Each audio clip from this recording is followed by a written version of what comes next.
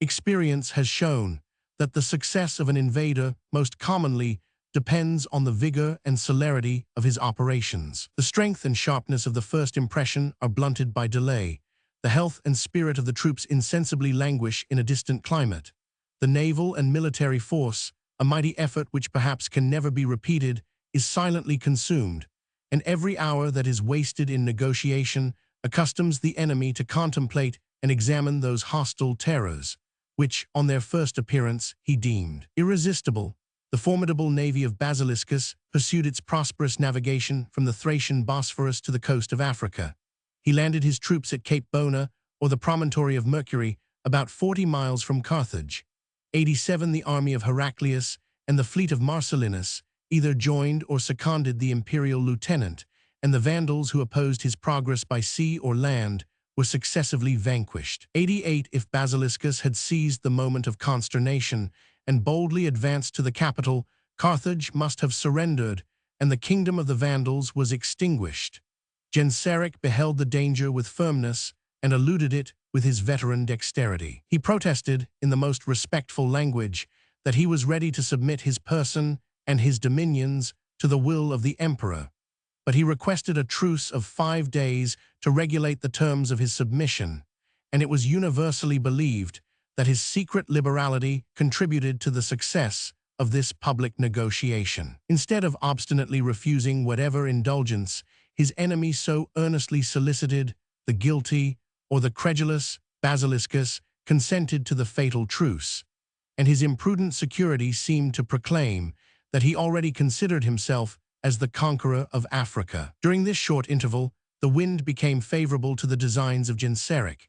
He manned his largest ships of war with the bravest of the Moors and Vandals, and they towed after them many large barks filled with combustible materials. In the obscurity of the night, these destructive vessels were impelled against the unguarded and unsuspecting fleet of the Romans, who were awakened by the sense of their instant danger. Their close and crowded order assisted the progress of the fire, which was communicated with rapid and irresistible violence, and the noise of the wind, the crackling of the flames, the dissonant cries of the soldiers and mariners, who could neither command nor obey, increased the horror of the nocturnal tumult. Whilst they labored to extricate themselves from the fireships and to save at least a part of the navy, the galleys of Genseric assaulted them with temperate and disciplined valor, and many of the Romans, who escaped the fury of the flames, were destroyed or taken by the victorious Vandals. Among the events of that disastrous night, the heroic, or rather desperate, courage of John, one of the principal officers of Basiliscus, has rescued his name from oblivion. When the ship, which he had bravely defended, was almost consumed, he threw himself in his armor into the sea, disdainfully rejected the esteem and pity of Genso, the son of Genseric, who pressed him to accept honorable quarter, and sunk under the waves, exclaiming, with his last breath, that he would never fall alive into the hands of those impious dogs. Actuated by a far different spirit, Basiliscus, whose station was the most remote from danger, disgracefully fled in the beginning of the engagement, returned to Constantinople with the loss of more than half of his fleet and army, and sheltered his guilty head in the sanctuary of St. Sophia till his sister, by her tears and entreaties, could obtain his pardon from the indignant emperor. Heraclius effected his retreat through the desert. Marcellinus retired to Sicily, where he was assassinated, perhaps at the instigation of Ricimer, by one of his own captains, and the king of the Vandals expressed his surprise and satisfaction that the Romans themselves should remove from the world his most formidable antagonists. 89 After the failure of this great expedition, 891 Genseric again became the tyrant of the sea. The coasts of Italy, Greece, and Asia were again exposed to his revenge and avarice. Tripoli and Sardinia returned to his obedience. He added Sicily to the number of his provinces, and before he died, in the fullness of years and of glory, he beheld the final extinction of the Empire of the West. 90. During his long and active reign, the African monarch had studiously cultivated the friendship of the barbarians of Europe, whose arms he might employ in a seasonable and effectual diversion against the two empires. After the death of Attila, he renewed his alliance with the Visigoths of Gaul, and the sons of the elder Theodoric, who successively reigned over that warlike nation, were easily persuaded, by the sense of interest, to forget the cruel affront which Genseric had inflicted on their sister. 91. The death of the Emperor Majorian delivered Theodoric II from the restraint of fear and perhaps of honor. He violated his recent treaty with the Romans, and the ample territory of Narbonne, which he firmly united to his dominions, became the immediate reward of his perfidy. The selfish policy of Ricimer encouraged him to invade the provinces which were in the possession of Aegidius, his rival, but the active count, by the defense of Arles and the victory of Orleans, saved Gaul and checked, during his lifetime, the progress of the Visigoths. Their ambition was soon rekindled, and the design of extinguishing the Roman Empire in Spain and Gaul was conceived and almost completed in the reign of Euric, who assassinated his brother Theodoric and displayed, with a more savage temper, superior abilities, both in peace and war. He passed the Pyrenees at the head of a numerous army, subdued the cities of Saragossa and Pampeluna, vanquished in battle the martial nobles of the Tarragonese province, carried his victorious arms into the heart of Lusitania, and permitted the Suevi to hold the kingdom of Galicia under the Gothic monarchy of Spain. 92. The efforts of Euric were not less vigorous or less successful in Gaul, and throughout the country that extends from the Pyrenees to the Rhone and the Loire, Berry and Auvergne were the only cities or dioceses which refused to acknowledge him as their master. 93. In the defense of Clermont, their principal town, the inhabitants of Auvergne sustained, with inflexible resolution, the miseries of war, pestilence, and famine, and the Visigoths, relinquishing the fruitless siege, suspended the hopes of that important conquest. The youth of the province were animated by the heroic and almost incredible valor of Ectitius, the son of the Emperor Avitus, 94, who made a desperate sally with only 18 horsemen, boldly attacked the Gothic army, and after maintaining a flying skirmish, retired safe and victorious within the walls of Clermont. His charity was equal to his courage. In a time of extreme scarcity, 4,000 poor were fed at his expense, and his private influence levied an army of Burgundians for the deliverance of Auvergne. From his virtues alone the faithful citizens of Gaul derived any hopes of safety or freedom, and even such virtues were insufficient to avert the impending ruin of their country, since they were anxious to learn, from his authority and example, whether they should prefer the alternative of exile or servitude. 95. The public confidence was lost, the resources of the state were exhausted, and the Gauls had too much reason to believe that Anthemius, who reigned in Italy, was incapable of protecting his distressed subjects beyond the Alps. The feeble emperor could only procure for their defense the service of 12,000 British auxiliaries. Riothermus, one of the independent kings or chieftains of the island, was persuaded to transport his troops to the continent of Gaul. He sailed up the Loire and established his quarters in Berry, where the people complained of these oppressive allies till they were destroyed or dispersed by the arms of the Visigoths. 96. One of the last acts of jurisdiction which the Roman Senate exercised over their subjects of Gaul was the trial and condemnation of Arvandus, the Praetorian prefect. Sidonius, who rejoices that he lived under a reign in which he might pity and assist a state criminal, has expressed, with tenderness and freedom, the faults of his indiscreet and unfortunate friend. 97. From the perils which he had escaped, Arvandus imbibed confidence rather than wisdom, and such was the various, though uniform, imprudence of his behavior, that his prosperity must appear much more surprising than his downfall. The second prefecture, which he obtained within the term of 5 years, abolished the merit and popularity of his preceding administration. His easy temper was corrupted by flattery and exasperated by opposition. He was forced to satisfy his importunate creditors with the spoils of the province. His capricious insolence offended the nobles of Gaul, and he sunk under the weight of the public hatred. The mandate of his disgrace summoned him to justify his conduct before the Senate, and he passed the Sea of Tuscany with a favorable wind, the presage, as he vainly imagined, of his future fortunes. A decent respect was still observed for the prefectorian rank, and on his arrival at Rome, Arvandus was committed to the hospitality rather than to the custody of Flavius Asellus, the Count of the Sacred Largesses, who resided in the capital. 98. He was eagerly pursued by his accusers, the 4 deputies of Gaul, who were all distinguished by their birth, their dignities, or their eloquence.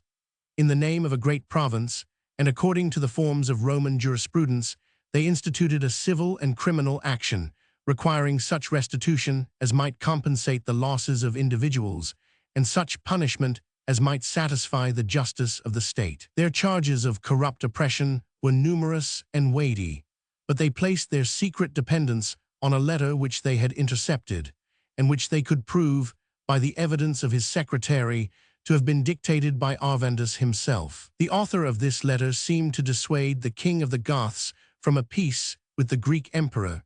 He suggested the attack of the Britons on the Loire, and he recommended a division of Gaul according to the law of nations between the Visigoths and the Burgundians. 99. These pernicious schemes, which a friend could only palliate by the reproaches of vanity and indiscretion, were susceptible of a treasonable interpretation, and the deputies had artfully resolved not to produce their most formidable weapons till the decisive moment of the contest.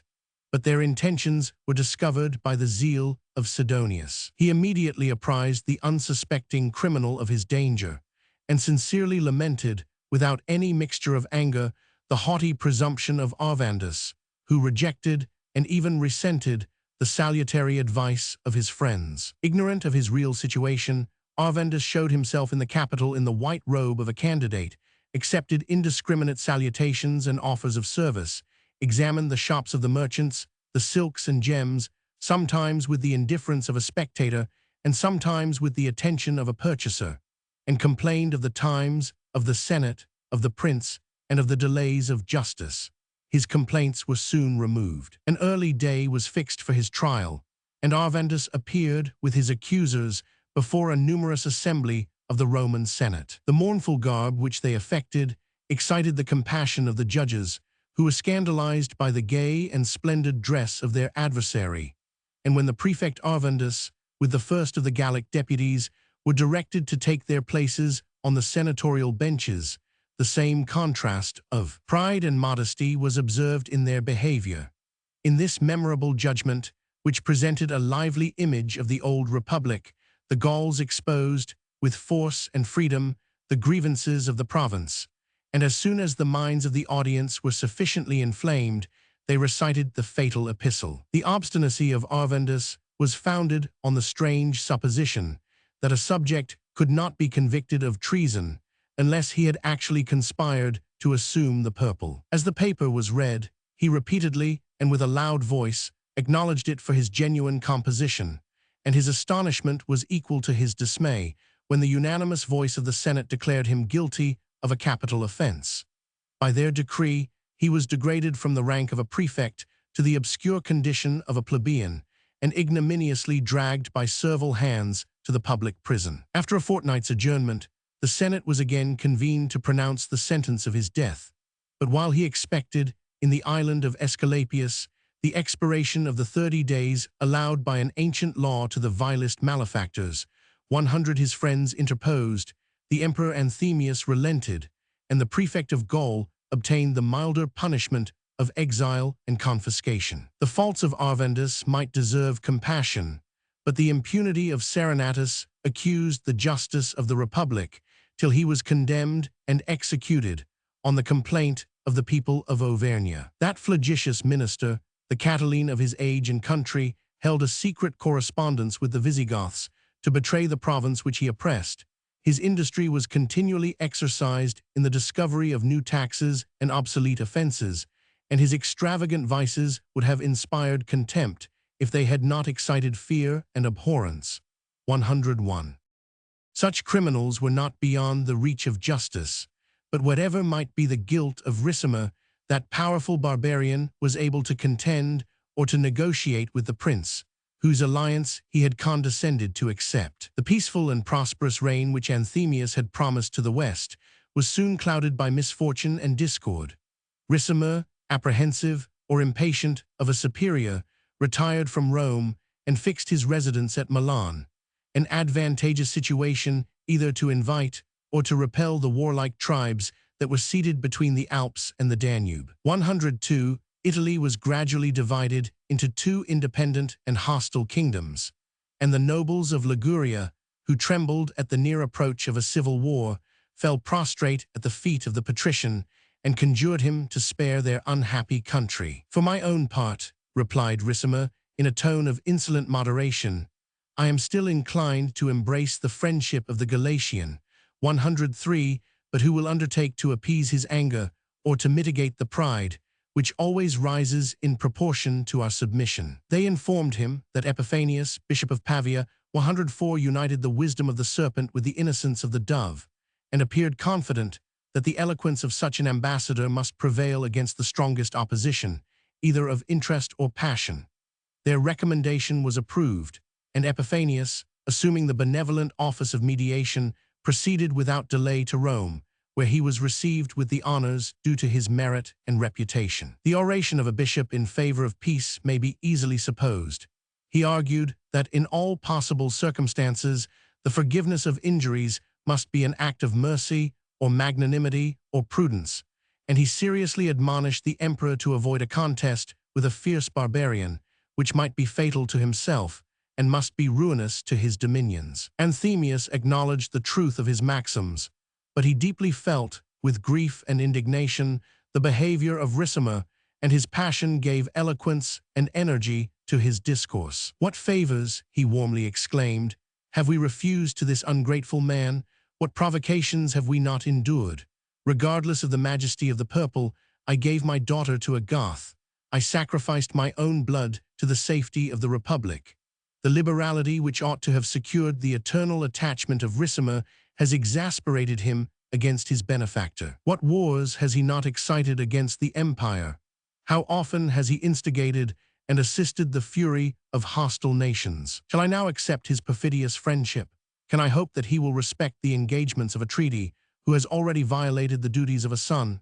But the anger of Anthemius evaporated in these passionate exclamations. He insensibly yielded to the proposals of Epiphanius, and the bishop returned to his diocese with the satisfaction of restoring the peace of Italy by a reconciliation, 105, of which the sincerity and continuance might be reasonably suspected. The clemency of the emperor was extorted from his weakness, and Ricimer suspended his ambitious designs till he had secretly prepared the engines with which he resolved to subvert the throne of Anthemius. The mask of peace and moderation was then thrown aside. The army of Ricimer was fortified by a numerous reinforcement of Burgundians and Oriental Suevi. He disclaimed all allegiance to the Greek emperor, marched from Milan to the gates of Rome, and fixing his camp on the banks of the Anio, impatiently expected the arrival of Olybrius, his imperial candidate. The senator Olybrius, of the Anician family, might esteem himself the lawful heir of the Western Empire. He had married Placidia, the younger daughter of Valentinian, after she was restored by Genseric, who still detained her sister Eudoxia as the wife, or rather as the captive, of his son. The king of the Vandals supported, by threats and solicitations, the fair pretensions of his Roman ally, and assigned, as one of the motives of the war, the refusal of the Senate and people to acknowledge their lawful prince, and the unworthy preference which they had given to a stranger. 106. The friendship of the public enemy might render Olybrius still more unpopular to the Italians, but when Ricimer meditated the ruin of the Emperor Anthemius, he tempted, with the offer of a diadem, the candidate who could justify his rebellion by an illustrious name and a royal alliance. The husband of Placidia, who, like most of his ancestors, had been invested with the consular dignity, might have continued to enjoy a secure and splendid fortune in the peaceful residence of Constantinople. Nor does he appear to have been tormented by such a genius as cannot be amused or occupied, unless by the administration of an empire. Yet Olybrius yielded to the importunities of his friends, perhaps of his wife, rashly plunged into the dangers and calamities of a civil war, and, with the secret connivance of the Emperor Leo, accepted the Italian purple, which was bestowed and resumed at the capricious will of a barbarian. He landed without obstacle, for Genseric was master of the sea either at Ravenna or the port of Ostia, and immediately proceeded to the camp of Ricimer, where he was received as the sovereign of the Western world. 107. The patrician, who had extended his posts from the Anio to the Melvian Bridge, already possessed 2/4 of Rome, the Vatican and the Janiculum, which are separated by the Tiber from the rest of the city. 108, and it may be conjectured that an assembly of seceding senators imitated, in the choice of Olybrius, the forms of a legal election. But the body of the Senate and people firmly adhered to the cause of Anthemius, and the more effectual support of a Gothic army enabled him to prolong his reign and the public distress by a resistance of 3 months, which produced the concomitant evils of famine and pestilence. At length Ricimer made a furious assault on the bridge of Hadrian or St. Angelo, and the narrow pass was defended with equal valor by the Goths, till the death of Gillimer, their leader. The victorious troops, breaking down every barrier, rushed with irresistible violence into the heart of the city, and Rome, if we may use the language of a contemporary pope, was subverted by the civil fury of Anthemius and Ricimer. 109. The unfortunate Anthemius was dragged from his concealment and inhumanly massacred by the command of his son-in-law, who thus added a third, or perhaps a fourth, emperor to the number of his victims. The soldiers, who united the rage of factious citizens with the savage manners of barbarians, were indulged, without control, in the license of rapine and murder. The crowd of slaves and plebeians, who were unconcerned in the event, could only gain by the indiscriminate pillage, and the face of the city exhibited the strange contrast of stern cruelty and dissolute intemperance. 110. 40 days after this calamitous event, the subject, not of glory, but of guilt, Italy was delivered, by a painful disease, from the tyrant Ricimer, who bequeathed the command of his army to his nephew Gundobald, one of the princes of the Burgundians. In the same year, all the principal actors in this great revolution were removed from the stage, and the whole reign of Olybrius, whose death does not betray any symptoms of violence, is included within the term of 7 months. He left one daughter, the offspring of his marriage with Placidia, and the family of the great Theodosius, transplanted from Spain to Constantinople, was propagated in the female line as far as the 8th generation. 111. Chapter 36. Total Extinction of the Western Empire. Part 5. Whilst the vacant throne of Italy was abandoned to lawless barbarians, 112. The election of a new colleague was seriously agitated in the Council of Leo. The Empress Verina, studious to promote the greatness of her own family, had married one of her nieces to Julius Nepos, who succeeded his uncle Marcellinus in the sovereignty of Dalmatia, a more solid possession than the title which he was persuaded to accept of Emperor of the West. But the measures of the Byzantine court were so languid and irresolute that many months elapsed after the death of Anthemius, and even of Olybrius, before their destined successor could show himself with a respectable force to his Italian subjects. During that interval, Glycerius, an obscure soldier, was invested with the purple by his patron Gundobald, but the Burgundian prince was unable or unwilling to support his nomination by a civil war. The pursuits of domestic ambition recalled him beyond the Alps. 113, and his client was permitted to exchange the Roman scepter for the bishopric of Salona. After extinguishing such a competitor, the Emperor Nepos was acknowledged by the Senate, by the Italians, and by the provincials of Gaul. His moral virtues and military talents were loudly celebrated, and those who derived any private benefit from his government announced, in prophetic strains, the restoration of the public felicity. 114. Their hopes, if such hopes had been entertained, were confounded within the term of a single year, and the treaty of peace, which ceded Auvergne to the Visigoths, is the only event of his short and inglorious reign. The most faithful subjects of Gaul were sacrificed by the Italian emperor to the hope of domestic security.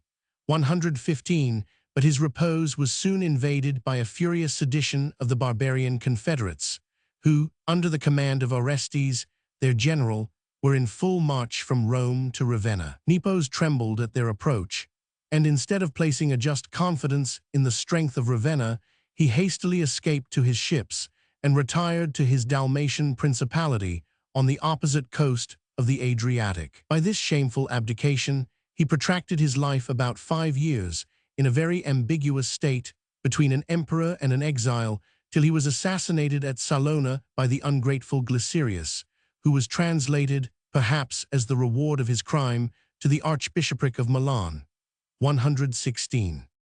The nations who had asserted their independence after the death of Attila were established by the right of possession or conquest in the boundless countries to the north of the Danube, or in the Roman provinces between the river and the Alps. But the bravest of their youth enlisted in the army of confederates, who formed the defense and the terror of Italy.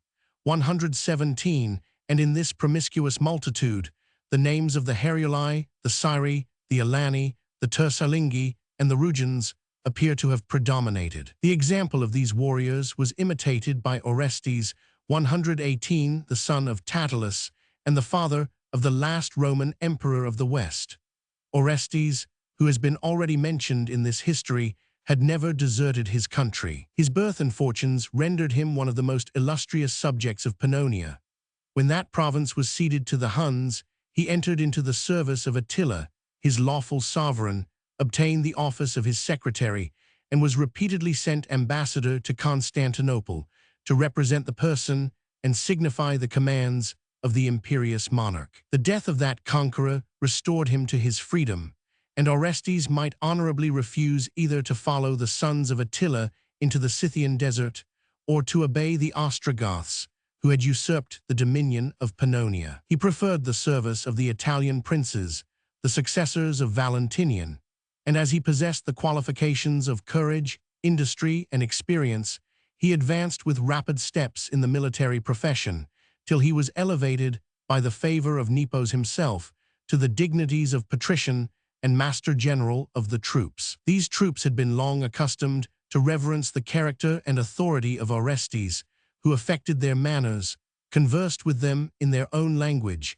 and was intimately connected with their national chieftains by long habits of familiarity and friendship. At his solicitation, they rose in arms against the obscure Greek, who presumed to claim their obedience, and when Orestes, from some secret motive, declined the purple, they consented, with the same facility, to acknowledge his son Augustulus as the emperor of the West. By the abdication of Nepos, Orestes had now attained the summit of his ambitious hopes, but he soon discovered, before the end of the first year, that the lessons of perjury and ingratitude, which a rebel must inculcate, will be resorted to against himself, and that the precarious sovereign of Italy was only permitted to choose whether he would be the slave or the victim of his barbarian mercenaries. The dangerous alliance of these strangers had oppressed and insulted the last remains of Roman freedom and dignity. At each revolution, their pay and privileges were augmented, but their insolence increased in a still more extravagant degree. They envied the fortune of their brethren in Gaul, Spain, and Africa, whose victorious arms had acquired an independent and perpetual inheritance, and they insisted on their peremptory demand that a third part of the lands of Italy should be immediately divided among them. Orestes, with a spirit which in another situation might be entitled to our esteem, chose rather to encounter the rage of an armed multitude than to subscribe the ruin of an innocent people. He rejected the audacious demand, and his refusal was favorable to the ambition of Odoacer, a bold barbarian who assured his fellow soldiers that if they dared to associate under his command, they might soon extort the justice which had been denied to their dutiful petitions. From all the camps and garrisons of Italy, the confederates, actuated by the same resentment and the same hopes, impatiently flocked to the standard of this popular leader, and the unfortunate patrician, overwhelmed by the torrent, hastily retreated to the strong city of Pavia, the episcopal seat of the holy Epiphanites. Pavia was immediately besieged, the fortifications were stormed, the town was pillaged, and although the bishop might labor with much zeal and some success to save the property of the church and the chastity of female captives, the tumult could only be appeased by the execution of Orestes. 119, his brother Paul was slain in an action near Ravenna, and the helpless Augustulus, who could no longer command the respect, was reduced to implore the clemency of Odoacer.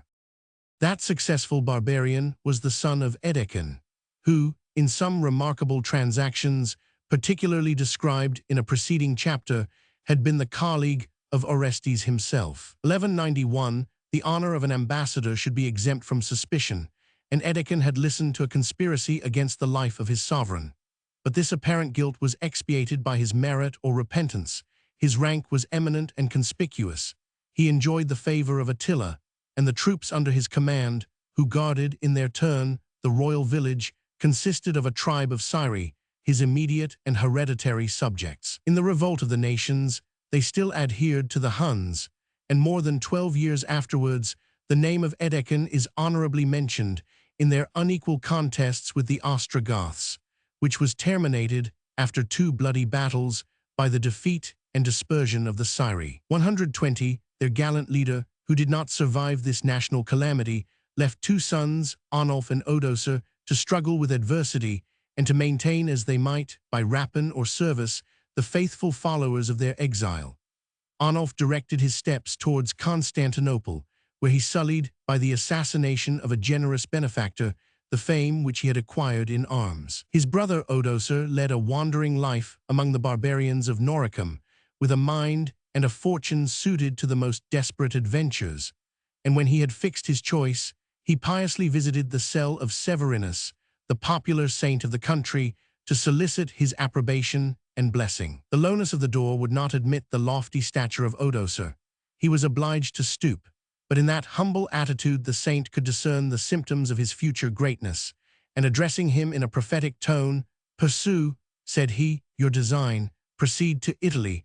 You will soon cast away this coarse garment of skins, and your wealth will be adequate to the liberality of your mind." 121.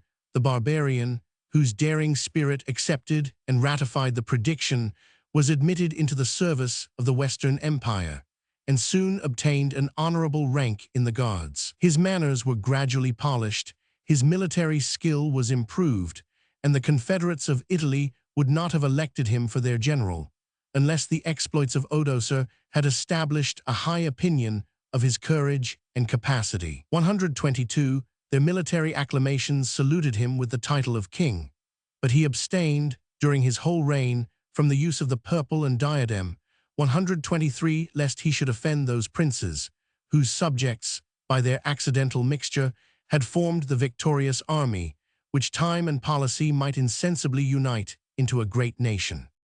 Royalty was familiar to the barbarians, and the submissive people of Italy was prepared to obey, without a murmur, the authority which he should condescend to exercise as the vicegerent of the Emperor of the West.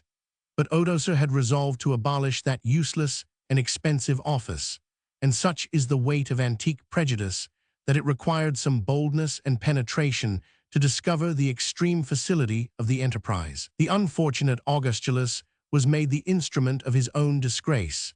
He signified his resignation to the Senate, and that assembly, in their last act of obedience to a Roman prince, still affected the spirit of freedom and the forms of the Constitution. An epistle was addressed, by their unanimous decree, to the Emperor Zeno, the son-in-law and successor of Leo, who had lately been restored after a short rebellion to the Byzantine throne. They solemnly disclaimed the necessity, or even the wish, of continuing any longer the imperial succession in Italy, since, in their opinion, the majesty of a sole monarch is sufficient to pervade and protect, at the same time, both the East and the West. In their own name, and in the name of the people, they consent that the seat of universal empire shall be transferred from Rome to Constantinople, and they basely renounce the right of choosing their master, the only vestige that yet remained of the authority which had given laws to the world. The Republic, they repeat that name without a blush, might safely confide in the civil and military virtues of Odoacer, and they humbly request that the emperor would invest him with the title of patrician and the administration of the Diocese of Italy. The deputies of the Senate were received at Constantinople with some marks of displeasure and indignation, and when they were admitted to the audience of Zeno, he sternly reproached them with their treatment of the 2 emperors, Anthemius and Nepos, whom the East had successively granted to the prayers of Italy. "The first," continued he, "you have murdered, the second you have expelled, but the second is still alive, and whilst he lives, he is your lawful sovereign." But the prudent Zeno soon deserted the hopeless cause of his abdicated colleague. His vanity was gratified by the title of sole emperor and by the statues erected to his honor in the several quarters of Rome. He entertained a friendly, though ambiguous, correspondence with the patrician Odoacer, and he gratefully accepted the imperial ensigns, the sacred ornaments of the throne and palace, which the barbarian was not unwilling to remove from the sight of the people. 124. In the space of 20 years, since the death of Valentinian, 9 emperors had successively disappeared, and the son of Orestes, a youth recommended only by his beauty, would be the least entitled to the notice of posterity if his reign, which was marked by the extinction of the Roman Empire in the West, did not leave a memorable era in the history of mankind. 125. The patrician Orestes had married the daughter of Count Romulus of Petovio in Noricum. The name of Augustus, notwithstanding the jealousy of power, was known at Aquileia as a familiar surname, and the appellations of the 2 great founders of the city and of the monarchy were thus strangely united in the last of their successors. 126. The son of Orestes assumed and disgraced the names of Romulus Augustus, but the first was corrupted into Momulus by the Greeks, and the second has been changed by the Latins into the contemptible diminutive Augustulus. The life of this inoffensive youth was spared by the generous clemency of Odoacer, who dismissed him with his whole family from the imperial palace, fixed his annual allowance at 6,000 pieces of gold, and assigned the castle of Lucullus in Campania for the place of his exile or retirement. 127.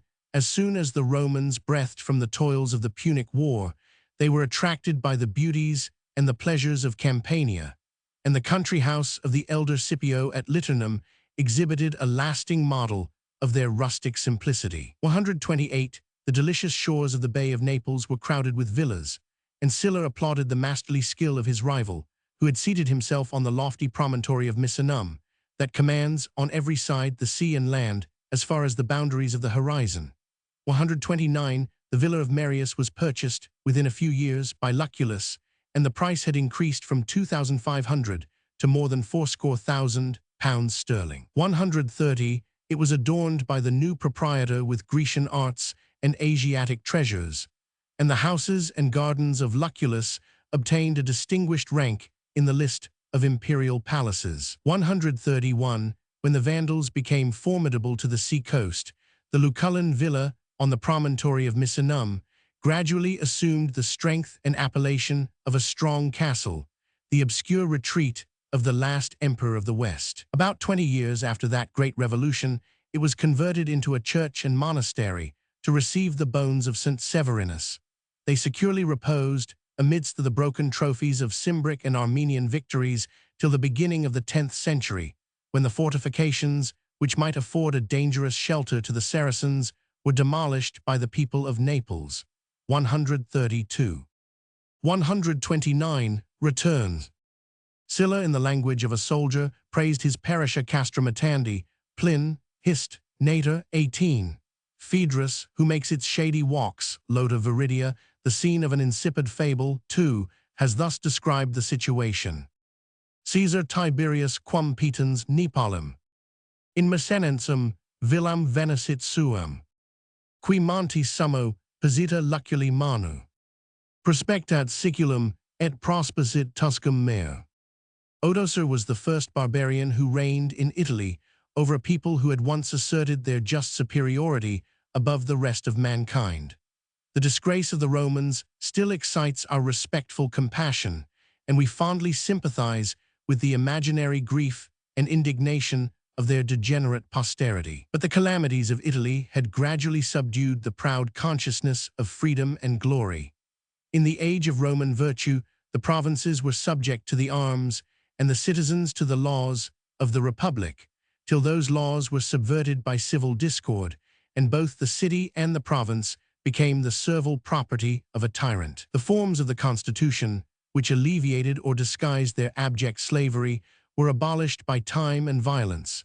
The Italians alternately lamented the presence or the absence of the sovereign, whom they detested or despised, and the succession of 5 centuries inflicted the various evils of military license, capricious despotism, and elaborate oppression. During the same period, the barbarians had emerged from obscurity and contempt, and the warriors of Germany and Scythia were introduced into the provinces as the servants, the allies, and at length the masters of the Romans, whom they insulted or protected. The hatred of the people was suppressed by fear. They respected the spirit and splendor of the martial chiefs who were invested with the honors of the empire, and the fate of Rome had long depended on the sword of those formidable strangers. The stern Ricimer, who trampled on the ruins of Italy, had exercised the power without assuming the title of a king, and the patient Romans were insensibly prepared to acknowledge the royalty of Odoacer and his barbaric successors. The king of Italy was not unworthy of the high station to which his valor and fortune had exalted him. His savage manners were polished by the habits of conversation, and he respected, though a conqueror and a barbarian, the institutions and even the prejudices of his subjects. After an interval of 7 years, Odoacer restored the consulship of the West. For himself, he modestly or proudly declined an honor which was still accepted by the emperors of the East. But the curule chair was successively filled by 11 of the most illustrious senators, 133, and the list is adorned by the respectable name of Basilius, whose virtues claimed the friendship and grateful applause of Sidonius, his client. 134. The laws of the emperors were strictly enforced, and the civil administration of Italy was still exercised by the Praetorian prefect and his subordinate officers. Odoacer devolved on the Roman magistrates the odious and oppressive task of collecting the public revenue, but he reserved for himself the merit of seasonable and popular indulgence. 135. Like the rest of the barbarians, he had been instructed in the Arian heresy, but he revered the monastic and episcopal characters, and the silence of the Catholics attest the toleration which they enjoyed. The peace of the city required the interposition of his prefect Basilius in the choice of a Roman pontiff. The decree which restrained the clergy from alienating their lands was ultimately designed for the benefit of the people, whose devotions would have been taxed to repair the dilapidations of the church. 136. Italy was protected by the arms of its conqueror, and its frontiers were respected by the barbarians of Gaul and Germany, who had so long insulted the feeble race of Theodosius.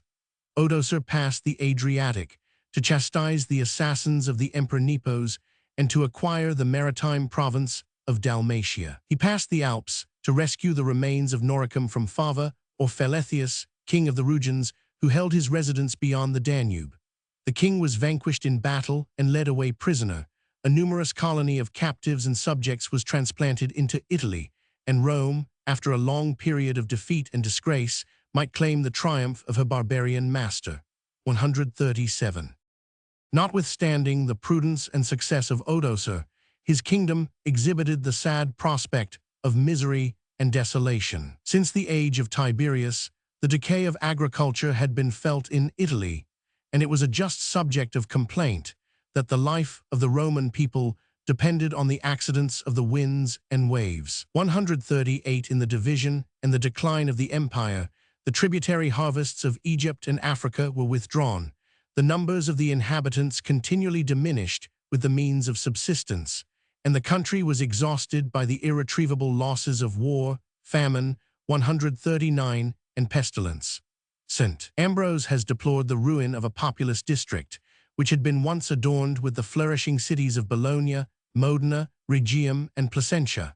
140. Pope Gelasius was a subject of Odoacer, and he affirms, with strong exaggeration, that in Emilia, Tuscany, and the adjacent provinces, the human species was almost extirpated. 141. The plebeians of Rome, who were fed by the hand of their master, perished or disappeared as soon as his liberality was suppressed. The decline of the arts reduced the industrious mechanic to idleness and want, and the senators, who might support with patience the ruin of their country, bewailed their private loss of wealth and luxury. 1411. 1/3 of those ample estates, to which the ruin of Italy is originally imputed, 142, was extorted for the use of the conquerors. Injuries were aggravated by insults. The sense of actual sufferings was embittered by the fear of more dreadful evils, and as new lands were allotted to the new swarms of barbarians, each senator was apprehensive lest the arbitrary surveyors should approach his favorite villa or his most profitable farm. The least unfortunate were those who submitted without a murmur to the power which it was impossible to resist. Since they desired to live, they owed some gratitude to the tyrant who had spared their lives, and since he was the absolute master of their fortunes, the portion which he left must be accepted as his pure and voluntary gift. 143. The distress of Italy 1431 was mitigated by the prudence and humanity of Odoacer, who had bound himself, as the price of his elevation, to satisfy the demands of a licentious and turbulent multitude. The kings of the barbarians were frequently resisted, deposed, or murdered by their native subjects, and the various bands of Italian mercenaries who associated under the standard of an elective general claimed a larger privilege of freedom and rapine. A monarchy destitute of national union and hereditary right hastened to its dissolution. After a reign of 14 years, Odoacer was oppressed by the superior genius of Theodoric, king of the Ostrogoths, a hero alike excellent in the arts of war and of government, who restored an age of peace and prosperity, and whose name still excites and deserves the attention of mankind. Chapter 37. Conversion of the Barbarians to Christianity. Part 1. Origin, Progress, and Effects of the Monastic Life. Conversion of the barbarians to Christianity and Arianism. Persecution of the Vandals in Africa. Extinction of Arianism among the barbarians. The indissoluble connection of civil and ecclesiastical affairs has compelled and encouraged me to relate the progress, the persecutions, the establishment, the divisions, the final triumph, and the gradual corruption of Christianity. I have purposely delayed the consideration of two religious events, interesting in the study of human nature and important in the decline and fall of the Roman Empire. 1. The institution of the monastic life. 1 and 2. The conversion of the northern barbarians. 1. Prosperity and peace introduced the distinction of the vulgar and the ascetic Christians. 2. The loose and imperfect practice of religion satisfied the conscience of the multitude. The prince or magistrate, the soldier or merchant, reconciled their fervent zeal and implicit faith with the exercise of their profession, the pursuit of their interest, and the indulgence of their passions. But the ascetics, who obeyed and abused the rigid precepts of the gospel, were inspired by the savage enthusiasm which represents man as a criminal and God as tyrant. They seriously renounced the business and the pleasures of the age, abjured the use of wine, of flesh, and of marriage, chastised their body, mortified their affections, and embraced a life of misery as the price of eternal happiness.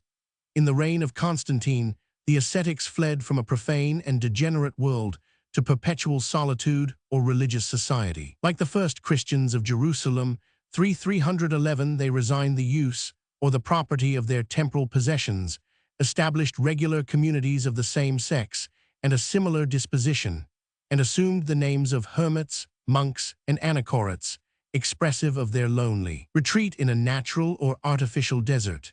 They soon acquired the respect of the world, which they despised, and the loudest applause was bestowed on this divine philosophy, for which surpassed, without the aid of science or reason, the laborious virtues of the Grecian schools. The monks might indeed contend with the Stoics in the contempt of fortune, of pain, and of death.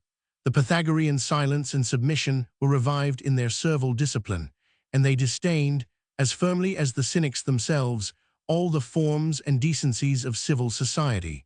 But the votaries of this divine philosophy aspired to imitate a purer and more perfect model. They trod in the footsteps of the prophets who had retired to the desert. 5. And they restored the devout and contemplative life which had been instituted by the Essenians in Palestine and Egypt.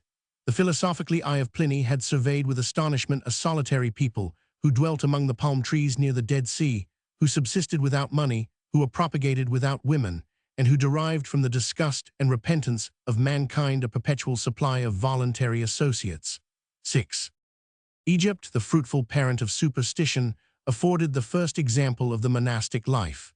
Antony, 7, an illiterate 8 youth of the lower parts of Thebes, distributed his patrimony, 9, deserted his family and native home, and executed his monastic penance with original and intrepid fanaticism. After a long and painful novitiate among the tombs and in a ruined tower, he boldly advanced into the desert 3 days' journey to the eastward of the Nile, discovered a lonely spot which possessed the advantages of shade and water, and fixed his last residence on Mount Calzim, near the Red Sea, where an ancient monastery still preserves the name and memory of the saint. 10. The curious devotion of the Christians pursued him to the desert, and when he was obliged to appear at Alexandria in the face of mankind, he supported his fame with discretion and dignity. He enjoyed the friendship of Athanasius, whose doctrine he approved, and the Egyptian peasant respectfully declined a respectful invitation from the Emperor Constantine. The venerable patriarch, for Antony attained the age of 105 years, beheld the numerous progeny which had been formed by his example and his lessons. The prolific colonies of monks multiplied with rapid increase on the sands of Libya, upon the rocks of Thebais, and in the cities of the Nile. To the south of Alexandria, the mountain and adjacent desert of Nitria were peopled by 5,000 anacorets, and the traveler may still investigate the ruins of 50 monasteries, which were planted in that barren soil by the disciples of Antony. 11. In the upper Thebais, the vacant island of Tabon, 12 was occupied by Pachomius and 1,400 of his brethren. That holy abbot successively founded 9 monasteries of men and 1 of women, and the festival of Easter sometimes collected 50,000 religious persons who followed his angelic rule of discipline. 13. The stately and populous city of Oxyrhynchus, the seat of Christian orthodoxy, had devoted the temples, the public edifices, and even the ramparts to pious and charitable uses, and the bishop, who might preach in 12 churches, computed 10,000 females and 20,000 males of the monastic profession. 14. The Egyptians, who gloried in this marvelous revolution, were disposed to hope and to believe that the number of the monks was equal to the remainder of the people. 15. And posterity might repeat the saying, which had formerly been applied to the sacred animals of the same country, that in Egypt it was less difficult to find a god than a man. Athanasius introduced into Rome the knowledge and practice of the monastic life, and a school of this new philosophy was opened by the disciples of Antony, who accompanied their primate to the holy threshold of the Vatican. The strange and savage appearance of these Egyptians excited, at first, horror and contempt, and at length, applause and zealous imitation. The senators, and more especially the matrons, transformed their palaces and villas into religious houses, and the narrow institution of 6 vestals was eclipsed by the frequent monasteries, which were seated on the ruins of ancient temples and in the midst of the Roman Forum. 16. Inflamed by the example of Antony, a Syrian youth, whose name was Hilarion, 17 fixed his dreary abode on a sandy beach, between the sea and a morass, about 7 miles from Gaza. The austere penance, in which he persisted 48 years, diffused a similar enthusiasm, and the holy man was followed by a train of 2,000 or 3,000 anacorets whenever he visited the innumerable monasteries of Palestine. The fame of Basil 18 is immortal in the monastic history of the East. With a mind that had tasted the learning and eloquence of Athens, with an ambition scarcely to be satisfied with the archbishopric of Caesarea, Basil retired to a savage solitude in Pontus, and deigned, for a while, to give laws to the spiritual colonies which he profusely scattered along the coast of the Black Sea. In the west, Martin of Tours, 19, a soldier, a hermit, a bishop, and a saint, established the monasteries of Gaul. 2,000 of his disciples followed him to the grave, and his eloquent historian challenges the deserts of Thebais to produce, in a more favorable climate, a champion of equal virtue. The progress of the monks was not less rapid or universal than that of Christianity itself. Every province, and at last, every city of the empire was filled with their increasing multitudes, and the bleak and barren isles, from Lerins to Lipari, that arose out of the Tuscan Sea, were chosen by the anacorets for the place of their voluntary exile. An easy and perpetual intercourse by sea and land connected the provinces of the Roman world, and the life of Hilarion displays the facility with which an indigent hermit of Palestine might traverse Egypt, embark for Sicily, escape to Epirus, and finally settle in the island of Cyprus. 20. The Latin Christians embraced the religious institutions of Rome. The pilgrims who visited Jerusalem eagerly copied, in the most distant climates of the earth, the faithful model of the monastic life. The disciples of Antony spread themselves beyond the tropic, over the Christian empire of Ethiopia. 21. The monastery of Banca, 22 in Flintshire, which contained above 2,000 brethren, dispersed a numerous colony among the barbarians of Ireland. 23 in Iona, one of the Hebrides, which was planted by the Irish monks, diffused over the northern regions a doubtful ray of science and superstition. 24. These unhappy exiles from social life were impelled by the dark and implacable genius of superstition. Their mutual resolution was supported by the example of millions of either sex, of every age, and of every rank, and each proselyte who entered the gates of a monastery was persuaded that he trod the steep and thorny path of eternal happiness. 25. But the operation of these religious motives was variously determined by the temper and situation of mankind. Reason might subdue, or passion might suspend, their influence, but they acted most forcibly on the infirm minds of children and females. They were strengthened by secret remorse or accidental misfortune, and they might derive some aid from the temporal considerations of vanity or interest. It was naturally supposed that the pious and humble monks, who had renounced the world to accomplish the work of their salvation, were the best qualified for the spiritual government of the Christians. The reluctant hermit was torn from his cell and seated, amidst the acclamations of the people, on the episcopal throne. The monasteries of Egypt, of Gaul, and of the East supplied a regular succession of saints and bishops, and ambition soon discovered the secret road which led to the possession of wealth and honors. 26. The popular monks, whose reputation was connected with the fame and success of the order, assiduously labored to multiply the number of their fellow captives. They insinuated themselves into noble and opulent families, and the specious arts of flattery and seduction were employed to secure those proselytes who might bestow wealth or dignity on the monastic profession. The indignant father bewailed the loss, perhaps, of an only son. 27. The credulous maid was betrayed by vanity to violate the laws of nature, and the matron aspired to imaginary perfection by renouncing the virtues of domestic life. Paula yielded to the persuasive eloquence of Jerome. 28. And the profane title of mother-in-law of God. 29. Tempted that illustrious widow to consecrate the virginity of her daughter Eustochium. By the advice and in the company of her spiritual guide, Paula abandoned Rome and her infant son, retired to the holy village of Bethlehem, founded a hospital and 4 monasteries, and acquired, by her alms and penance, an eminent and conspicuous station in the Catholic Church. Such rare and illustrious penitents were celebrated as the glory and example of their age. But the monasteries were filled by a crowd of obscure and abject plebeians, 30 who gained in the cloister much more than they had sacrificed in the world.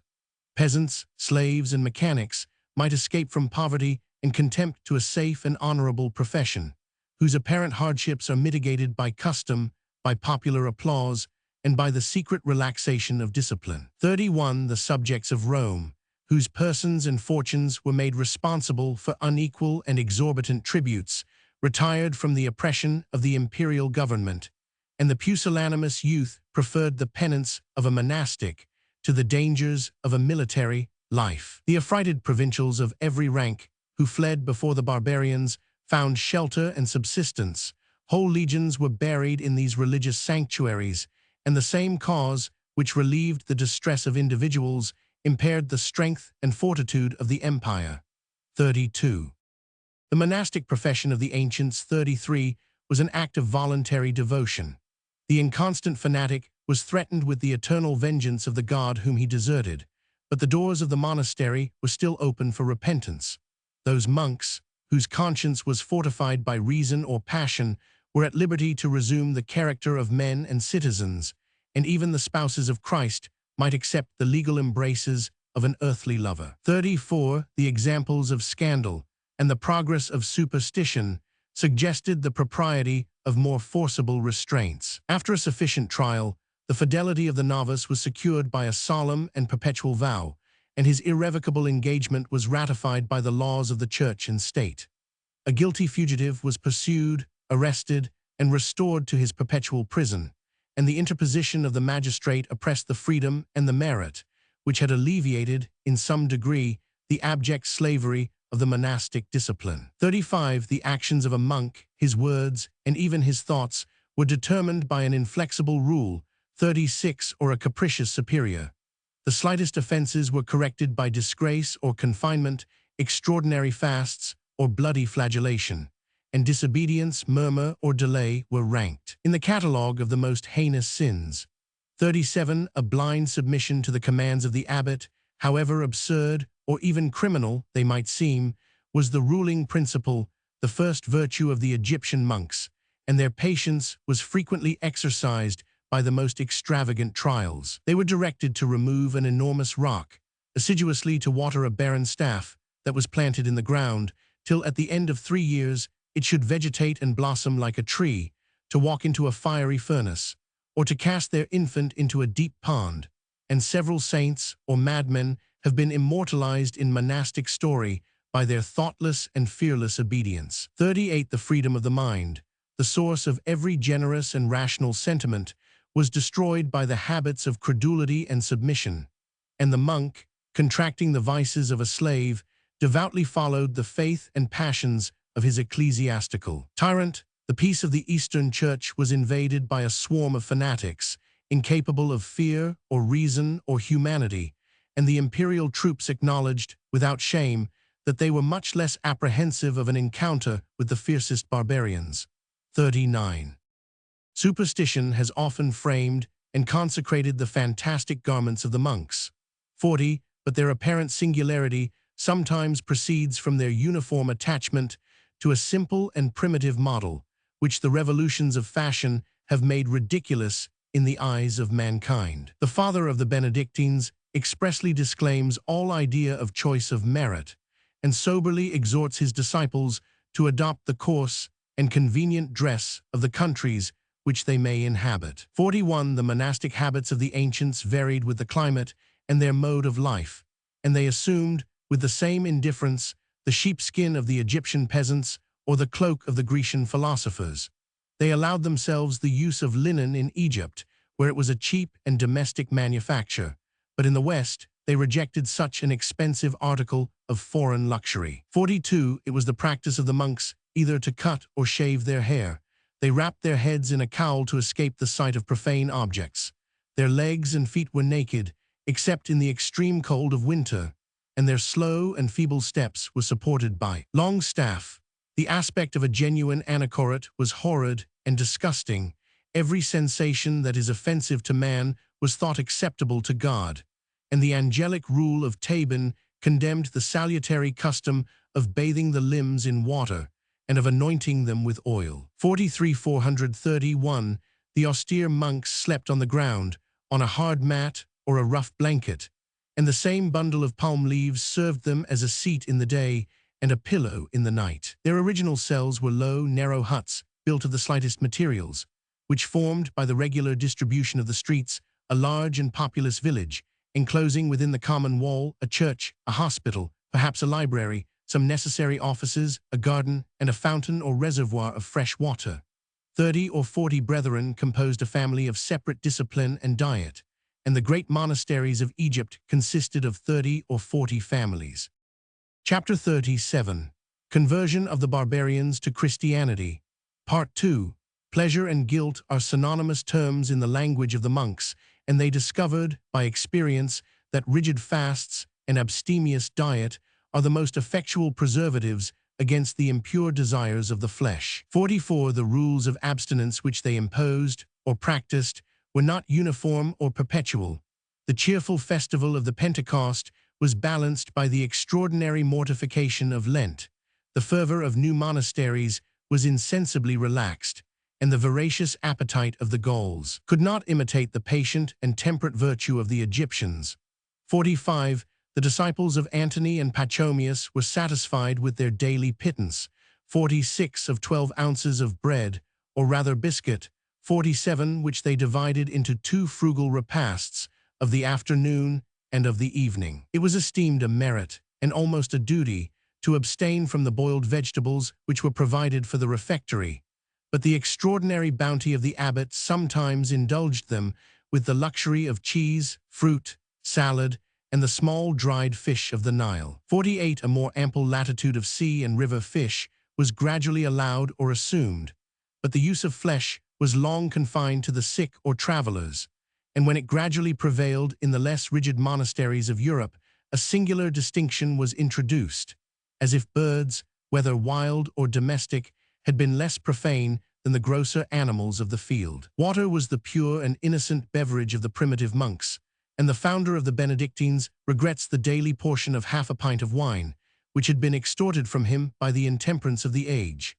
49. Such an allowance might be easily supplied by the vineyards of Italy, and his victorious disciples, who passed the Alps, the Rhine, and the Baltic, required, in the place of wine, an adequate compensation of strong beer or cider. The candidate who aspired to the virtue of evangelical poverty abjured, at his first entrance into a regular community, the idea, and even the name, of all separate or exclusive possessions. 50. The brethren were supported by their manual labor, and the duty of labor was strenuously recommended as a penance, as an exercise, and as the most laudable means of securing their daily subsistence. 51. The garden and fields, which the industry of the monks had often rescued from the forest or the morass, were diligently cultivated by their hands. They performed, without reluctance, the menial offices of slaves and domestics, and the several trades that were necessary to provide their habits, their utensils, and their lodging, were exercised within the precincts of the great monasteries. The monastic studies have tended, for the most part, to darken, rather than to dispel, the cloud of superstition.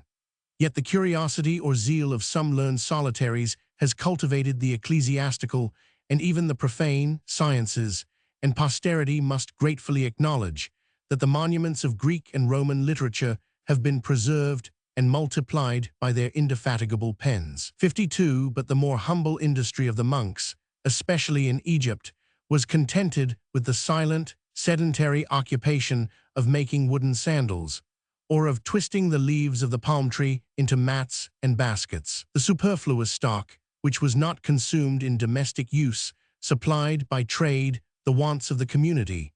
The boats of Tabon and the other monasteries of Thebais descended the Nile as far as Alexandria, and in a Christian market, the sanctity of the workmen might enhance the intrinsic value of the work.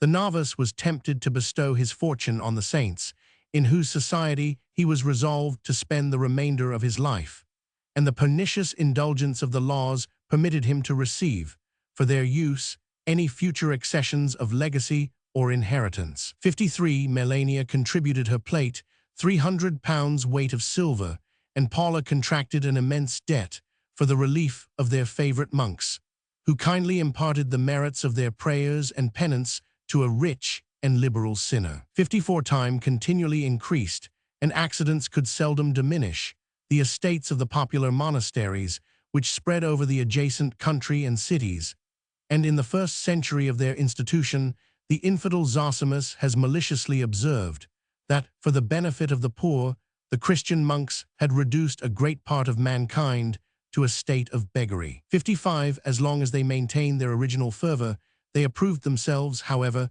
the faithful and benevolent stewards of the charity which was entrusted to their care. But their discipline was corrupted by prosperity. They gradually assumed the pride of wealth, and at last indulged the luxury of expense.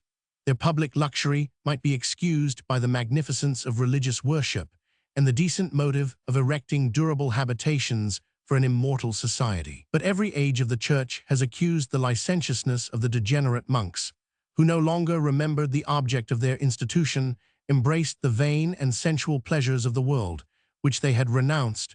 56. And scandalously abused the riches which had been acquired by the austere virtues of their founders. 57. Their natural descent from such painful and dangerous virtue to the common vices of humanity will not, perhaps, excite much grief or indignation in the mind of a philosopher.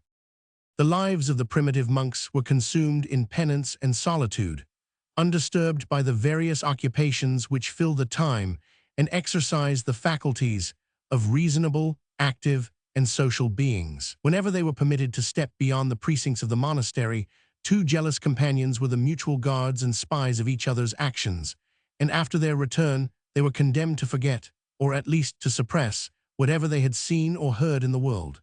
Strangers, who professed the Orthodox faith, were hospitably entertained in a separate apartment, but their dangerous conversation was restricted to some chosen elders of approved discretion and fidelity. Except in their presence, the monastic slave might not receive the visits of his friends or kindred, and it was deemed highly meritorious if he afflicted a tender sister or an aged parent by the obstinate refusal of a word or look.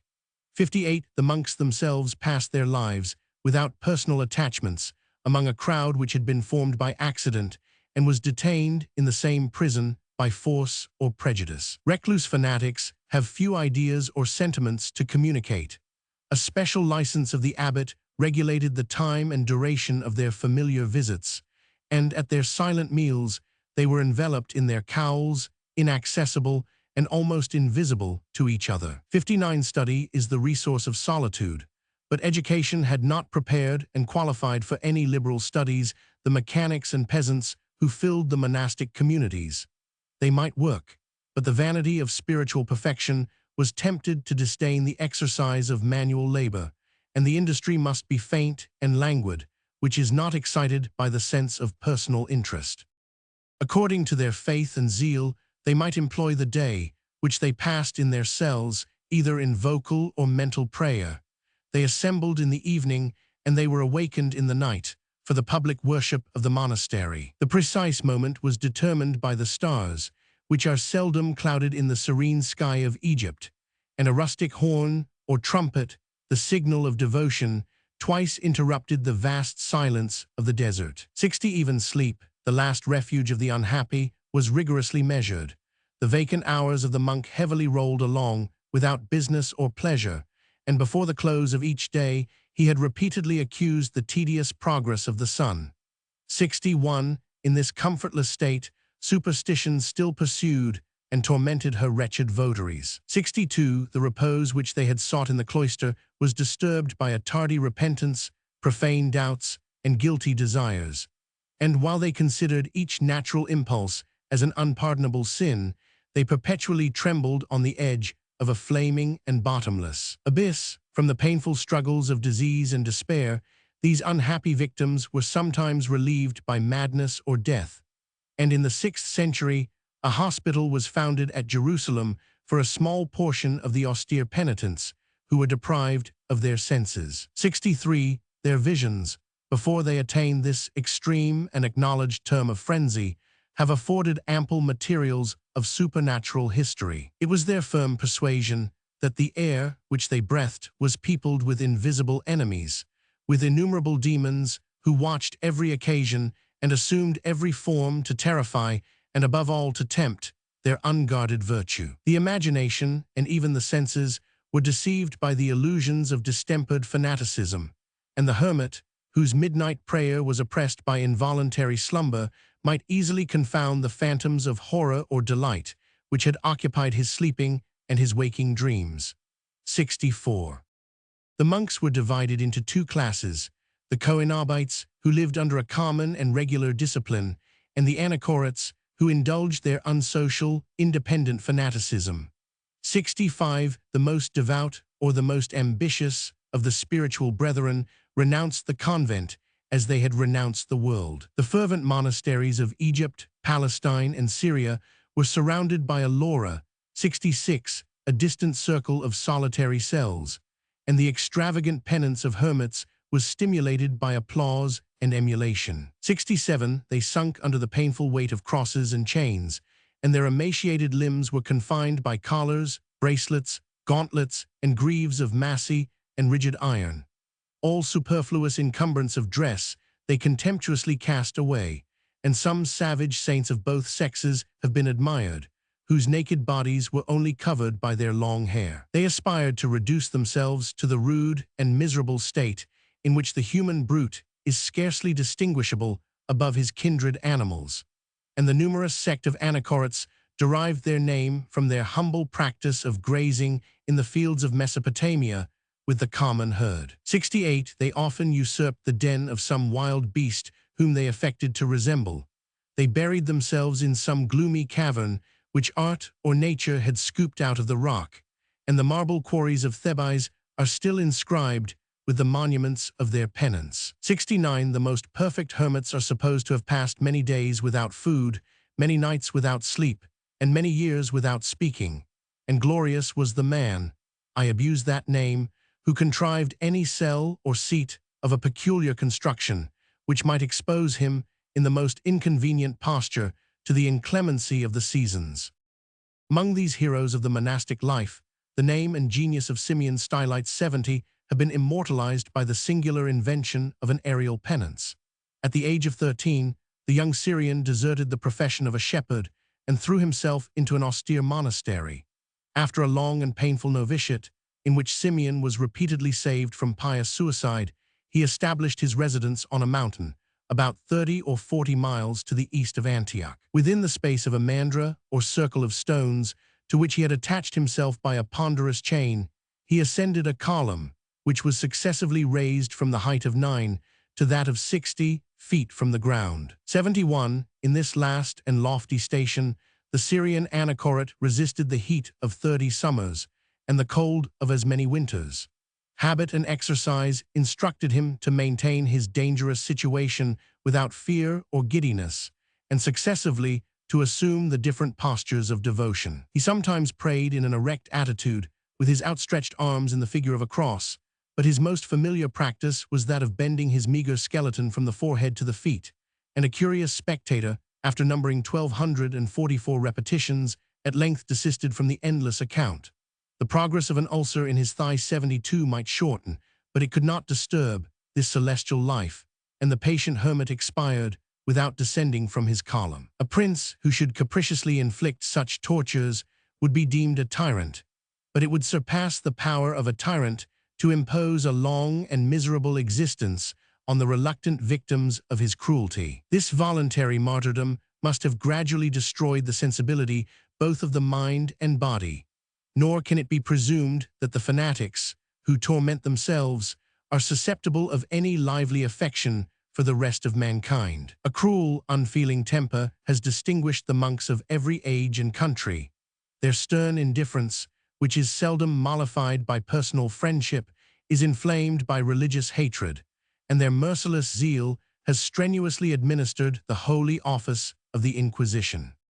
The monastic saints, who excite only the contempt and pity of a philosopher, were respected and almost adored by the prince and people. Successive crowds of pilgrims from Gaul and India saluted the divine pillar of Simeon.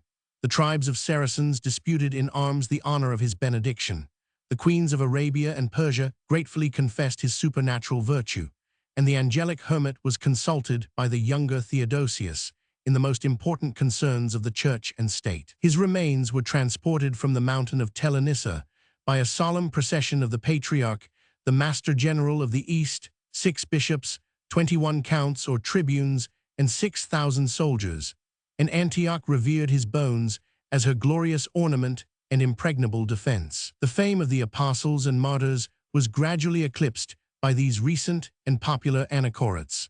The Christian world fell prostrate before their shrines, and the miracles ascribed to their relics exceeded, at least in number and duration, the spiritual exploits of their lives. But the golden legend of their lives 73 was embellished by the artful credulity of their interested brethren, and a believing age was easily persuaded that the slightest caprice of an Egyptian or Assyrian monk had been sufficient to interrupt the eternal laws of the universe. The favorites of heaven were accustomed to cure inveterate diseases with a touch, a word, or a distant message, and to expel the most obstinate demons from the souls or bodies which they possessed. They familiarly accosted, or imperiously commanded, the lions and serpents of the desert, infused vegetation into a sapless trunk, suspended iron on the surface of the water, passed the Nile on the back of a crocodile, and refreshed themselves in a fiery furnace.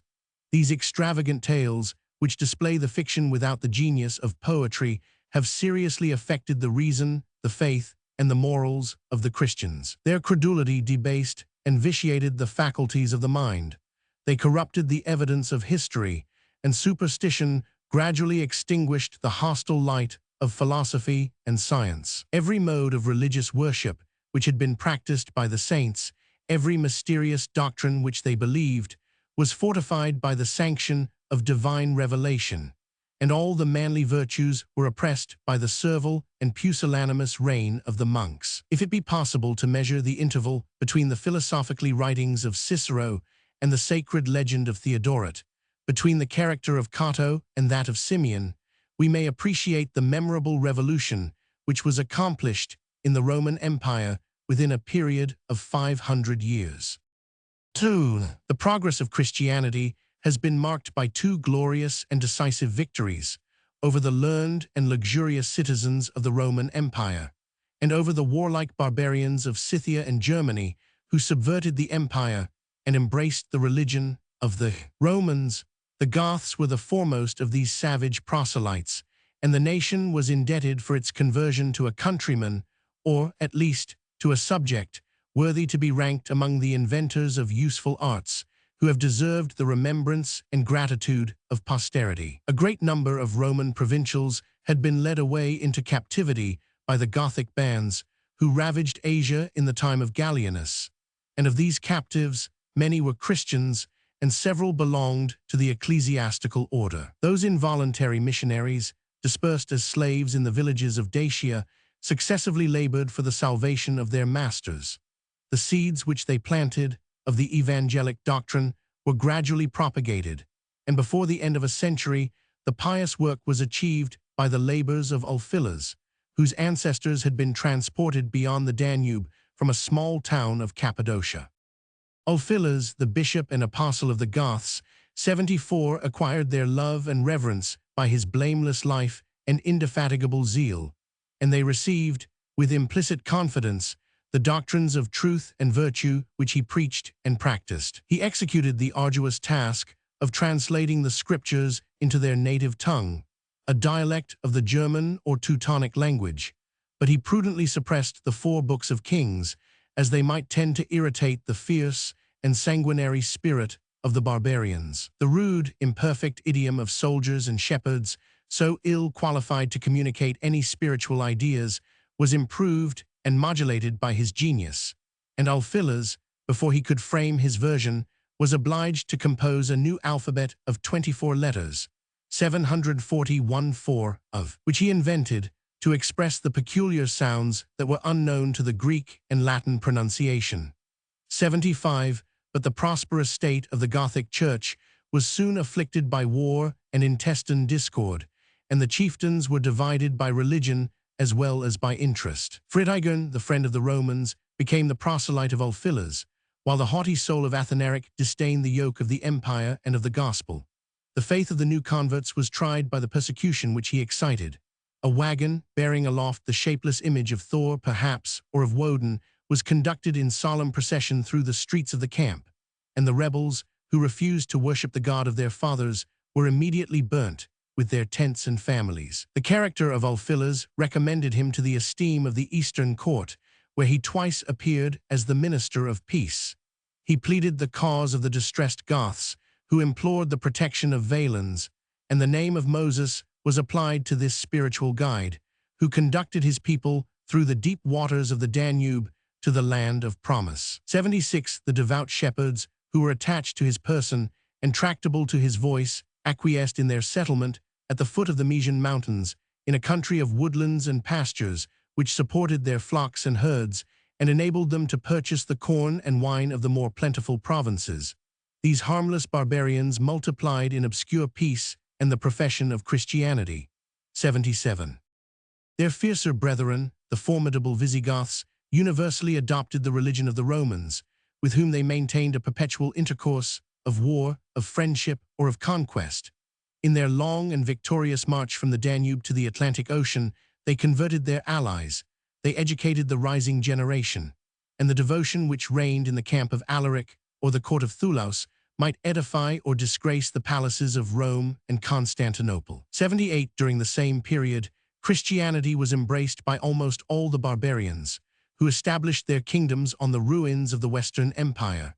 The Burgundians in Gaul, the Suevi in Spain, the Vandals in Africa, the Ostrogoths in Pannonia, and the various bands of mercenaries that raised Odoacer to the throne of Italy. The Franks and the Saxons still persevered in the errors of paganism, but the Franks obtained the monarchy of Gaul by their submission to the example of Clovis, and the Saxon conquerors of Britain were reclaimed from their savage superstition by the missionaries of Rome. These barbarian proselytes displayed an ardent and successful zeal in the propagation of the faith.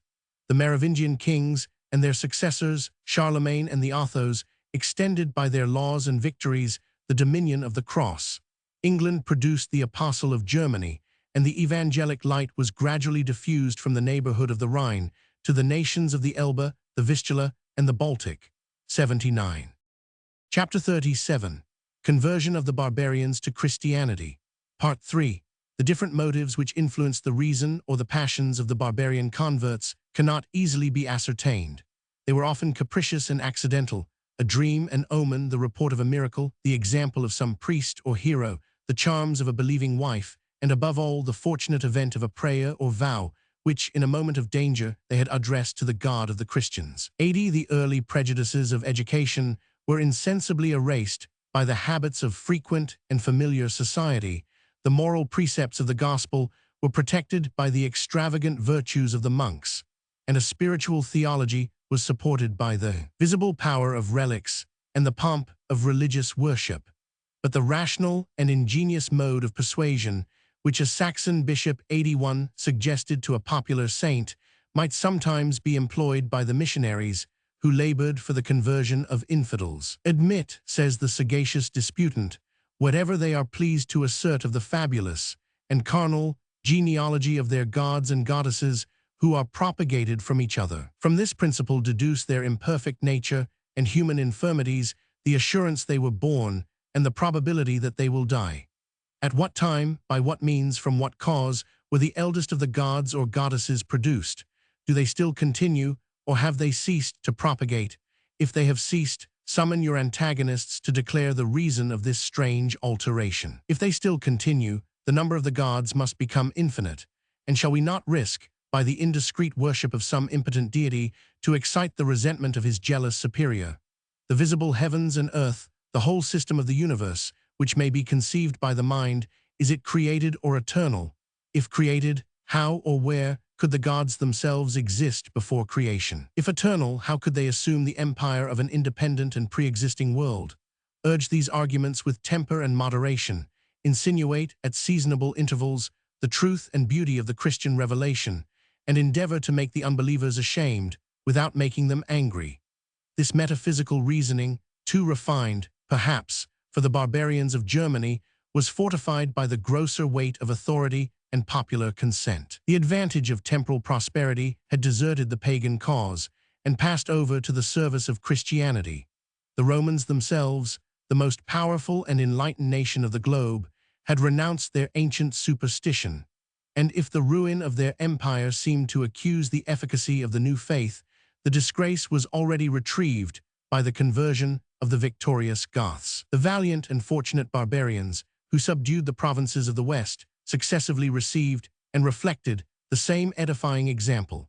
Before the age of Charlemagne, the Christian nations of Europe might exult in the exclusive possession of the temperate climates of the fertile lands which produced corn, wine, and oil, while the savage idolaters and their helpless idols were confined to the extremities of the earth, the dark and frozen regions of the north. 82.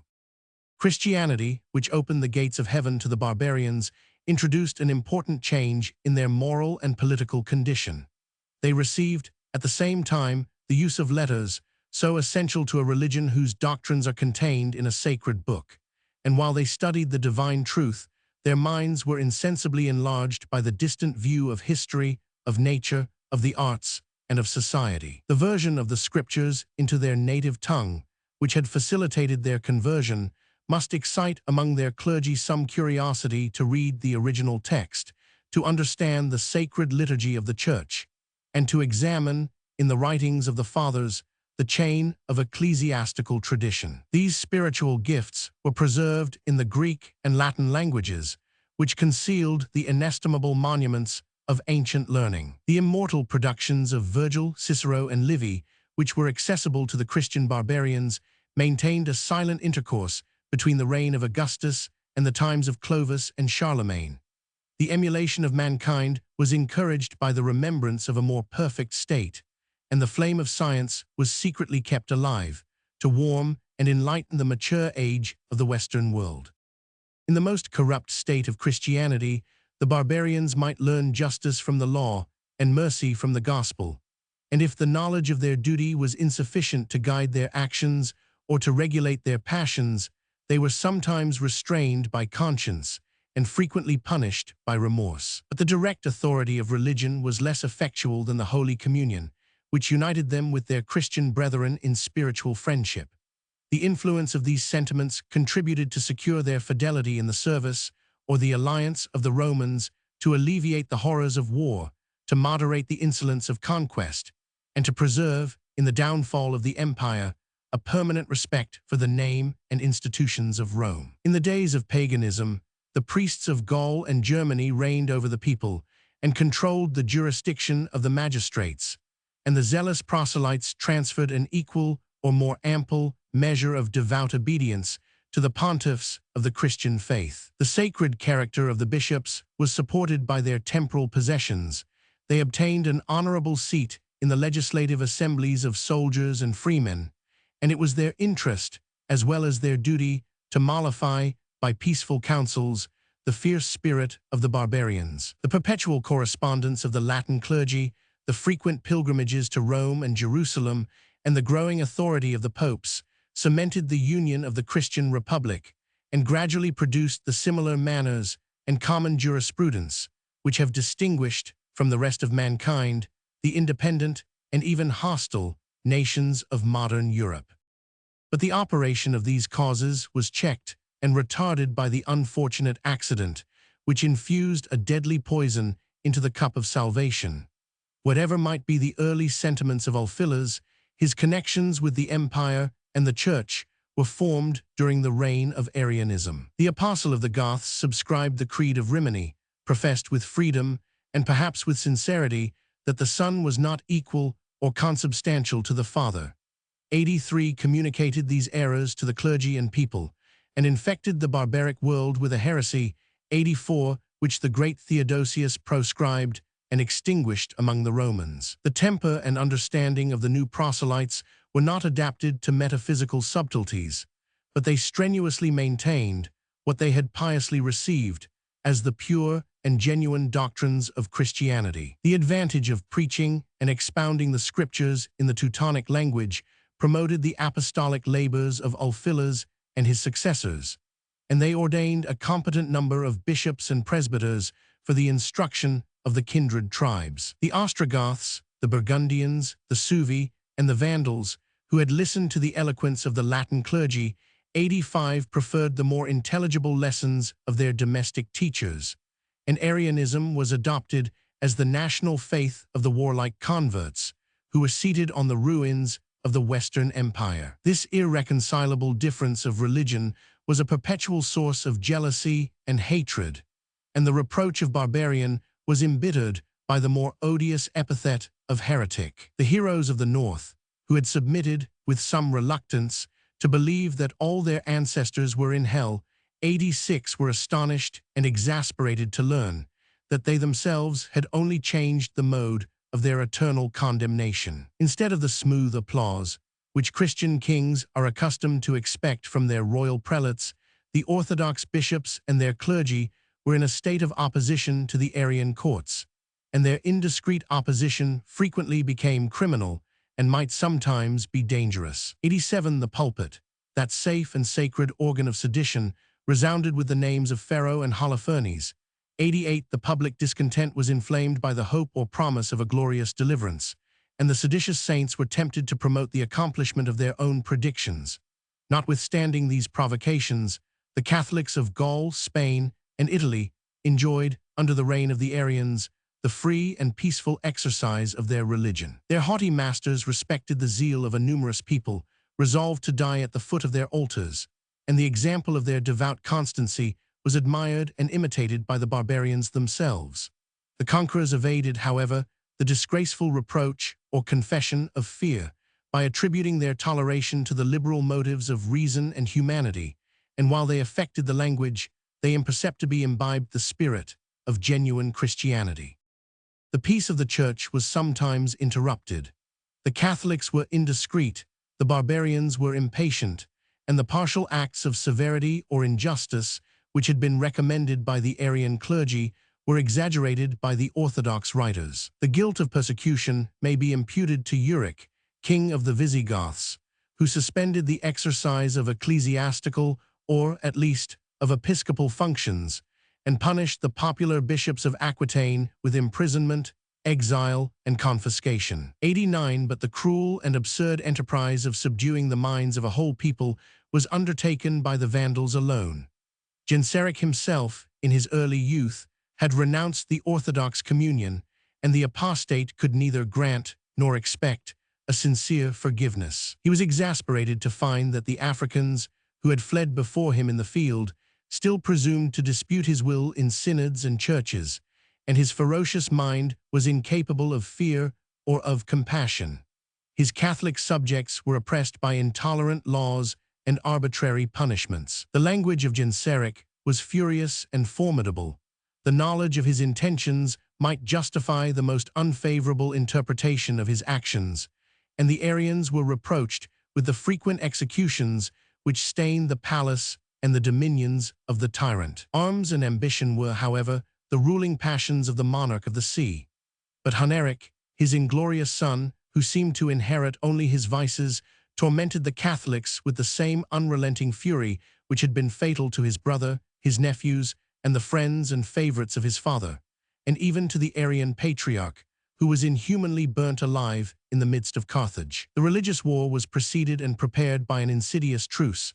Persecution was made the serious and important business of the Vandal court, and the loathsome disease which hastened the death of Huneric revenged the injuries without contributing to the deliverance of the Church.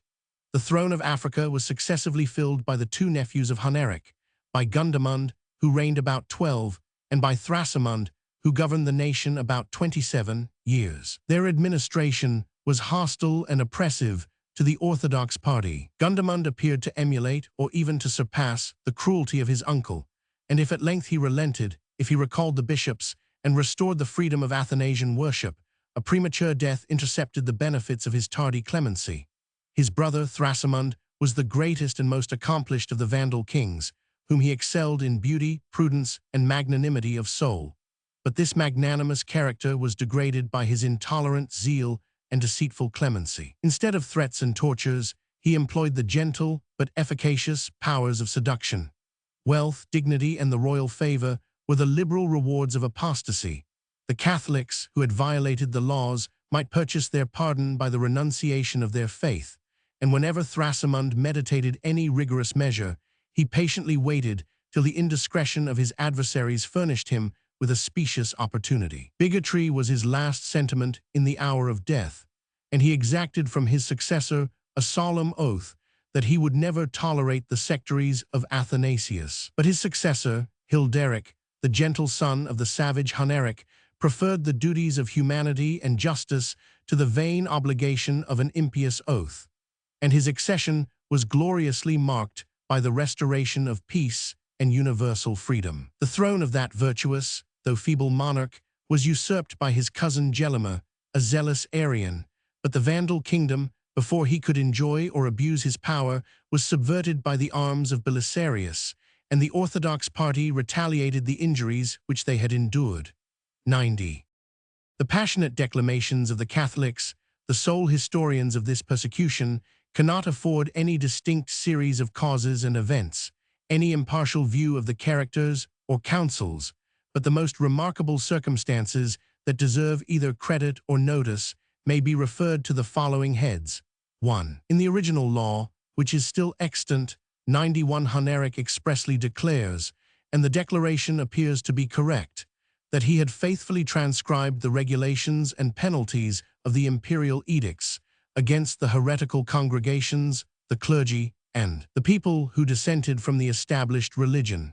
If the rights of conscience had been understood, the Catholics must have condemned their past conduct or acquiesced in their actual suffering, but they still persisted to refuse the indulgence which they claimed. While they trembled under the lash of persecution, they praised the laudable severity of Huneric himself, who burnt or banished great numbers of Manicians. 92. And they rejected, with horror, the ignominious compromise that the disciples of Arius and of Athanasius should enjoy a reciprocal and similar toleration in the territories of the Romans and in those of the Vandals. 93-2. The practice of a conference, which the Catholics had so frequently used to insult and punish their obstinate antagonists, was retorted against themselves. 94. At the command of Huneric, 466 Orthodox bishops assembled at Carthage, but when they were admitted into the hall of audience, they had the mortification of beholding the Arian Cyrilla exalted on the patriarchal throne. The disputants were separated after the mutual and ordinary reproaches of noise and silence, of delay and precipitation, of military force, and of popular clamor. 1 martyr and 1 confessor were selected among the Catholic bishops, 28 escaped by flight, and 88 by conformity. 46 were sent into Corsica to cut timber for the Royal Navy, and 302 were banished to the different parts of Africa, exposed to the insults of their enemies, and carefully deprived of all the temporal and spiritual comforts of life. 95. The hardships of 10 years' exile must have reduced their numbers, and if they had complied with the law of Thrasimund, which prohibited any episcopal consecrations, the Orthodox Church of Africa must have expired with the lives of its actual members. They disobeyed, and their disobedience was punished by a second exile of 220 bishops into Sardinia, where they languished 15 years till the accession of the gracious Hilderic. 96. The 2 islands were judiciously chosen by the malice of their Arian tyrants. Seneca, from his own experience, has deplored and exaggerated the miserable state of Corsica. 97. And the plenty of Sardinia was overbalanced by the unwholesome quality of the air. 98.3. The zeal of Genseric and his successors for the conversion of the Catholics must have rendered them still more jealous to guard the purity of the Vandal faith. Before the churches were finally shut, it was a crime to appear in a barbarian dress, and those who presumed to neglect the royal mandate were rudely dragged backwards by their long hair. 99. The Palatine officers, who refused to profess the religion of their prince, were ignominiously stripped of their honors and employments, banished to Sardinia and Sicily, or condemned to the servile labors of slaves and peasants in the fields of Utica. In the districts which had been peculiarly allotted to the Vandals, the exercise of the Catholic worship was more strictly prohibited, and severe penalties were denounced against the guilt, both of the missionary and the proselyte. By these arts, the faith of the barbarians was preserved, and their zeal was inflamed. They discharged with devout fury the office of spies, informers, or executioners, and whenever their cavalry took the field, it was the favorite amusement of the march to defile the churches and to insult the clergy of the adverse faction. 104. The citizens who had been educated in the luxury of the Roman province were delivered with exquisite cruelty to the Moors of the desert. A venerable train of bishops, presbyters, and deacons, with a faithful crowd of 4,096 persons, whose guilt is not precisely ascertained, were torn from their native homes by the command of Huneric. During the night they were confined, like a herd of cattle, amidst their own ordure. During the day they pursued their march over the burning sands, and if they fainted under the heat and fatigue, they were goaded or dragged along till they expired in the hands of their tormentors. 101. These unhappy exiles, when they reached the Moorish huts, might excite the compassion of a people whose native humanity was neither improved by reason nor corrupted by fanaticism, but if they escaped the dangers, they were condemned to share the distress of a savage life. 5. It is incumbent on the authors of persecution previously to reflect whether they are determined to support it in the last extreme. They excite the flame which they strive to extinguish, and it soon becomes necessary to chastise the contumacy as well as the crime of the offender. The fine, which he is unable or unwilling to discharge, exposes his person to the severity of the law, and his contempt of lighter penalties suggests the use and propriety of capital punishment. Through the veil of fiction and declamation we may clearly perceive that the Catholics, more especially under the reign of Huneric, endured the most cruel and ignominious treatment. 102 respectable citizens, noble matrons, and consecrated virgins were stripped naked and raised in the air by pulleys with a weight suspended at their feet. In this painful attitude, their naked bodies were torn with scourges, or burnt in the most tender parts with red-hot plates of iron. The amputation of the ears, the nose, the tongue, and the right hand was inflicted by the Arians, and although the precise number cannot be defined, it is evident that many persons, among whom a bishop 103 and a proconsul 104 may be named, were entitled to the crown of martyrdom. The same honor has been ascribed to the memory of Count Sebastian, who professed the Nicene Creed with unshaken constancy, and Genseric might detest, as a heretic, the brave and ambitious fugitive whom he dreaded as a rival. 105.6. A new mode of conversion, which might subdue the feeble and alarm the timorous, was employed by the Arian ministers. They imposed by fraud or violence the rites of baptism, and punished the apostasy of the Catholics if they disclaimed this odious and profane ceremony, which scandalously violated the freedom of the will and the unity of the sacrament.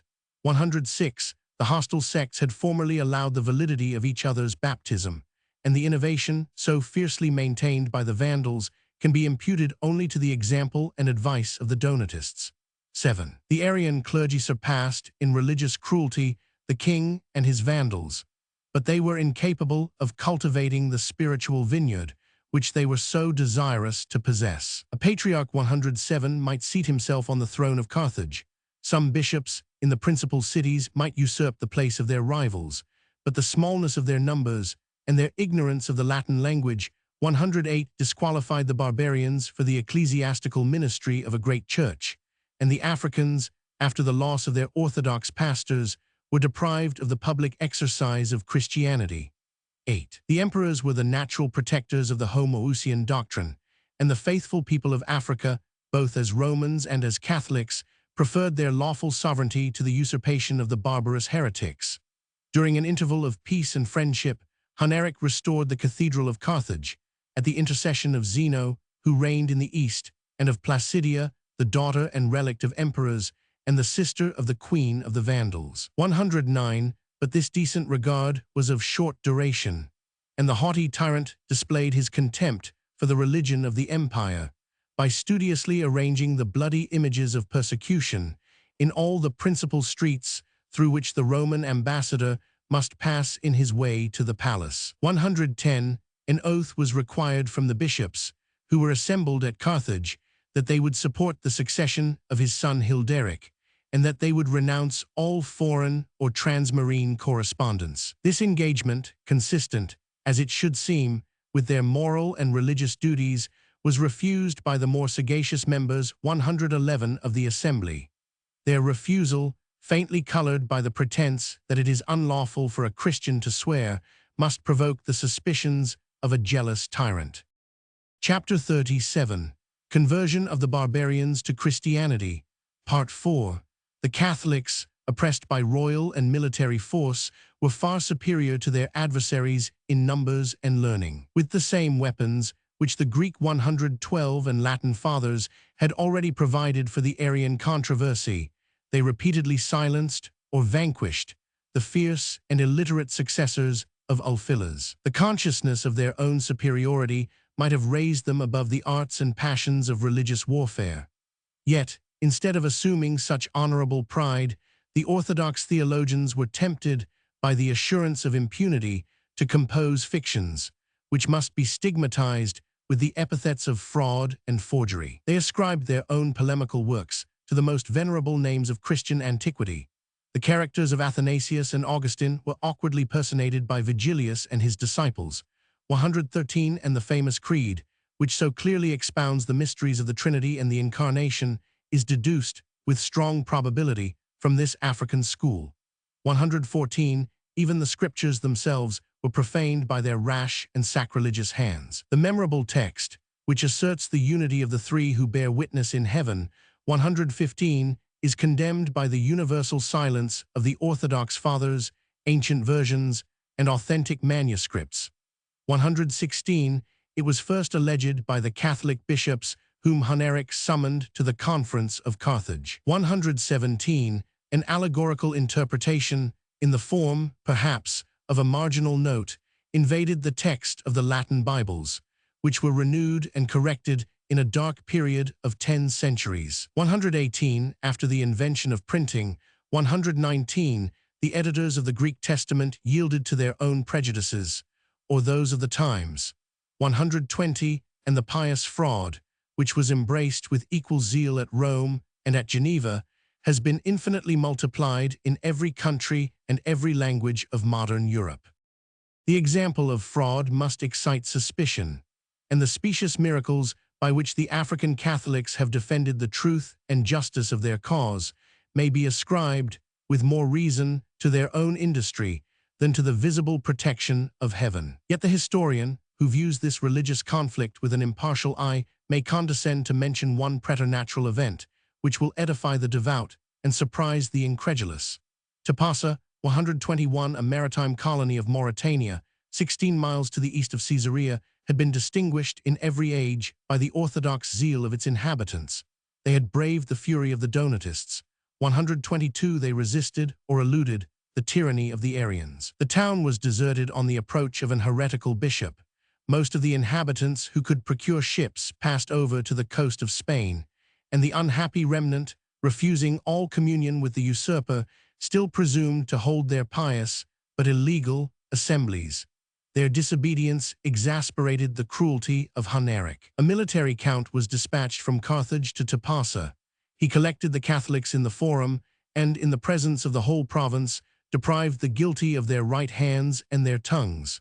But the holy confessors continued to speak without tongues, and this miracle is attested by Victor, an African bishop, who published a history of the persecution within 2 years after the event. 123. If anyone, says Victor, should doubt of the truth, let him repair to Constantinople and listen to the clear and perfect language of Restitutus, the subdeacon, one of these glorious sufferers, who is now lodged in the palace of the Emperor Zeno, and is respected by the devout empress.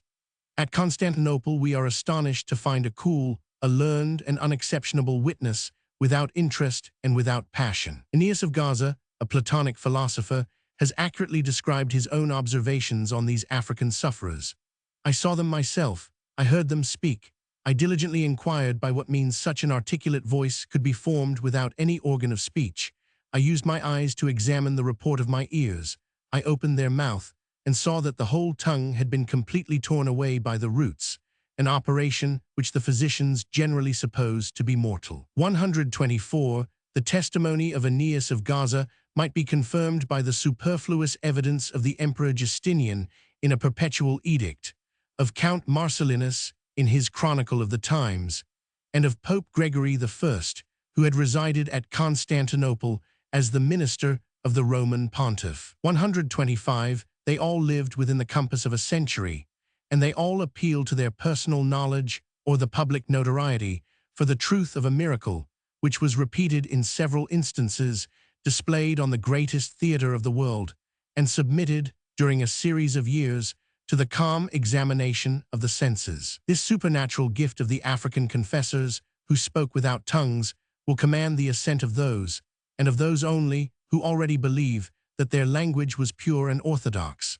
But the stubborn mind of an infidel is guarded by secret, incurable suspicion, and the Arian or Socinian, who has seriously rejected the doctrine of a Trinity, will not be shaken by the most plausible evidence of an Athanasian miracle. The Vandals and the Ostrogoths persevered in the profession of Arianism till the final ruin of the kingdoms which they had founded in Africa and Italy. The barbarians of Gaul submitted to the orthodox dominion of the Franks, and Spain was restored to the Catholic Church by the voluntary conversion of the Visigoths. This salutary revolution, 126, was hastened by the example of a royal martyr, whom our calmer reason may style an ungrateful rebel. Leovigild, the Gothic monarch of Spain, deserved the respect of his enemies and the love of his subjects. The Catholics enjoyed a free toleration, and his Arian synods attempted, without much success, to reconcile their scruples by abolishing the unpopular rite of a second baptism. His eldest son Hermenegild, who was invested by his father with the royal diadem and the fair principality of Boeotia, contracted an honorable and orthodox alliance with a Merovingian princess, the daughter of Sigebert, king of Austrasia, and of the famous Brunichild. The beauteous Ingundis, who was no more than 13 years of age, was received, beloved, and persecuted in the Arian court of Toledo, and her religious constancy was alternately assaulted with blandishments and violence by Gaisvintha, the Gothic queen, who abused the double claim of maternal authority. 127, incensed by her resistance, Gaisvintha seized the Catholic princess by her long hair, inhumanly dashed her against the ground, kicked her till she was covered with blood, and at last gave orders that she should be stripped and thrown into a basin or fish pond. 128, love and honor might excite Hermenegild to resent this injurious treatment of his bride, and he was gradually persuaded that Ingundis suffered for the cause of divine truth. Her tender complaints and the weighty arguments of Leander, Archbishop of Seville, accomplished his conversion, and the heir of the Gothic monarchy was initiated in the Nicene faith by the solemn rites of confirmation. 129, the rash youth, inflamed by zeal and perhaps by ambition, was tempted to violate the duties of a son and a subject, and the Catholics of Spain, although they could not complain of persecution, applauded his pious rebellion against an heretical father. The civil war was protracted by the long and obstinate sieges of Merida, Cordova, and Seville, which had strenuously espoused the party of Hermenegild. He invited the Orthodox barbarians, the Suevi, and the Franks to the destruction of his native land. He solicited the dangerous aid of the Romans, who possessed Africa and a part of the Spanish coast, and his holy ambassador, the Archbishop Leander, effectually negotiated in person with the Byzantine court. But the hopes of the Catholics were crushed by the active diligence of the monarch, who commanded the troops and treasures of Spain, and the guilty Hermenegild, after his vain attempts to resist or to escape, was compelled to surrender himself into the hands of an incensed father. Leovigild was still mindful of that sacred character, and the rebel, despoiled of the regal ornaments, was still permitted, in a decent exile, to profess the Catholic religion. His repeated and unsuccessful treasons at length provoked the indignation of the Gothic king, and the sentence of death, which he pronounced with apparent reluctance, was privately executed in the Tower of Seville. The inflexible constancy with which he refused to accept the Arian communion as the price of his safety may excuse the honors that have been paid to the memory of St. Hermenegild. His wife and infant son were detained by the Romans in ignominious captivity, and this domestic misfortune tarnished the glories of Leovigild and embittered the last moments of his life. His son and successor, Ricard, the first Catholic king of Spain, had imbibed the faith of his unfortunate brother, which he supported with more prudence and success. Instead of revolting against his father, Ricard patiently expected the hour of his death. Instead of condemning his memory, he piously supposed that the dying monarch had abjured the errors of Arianism and recommended to his son the conversion of the Gothic nation. To accomplish that salutary end, Ricard convened an assembly of the Arian clergy and nobles, declared himself a Catholic, and exhorted them to imitate the example of their prince. The laborious interpretation of doubtful texts, or the curious pursuit of metaphysical arguments, would have excited an endless controversy, and the monarch discreetly proposed to his illiterate audience two substantial and visible arguments: the testimony of earth and of heaven. The earth had submitted to the Nicene Synod. The Romans, the barbarians, and the inhabitants of Spain unanimously professed the same orthodox creed, and the Visigoths resisted, almost alone, the consent of the Christian world. A superstitious age was prepared to reverence, as the testimony of heaven, the preternatural cures, which were performed by the skill or virtue of the Catholic clergy, the baptismal fonts of Osset in Boetica, 130, which were spontaneously replenished every year on the vigil of Easter, 131, and the miraculous shrine of St. Martin of Tours, which had already converted the Suevic prince and people of Galicia. 132, the Catholic king encountered some difficulties on this important change of the national religion. A conspiracy, secretly fomented by the Queen Dowager, was formed against his life, and 2 counts excited a dangerous revolt in the Narbonnese Gaul. But Ricard disarmed the conspirators, defeated the rebels, and executed severe justice, which the Arians, in their turn, might brand with the reproach of persecution. 8 bishops, whose names betray their barbaric origin, abjured their errors, and all the books of Arian theology were reduced to ashes, with the house in which they had been purposely collected. The whole body of the Visigoths and Suevi were allured or driven into the pale of the Catholic communion. The faith, at least of the rising generation, was fervent and sincere, and the devout liberality of the barbarians enriched the churches and monasteries of Spain. 70 bishops, assembled in the Council of Toledo, received the submission of their conquerors, and the zeal of the Spaniards improved the Nicene Creed by declaring the procession of the Holy Ghost from the Son as well as from the Father, a weighty point of doctrine which produced, long afterwards, the schism of the Greek and Latin churches. 133. The royal proselyte immediately saluted and consulted Pope Gregory, surnamed the Great, a learned and holy prelate, whose reign was distinguished by the conversion of heretics and infidels. The ambassadors of Ricard respectfully offered on the threshold of the Vatican his rich presents of gold and gems. They accepted, as a lucrative exchange, the hairs of St. John the Baptist, a cross, which enclosed a small piece of the true wood, and a key that contained some particles of iron which had been scraped from the chains of St. Peter. 134. The same Gregory, the spiritual conqueror of Britain, encouraged the pious Theodelinda, Queen of the Lombards, to propagate the Nicene faith among the victorious savages, whose recent Christianity was polluted by the Arian heresy. Her devout labors still left room for the industry and success of future missionaries, and many cities of Italy were still disputed by hostile bishops. But the cause of Arianism was gradually suppressed by the weight of truth, of interest, and of example, and the controversy, which Egypt had derived from the Platonic school, was terminated, after a war of 300 years, by the final conversion of the Lombards of Italy. 135. The first missionaries who preached the gospel to the barbarians appealed to the evidence of reason and claimed the benefit of toleration.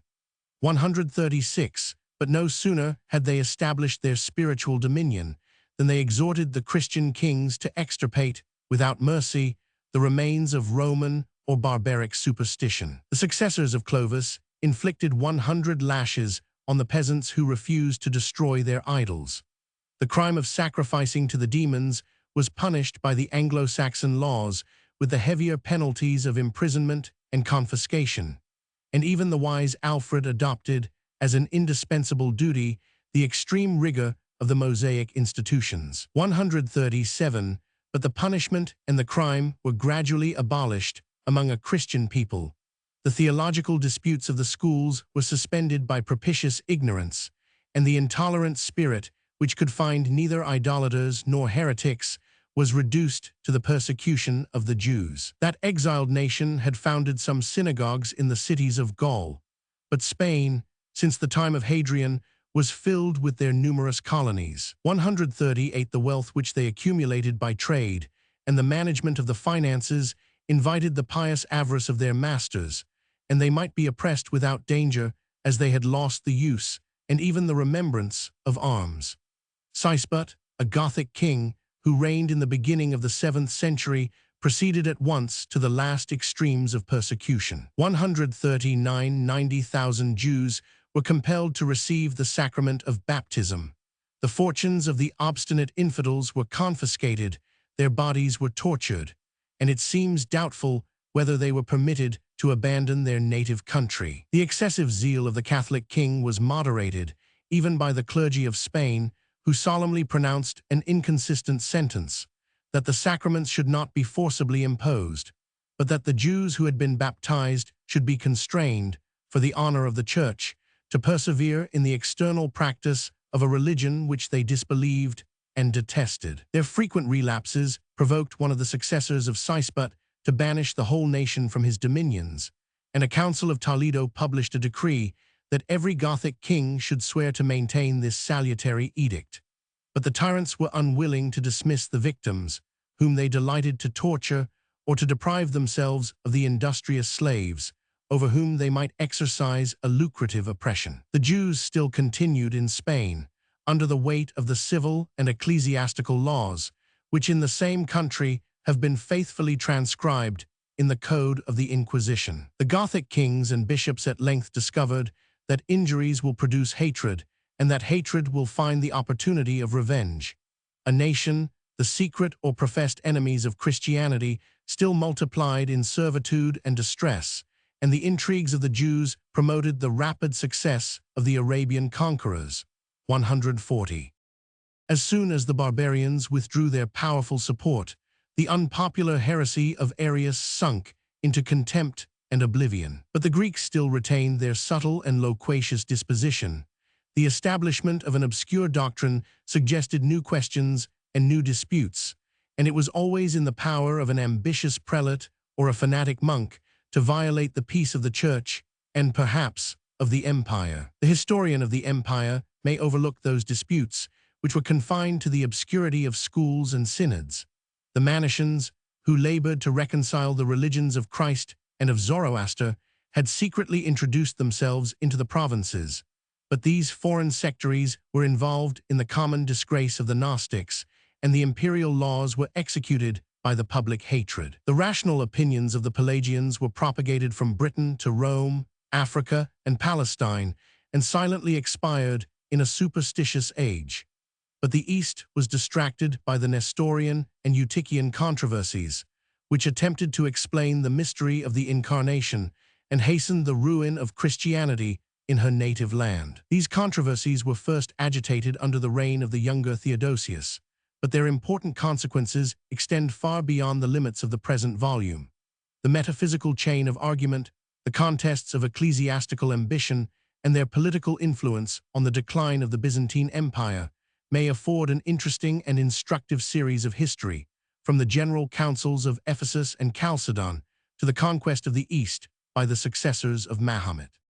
Chapter 38, Reign of Clovis, Part 1, Reign and Conversion of Clovis, His Victories over the Alemanni, Burgundians, and Visigoths, Establishment of the French monarchy in Gaul, Laws of the Barbarians, State of the Romans, the Visigoths of Spain, Conquest of Britain by the Saxons. The Gauls, one who impatiently supported the Roman yoke, received a memorable lesson from one of the lieutenants of Vespasian, whose weighty sense has been refined and expressed by the genius of Tacitus. 2. The protection of the Republic has delivered Gaul from internal discord and foreign invasions. By the loss of national independence, you have acquired the name and privileges of Roman citizens. You enjoy, in common with yourselves, the permanent benefits of civil government, and your remote situation is less exposed to the accidental mischiefs of tyranny. Instead of exercising the rights of conquest, we have been contented to impose such tributes as are requisite for your own preservation. Peace cannot be secured without armies, and armies must be supported at the expense of the people. It is for your sake, not for our own, that we guard the barrier of the Rhine against the ferocious Germans who have so often attempted, and who will always desire, to exchange the solitude of their woods and morasses for the wealth and fertility of Gaul. The fall of Rome would be fatal to the provinces, and you would be buried in the ruins of that mighty fabric, which has been raised by the valor and wisdom of 800 years. Your imaginary freedom would be insulted and oppressed by a savage master, and the expulsion of the Romans would be succeeded by the eternal hostilities of the barbarian conquerors. 3. This salutary advice was accepted, and this strange prediction was accomplished. In the space of 400 years, the hardy Gauls, who had encountered the arms of Caesar, were imperceptibly melted into the general mass of citizens and subjects. The Western Empire was dissolved, and the Germans, who had passed the Rhine, fiercely contended for the possession of Gaul, and excited the contempt or abhorrence of its peaceful and polished inhabitants. With that conscious pride which the preeminence of knowledge and luxury seldom fails to inspire, they derided the hairy and gigantic savages of the north. Their rustic manners, dissonant joy, voracious appetite, and their horrid appearance, equally disgusting to the sight and to the smell. The liberal studies were still cultivated in the schools of Autun and Bordeaux, and the language of Cicero and Virgil was familiar to the Gallic youth. Their ears were astonished by the harsh and unknown sounds of the Germanic dialect, and they ingeniously lamented that the trembling muses fled from the harmony of a Burgundian lyre. The Gauls were endowed with all the advantages of art and nature, but as they wanted courage to defend them, they were justly condemned to obey, and even to flatter, the victorious barbarians by whose clemency they held their precarious fortunes and their lives. 4. As soon as Odoacer had extinguished the Western Empire, he sought the friendship of the most powerful of the barbarians. The new sovereign of Italy resigned to Euric, king of the Visigoths, all the Roman conquests beyond the Alps, as far as the Rhine and the ocean. 5. And the Senate might confirm this liberal gift with some ostentation of power, and without any real loss of revenue and dominion. The lawful pretensions of Euric were justified by ambition and success, and the Gothic nation might aspire, under his command, to the monarchy of Spain and Gaul. Arles and Marseille surrendered to his arms. He oppressed the freedom of Auvergne, and the bishop condescended to purchase his recall from exile by a tribute of just but reluctant praise. Sidonius waited before the gates of the palace among a crowd of ambassadors and suppliants, and their various business at the court of Bordeaux attested the power and the renown of the king of the Visigoths. The Heruli of the distant ocean, who painted their naked bodies with its coerulean color, implored his protection, and the Saxons respected the maritime provinces of a prince who was destitute of any naval force. The tall Burgundians submitted to his authority, nor did he restore the captive Franks till he had imposed on that fierce nation the terms of an unequal peace. The Vandals of Africa cultivated his useful friendship, and the Ostrogoths of Pannonia were supported by his powerful aid against the oppression of the neighboring Huns. The north, such are the lofty strains of the poet, was agitated or appeased by the nod of Euric. The great king of Persia consulted the oracle of the west, and the aged god of the Tiber was protected by the swelling genius of the Garonne. 6. The fortune of nations has often depended on accidents, and France may ascribe her greatness to the premature death of the Gothic king at a time when his son Alaric was a helpless infant, and his adversary Clovis 7, an ambitious and valiant youth. While Childeric, the father of Clovis, lived in exile in Germany, he was hospitably entertained by the queen, as well as by the king of the Thuringians. After his restoration, Baecina escaped from her husband's bed to the arms of her lover, freely declaring that if she had known a man wiser, stronger, or more beautiful than Childeric, that man should have been the object of her preference. 8-9 Clovis was the offspring of this voluntary union, and when he was no more than 15 years of age, he succeeded, by his father's death, to the command of the Salian tribe. The narrow limits of his kingdom were confined to the island of the Batavians, with the ancient dioceses of Tournai and Arras. 10. And at the baptism of Clovis, the number of his warriors could not exceed 5,000. The kindred tribes of the Franks, who had seated themselves along the Belgic rivers, the Schelde, the Meuse, the Moselle, and the Rhine, were governed by their independent kings of the Merovingian race, the equals, the allies, and sometimes the enemies of the Salic prince. But the Germans, who obeyed in peace the hereditary jurisdiction of their chiefs, were free to follow the standard of a popular and victorious general, and the superior merit of Clovis attracted the respect and allegiance of the national confederacy. When he first took the field, he had neither gold and silver in his coffers, nor wine and corn in his magazine.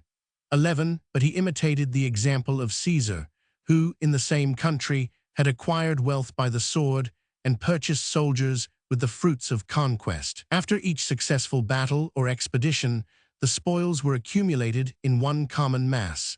Every warrior received his proportionable share, and the royal prerogative submitted to the equal regulations of military law.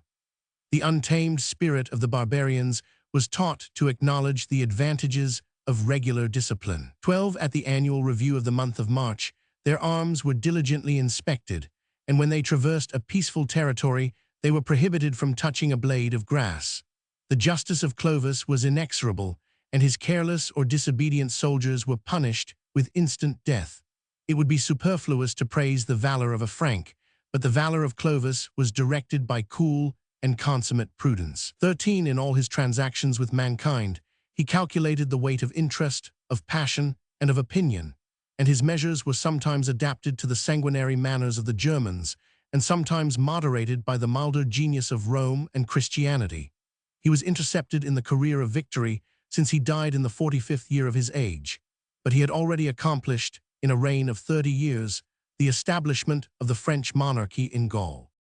The first exploit of Clovis was the defeat of Syagrius, the son of Aegidius, and the public quarrel might, on this occasion, be inflamed by private resentment.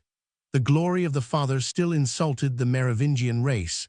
The power of the son might excite the jealous ambition of the king of the Franks. Syagrius inherited, as a patrimonial estate, the city and diocese of Soissons, the desolate remnant of the Second Belgic. Reims and Troyes, Beauvais and Amiens would naturally submit to the count or patrician. 14, and after the dissolution of the Western Empire, he might reign with the title, or at least with the authority, of King of the Romans. 15, as a Roman, he had been educated in the liberal studies of rhetoric and jurisprudence, but he was engaged by accident and policy in the familiar use of the Germanic idiom. The independent barbarians resorted to the tribunal of a stranger, who possessed the singular talent of explaining, in their native tongue, the dictates of reason and equity. The diligence and affability of their judge rendered him popular. The impartial wisdom of his decrees obtained their voluntary obedience, and the reign of Syagrius over the Franks and Burgundians seemed to revive the original institution of civil society. 16, in the midst of these peaceful occupations, Syagrius received, and boldly accepted, the hostile defiance of Clovis, who challenged his rival in the spirit, and almost in the language, of chivalry, to appoint the day and the field 17 of battle. In the time of Caesar, Soissons would have poured forth a body of 50,000 horse, and such an army might have been plentifully supplied with shields, cuirasses, and military engines, from the 3 arsenals or manufactures of the city. 18, but the courage and numbers of the Gallic youth were long since exhausted, and the loose bands of volunteers, or mercenaries, who marched under the standard of Syagrius, were incapable of contending with the national valor of the Franks. It would be ungenerous, without some more accurate knowledge of his strength and resources, to condemn the rapid flight of Syagrius, who escaped, after the loss of a battle, to the distant court of Thoulos. The feeble minority of Alaric could not assist or protect an unfortunate fugitive. The pusillanimous 19 Goths were intimidated by the menaces of Clovis, and the Roman king, after a short confinement, was delivered into the hands of the executioner. The Belgic cities surrendered to the king of the Franks, and his dominions were enlarged towards the east by the ample diocese of Tongas 20, which Clovis subdued in the 10th year of his reign. The name of the Alemanni has been absurdly derived from their imaginary settlement on the banks of the Leman Lake. 21, that fortunate district, from the lake to the Avenche and Mount Jura, was occupied by the Burgundians.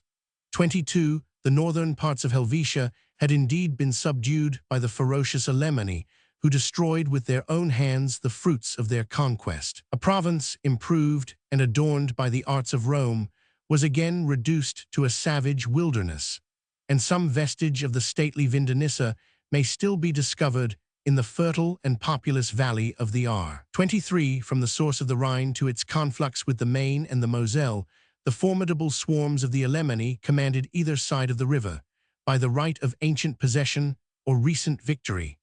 They had spread themselves into Gaul over the modern provinces of Alsace and Lorraine, and their bold invasion of the kingdom of Cologne summoned the Salic prince to the defense of his Ripuarian allies.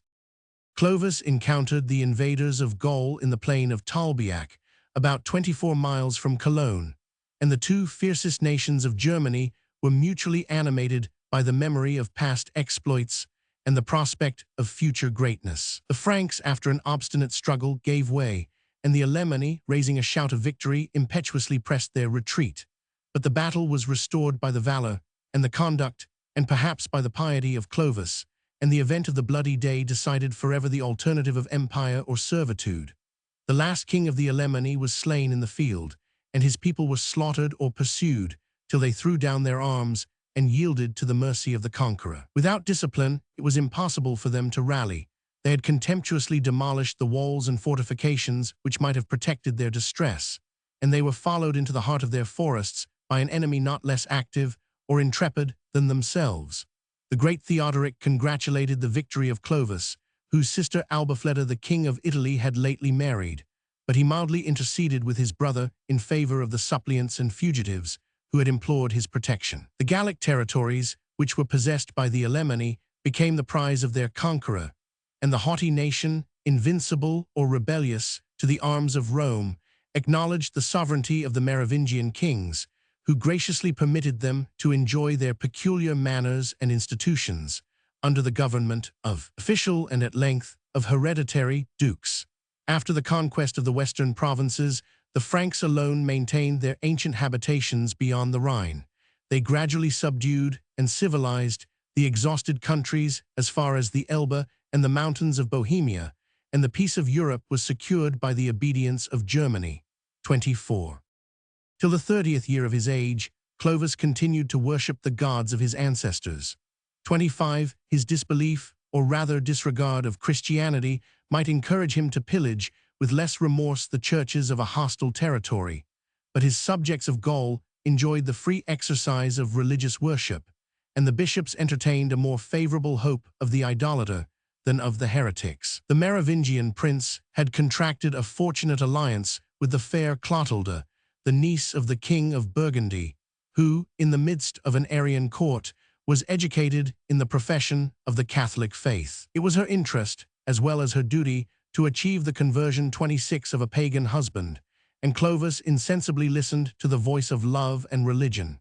He consented, perhaps such terms had been previously stipulated, to the baptism of his eldest son, and though the sudden death of the infant excited some superstitious fears, he was persuaded, a second time, to repeat the dangerous experiment. In the distress of the Battle of Tolbiac, Clovis loudly invoked the God of Clotilde and the Christians, and victory disposed him to hear, with respectful gratitude, the eloquent 27 Remigius, 28 Bishop of Rheims, who forcibly displayed the temporal and spiritual advantages of his conversion. The king declared himself satisfied of the truth of the Catholic faith, and the political reasons which might have suspended his public profession were removed by the devout or loyal acclamations of the Franks, who showed themselves alike prepared to follow their heroic leader to the field of battle or to the baptismal font. The important ceremony was performed in the Cathedral of Rheims, with every circumstance of magnificence and solemnity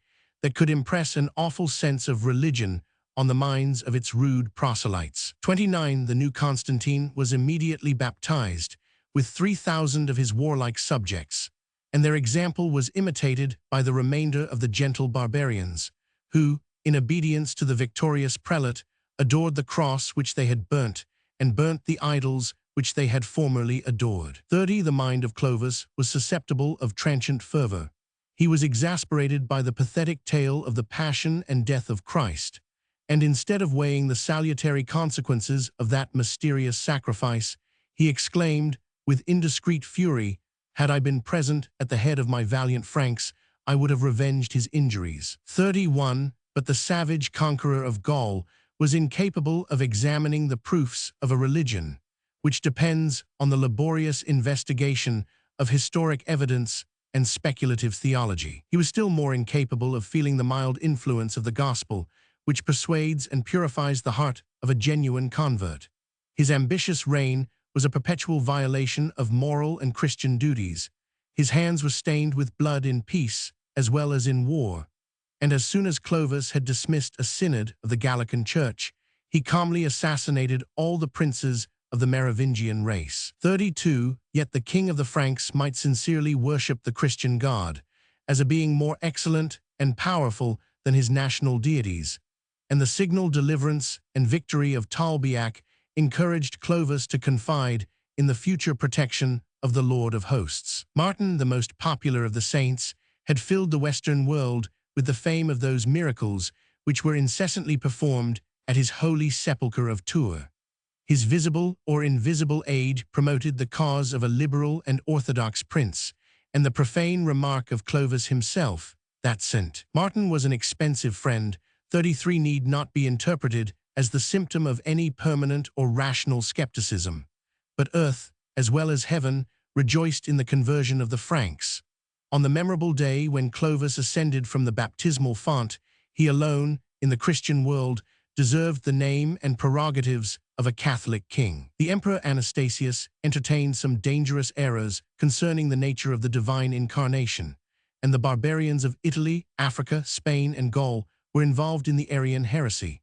The eldest, or rather the only son of the Church, was acknowledged by the clergy as their lawful sovereign or glorious deliverer, and the armies of Clovis were strenuously supported by the zeal and fervor of the Catholic faction. 34. Under the Roman Empire, the wealth and jurisdiction of the bishops, their sacred character and perpetual office, their numerous dependents, popular eloquence, and provincial assemblies had rendered them always respectable and sometimes dangerous.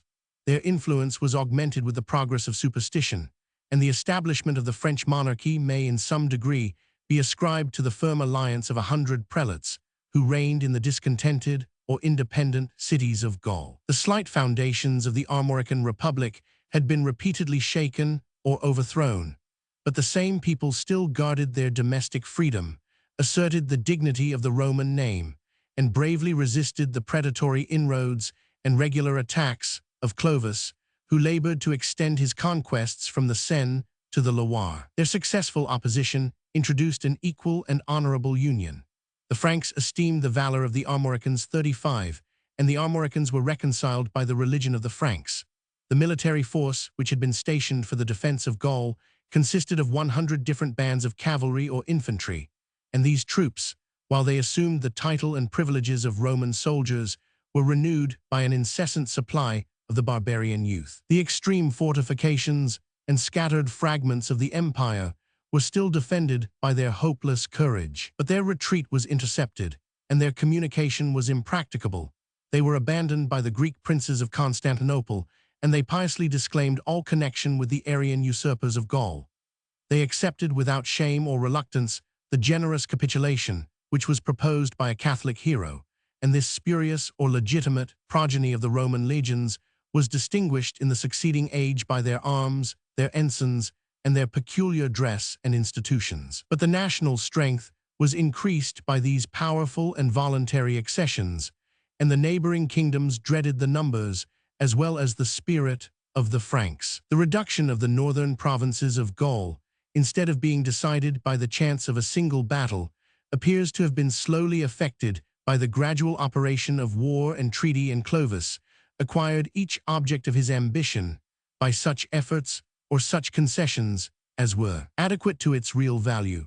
His savage character and the virtues of Henry IV suggest the most opposite ideas of human nature, yet some resemblance may be found in the situation of two princes who conquered France by their valor, their policy, and the merits of a seasonable conversion.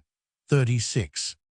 The kingdom of the Burgundians, which was defined by the course of two Gallic rivers, the Saône and the Rhône, extended from the forest of Vosges to the Alps and the Sea of Marseilles. 37.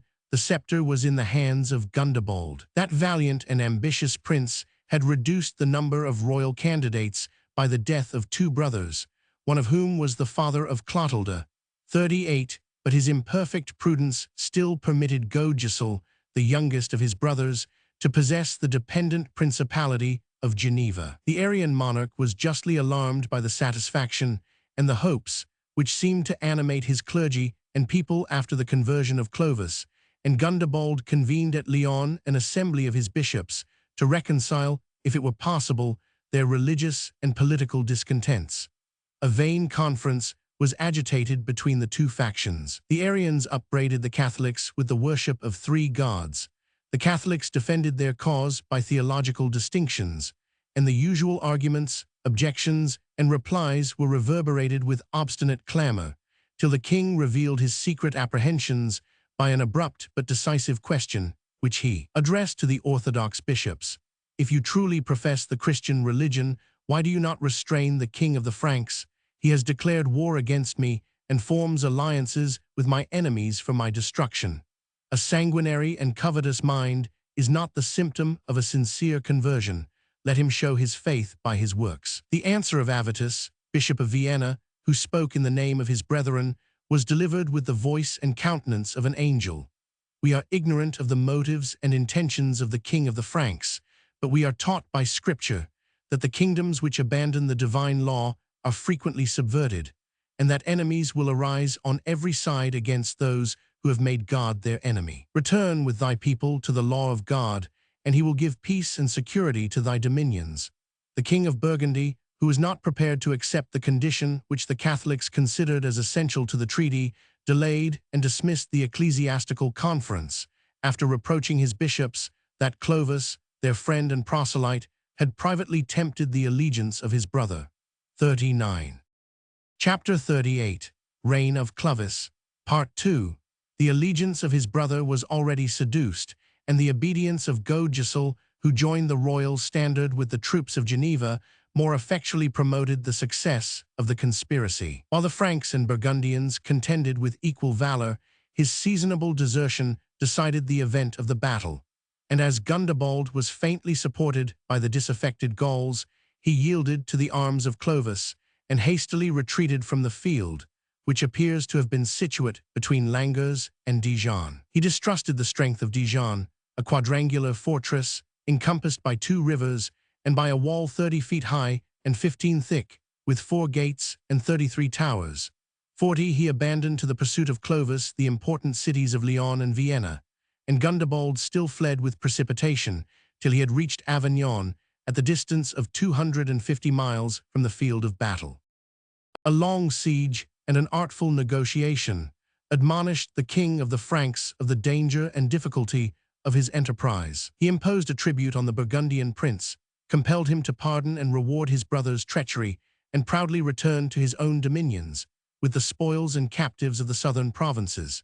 This splendid triumph was soon clouded by the intelligence that Gundobald had violated his recent obligations, and that the unfortunate Gibbon, who was left at Vienna with a garrison of 5,000 Franks, 41 had been besieged, surprised, and massacred by his inhuman brother. Such an outrage might have exasperated the patience of the most peaceful sovereign, yet the conqueror of Gaul dissembled the injury, released the tribute, and accepted the alliance and military service of the King of Burgundy. Clovis no longer possessed those advantages which had assured the success of the preceding war, and his rival, instructed by adversity, had found new resources in the affections of his people. The Gauls or Romans applauded the mild and impartial laws of Gundobald, which almost raised them to the same level with their conquerors.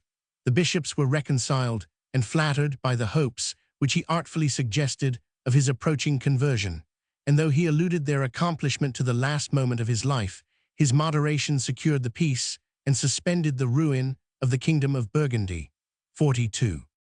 I am impatient to pursue the final ruin of that kingdom, which was accomplished under the reign of Sigismund, the son of Gundobald. The Catholic Sigismund has acquired the honors of a saint and martyr. 43. But the hands of the royal saint were stained with the blood of his innocent son, whom he inhumanly sacrificed to the pride and resentment of a stepmother.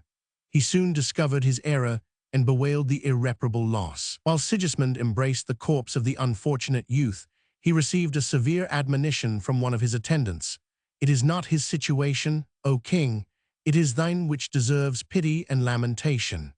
The reproaches of a guilty conscience were alleviated, however, by his liberal donations to the monastery of Agonum or St. Maurice in Valais, which he himself had founded in honor of the imaginary martyrs of the Theban Legion. 44. A full chorus of perpetual psalmody was instituted by the pious king. He assiduously practiced the austere devotion of the monks, and it was his humble prayer that heaven would inflict in this world the punishment of his sins. His prayer was heard, the avengers were at hand, and the provinces of Burgundy were overwhelmed by an army of victorious Franks.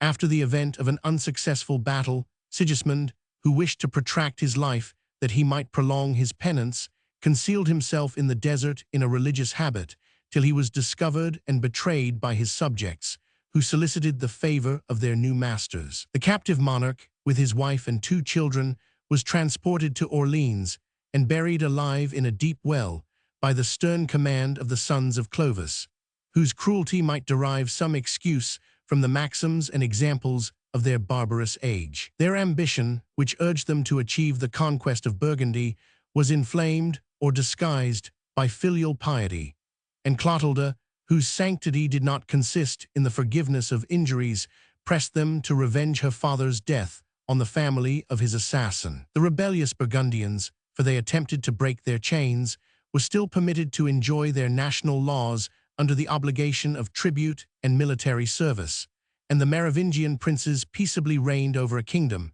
whose glory and greatness had been first overthrown by the arms of Clovis.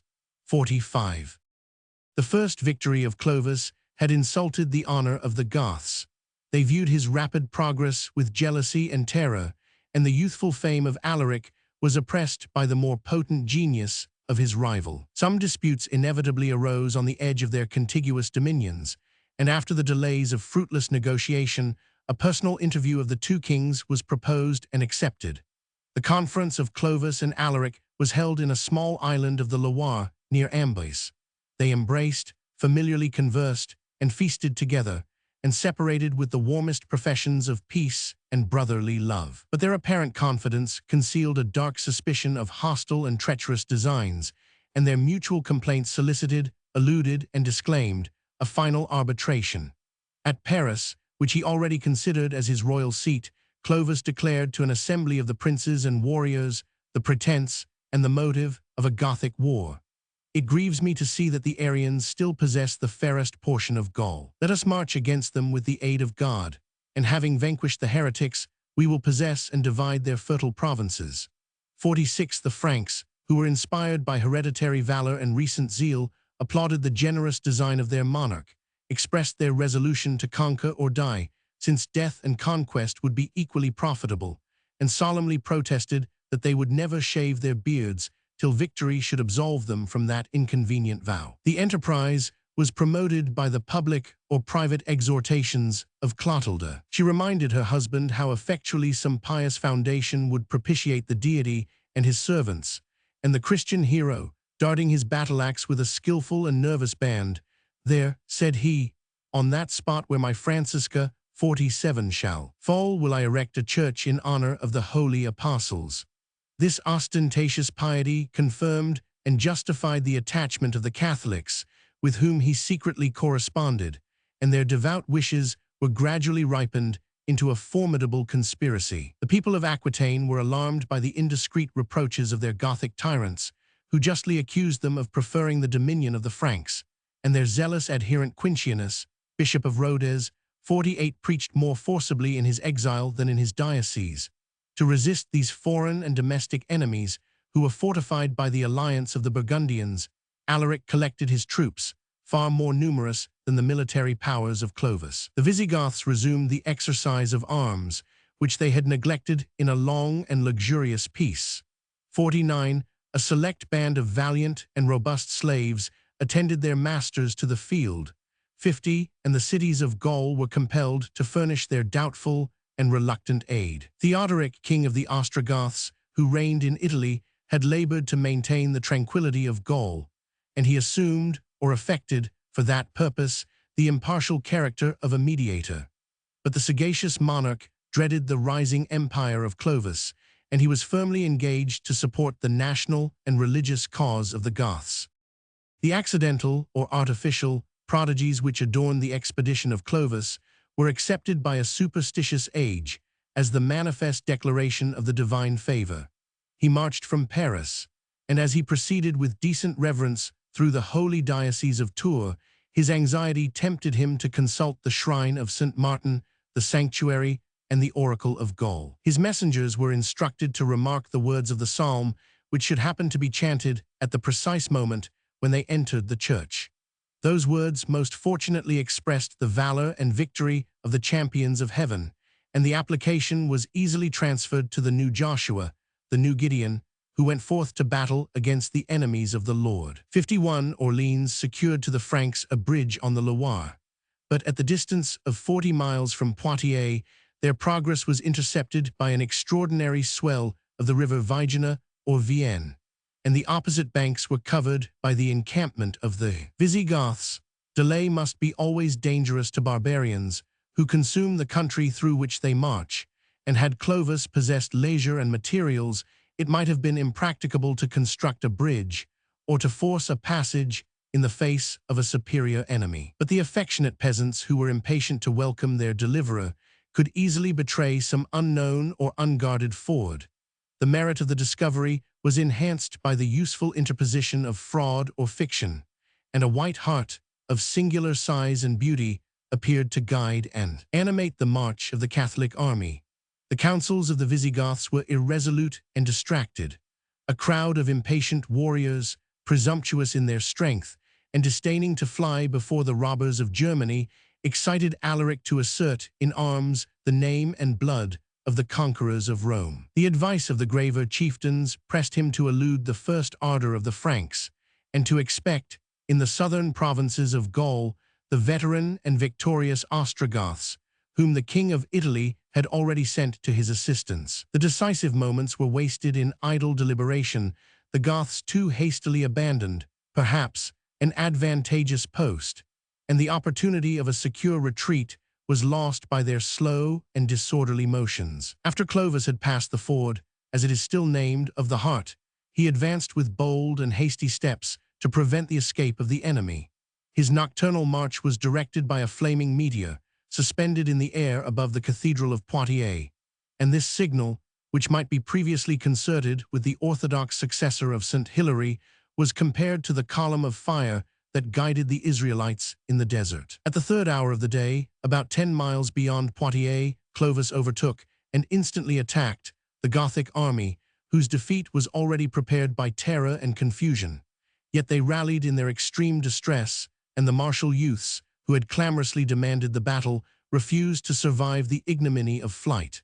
The two kings encountered each other in single combat. Alaric fell by the hand of his rival, and the victorious Frank was saved by the goodness of his cuirass and the vigor of his horse from the spears of two desperate Goths who furiously rode against him to revenge the death of their sovereign. The vague expression of a mountain of the slain serves to indicate a cruel though indefinite slaughter, but Gregory has carefully observed that his valiant countryman Apollinaris, the son of Sidonius, lost his life at the head of the nobles of Auvergne. Perhaps these suspected Catholics had been maliciously exposed to the blind assault of the enemy, and perhaps the influence of religion was superseded by personal attachment or military honor. 52. Such is the empire of fortune, if we may still disguise our ignorance under that popular name, that it is almost equally difficult to foresee the events of war, or to explain their various consequences. A bloody and complete victory has sometimes yielded no more than the possession of the field, and the loss of 10,000 men has sometimes been sufficient to destroy, in a single day, the work of ages. The decisive battle of Poitiers was followed by the conquest of Aquitaine. Alaric had left behind him an infant son, a bastard competitor, factious nobles, and a disloyal people, and the remaining forces of the Goths were oppressed by the general consternation or opposed to each other in civil discord. The victorious king of the Franks proceeded without delay to the siege of Angoulême. At the sound of his trumpets, the walls of the city imitated the example of Jericho and instantly fell to the ground, a splendid miracle which may be reduced to the supposition that some clerical engineers had secretly undermined the foundations of the rampart. 53. At Bordeaux, which had submitted without resistance, Clovis established his winter quarters, and his prudent economy transported from Thoulouse the royal treasures, which were deposited in the capital of the monarchy. The conqueror penetrated as far as the confines of Spain. 54. Restored the honors of the Catholic Church, fixed in Aquitaine a colony of Franks. 55. And delegated to his lieutenants the easy task of subduing or extirpating the nation of the Visigoths. But the Visigoths were protected by the wise and powerful monarch of Italy. While the balance was still equal, Theodoric had perhaps delayed the march of the Ostrogoths, but their strenuous efforts successfully resisted the ambition of Clovis, and the army of the Franks and their Burgundian allies was compelled to raise the siege of Arles, with the loss, as it is said, of 30,000 men. These vicissitudes inclined the fierce spirit of Clovis to acquiesce in an advantageous treaty of peace.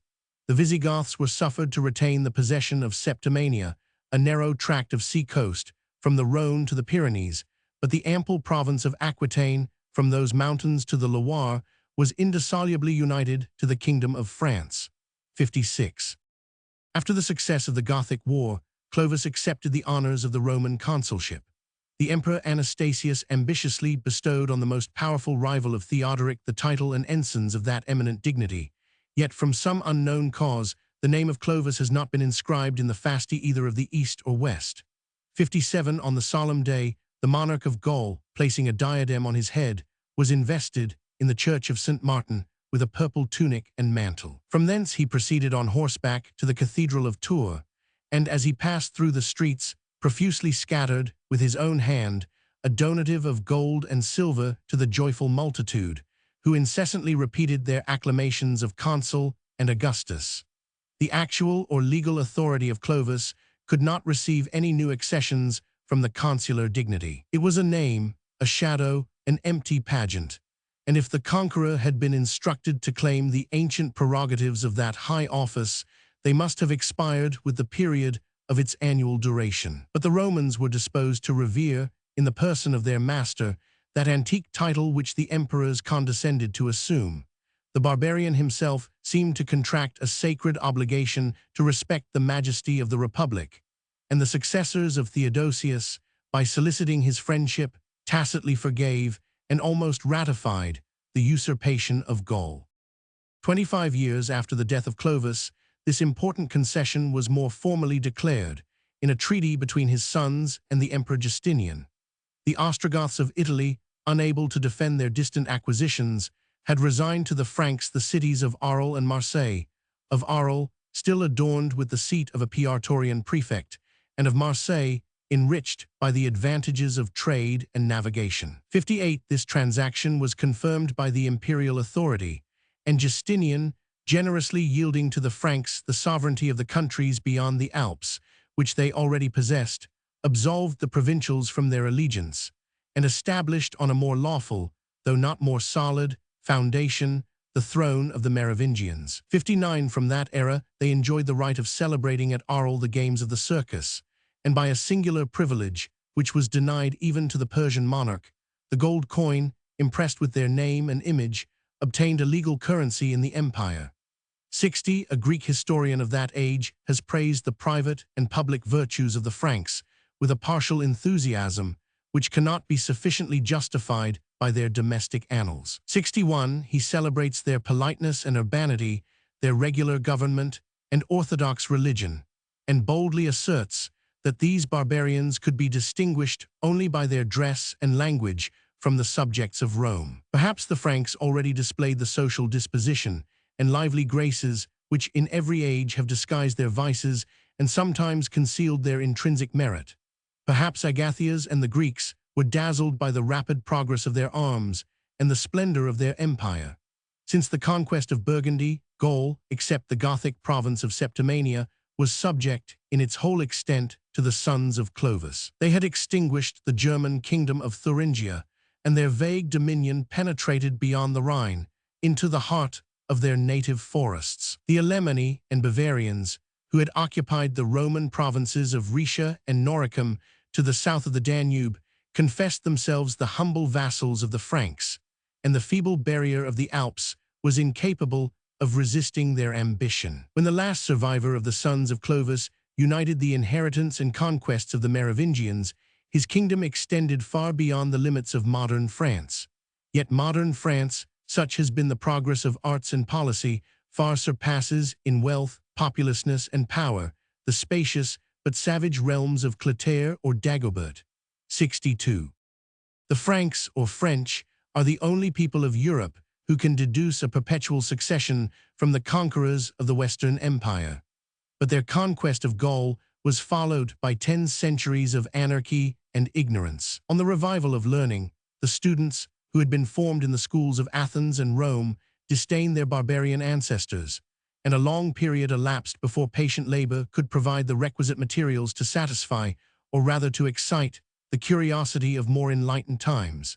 63. At length, the eye of criticism and philosophy was directed to the antiquities of France, but even philosophers have been tainted by the contagion of prejudice and passion. The most extreme and exclusive systems of the personal servitude of the Gauls, or of their voluntary and equal alliance with the Franks, have been rashly conceived and obstinately defended, and the intemperate disputants have accused each other of conspiring against the prerogative of the crown, the dignity of the nobles, or the freedom of the people. Yet the sharp conflict has usefully exercised the adverse powers of learning and genius, and each antagonist, alternately vanquished and victorious, has extirpated some ancient errors and established some interesting truths. An impartial stranger instructed by their discoveries, their disputes, and even their faults, may describe, from the same original materials, the state of the Roman provincials, after Gaul had submitted to the arms and laws of the Merovingian kings. 64. The rudest, or the most servile, condition of human society is regulated, however, by some fixed and general rules. When Tacitus surveyed the primitive simplicity of the Germans, he discovered some permanent maxims or customs of public and private life, which were preserved by faithful tradition till the introduction of the art of writing and of the Latin tongue. 65. Before the election of the Merovingian kings, the most powerful tribe or nation of the Franks appointed 4 venerable chieftains to compose the Salic laws. 66. And their labors were examined and approved in 3 successive assemblies of the people. After the baptism of Clovis, he reformed several articles that appeared incompatible with Christianity. The Salic law was again amended by his sons, and at length, under the reign of Dagobert, the code was revised and promulgated in its actual form 100 years after the establishment of the French monarchy. Within the same period, the customs of the Ripuarians were transcribed and published, and Charlemagne himself, the legislator of his age and country, had accurately studied the 2 national laws which still prevailed among the Franks. 67. The same care was extended to their vassals, and the rude institutions of the Alemanni and Bavarians were diligently compiled and ratified by the supreme authority of the Merovingian kings. The Visigoths and Burgundians, whose conquests in Gaul preceded those of the Franks, showed less impatience to attain one of the principal benefits of civilized society. Euric was the first of the Gothic princes who expressed, in writing, the manners and customs of his people, and the composition of the Burgundian laws was a measure of policy rather than of justice, to alleviate the yoke and regain the affections of their Gallic subjects. 68. Thus, by a singular coincidence, the Germans framed their artless institutions at a time when the elaborate system of Roman jurisprudence was finally consummated. In the Salic laws and the Pandects of Justinian, we may compare the first rudiments and the full maturity of civil wisdom. And whatever prejudices may be suggested in favor of barbarism, our calmer reflections will ascribe to the Romans the superior advantages, not only of science and reason, but of humanity and justice. Yet the laws 680, one of the barbarians, were adapted to their wants and desires, their occupations and their capacity, and they all contributed to preserve the peace and promote the improvement of the society for whose use they were originally established. The Merovingians, instead of imposing a uniform rule of conduct on their various subjects, permitted each people and each family of their empire freely to enjoy their domestic institutions.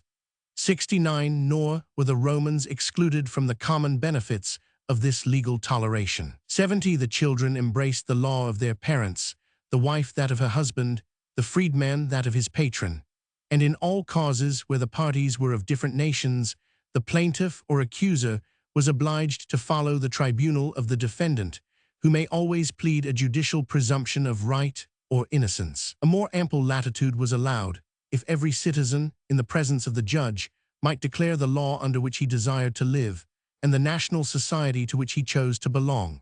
Such an indulgence would abolish the partial distinctions of victory, and the Roman provincials might patiently acquiesce in the hardships of their condition, since it depended on themselves to assume the privilege, if they dared to assert the character of free and warlike barbarians. 71. Chapter 38. Reign of Clovis. Part 3.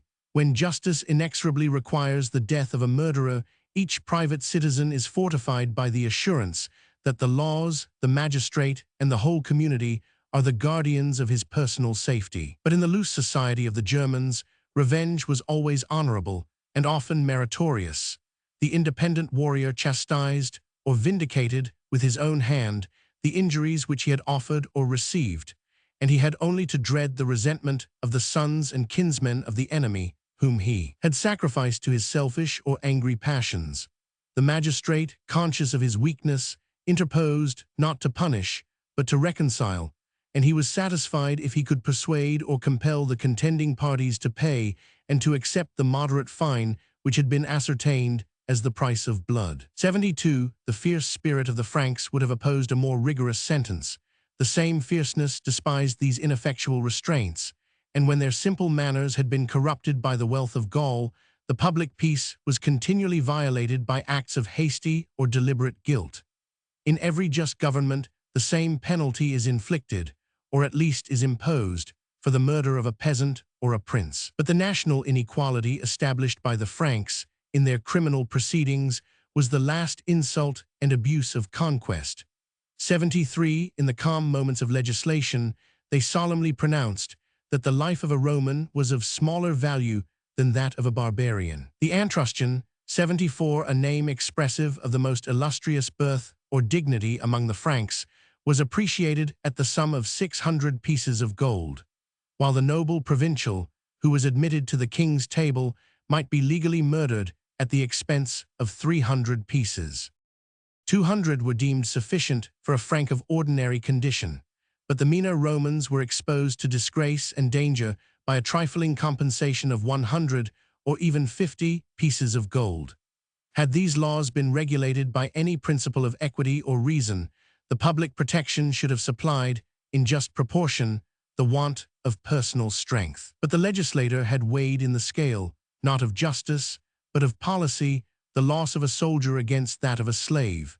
The head of an insolent and rapacious barbarian was guarded by a heavy fine, and the slightest aid was afforded to the most defenseless subjects. Time insensibly abated the pride of the conquerors and the patience of the vanquished, and the boldest citizen was taught, by experience, that he might suffer more injuries than he could inflict. As the manners of the Franks became less ferocious, their laws were rendered more severe, and the Merovingian kings attempted to imitate the impartial rigor of the Visigoths and Burgundians.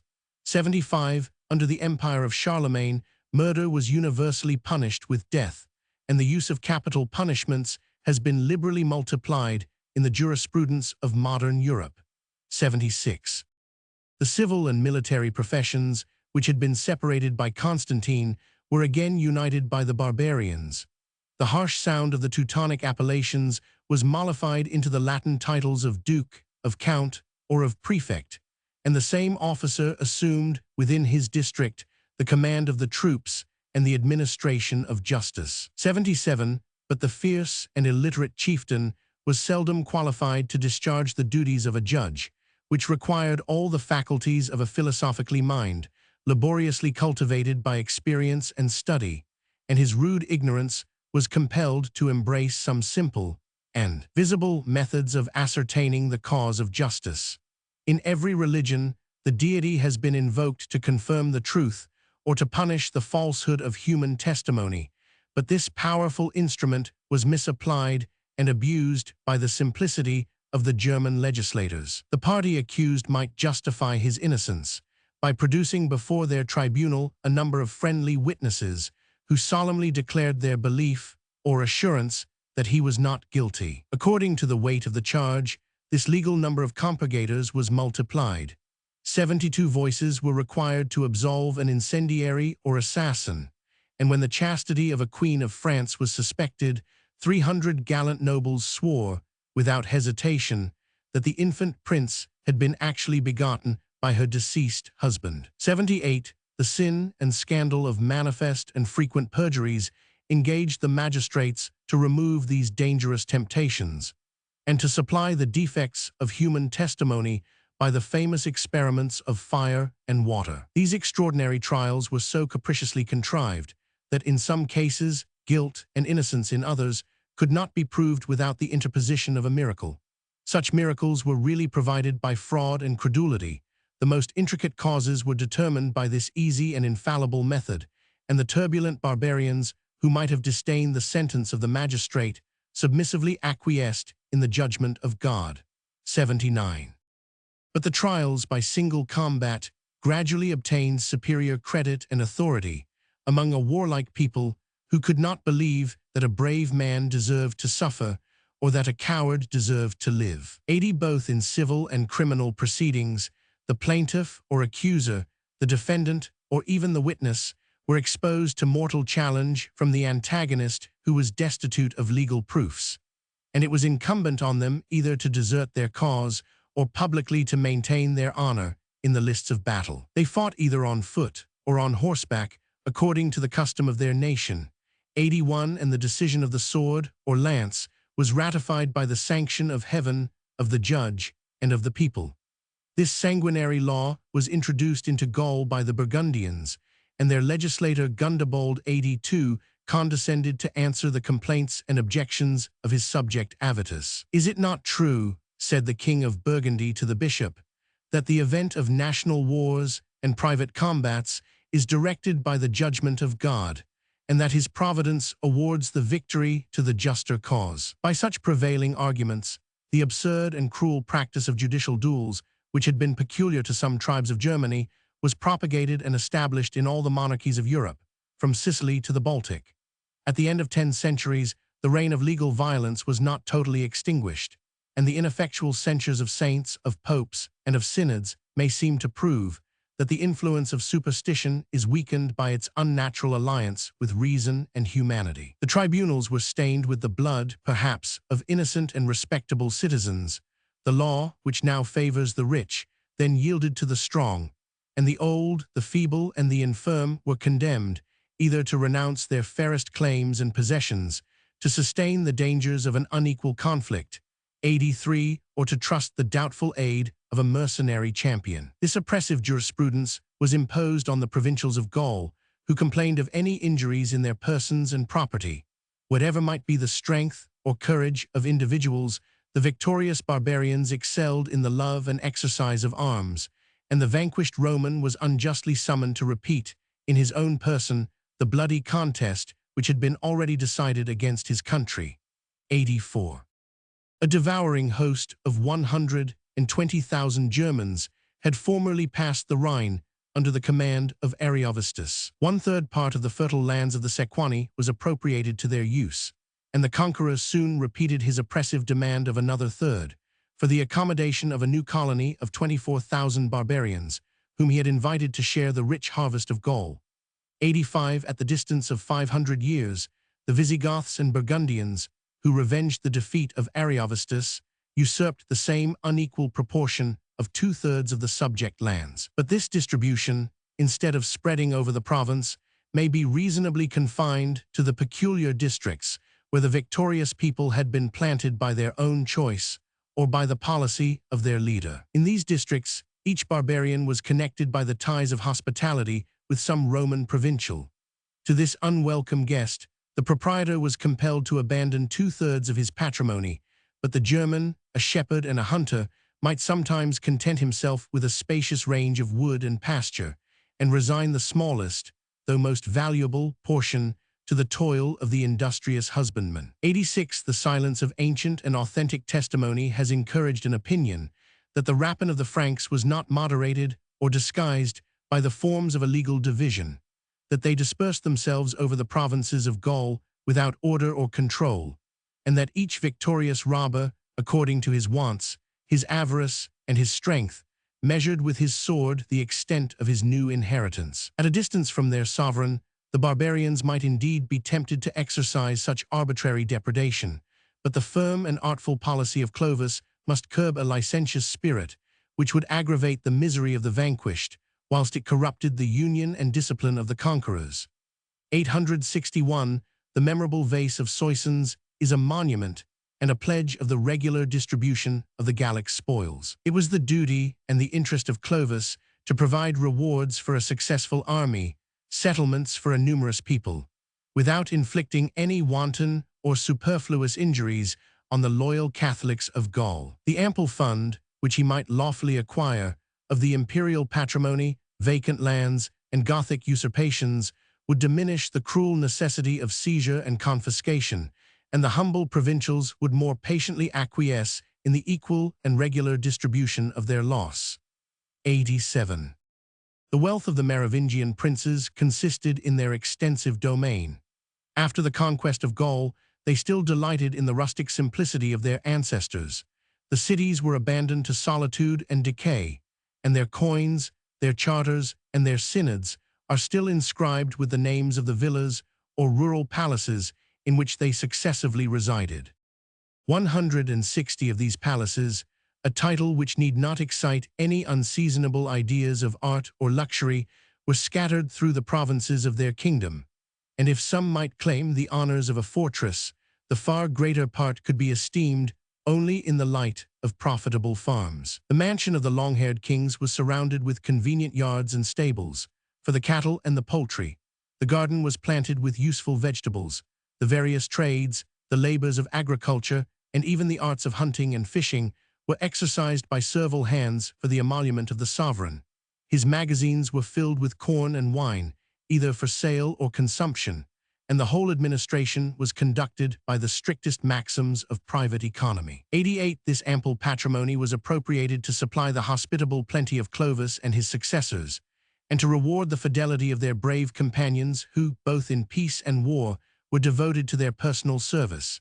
Instead of a horse or a suit of armor, each companion, according to his rank or merit or favor, was invested with a benefice, the primitive name and most simple form of the feudal possessions. These gifts might be resumed at the pleasure of the sovereign, and his feeble prerogative derived some support from the influence of his liberality. 881, but this dependent tenure was gradually abolished 89 by the independent and rapacious nobles of France, who established the perpetual property and hereditary succession of their benefices, a revolution salutary to the earth, which had been injured or neglected by its precarious masters.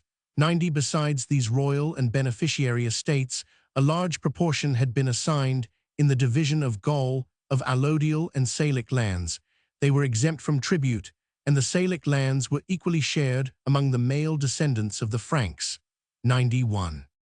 In the bloody discord and silent decay of the Merovingian line, a new order of tyrants arose in the provinces, who, under the appellation of seigneurs or lords, usurped a right to govern and a license to oppress the subjects of their peculiar territory. Their ambition might be checked by the hostile resistance of an equal, but the laws were extinguished, and the sacrilegious barbarians, who dared to provoke the vengeance of a saint or bishop, 92, would seldom respect the landmarks of a profane and defenseless neighbor. The common or public rights of nature, such as they had always been deemed by the Roman jurisprudence, 93, were severely restrained by the German conquerors, whose amusement, or rather passion, was the exercise of hunting.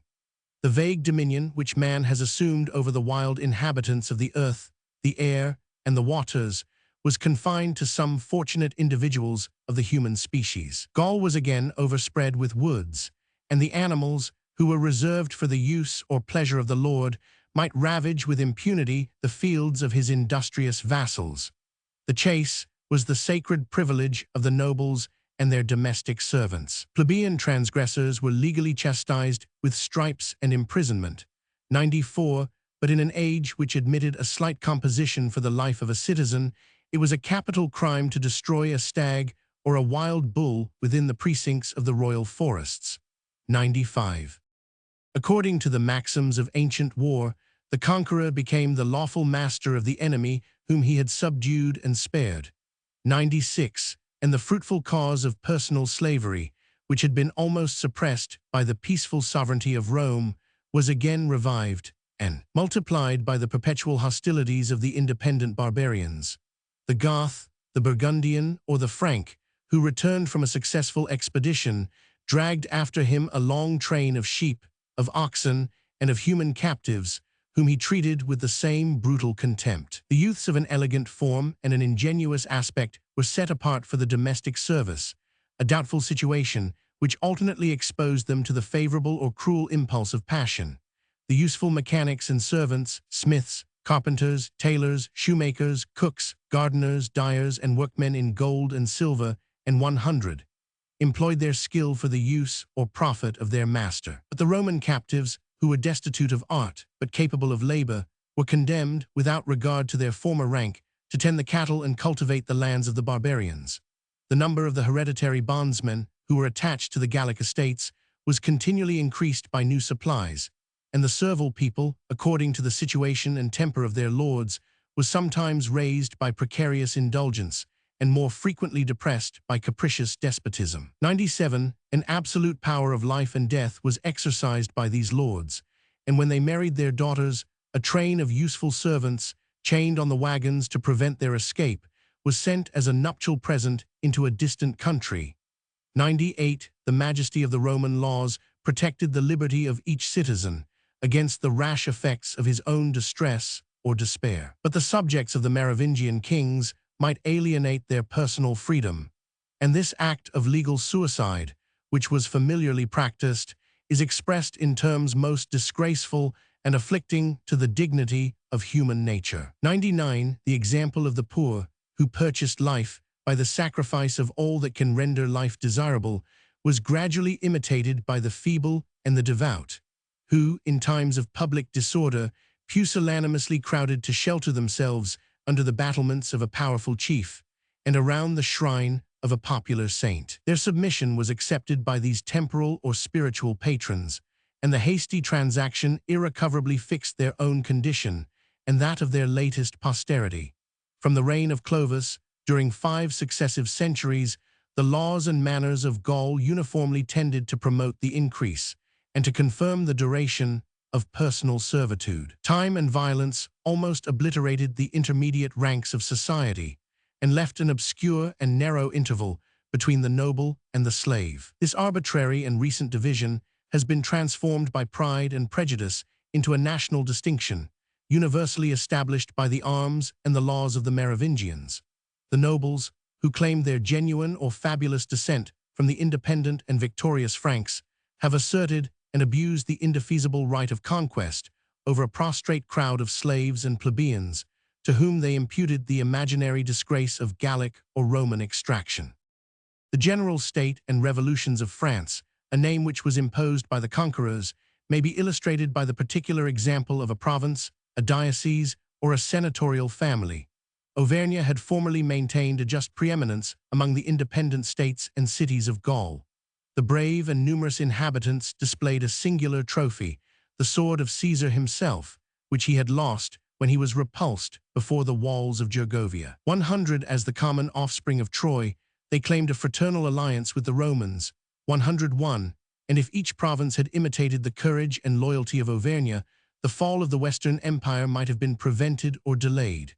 They firmly maintained the fidelity which they had reluctantly sworn to the Visigoths. Out when their bravest nobles had fallen in the Battle of Poitiers, they accepted, without resistance, a victorious and Catholic sovereign. This easy and valuable conquest was achieved and possessed by Theodoric, the eldest son of Clovis, but the remote province was separated from his Austrasian dominions by the intermediate kingdoms of Soissons, Paris, and Orleans, which formed, after their father's death, the inheritance of his 3 brothers.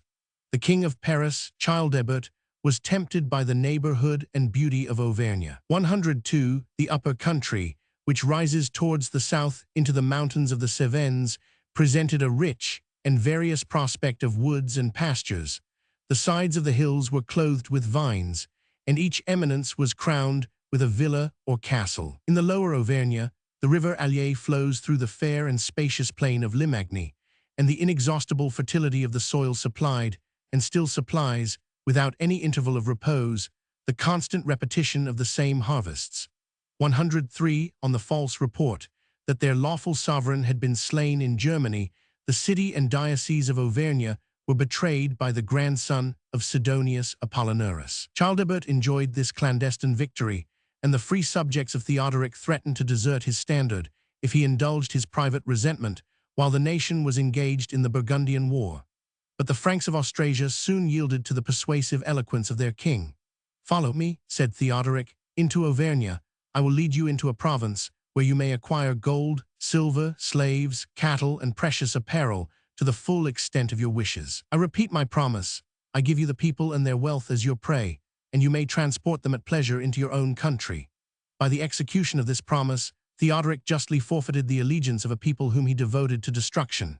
His troops, reinforced by the fiercest barbarians of Germany, 104 spread desolation over the fruitful face of Auvergne, and 2 places only, a strong castle and a holy shrine, were saved or redeemed from their licentious fury. The castle of Maroliac 105 was seated on a lofty rock, which rose 100 feet above the surface of the plain, and a large reservoir of fresh water was enclosed, with some arable lands within the circle of its fortifications. The Franks beheld with envy and despair this impregnable fortress, but they surprised a party of 50 stragglers, and as they were oppressed by the number of their captives, they fixed, at a trifling ransom, the alternative of life or death for these wretched victims, whom the cruel barbarians were prepared to massacre on the refusal of the garrison. Another detachment penetrated as far as Brevas or Brioude, where the inhabitants, with their valuable effects, had taken refuge in the sanctuary of St. Julian.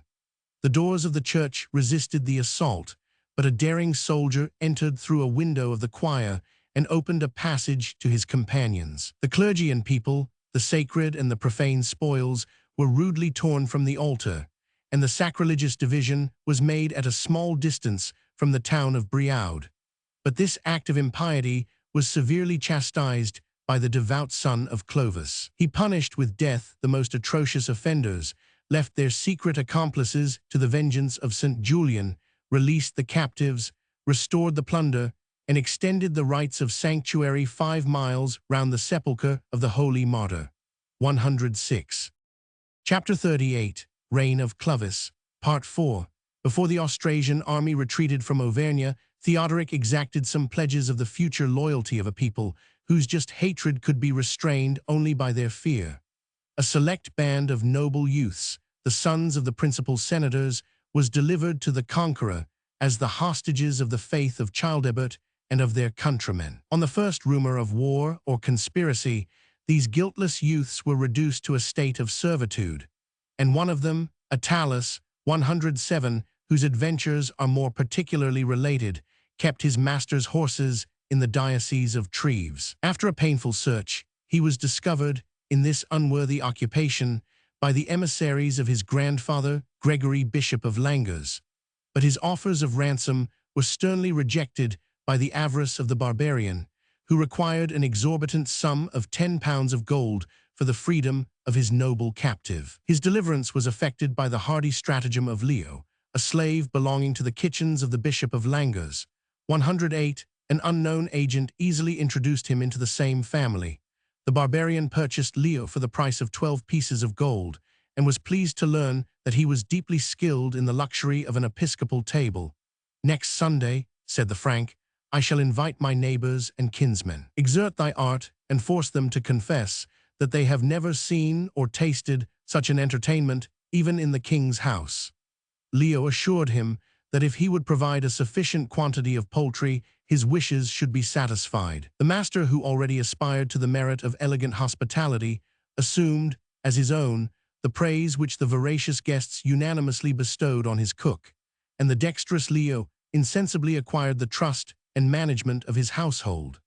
After the patient expectation of a whole year, he cautiously whispered his design to Attalus, and exhorted him to prepare for flight in the ensuing night. At the hour of midnight, the intemperate guests retired from the table, and the Frank's son-in-law, whom Leo attended to his apartment with a nocturnal potation, condescended to jest on the facility with which he might betray his trust. The intrepid slave, after sustaining this dangerous raillery, entered his master's bedchamber, removed his spear and shield, silently drew the fleetest horses from the stable, unbarred the ponderous gates, and excited Attalus to save his life and liberty by incessant diligence. Their apprehensions urged them to leave their horses on the banks of the Meuse.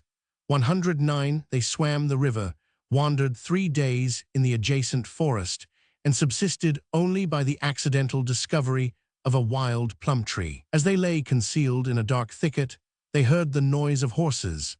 They were terrified by the angry countenance of their master, and they anxiously listened to his declaration that, if he could seize the guilty fugitives, one of them he would cut in pieces with his sword, and would expose the other on a gibbet. At length Attalus and his faithful Leo reached the friendly habitation of a presbyter of Rheims, who recruited their fainting strength with bread and wine, concealed them from the search of their enemy, and safely conducted them beyond the limits of the Austrasian kingdom to the episcopal palace of Langres.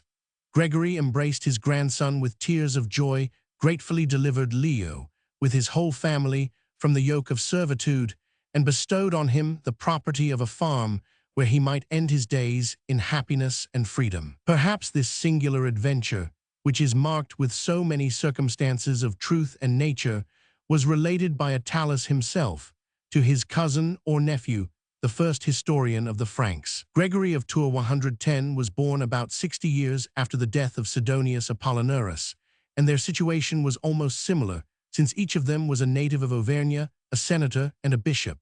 The difference of their style and sentiments may, therefore, express the decay of Gaul, and clearly ascertain how much, in so short a space, the human mind had lost of its energy and refinement.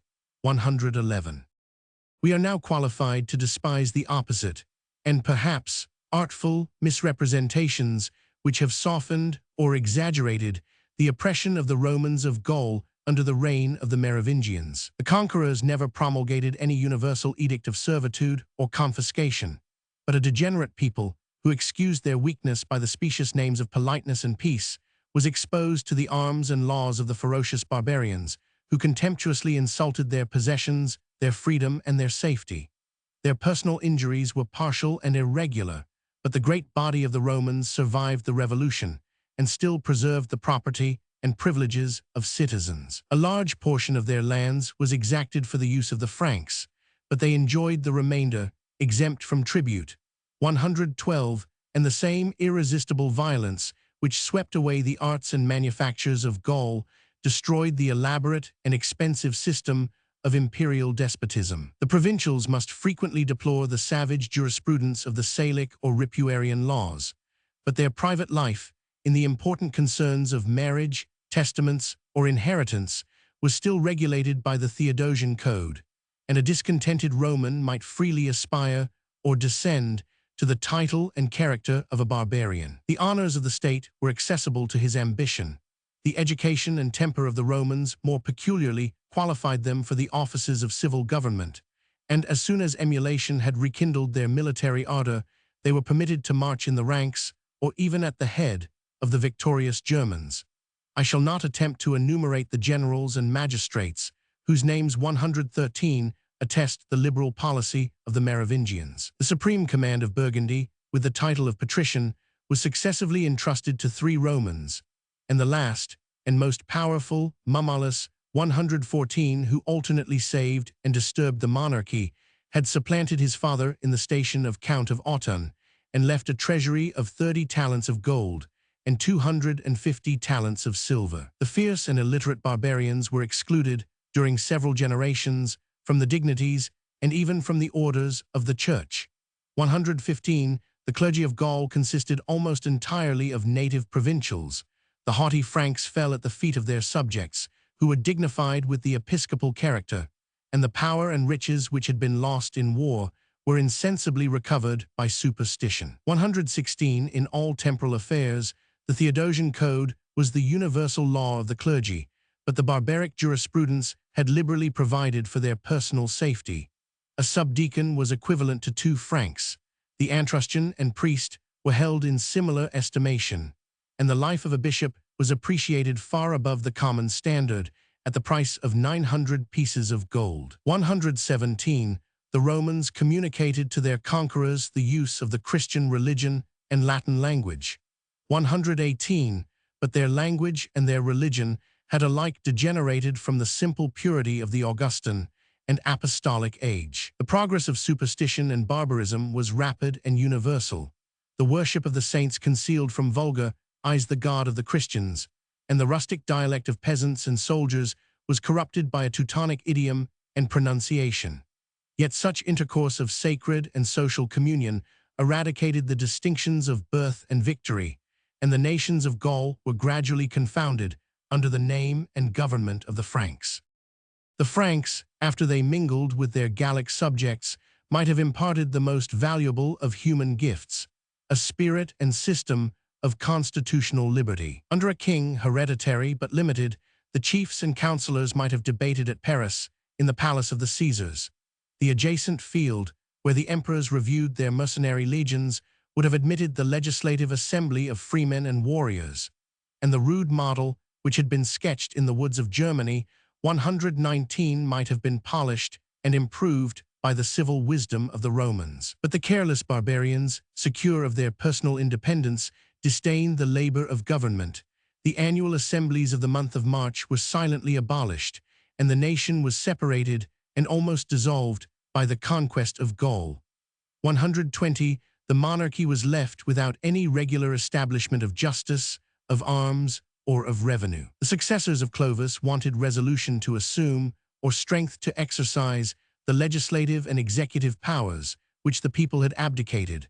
The royal prerogative was distinguished only by a more ample privilege of rapine and murder, and the love of freedom, so often invigorated and disgraced by private ambition, was reduced, among the licentious Franks, to the contempt of order and the desire of impunity. 75 years after the death of Clovis, his grandson, Gontran, king of Burgundy, sent an army to invade the Gothic possessions of Septimania or Languedoc. The troops of Burgundy, Berry, Auvergne, and the adjacent territories were excited by the hopes of spoil. They marched without discipline under the banners of German or Gallic counts. Their attack was feeble and unsuccessful, but the friendly and hostile provinces were desolated with indiscriminate rage. The cornfields, the villages, the churches themselves were consumed by fire. The inhabitants were massacred or dragged into captivity, and in the disorderly retreat, 5,000 of these inhuman savages were destroyed by hunger or intestine discord. When the pious Gontran reproached the guilt or neglect of their leaders and threatened to inflict, not a legal sentence, but instant and arbitrary execution, they accused the universal and incurable corruption of the people. No one, they said, any longer fears or respects his king, his duke, or his count. Each man loves to do evil and freely indulges his criminal inclinations. The most gentle correction provokes an immediate tumult, and the rash magistrate, who presumes to censure or restrain his seditious subjects, seldom escapes alive from their revenge. 121, it has been reserved for the same nation to expose, by their intemperate vices, the most odious abuse of freedom, and to supply its loss by the spirit of honor and humanity, which now alleviates and dignifies their obedience to an absolute sovereign. 1211. The Visigoths had resigned to Clovis the greatest part of their Gallic possessions, but their loss was amply compensated by the easy conquest and secure enjoyment of the provinces of Spain. From the monarchy of the Goths, which soon involved the Suevic kingdom of Galicia, the modern Spaniards still derive some national vanity, but the historian of the Roman Empire is neither invited nor compelled to pursue the obscure and barren series of their annals. 122. The Goths of Spain were separated from the rest of mankind by the lofty ridge of the Pyrenean mountains. Their manners and institutions, as far as they were common to the Germanic tribes, have been already explained. I have anticipated, in the preceding chapter, the most important of their ecclesiastical events, the fall of Arianism and the persecution of the Jews, and it only remains to observe some interesting circumstances which relate to the civil and ecclesiastical constitution of the Spanish kingdom. After their conversion from idolatry or heresy, the Frank and the Visigoths were disposed to embrace, with equal submission, the inherent evils and the accidental benefits of superstition. But the prelates of France, long before the extinction of the Merovingian race, had degenerated into fighting and hunting barbarians. They disdained the use of synods, forgot the laws of temperance and chastity, and preferred the indulgence of private ambition and luxury to the general interest of the sacerdotal profession. 123. The bishops of Spain respected themselves and were respected by the public.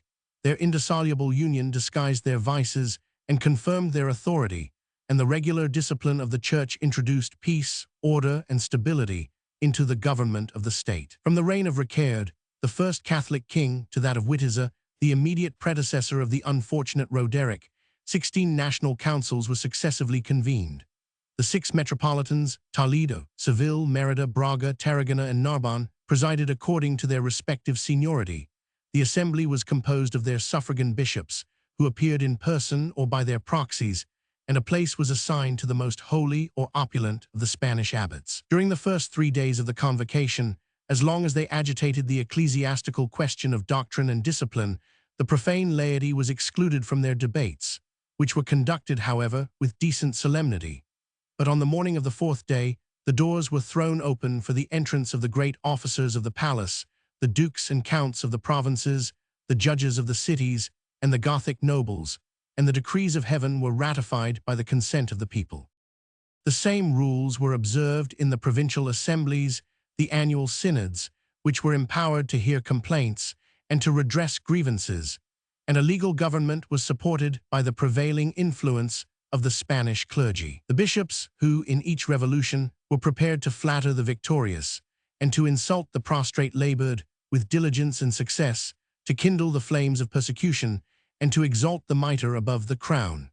Yet the national councils of Toledo, in which the free spirit of the barbarians was tempered and guided by episcopal policy, have established some prudent laws for the common benefit of the king and people. The vacancy of the throne was supplied by the choice of the bishops and palatines, and after the failure of the line of Alaric, the regal dignity was still limited to the pure and noble blood of the Goths. The clergy, who anointed their lawful prince, always recommended and sometimes practiced the duty of allegiance, and the spiritual censures were denounced on the heads of the impious subjects, who should resist his authority, conspire against his life, or violate, by an indecent union, the chastity even of his widow. But the monarch himself, when he ascended the throne, was bound by a reciprocal oath to God and his people, that he would faithfully execute this important trust. The real or imaginary faults of his administration were subject to the control of a powerful aristocracy,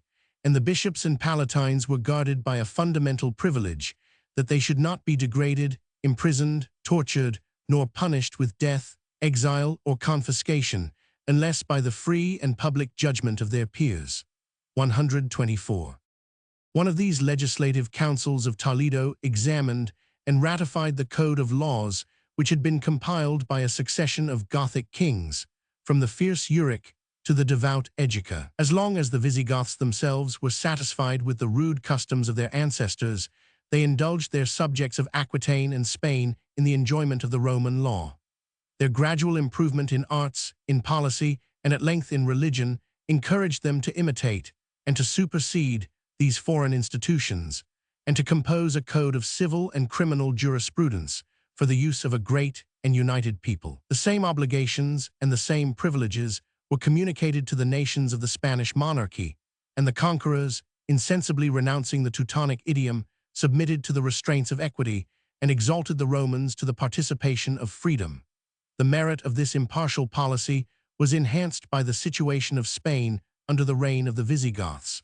The provincials were long separated from their Arian masters by the irreconcilable difference of religion. After the conversion of Ricard had removed the prejudices of the Catholics, the coasts, both of the ocean and Mediterranean, were still possessed by the Eastern emperors, who secretly excited a discontented people to reject the yoke of the barbarians and to assert the name and dignity of Roman citizens. The allegiance of doubtful subjects is indeed most effectually secured by their own persuasion that they hazard more in a revolt than they can hope to obtain by a revolution. But it has appeared so natural to oppress those whom we hate and fear that the contrary system well deserves the praise of wisdom and moderation. 125. While the kingdom of the Franks and Visigoths were established in Gaul and Spain, the Saxons achieved the conquest of Britain, the third great diocese of the prefecture of the West. Since Britain was already separated from the Roman Empire, I might, without reproach, decline a story familiar to the most illiterate and obscure to the most learned of my readers. The Saxons, who excelled in the use of the oar or the battle-axe, were ignorant of the art which could alone perpetuate the fame of their exploits. The provincials, relapsing into barbarism, neglected to describe the ruin of their country, and the doubtful tradition was almost extinguished before the missionaries of Rome restored the light of science and Christianity. The declamations of Gildas, the fragments or fables of Nennius, the obscure hints of the Saxon laws and chronicles, and the ecclesiastical tales of the Venerable Bede, 126, have been illustrated by the diligence, and sometimes embellished by the fancy, of succeeding writers, whose works I am not ambitious either to censure or to transcribe. 127. Yet the historian of the empire may be tempted to pursue the revolutions of a Roman province, till it vanishes from his sight, and an Englishman may curiously trace the establishment of the barbarians, from whom he derives his name, his laws, and perhaps his origin. About 40 years after the dissolution of the Roman government, Vortigern appears to have obtained the supreme, though precarious command of the princes and cities of Britain. That unfortunate monarch has been almost unanimously condemned for the weak and mischievous policy of inviting 128 a formidable stranger to repel the vexatious inroads of a domestic foe. His ambassadors are dispatched, by the gravest historians, to the coast of Germany. They address a pathetic oration to the General Assembly of the Saxons, and those warlike barbarians resolve to assist with a fleet and army the suppliants of a distant and unknown island. If Britain had indeed been unknown to the Saxons, the measure of its calamities would have been less complete. But the strength of the Roman government could not always guard the maritime province against the pirates of Germany. The independent and divided states were exposed to their attacks, and the Saxons might sometimes join the Scots and the Picts in a tacit or express confederacy of rapine and destruction. Vortigern could only balance the various perils which assaulted on every side his throne and his people, and his policy may deserve either praise or excuse if he preferred the alliance of those barbarians whose naval power rendered them the most dangerous enemies and the most serviceable allies. Hengist and Horsa, as they ranged along the eastern coast with 3 ships, were engaged, by the promise of an ample stipend, to embrace the defense of Britain, and their intrepid valor soon delivered the country from the Caledonian invaders. The Isle of Thanet, a secure and fertile district, was allotted for the residence of these German auxiliaries, and they were supplied, according to the treaty, with a plentiful allowance of clothing and provisions.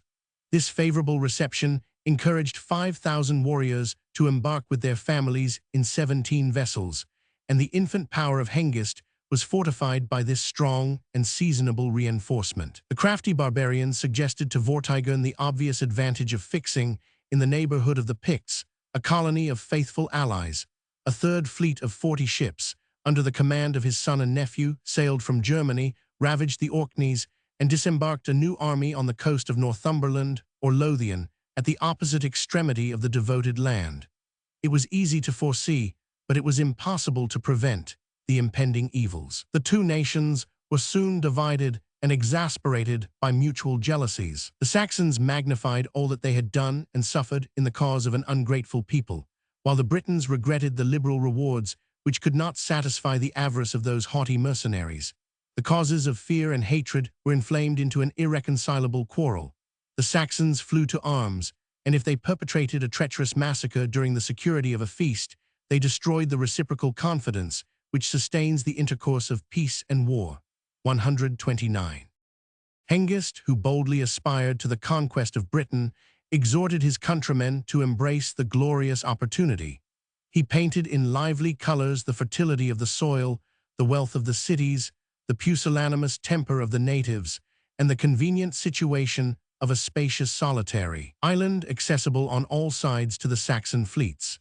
The successive colonies which issued, in the period of a century, from the mouths of the Elbe, the Weser, and the Rhine, were principally composed of 3 valiant tribes or nations of Germany: the Jutes, the Old Saxons, and the Angles. The Jutes, who fought under the peculiar banner of Hengist, assumed the merit of leading their countrymen in the paths of glory, and of erecting, in Kent, the first independent kingdom. The fame of the enterprise was attributed to the primitive Saxons, and the common laws and language of the conquerors are described by the national appellation of a people, which, at the end of 400 years, produced the first monarchs of South Britain. The Angles were distinguished by their numbers and their success, and they claimed the honor of fixing a perpetual name on the country, of which they occupied the most ample portion. The barbarians, who followed the hopes of rapine either on the land or sea, were insensibly blended with this triple confederacy. The Frisians, who had been tempted by their vicinity to the British shores, might balance, during a short space, the strength and reputation of the native Saxons. The Danes, the Prussians, the Rugians are faintly described, and some adventurous Huns, who had wandered as far as the Baltic, might embark on board the German vessels for the conquest of a new world. 130, but this arduous achievement was not prepared or executed by the union of national powers. Each intrepid chieftain, according to the measure of his fame and fortunes, assembled his followers, equipped a fleet of 3 or perhaps of 60 vessels, chose the place of the attack, and conducted his subsequent operations according to the events of the war and the dictates of his private interest.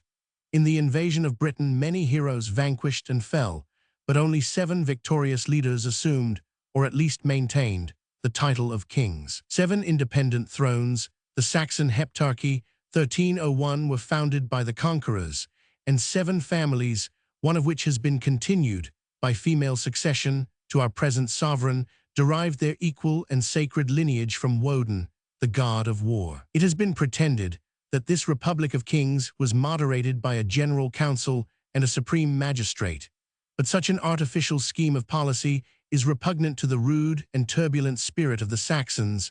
Their laws are silent, and their imperfect annals afford only a dark and bloody prospect of intestine discord. 131.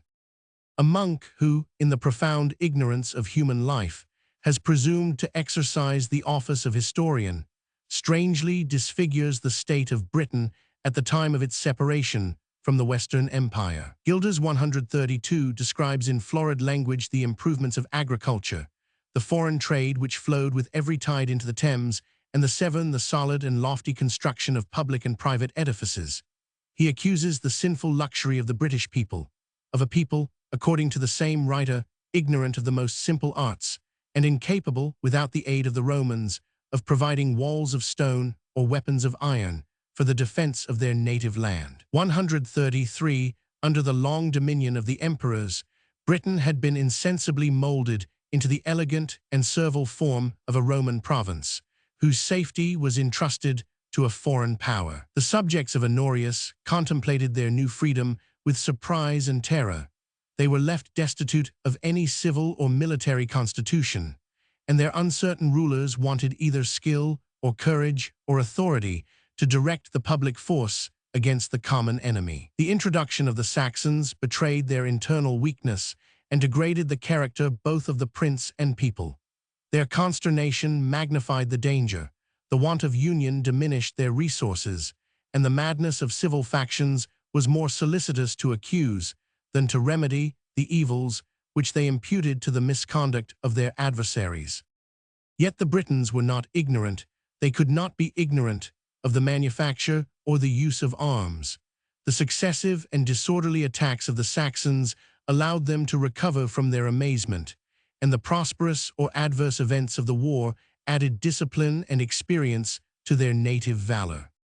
While the continent of Europe and Africa yielded, without resistance, to the barbarians, the British island, alone and unaided, maintained a vigorous, though an unsuccessful, struggle against the formidable pirates, who almost at the same instant assaulted the northern, the eastern, and the southern coasts. The cities, which had been fortified with skill, were defended with resolution.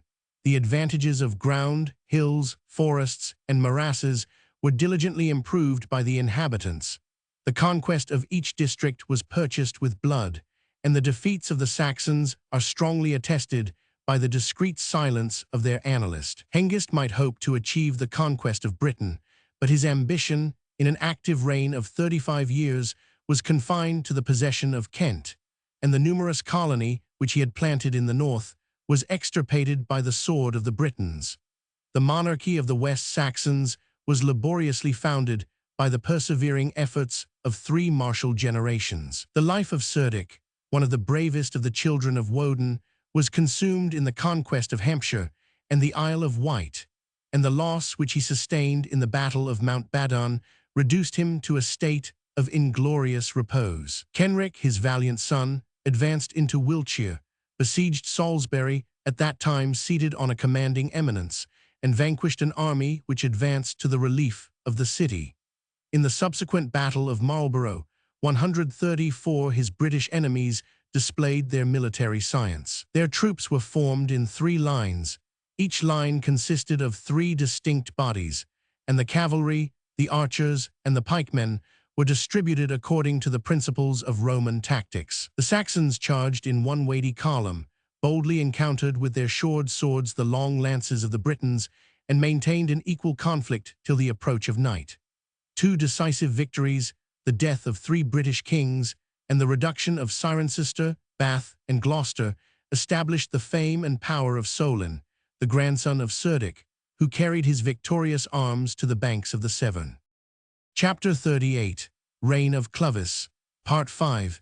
In a century of perpetual, or at least implacable, war, much courage and some skill must have been exerted for the defense of Britain. Yet if the memory of its champions is almost buried in oblivion, we need not repine, since every age, however destitute of science or virtue, sufficiently abounds with acts of blood and military renown. The tomb of Vortimer, the son of Vortigern, was erected on the margin of the seashore, as a landmark formidable to the Saxons, whom he had thrice vanquished in the fields of Kent. Ambrosius Aurelian was descended from a noble family of Romans. 138 his modesty was equal to his valor, and his valor, till the last fatal action, 139 was crowned with splendid success. But every British name is effaced by the illustrious name of Arthur, 140 the hereditary prince of the Silures in South Wales, and the elective king or general of the nation. According to the most rational account, he defeated, in 12 successive battles, the Angles of the north and the Saxons of the west.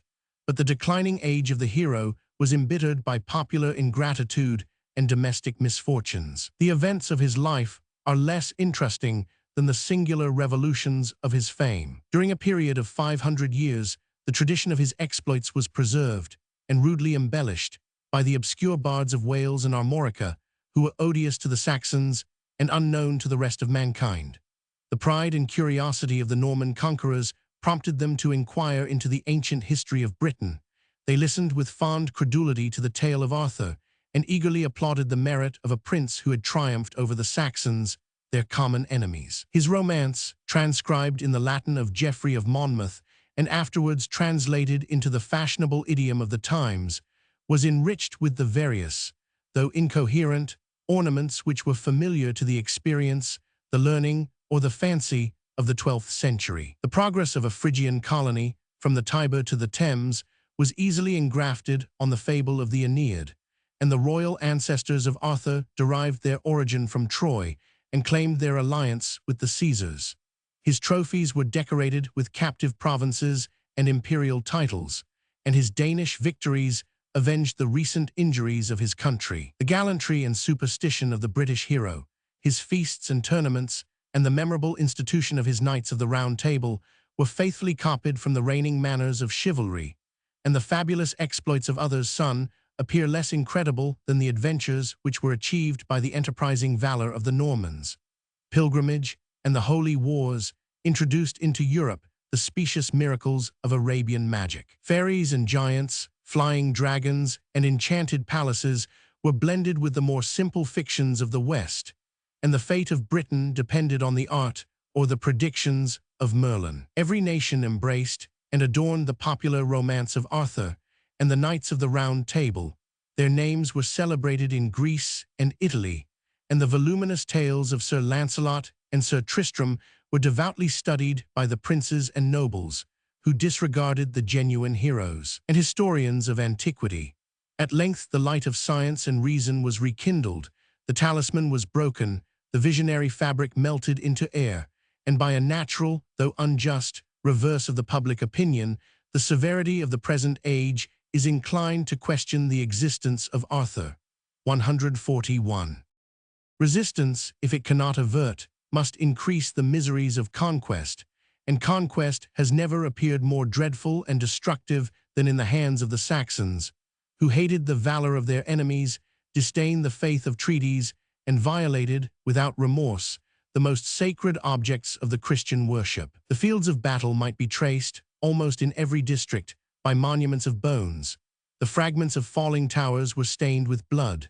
The last of the Britons, without distinction of age or sex, was massacred, 142 in the ruins of Anderida, 143, and the repetition of such calamities was frequent and familiar under the Saxon heptarchy. The arts and religion, the laws and language, which the Romans had so carefully planted in Britain, were extirpated by their barbarous successors. After the destruction of the principal churches, the bishops, who had declined the crown of martyrdom, retired with the holy relics into Wales and Armorica.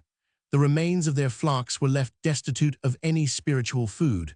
The practice, and even the remembrance, of Christianity were abolished, and the British clergy might obtain some comfort from the damnation of the idolatrous strangers. The kings of France maintained the privileges of their Roman subjects, but the ferocious Saxons trampled on the laws of Rome and of the emperors. The proceedings of civil and criminal jurisdiction, the titles of honor, the forms of office, the ranks of society, and even the domestic rights of marriage, testament, and inheritance were finally suppressed, and the indiscriminate crowd of noble and plebeian slaves was governed by the traditionary customs, which had been coarsely framed for the shepherds and pirates of Germany. The language of science, of business, and of conversation, which had been introduced by the Romans, was lost in the general desolation. A sufficient number of Latin or Celtic words might be assumed by the Germans to express their new wants and ideas. 144, but those illiterate pagans preserved and established the use of their national dialect. 145, almost every name, conspicuous either in the church or state, reveals its Teutonic origin.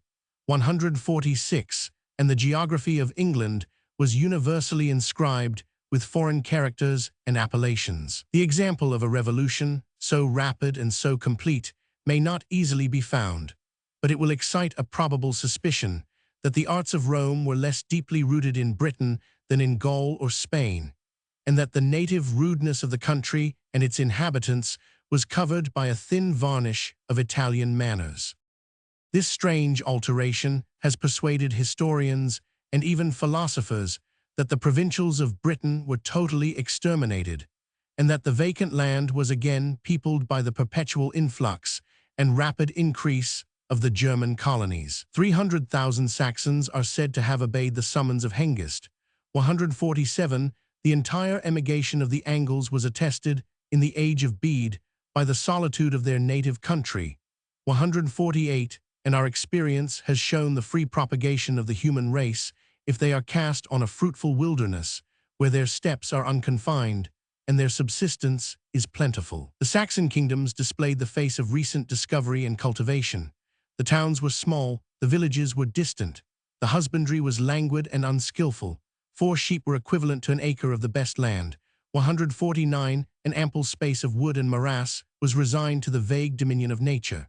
And the modern bishopric of Durham, the whole territory from the Tyne to the Tees, had returned to its primitive state of a savage and solitary forest. 150 such imperfect population might have been supplied, in some generations, by the English colonies, but neither reason nor facts can justify the unnatural supposition that the Saxons of Britain remained alone in the desert which they had subdued. After the sanguinary barbarians had secured their dominion and gratified their revenge, it was their interest to preserve the peasants as well as the cattle of the unresisting country. In each successive revolution, the patient herd becomes the property of its new masters, and the salutary compact of food and labor is silently ratified by their mutual necessities. Wilfrid, the Apostle of Sussex, 151, accepted from his royal convert the gift of the peninsula of Selsey near Chichester with the persons and property of its inhabitants, who then amounted to 87 families. He released them at once from spiritual and temporal bondage, and 250 slaves of both sexes were baptized by their indulgent master. The kingdom of Sussex, which spread from the sea to the Thames, contained 7,000 families. 1,200 were ascribed to the Isle of Wight, and if we multiply this vague computation, it may seem probable that England was cultivated by 1,000,000 of servants or villains who were attached to the estates of their arbitrary landlords. The indigent barbarians were often tempted to sell their children or themselves into perpetual and even foreign bondage.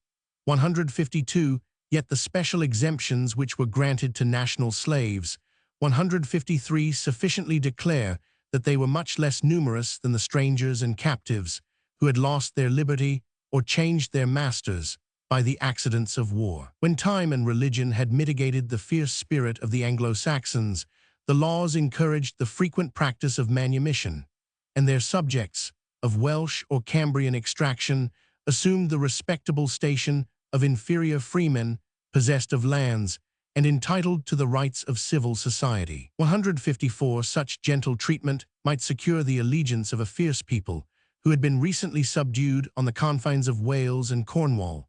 The sage Inne, the legislator of Wessex, united the two nations in the bands of domestic alliance, and 4 British lords of Somersetshire may be honourably distinguished in the court of a Saxon monarch.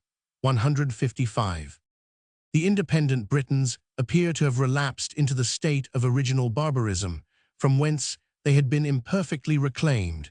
Separated by their enemies from the rest of mankind, they soon became an object of scandal and abhorrence to the Catholic world. 156. Christianity was still professed in the mountains of Wales, but the rude schismatics, in the form of the clerical tonsure, and in the day of the celebration of Easter, obstinately resisted the imperious mandates of the Roman pontiffs. The use of the Latin language was insensibly abolished, and the Britons were deprived of the art and learning which Italy communicated to her Saxon proselytes. In Wales and Armorica, the Celtic tongue, the native idiom of the West, was preserved and propagated, and the bards, who had been the companions of the Druids, were still protected in the 16th century by the laws of Elizabeth. Their chief, a respectable officer of the courts of Penguin or Aberfraw or Caermarthen, accompanied the king's servants to war. The monarchy of the Britons, which he sung in the front of battle, excited their courage and justified their depredations, and the songster claimed for his legitimate prize the fairest heifer of the spoil.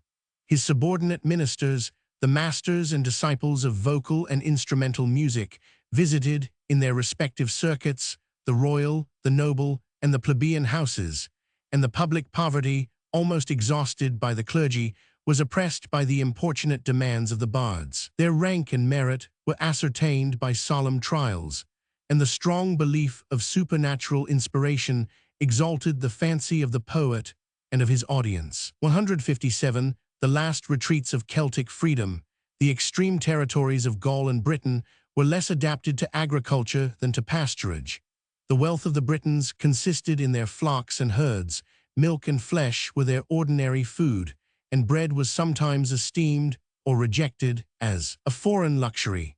Liberty had peopled the mountains of Wales and the morasses of Armorica, but their populousness has been maliciously ascribed to the loose practice of polygamy, and the houses of these licentious barbarians have been supposed to contain 10 wives and perhaps 50 children. 158. Their disposition was rash and choleric. They were bold in action and in speech. 159. And as they were ignorant of the arts of peace, they alternately indulged their passions in foreign and domestic war. The cavalry of Armorica, the spearmen of Gwent, and the archers of Merioneth were equally formidable, but their poverty could seldom procure either shields or helmets, and the inconvenient weight would have retarded the speed and agility of their desultory operations. One of the greatest of the English monarchs was requested to satisfy the curiosity of a Greek emperor concerning the state of Britain, and Henry II could assert from his personal experience that Wales was inhabited by a race of naked warriors who encountered, without fear, the defensive armor of their enemies. 160.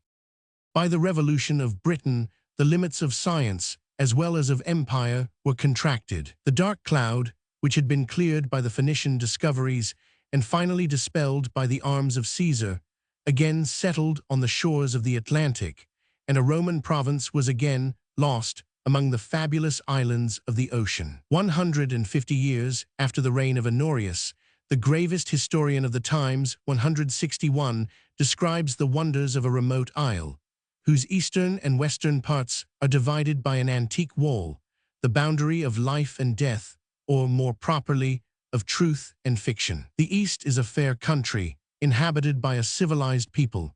The air is healthy, the waters are pure and plentiful, and the earth yields her regular and fruitful increase. In the West, beyond the wall, the air is infectious and mortal.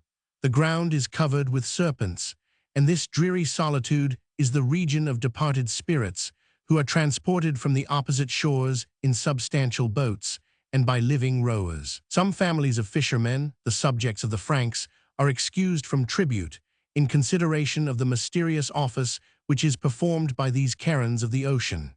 Each in his turn is summoned at the hour of midnight to hear the voices and even the names of the ghosts. He is sensible of their weight, and he feels himself impelled by an unknown but irresistible power. After this dream of fancy, we read with astonishment that the name of this island is Britia, that it lies in the ocean against the mouth of the Rhine and less than 30 miles from the continent, that it is possessed by 3 nations, the Frisians, the Angles, and the Britons, and that some Angles had appeared at Constantinople in the train of the French ambassadors. From these ambassadors Procopius might be informed of a singular, though not improbable, adventure, which announces the spirit, rather than the delicacy, of an English heroine. She had been betrothed to Radiger, king of the Varni, a tribe of Germans who touched the ocean and the Rhine, but the perfidious lover was tempted, by motives of policy, to prefer his father's widow, the sister of Theodebert, king of the Franks. 162. The forsaken princess of the Angles, instead of bewailing, revenged her disgrace. Her warlike subjects are said to have been ignorant of the use, and even of the form, of a horse, but she boldly sailed from Britain to the mouth of the Rhine, with a fleet of 400 ships and an army of 100,000 men. After the loss of a battle, the captive Radiger implored the mercy of his victorious bride, who generously pardoned his offense, dismissed her rival, and compelled the king of the Varni to discharge with honor and fidelity the duties of a husband. 163. This gallant exploit appears to be the last naval enterprise of the Anglo-Saxons. The arts of navigation, by which they acquired the empire of Britain and of the sea, were soon neglected by the indolent barbarians, who supinely renounced all the commercial advantages of their insular situation. 7 independent kingdoms were agitated by perpetual discord, and the British world was seldom connected, either in peace or war, with the nations of the continent. 164. I have now accomplished the laborious narrative of the decline and fall of the Roman Empire, from the fortunate age of Trajan and the Antonines to its total extinction in the West, about 5 centuries after the Christian era. At that unhappy period, the Saxons fiercely struggled with the natives for the possession of Britain. Gaul and Spain were divided between the powerful monarchies of the Franks and Visigoths and the dependent kingdoms of the Suevi and Burgundians. Africa was exposed to the cruel persecution of the Vandals and the savage insults of the Moors.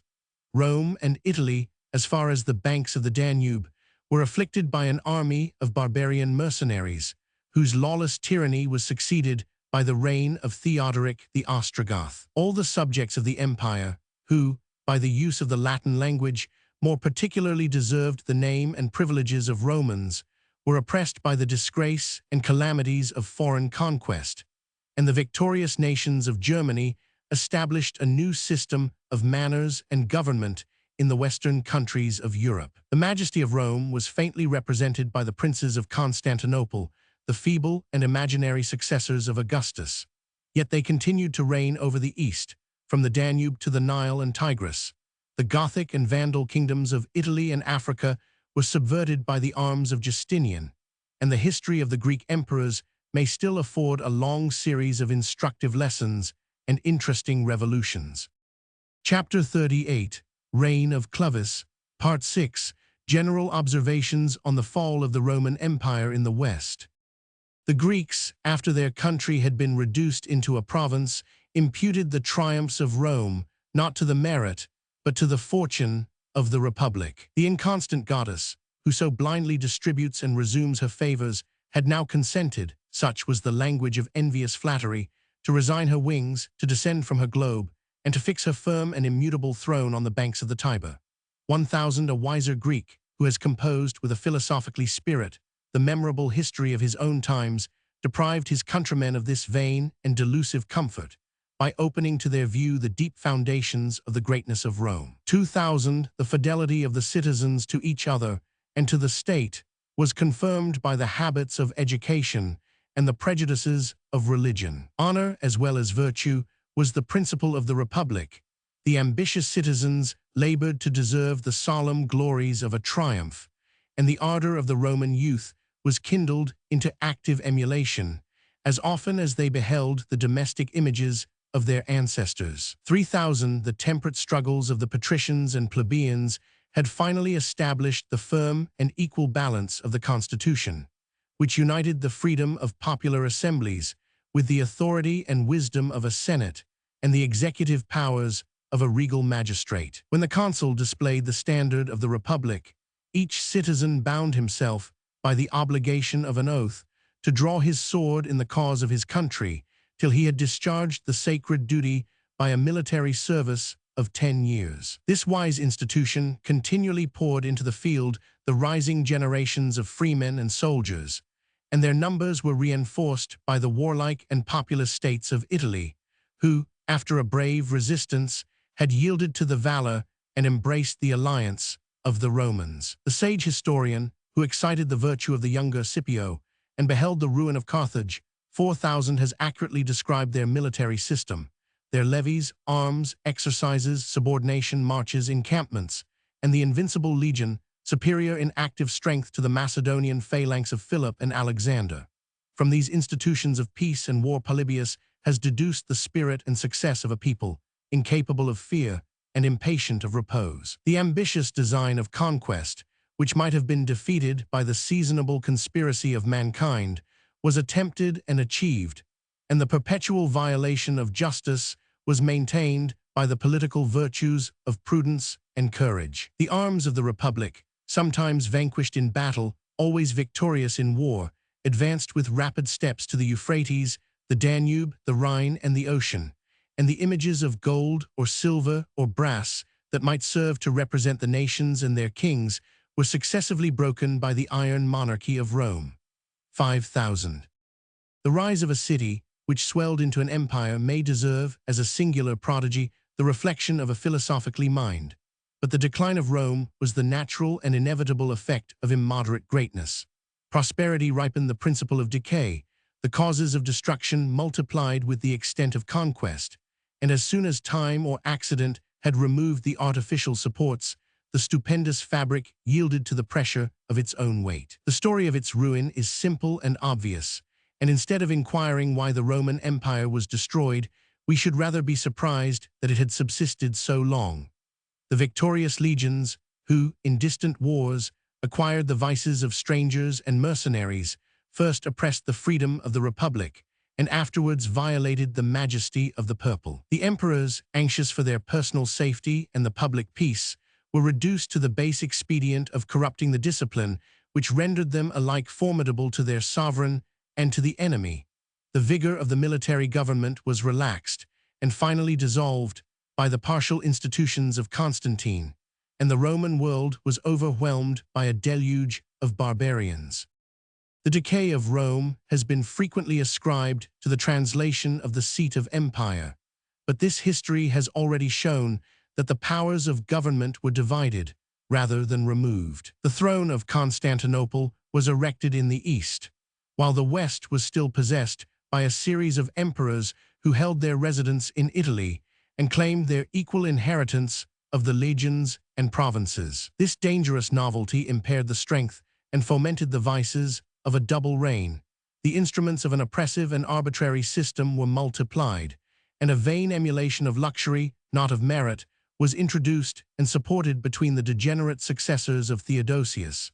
Extreme distress, which unites the virtue of a free people, embitters the factions of a declining monarchy. The hostile favorites of Arcadius and Honorius betrayed the Republic to its common enemies, and the Byzantine court beheld with indifference, perhaps with pleasure, the disgrace of Rome, the misfortunes of Italy, and the loss of the West. Under the succeeding reigns, the alliance of the two empires was restored, but the aid of the Oriental Romans was tardy, doubtful, and ineffectual, and the national schism of the Greeks and Latins was enlarged by the perpetual difference of language and manners, of interests, and even of religion. Yet the salutary event approved in some measure the judgment of Constantine. During a long period of decay, his impregnable city repelled the victorious armies of barbarians, protected the wealth of Asia, and commanded, both in peace and war, the important straits which connect the Euxine and Mediterranean seas. The foundation of Constantinople more essentially contributed to the preservation of the East than to the ruin of the West. As the happiness of a future life is the great object of religion, we may hear without surprise or scandal that the introduction, or at least the abuse, of Christianity had some influence on the decline and fall of the Roman Empire. The clergy successfully preached the doctrines of patience and pusillanimity.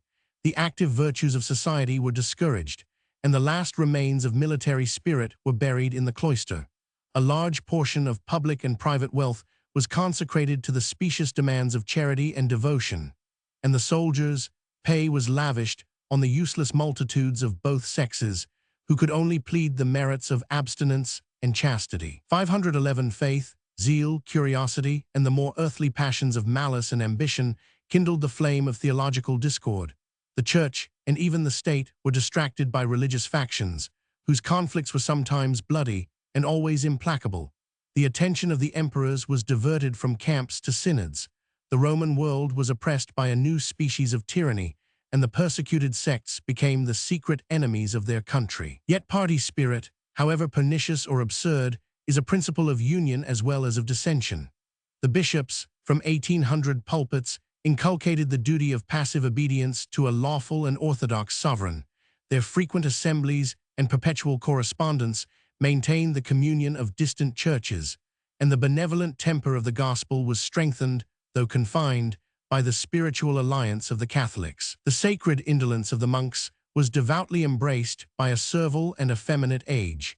But if superstition had not afforded a decent retreat, the same vices would have tempted the unworthy Romans to desert, from baser motives, the standard of the Republic. Religious precepts are easily obeyed, which indulge and sanctify the natural inclinations of their votaries, but the pure and genuine influence of Christianity may be traced in its beneficial, though imperfect, effects on the barbarian proselytes of the north.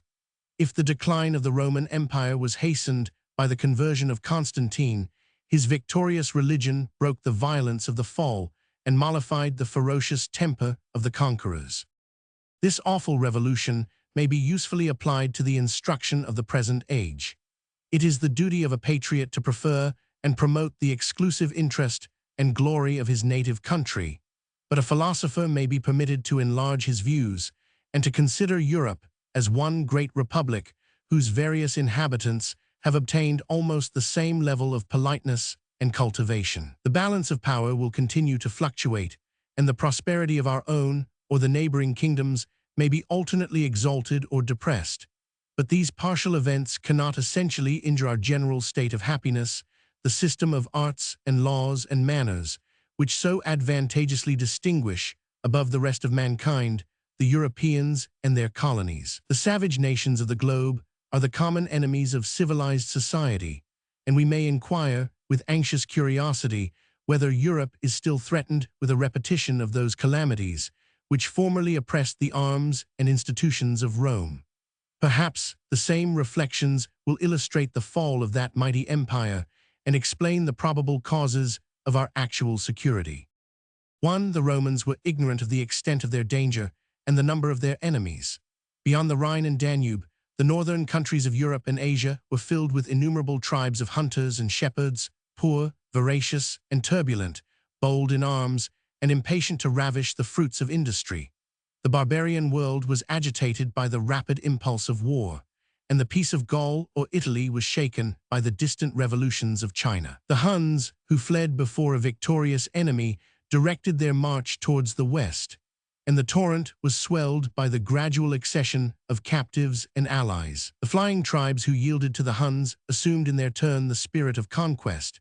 The endless column of barbarians pressed on the Roman Empire with accumulated weight, and if the foremost were destroyed, the vacant space was instantly replenished by new assailants. Such formidable emigrations can no longer issue from the north, and the long repose, which has been imputed to the decrease of population, is the happy consequence of the progress of arts and agriculture. Instead of some rude villages, thinly scattered among its woods and morasses, Germany now produces a list of 2,300 walled towns. The Christian kingdoms of Denmark, Sweden, and Poland have been successively established, and the Hanse merchants, with the Teutonic Knights, have extended their colonies along the coast of the Baltic, as far as the Gulf of Finland. From the Gulf of Finland to the Eastern Ocean, Russia now assumes the form of a powerful and civilized empire. The plow, the loom, and the forge are introduced on the banks of the Volga, the Oby, and the Lena, and the fiercest of the Tartar hordes have been taught to tremble and obey. The reign of independent barbarism is now contracted to a narrow span, and the remnant of Kalmucks or Uzbeks, whose forces may be almost numbered, cannot seriously excite the apprehensions of the great Republic of Europe. 6,000, yet this apparent security should not tempt us to forget that new enemies and unknown dangers may possibly arise from some obscure people scarcely visible in the map of the world. The Arabs or Saracens, who spread their conquests from India to Spain, had languished in poverty and contempt, till Mahomet breathed into those savage bodies the soul of enthusiasm. 2. The Empire of Rome was firmly established by the singular and perfect coalition of its members.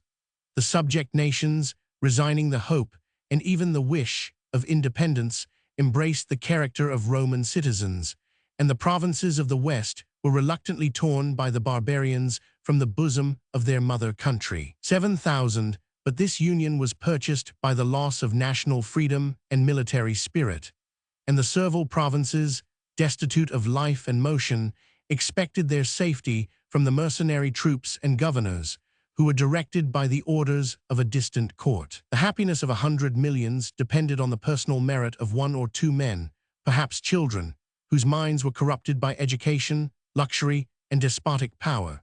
The deepest wounds were inflicted on the empire during the minorities of the sons and grandsons of Theodosius, and after those incapable princes seemed to attain the age of manhood, they abandoned the church to the bishops, the state to the eunuchs, and the provinces to the barbarians. Europe is now divided into 12 powerful, though unequal kingdoms, 3 respectable commonwealths, and a variety of smaller, though independent states. The chances of royal and ministerial talents are multiplied, at least, with the number of its rulers, and a Julian or Semiramis may reign in the north, while Arcadius and Honorius again slumber on the thrones of the south. The abuses of tyranny are restrained by the mutual influence of fear and shame. Republics have acquired order and stability. Monarchies have imbibed the principles of freedom, or, at least, of moderation. And some sense of honor and justice is introduced into the most defective constitutions by the general manners of the times. In peace, the progress of knowledge and industry is accelerated by the emulation of so many active rivals. In war, the European forces are exercised by temperate and undecisive contests. If a savage conqueror should issue from the deserts of Tartary, he must repeatedly vanquish the robust peasants of Russia, the numerous armies of Germany, the gallant nobles of France, and the intrepid freemen of Britain, who, perhaps, might confederate for their common defense. Should the victorious barbarians carry slavery and desolation as far as the Atlantic Ocean, 10,000 vessels would transport beyond their pursuit the remains of civilized society, and Europe would revive and flourish in the American world, which is already filled with her colonies and institutions. 8,000. 3. Cold, poverty, and a life of danger and fatigue fortify the strength and courage of barbarians. In every age, they have oppressed the polite and peaceful nations of China, India, and Persia, who neglected, and still neglect, to counterbalance these natural powers by the resources of military art. The warlike states of antiquity, Greece, Macedonia, and Rome educated a race of soldiers, exercised their bodies, disciplined their courage, multiplied their forces by regular evolutions, and converted the iron, which they possessed, into strong and serviceable weapons. But this superiority insensibly declined with their laws and manners, and the feeble policy of Constantine and his successors armed and instructed, for the ruin of the empire, the rude valor of the barbarian mercenaries.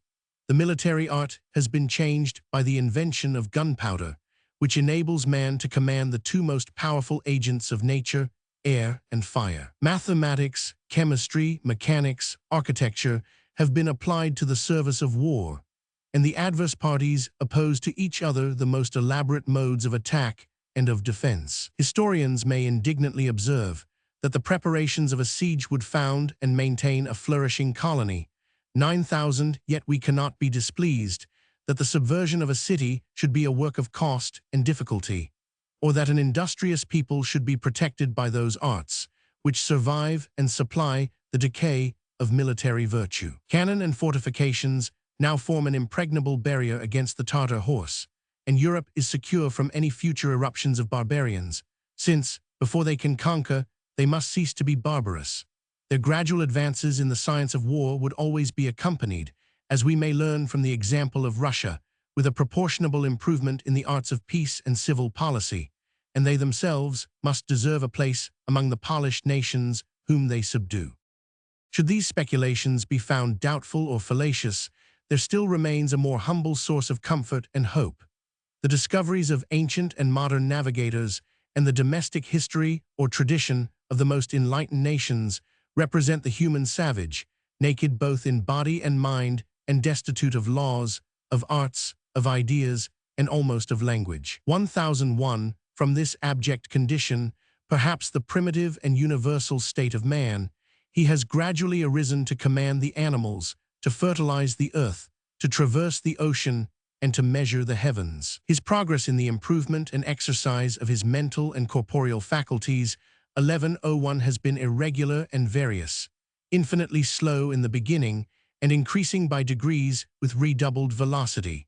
Ages of laborious ascent have been followed by a moment of rapid downfall, and the several climates of the globe have felt the vicissitudes of light and darkness. Yet the experience of 4,000 years should enlarge our hopes and diminish our apprehensions. We cannot determine to what height the human species may aspire in their advances towards perfection, but it may safely be presumed that no people, unless the face of nature is changed, will relapse into their original barbarism. The improvements of society may be viewed under a threefold aspect. 1. The poet or philosopher illustrates his age and country by the efforts of a single mind, but those superior powers of reason or fancy are rare and spontaneous productions, and the genius of Homer or Cicero or Newton would excite less admiration if they could be created by the will of a prince or the lessons of a preceptor. 2. The benefits of law and policy, of trade and manufactures, of arts and sciences are more solid and permanent, and many individuals may be qualified by education and discipline to promote in their respective stations the interest of the community. But this general order is the effect of skill and labor, and the complex machinery may be decayed by time or injured by violence. Fortunately for mankind, the more useful, or at least more necessary arts can be performed without superior talents or national subordination, without the powers of one or the union of many. Each village, each family, each individual must always possess both ability and inclination to perpetuate the use of fire 1201 and of metals, the propagation and service of domestic animals, the methods of hunting and fishing, the rudiments of navigation, the imperfect cultivation of corn or other nutritive grain, and the simple practice of the mechanic trades. Private genius and public industry may be extirpated, but these hardy plants survive the tempest and strike an everlasting root into the most unfavorable soil. The splendid days of Augustus and Trajan were eclipsed by a cloud of ignorance, and the barbarians subverted the laws and palaces of Rome. But the scythe, the invention or emblem of Saturn, 1302, still continued annually to mow the harvests of Italy, and the human feasts of the Leistrigons, 1401, have never been renewed on the coast of Campania. Since the first discovery of the arts, war, commerce, and religious zeal have diffused among the savages of the Old and New World these inestimable gifts. They have been successively propagated. They can never be lost. We may therefore acquiesce in the pleasing conclusion that every age of the world has increased, and still increases, the real wealth, the happiness, the knowledge, and perhaps the virtue of the human race. 1501. Volume 4. Chapter 39. Gothic Kingdom of Italy. Part 1. Zeno and Anastasius, Emperors of the East. Birth, education, and first exploits of Theodoric the Ostrogoth. His invasion and conquest of Italy. The Gothic Kingdom of Italy. State of the West. Military and civil government. The Senator Boethius. Last acts and death of Theodoric. After the fall of the Roman Empire in the West, an interval of 50 years, till the memorable reign of Justinian, is faintly marked by the obscure names and imperfect annals of Zeno, Anastasius, and Justin, who successively ascended to the throne of Constantinople.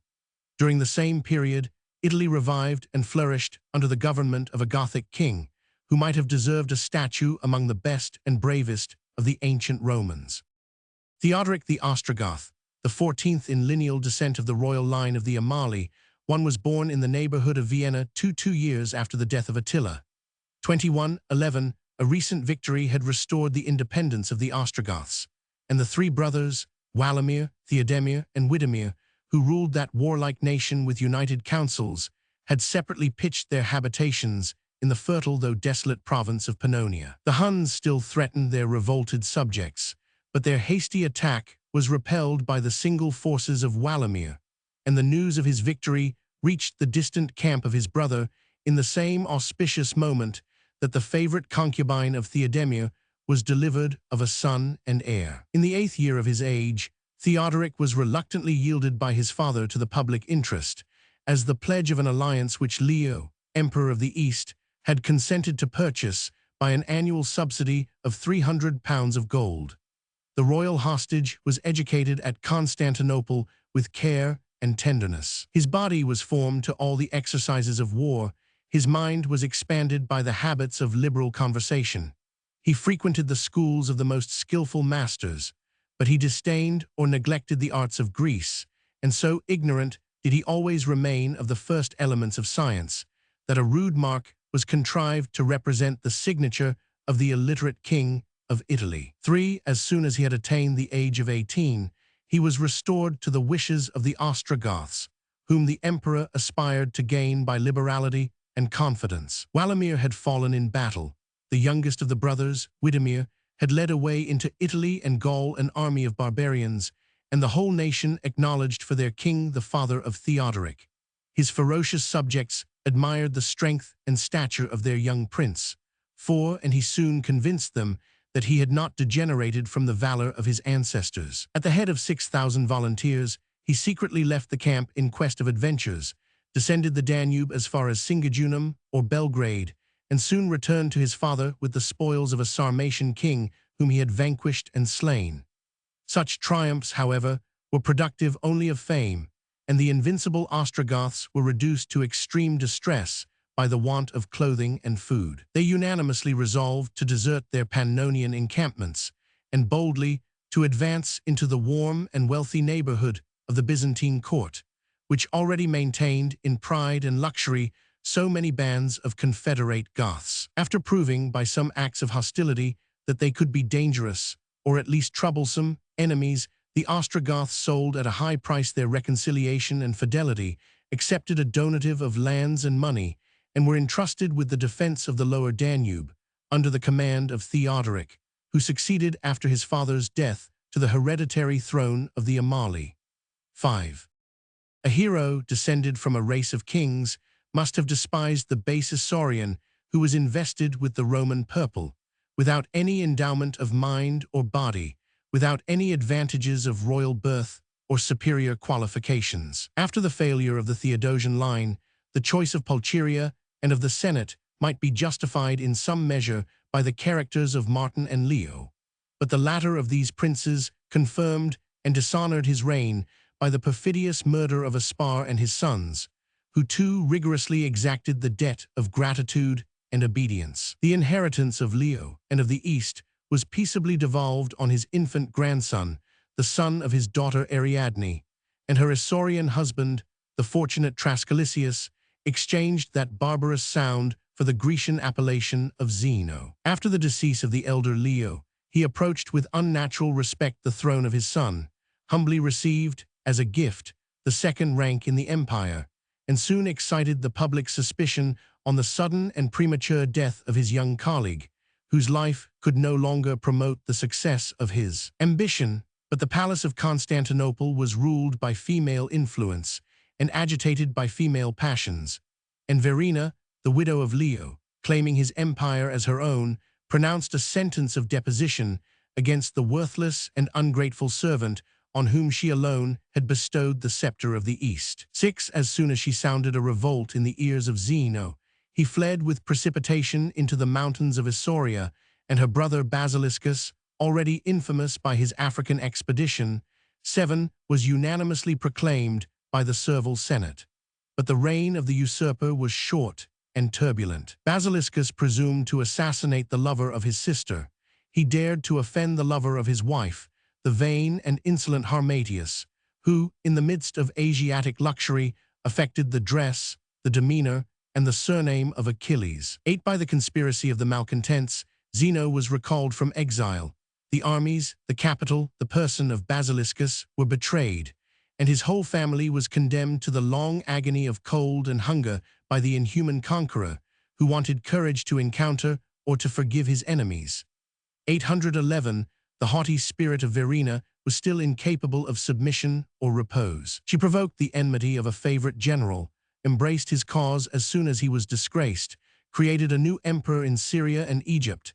812. Raised an army of 70,000 men, and persisted to the last moment of her life in a fruitless rebellion, which, according to the fashion of the age, had been predicted by Christian hermits and pagan magicians. While the East was afflicted by the passions of Verina, her daughter Ariadne was distinguished by the female virtues of mildness and fidelity.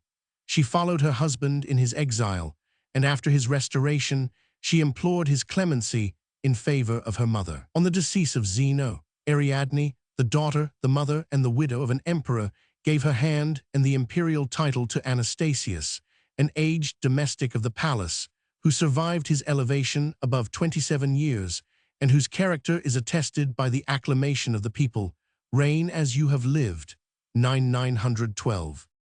Whatever fear or affection could bestow was profusely lavished by Zeno on the king of the Ostrogoths. The rank of patrician and consul, the command of the Palatine troops, an equestrian statue, a treasure in gold and silver of many £1,000, the name of son, and the promise of a rich and honorable wife. As long as Theodoric condescended to serve, he supported with courage and fidelity the cause of his benefactor. His rapid march contributed to the restoration of Zeno, and in the second revolt, the Wallamirs, as they were called, pursued and pressed the Asiatic rebels till they left an easy victory to the imperial troops. 10. But the faithful servant was suddenly converted into a formidable enemy, who spread the flames of war from Constantinople to the Adriatic. Many flourishing cities were reduced to ashes, and the agriculture of Thrace was almost extirpated by the wanton cruelty of the Goths, who deprived their captive peasants of the right hand that guided the plough. 11. On such occasions, Theodoric sustained the loud and specious reproach of disloyalty, of ingratitude, and of insatiate avarice, which could be only excused by the hard necessity of his situation. He reigned not as the monarch, but as the minister of a ferocious people, whose spirit was unbroken by slavery and impatient of real or imaginary insults. Their poverty was incurable, since the most liberal donatives were soon dissipated in wasteful luxury, and the most fertile estates became barren in their hands. They despised, but they envied, the laborious provincials, and when their subsistence had failed, the Ostrogoths embraced the familiar resources of war and rapine. It had been the wish of Theodoric, such at least was his declaration, to lead a peaceful, obscure, obedient life on the confines of Scythia, till the Byzantine court, by splendid and fallacious promises, seduced him to attack a confederate tribe of Goths, who had been engaged in the party of Basiliscus. He marched from his station in Mysia, on the solemn assurance that before he reached Adrianople, he should meet a plentiful convoy of provisions and a reinforcement of 8,000 horse and 30,000 foot, while the legions of Asia were encamped at Heraclea to second his operations. These measures were disappointed by mutual jealousy. As he advanced into Thrace, the son of Theodemir found an inhospitable solitude, and his Gothic followers, with a heavy train of horses, of mules, and of wagons, were betrayed by their guides among the rocks and precipices of Mount Sondes, where he was assaulted by the arms and invectives of Theodoric, the son of Triarius. From a neighboring height, his artful rival harangued the camp of the Wallamirs, and branded their leader with the opprobrious names of child, of madman, of perjured traitor, the enemy of his blood and nation. "Are you ignorant," exclaimed the son of Triarius, that it is the constant policy of the Romans to destroy the Goths by each other's swords? Are you insensible that the victor in this unnatural contest will be exposed, and justly exposed, to their implacable revenge? Where are those warriors, my kinsmen and thy own, whose widows now lament that their lives were sacrificed to thy rash ambition? Where is the wealth which thy soldiers possessed when they were first allured from their native homes to enlist under thy standard? Each of them was then master of 3 or 4 horses. They now follow thee on foot, like slaves, through the deserts of Thrace. Those men who are tempted by the hope of measuring gold with a bushel, those brave men who are as free and as noble as thyself.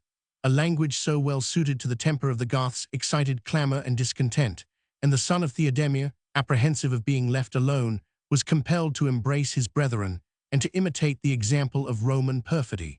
12:11.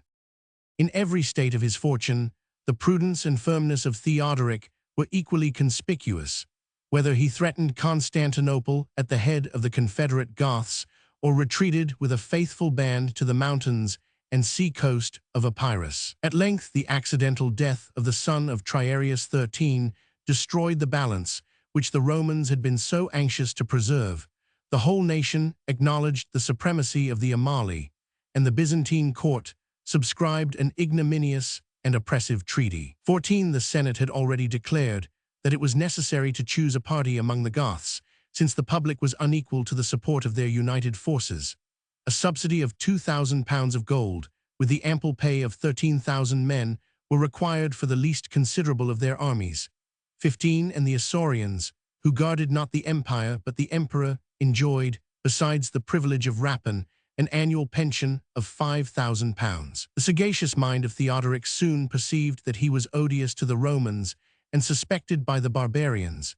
He understood the popular murmur that his subjects were exposed in their frozen huts to intolerable hardships, while their king was dissolved in the luxury of Greece, and he prevented the painful alternative of encountering the Goths as the champion or of leading them to the field as the enemy of Zeno. Embracing an enterprise worthy of his courage and ambition, Theodoric addressed the emperor in the following words: "Although your servant is maintained in affluence by your liberality, graciously listen to the wishes of my heart.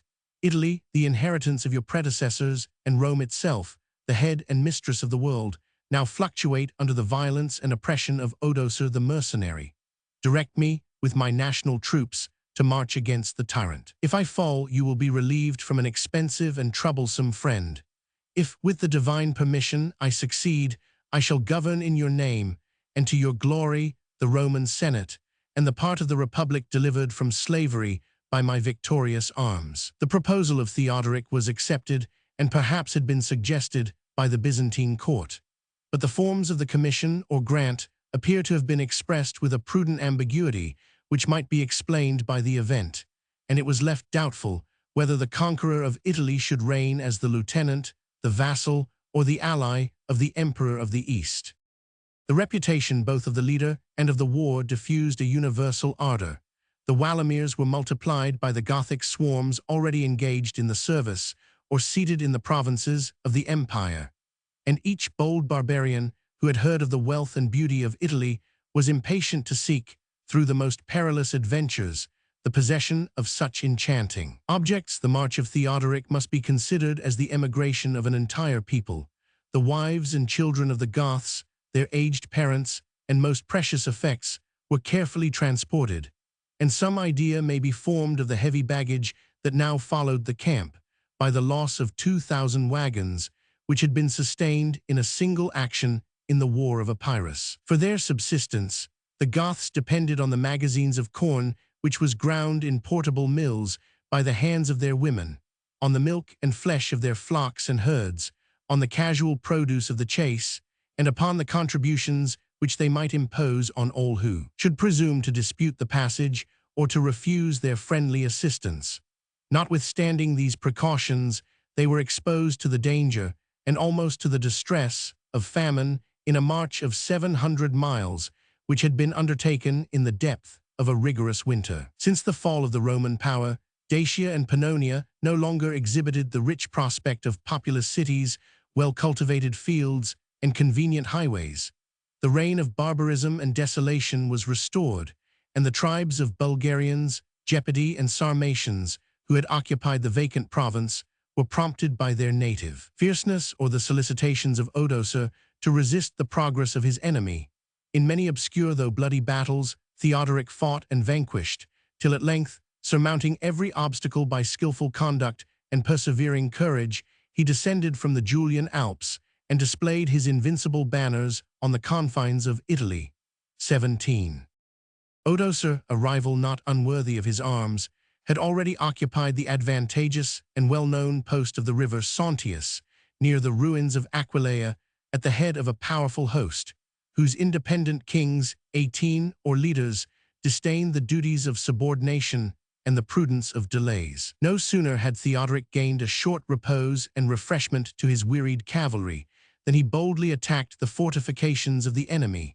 The Ostrogoths showed more ardor to acquire than the mercenaries to defend the lands of Italy, and the reward of the first victory was the possession of the Venetian province as far as the walls of Verona. In the neighborhood of that city, on the steep banks of the rapid Adige, he was opposed by a new army, reinforced in its numbers and not impaired in its courage. The contest was more obstinate, but the event was still more decisive.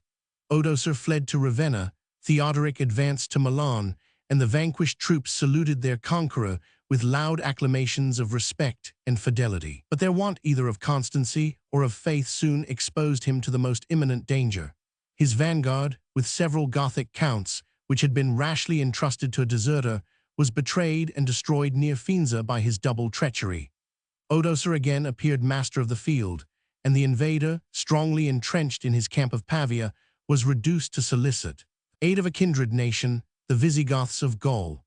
In the course of this history, the most voracious appetite for war will be abundantly satiated, nor can I much lament that our dark and imperfect materials do not afford a more ample narrative of the distress of Italy and of the fierce conflict, which was finally decided by the abilities, experience, and valor of the Gothic king. Immediately before the Battle of Verona, he visited the tent of his mother 19 and sister, and requested that on a day, the most illustrious festival of his life, they would adorn him with the rich garments which they had worked with their own hands.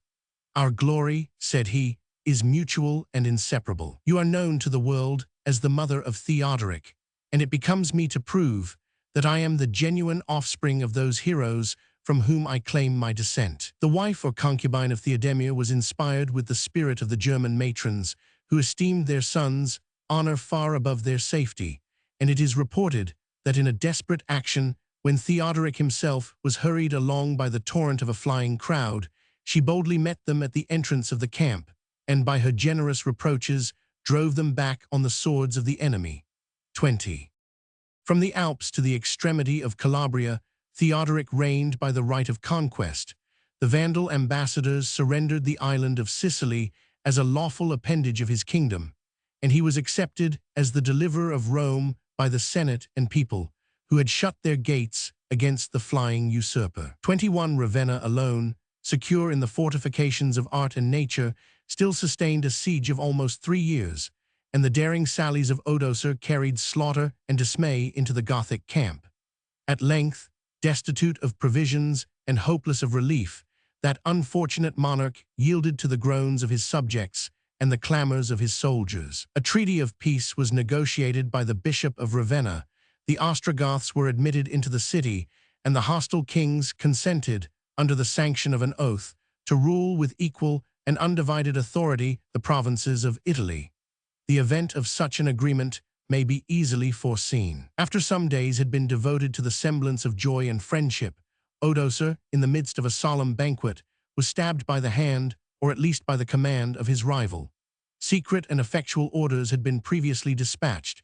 The faithless and rapacious mercenaries, at the same moment, and without resistance, were universally massacred, and the royalty of Theodoric was proclaimed by the Goths, with the tardy, reluctant, ambiguous consent of the Emperor of the East. The design of a conspiracy was imputed, according to the usual forms, to the prostrate tyrant, but his innocence and the guilt of his conqueror, 22, are sufficiently proved by the advantageous treaty which force would not sincerely have granted, nor weakness have rashly infringed. The jealousy of power and the mischiefs of discord may suggest a more decent apology, and a sentence less rigorous may be pronounced against a crime which was necessary to introduce into Italy a generation of public felicity. The living author of this felicity was audaciously praised in his own presence by sacred and profane orators. 23. But history, in his time she was mute and inglorious, has not left any just representation of the events which displayed, or of the defects which clouded, the virtues of Theodoric. 24. One record of his fame, the volume of public epistles composed by Cassiodorus in the royal name, is still extant, and has obtained more implicit credit than it seems to deserve. 25. They exhibit the forms, rather than the substance, of his government, and we should vainly search for the pure and spontaneous sentiments of the barbarian amidst the declamation and learning of a sophist, the wishes of a Roman senator, the precedents of office, and the vague professions which, in every court and on every occasion, compose the language of discreet ministers. The reputation of Theodoric may repose with more confidence on the visible peace and prosperity of a reign of 33 years, the unanimous esteem of his own times, and the memory of his wisdom and courage, his justice and humanity, which was deeply impressed on the minds of the Goths and Italians. The partition of the lands of Italy, of which Theodoric assigned the third part to his soldiers, is honorably arraigned as the sole injustice of his life. 25:11, and even this act may be fairly justified by the example of Odoacer, the rights of conquest, the true interest of the Italians, and the sacred duty of subsisting a whole people, who, on the faith of his promises, had transported themselves into a distant land. 26. Under the reign of Theodoric, and in the happy climate of Italy, the Goths soon multiplied to a formidable host of 200,000 men. 27. And the whole amount of their families may be computed by the ordinary addition of women and children. Their invasion of property, a part of which must have been already vacant, was disguised by the generous but improper name of hospitality. These unwelcome guests were irregularly dispersed over the face of Italy, and the lot of each barbarian was adequate to his birth and office, the number of his followers, and the rustic wealth which he possessed in slaves and cattle. The distinction of noble and plebeian were acknowledged. 28. But the lands of every freeman were exempt from taxes. 28:11, and he enjoyed the inestimable privilege of being subject only to the laws of his country. 29. Fashion, and even convenience, soon persuaded the conquerors to assume the more elegant dress of the natives, but they still persisted in the use of their mother tongue, and their contempt for the Latin schools was applauded by Theodoric himself, who gratified their prejudices, or his own, by declaring that the child who had trembled at a rod would never dare to look upon a sword. 30. Distress might sometimes provoke the indigent Roman to assume the ferocious manners which were insensibly relinquished by the rich and luxurious barbarian. 31. But these mutual conversions were not encouraged by the policy of a monarch who perpetuated the separation of the Italians and Goths, reserving the former for the arts of peace and the latter for the service of war. To accomplish this design, he studied to protect his industrious subjects and to moderate the violence without enervating the valor of his soldiers who were maintained for the public defense. They held their lands and benefices as a military stipend. At the sound of the trumpet, they were prepared to march under the conduct of their provincial officers, and the whole extent of Italy was distributed into the several quarters of a well-regulated camp. The service of the palace and of the frontiers was performed by choice or by rotation, and each extraordinary fatigue was recompensed by an increase of pay and occasional donatives. Theodoric had convinced his brave companions that empire must be acquired and defended by the same arts. After his example, they strove to excel in the use, not only of the lance and sword, the instruments of their victories, but of the missile weapons, which they were too much inclined to neglect. And the lively image of war was displayed in the daily exercise and annual reviews of the Gothic cavalry. A firm though gentle discipline imposed the habits of modesty, obedience, and temperance, and the Goths were instructed to spare the people, to reverence the laws, to understand the duties of civil society, and to disclaim the barbarous license of judicial combat and private revenge. 32. Chapter 39. Gothic Kingdom of Italy, Part 2. Among the barbarians of the West, the victory of Theodoric had spread a general alarm, but as soon as it appeared that he was satisfied with conquest and desirous of peace, terror was changed into respect, and they submitted to a powerful mediation, which was uniformly employed for the best purposes of reconciling their quarrels and civilizing their manners. 33. The ambassadors who resorted to Ravenna from the most distant countries of Europe admired his wisdom, magnificence, 34, and courtesy, and if he sometimes accepted either slaves or arms, white horses or strange animals, the gift of a sundial, a water clock, or a musician, admonished even the princes of Gaul of the superior art and industry of his Italian subjects. His domestic alliances, 35, a wife, 2 daughters, a sister, and a niece, united the family of Theodoric with the kings of the Franks, the Burgundians, the Visigoths, the Vandals, and the Thuringians, and contributed to maintain the harmony, or at least the balance, of the great Republic of the West. 36. It is difficult in the dark forests of Germany and Poland to pursue the emigrations of the Heruli, a fierce people who disdained the use of armor and who condemned their widows and aged parents not to survive the loss of their husbands or the decay of their strength. 37. The king of these savage warriors solicited the friendship of Theodoric and was elevated to the rank of his son, according to the barbaric rites of a military adoption. 38. From the shores of the Baltic, the Eastians or Livonians laid their offerings of native amber 39 at the feet of a prince, whose fame had excited them to undertake an unknown and dangerous journey of 1,500 miles. With the country 40 from whence the Gothic nation derived their origin, he maintained a frequent and friendly correspondence. The Italians were clothed in the rich sables 41 of Sweden, and one of its sovereigns, after a voluntary or reluctant abdication, found a hospitable retreat in the palace of Ravenna. He had reigned over one of the 13 populous tribes who cultivated a small portion of the great island or peninsula of Scandinavia, to which the vague appellation of Thule has been sometimes applied. That northern region was peopled, or had been explored, as high as the 68th degree of latitude, where the natives of the polar circle enjoy and lose the presence of the sun at each summer and winter solstice during an equal period of 40 days. 42. The long night of his absence or death was the mournful season of distress and anxiety, till the messengers, who had been sent to the mountain tops, descried the first rays of returning light, and proclaimed to the plain below the festival of his resurrection. 43. The life of Theodoric represents the rare and meritorious example of a barbarian, who sheathed his sword in the pride of victory and the vigor of his age. A reign of 33 years was consecrated to the duties of civil government, and the hostilities in which he was sometimes involved were speedily terminated by the conduct of his lieutenants, the discipline of his troops, the arms of his allies, and even by the terror of his name.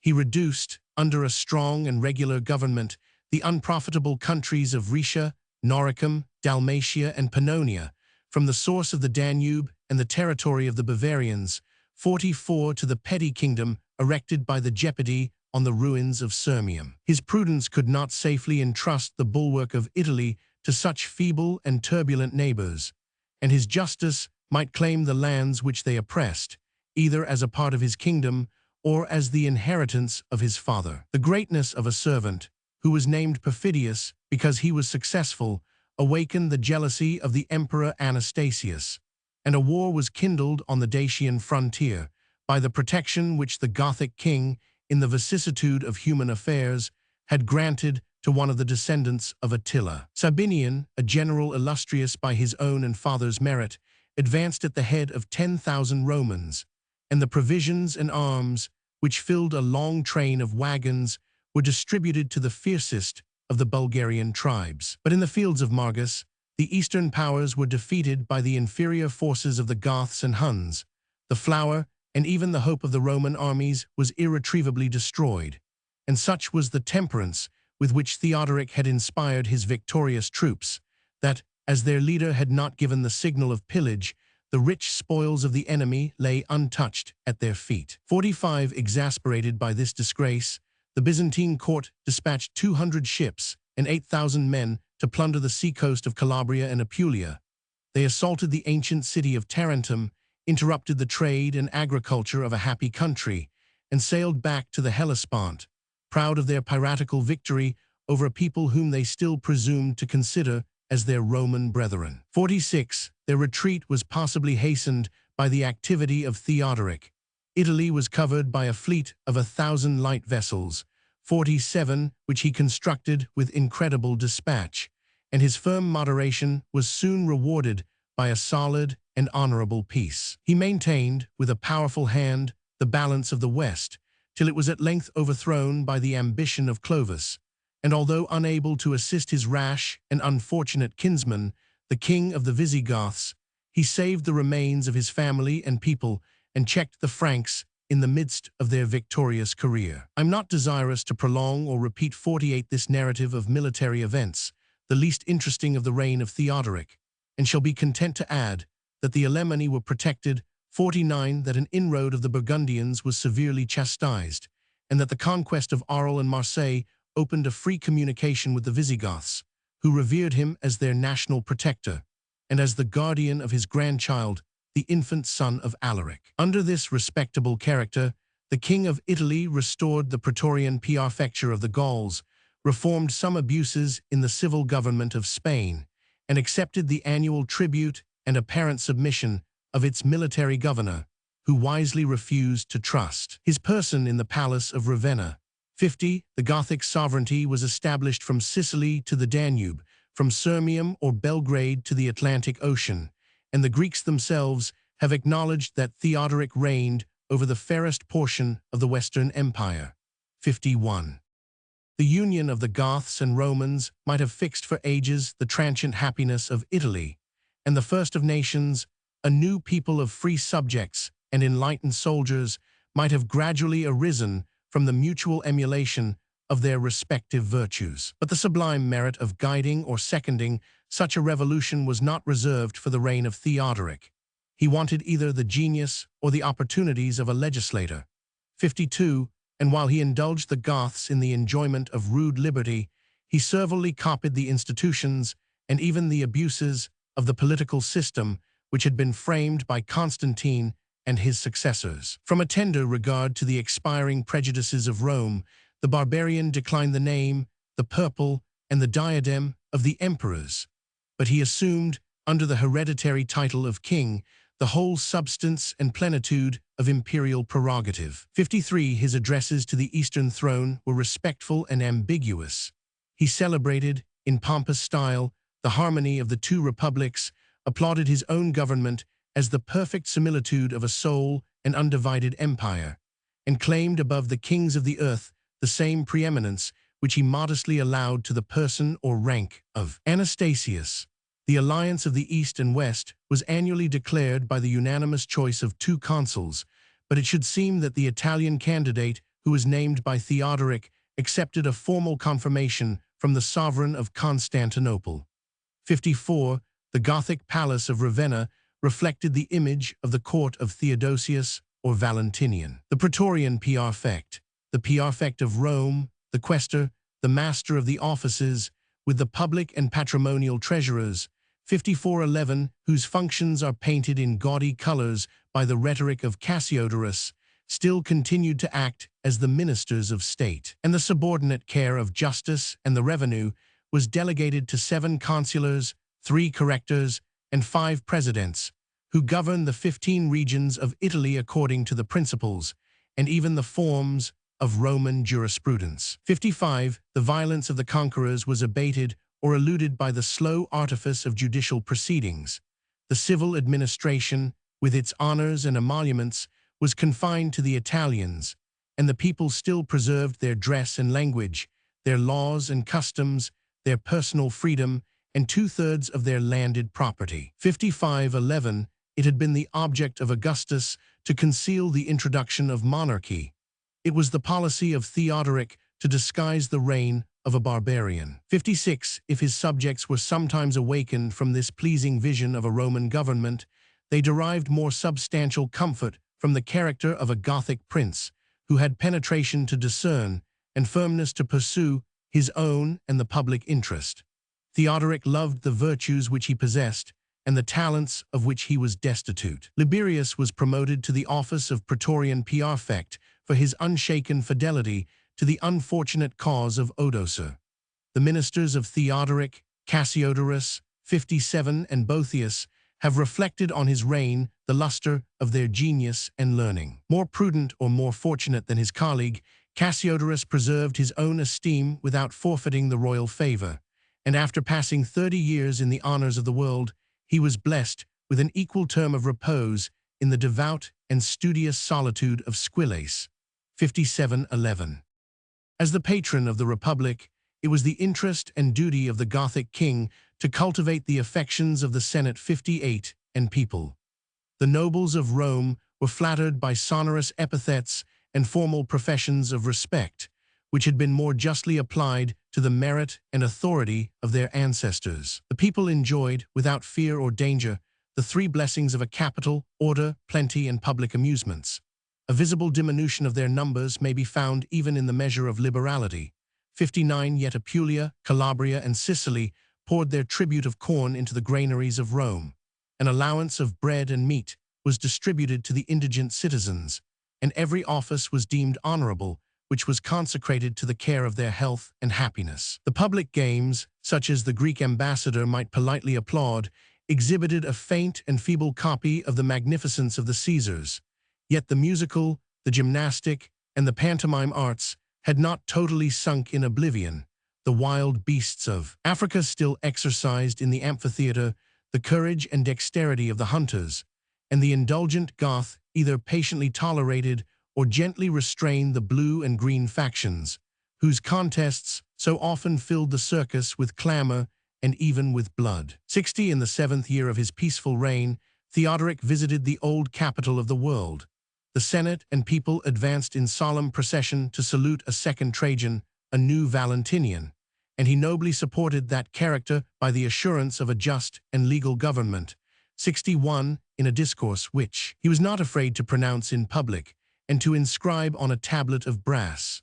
Rome, in this august ceremony, shot a last ray of declining glory, and a saint, the spectator of this pompous scene, could only hope in his pious fancy that it was excelled by the celestial splendor of the New Jerusalem. 62 During a residence of 6 months, the fame, the person, and the courteous demeanor of the Gothic king excited the admiration of the Romans, and he contemplated, with equal curiosity and surprise, the monuments that remained of their ancient greatness. He imprinted the footsteps of a conqueror on the Capitoline Hill, and frankly confessed that each day he viewed with fresh wonder the Forum of Trajan and his lofty column. The theater of Pompey appeared, even in its decay, as a huge mountain artificially hollowed and polished and adorned by human industry, and he vaguely computed that a river of gold must have been drained to erect the colossal amphitheater of Titus. 63 From the mouths of 14 aqueducts, a pure and copious stream was diffused into every part of the city. Among these, the Claudian water, which arose at the distance of 38 miles in the Sabine Mountains, was conveyed along a gentle, though constant declivity of solid arches, till it descended on the summit of the Aventine Hill. The long and spacious vaults, which had been constructed for the purpose of common sewers, subsisted, after 12 centuries, in their pristine strength, and these subterraneous channels have been preferred to all the visible wonders of Rome. 64 The Gothic kings, so injuriously accused of the ruin of antiquity, were anxious to preserve the monuments of the nation whom they had subdued. 65 The royal edicts were framed to prevent the abuses, the neglect, or the depredations of the citizens themselves, and a professed architect, the annual sum of 200 pounds of gold, 25,000 tiles, and the receipt of customs from the Lucrine port were assigned for the ordinary repairs of the walls and public edifices. A similar care was extended to the statues of metal or marble of men or animals. The spirit of the horses, which have given a modern name to the Quirinal, was applauded by the barbarians. 66 The brazen elephants of the Via Sacra were diligently restored. 67 The famous heifer of Myron deceived the cattle as they were driven through the Forum of Peace. 68 And an officer was created to protect those works of art which Theodoric considered as the noblest ornament of his kingdom. Chapter 39. Gothic Kingdom of Italy, Part 3. After the example of the last emperors, Theodoric preferred the residence of Ravenna, where he cultivated an orchard with his own hands. 69. As often as the peace of his kingdom was threatened, for it was never invaded, by the barbarians, he removed his court to Verona. 70 on the northern frontier, and the image of his palace, still extant on a coin, represents the oldest and most authentic model of Gothic architecture.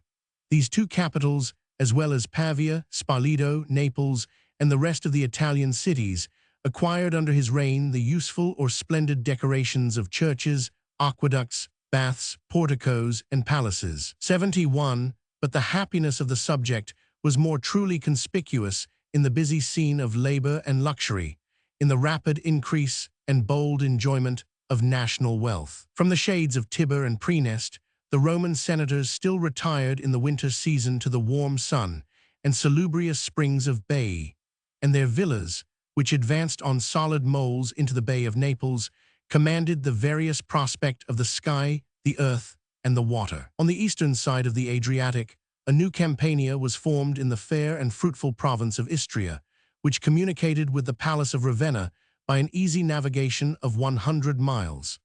The rich productions of Lucania and the adjacent provinces were exchanged at the Marsilian Fountain, in a populous fair annually dedicated to trade, intemperance, and superstition. In the solitude of Comum, which had once been animated by the mild genius of Pliny, a transparent basin above 60 miles in length still reflected the rural seats which encompassed the margin of the Larian Lake, and the gradual ascent of the hills was covered by a triple plantation of olives, of vines, and of chestnut trees. 72. Agriculture revived under the shadow of peace, and the number of husbandmen was multiplied by the redemption of captives.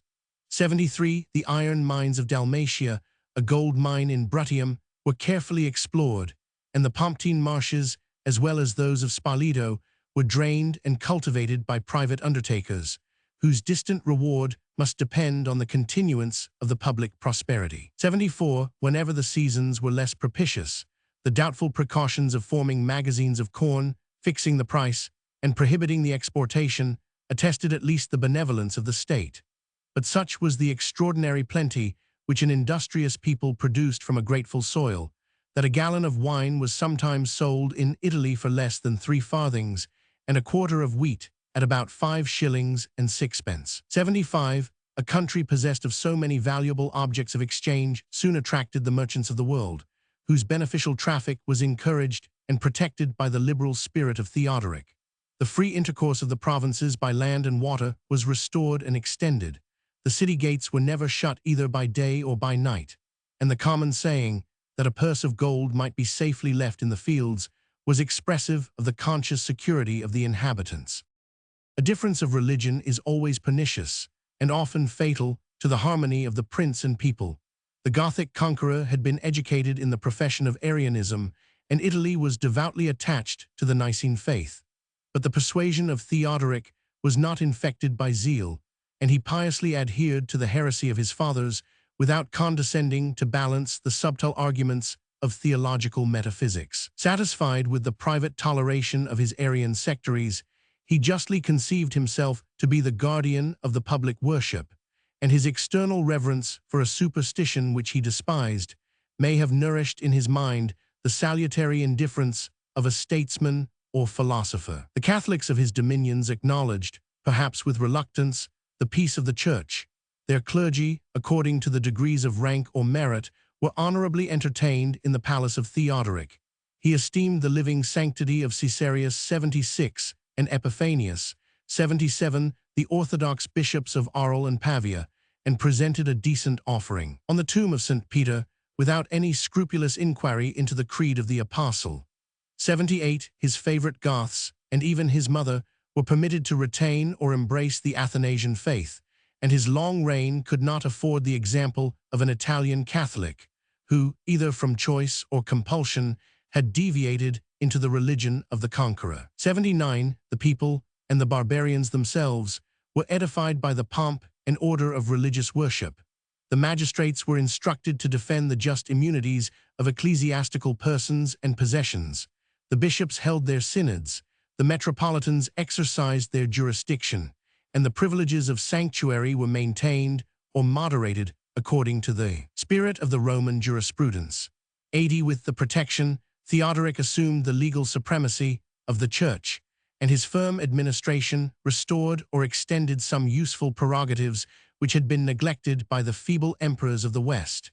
He was not ignorant of the dignity and importance of the Roman pontiff, to whom the venerable name of Pope was now appropriated. The peace or the revolt of Italy might depend on the character of a wealthy and popular bishop, who claimed such ample dominion both in heaven and earth, who had been declared in a numerous synod to be pure from all sin and exempt from all judgment. 81 When the chair of St. Peter was disputed by Symmachus and Lawrence, they appeared at his summons before the tribunal of an Arian monarch, and he confirmed the election of the most worthy or the most obsequious candidate. At the end of his life, in a moment of jealousy and resentment, he prevented the choice of the Romans by nominating a pope in the palace of Ravenna.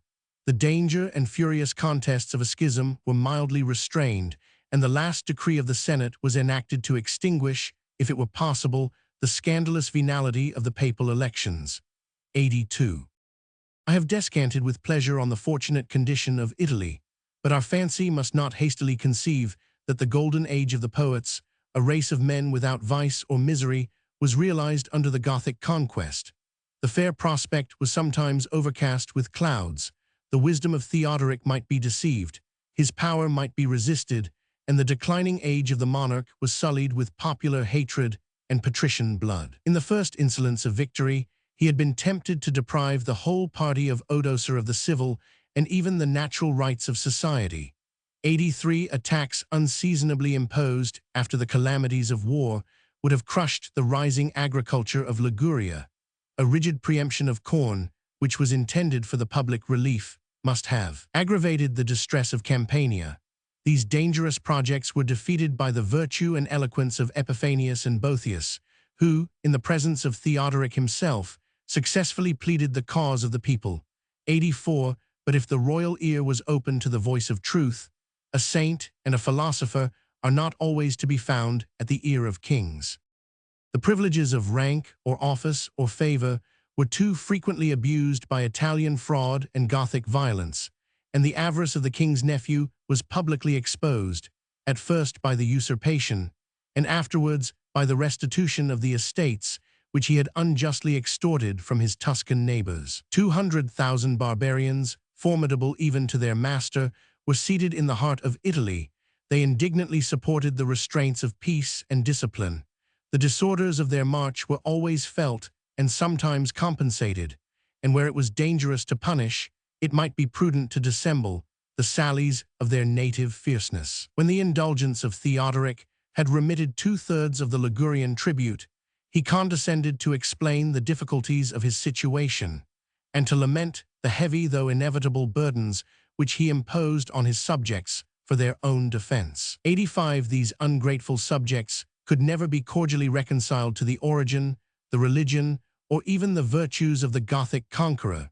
Past calamities were forgotten, and the sense or suspicion of injuries was rendered still more exquisite by the present felicity of the times.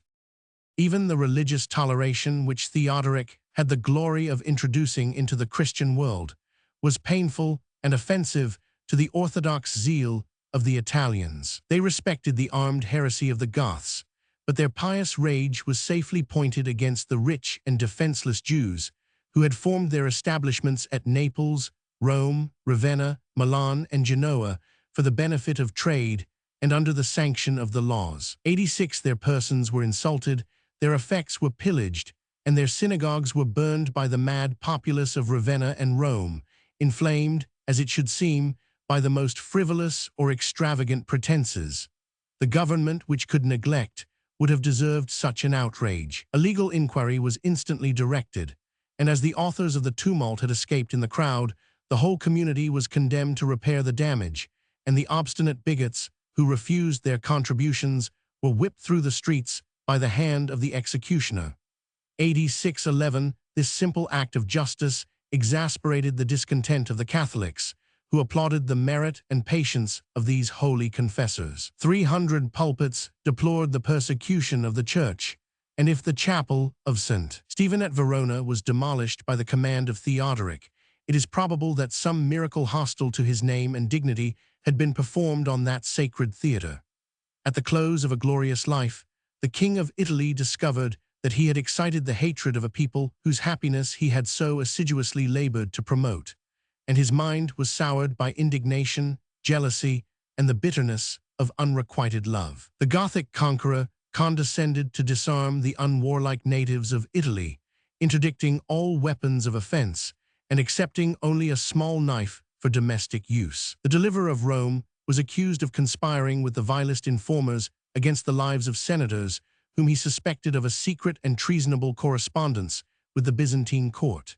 87, after the death of Anastasius, the diadem had been placed on the head of a feeble old man, but the powers of government were assumed by his nephew Justinian, who already meditated the extirpation of heresy and the conquest of Italy and Africa. A rigorous law, which was published at Constantinople to reduce the Arians by the dread of punishment within the pale of the Church, awakened the just resentment of Theodoric, who claimed for his distressed brethren of the East the same indulgence which he had so long granted to the Catholics of his dominions. 87:11, at his stern command, the Roman pontiff, with 4 illustrious senators, embarked on an embassy, of which he must have alike dreaded the failure or the success. The singular veneration shown to the first pope who had visited Constantinople was punished as a crime by his jealous monarch. The artful or peremptory refusal of the Byzantine court might excuse an equal and would provoke a larger measure of retaliation, and a mandate was prepared in Italy to prohibit, after a stated day, the exercise of the Catholic worship. By the bigotry of his subjects and enemies, the most tolerant of princes was driven to the brink of persecution, and the life of Theodoric was too long, since he lived to condemn the virtue of Boethius and Symmachus. 88. The senator Boethius, 89, is the last of the Romans whom Cato or Tully could have acknowledged for their countrymen. As a wealthy orphan, he inherited the patrimony and honors of the Anician family, a name ambitiously assumed by the kings and emperors of the age, and the appellation of Manlius asserted his genuine or fabulous descent from a race of consuls and dictators who had repulsed the Gauls from the capital and sacrificed their sons to the discipline of the Republic. In the youth of Boethius, the studies of Rome were not totally abandoned. A Virgil 90 is now extant, corrected by the hand of a consul, and the professors of grammar, rhetoric, and jurisprudence were maintained in their privileges and pensions by the liberality of the Goths. But the erudition of the Latin language was insufficient to satiate his ardent curiosity, and Boethius is said to have employed 18 laborious years in the schools of Athens, 91 which were supported by the zeal, the learning, and the diligence of Proclus and his disciples. The reason and piety of their Roman pupil were fortunately saved from the contagion of mystery and magic, which polluted the groves of the academy, but he imbibed the spirit and imitated the method of his dead and living masters, who attempted to reconcile the strong and subtle sense of Aristotle with the devout contemplation and sublime fancy of Plato. After his return to Rome and his marriage with the daughter of his friend, the patrician Symmachus, Boethius still continued, in a palace of ivory and marble, to prosecute the same studies. 92. The Church was edified by his profound defense of the Orthodox creed against the Arian, the Eutychian, and the Nestorian heresies, and the Catholic unity was explained or exposed in a formal treatise by the indifference of 3 distinct though consubstantial persons. For the benefit of his Latin readers, his genius submitted to teach the first elements of the arts and sciences of Greece. The geometry of Euclid, the music of Pythagoras, the arithmetic of Nicomachus, the mechanics of Archimedes, the astronomy of Ptolemy, the theology of Plato, and the logic of Aristotle, with the commentary of Porphyry, were translated and illustrated by the indefatigable pen of the Roman senator. And he alone was esteemed capable of describing the wonders of art, a sundial, a water clock, or a sphere which represented the motions of the planets. From these abstruse speculations, Boethius stooped, or to speak more truly, he rose to the social duties of public and private life. The indigent were relieved by his liberality, and his eloquence, which flattery might compare to the voice of Demosthenes or Cicero, was uniformly exerted in the cause of innocence and humanity. Such conspicuous merit was felt and rewarded by a discerning prince. The dignity of Boethius was adorned with the titles of consul and patrician, and his talents were usefully employed in the important station of master of the offices. Notwithstanding the equal claims of the East and West, his two sons were created, in their tender youth, the consuls of the same year. 93, on the memorable day of their inauguration, they proceeded in solemn pomp from their palace to the Forum amidst the applause of the Senate and people. And their joyful father, the true consul of Rome, after pronouncing an oration in the praise of his royal benefactor, distributed a triumphal largesse in the games of the circus. Prosperous in his fame and fortunes, in his public honors and private alliances, in the cultivation of science and the consciousness of virtue, Boethius might have been styled happy, if that precarious epithet could be safely applied before the last term of the life of man. A philosopher, liberal of his wealth and parsimonious of his time, might be insensible to the common allurements of ambition, the thirst of gold and employment. And some credit may be due to the asseveration of Boethius that he had reluctantly obeyed the divine Plato, who enjoins every virtuous citizen to rescue the state from the usurpation of vice and ignorance. For the integrity of his public conduct, he appeals to the memory of his country.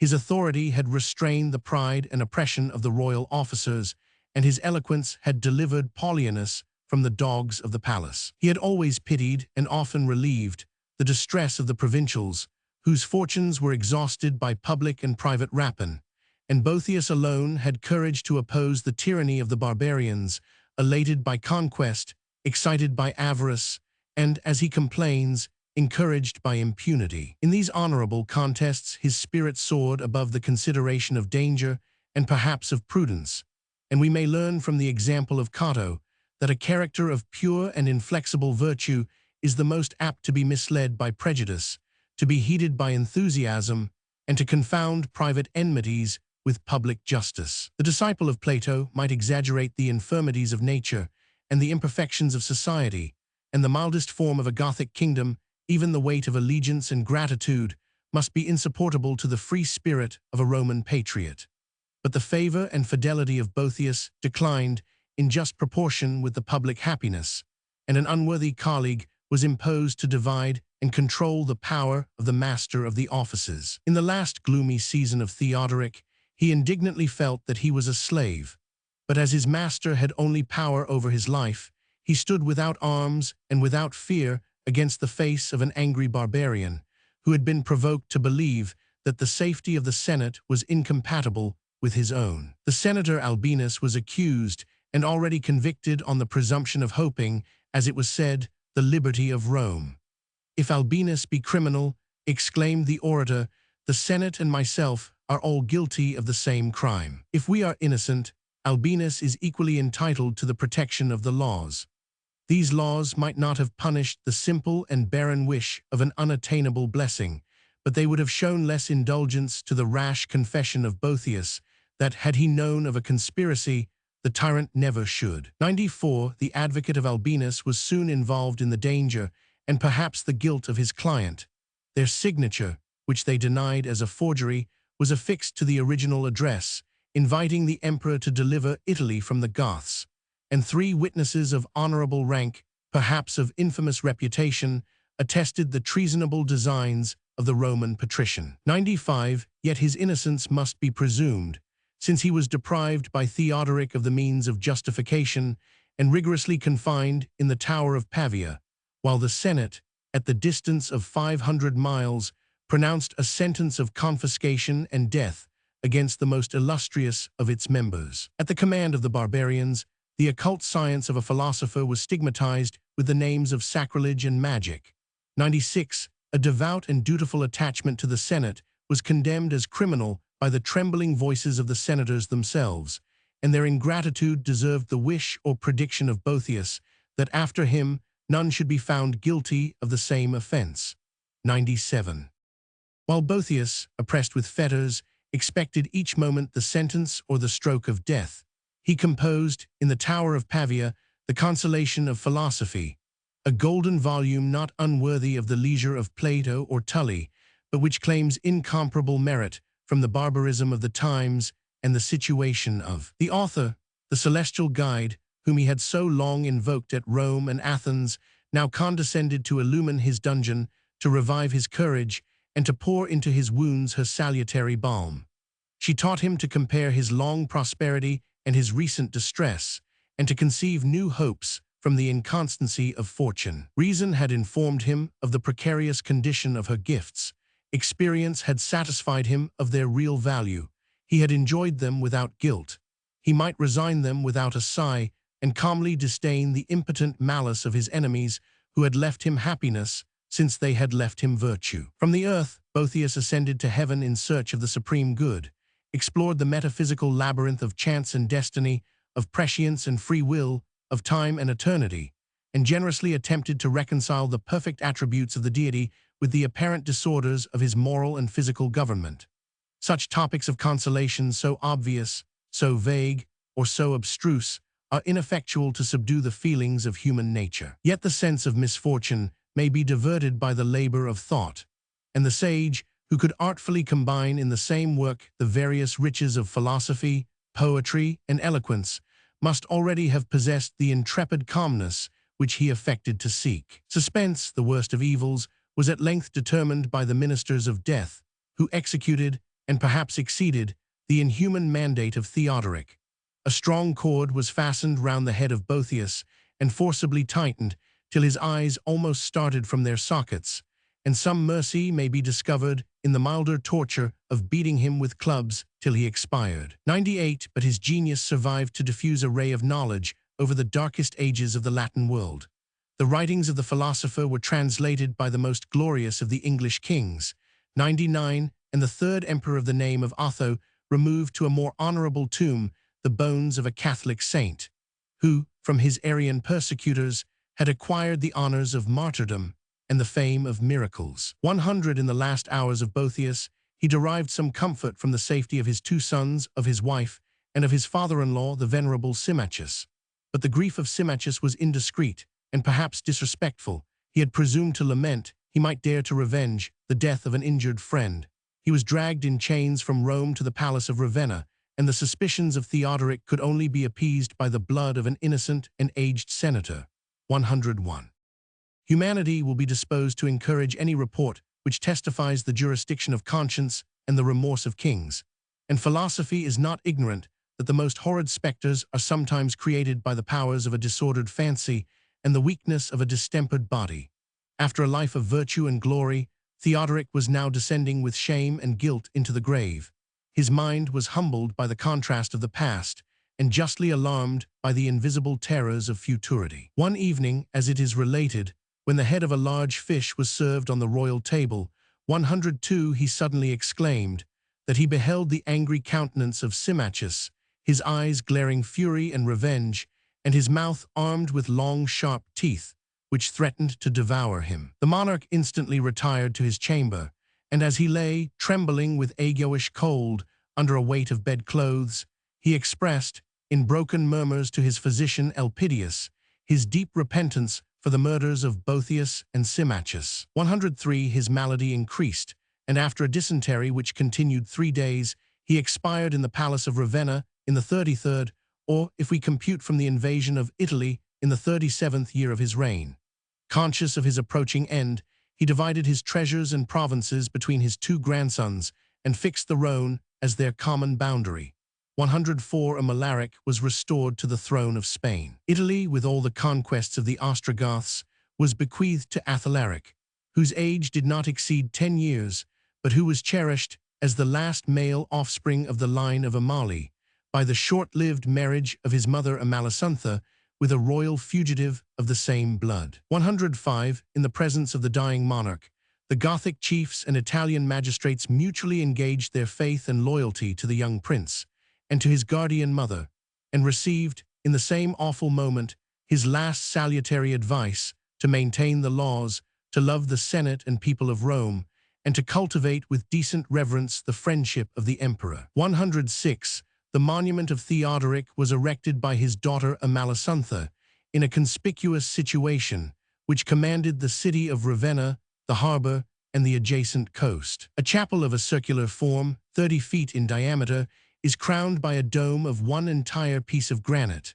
From the center of the dome, 4 columns arose, which supported, in a vase of porphyry, the remains of the Gothic king, surrounded by the brazen statues of the 12 apostles. 107. His spirit, after some previous expiation, might have been permitted to mingle with the benefactors of mankind, if an Italian hermit had not been witness, in a vision, to the damnation of Theodoric, 108, whose soul was plunged, by the ministers of divine vengeance, into the volcano of Lipari, one of the flaming mouths of the infernal world. 109. Chapter 40, Reign of Justinian. Part 1, Elevation of Justin the Elder. Reign of Justinian. 1. The Empress Theodora. 2. Factions of the Circus and sedition of Constantinople. 3. Trade and manufacture of silk. 4. Finances and taxes. 5. Edifices of Justinian. Church of St. Sophia. Fortifications and frontiers of the Eastern Empire. Abolition of the schools of Athens and the consulship of Rome. The Emperor Justinian was born near the ruins of Sardica, the modern Sofia, of an obscure race 2 of barbarians. 3. The inhabitants of a wild and desolate country, to which the names of Dardania, of Dacia, and of Bulgaria have been successively applied. His elevation was prepared by the adventurous spirit of his uncle Justin, who, with 2 other peasants of the same village, deserted, for the profession of arms, the more useful employment of husbandmen or shepherds. For on foot, with a scanty provision of biscuit in their knapsacks, the 3 youths followed the high road of Constantinople, and were soon enrolled, for their strength and stature, among the guards of the Emperor Leo. Under the 2 succeeding reigns, the fortunate peasant emerged to wealth and honors, and his escape from some dangers which threatened his life was afterwards ascribed to the guardian angel who watches over the fate of kings. His long and laudable service in the Isaurian and Persian wars would not have preserved from oblivion the name of Justin, yet they might warrant the military promotion, which in the course of 50 years he gradually obtained, the rank of tribune, of count, and of general, the dignity of senator, and the command of the guards, who obeyed him as their chief, at the important crisis when the Emperor Anastasius was removed from the world. The powerful kinsmen whom he had raised and enriched were excluded from the throne, and the eunuch Amantius, who reigned in the palace, had secretly resolved to fix the diadem on the head of the most obsequious of his creatures. A liberal donative, to conciliate the suffrage of the guards, was entrusted for that purpose in the hands of their commander. But these weighty arguments were treacherously employed by Justin in his own favor, and as no competitor presumed to appear, the Dacian peasant was invested with the purple by the unanimous consent of the soldiers, who knew him to be brave and gentle, of the clergy and people, who believed him to be orthodox, and of the provincials, who yielded blind and implicit submission to the will of the capital. The elder Justin, as he is distinguished from another emperor of the same family and name, ascended the Byzantine throne at the age of 68 years, and had he been left to his own guidance, every moment of a 9 years' reign must have exposed to his subjects the impropriety of their choice. His ignorance was similar to that of Theodoric, and it is remarkable that in an age not destitute of learning, 2 contemporary monarchs had never been instructed in the knowledge of the alphabet. 411, but the genius of Justin was far inferior to that of the Gothic king. The experience of a soldier had not qualified him for the government of an empire, and though personally brave, the consciousness of his own weakness was naturally attended with doubt, distrust, and political apprehension. But the official business of the state was diligently and faithfully transacted by the quaestor Proclus. 5. And the aged emperor adopted the talents and ambition of his nephew Justinian, an aspiring youth, whom his uncle had drawn from the rustic solitude of Dacia, and educated at Constantinople as the heir of his private fortune, and at length of the Eastern Empire. Since the eunuch Amantius had been defrauded of his money, it became necessary to deprive him of his life. The task was easily accomplished by the charge of a real or fictitious conspiracy, and the judges were informed, as an accumulation of guilt, that he was secretly addicted to the Manichaean heresy. 6. Amantius lost his head. 3 of his companions, the first domestics of the palace, were punished either with death or exile, and their unfortunate candidate for the purple was cast into a deep dungeon, overwhelmed with stones, and ignominiously thrown, without burial, into the sea. The ruin of Vitalian was a work of more difficulty and danger. That Gothic chief had rendered himself popular by the civil war, which he boldly waged against Anastasius for the defense of the Orthodox faith, and after the conclusion of an advantageous treaty, he still remained in the neighborhood of Constantinople at the head of a formidable and victorious army of barbarians. By the frail security of oaths, he was tempted to relinquish this advantageous situation and to trust his person within the walls of a city, whose inhabitants, particularly the Blue faction, were artfully incensed against him by the remembrance even of his pious hostilities. The emperor and his nephew embraced him as the faithful and worthy champion of the church and state, and gratefully adorned their favorite with the titles of consul and general. But in the 7th month of his consulship, Vitalian was stabbed with 17 wounds at the royal banquet. 7. And Justinian, who inherited the spoil, was accused as the assassin of a spiritual brother, to whom he had recently pledged his faith in the participation of the Christian mysteries.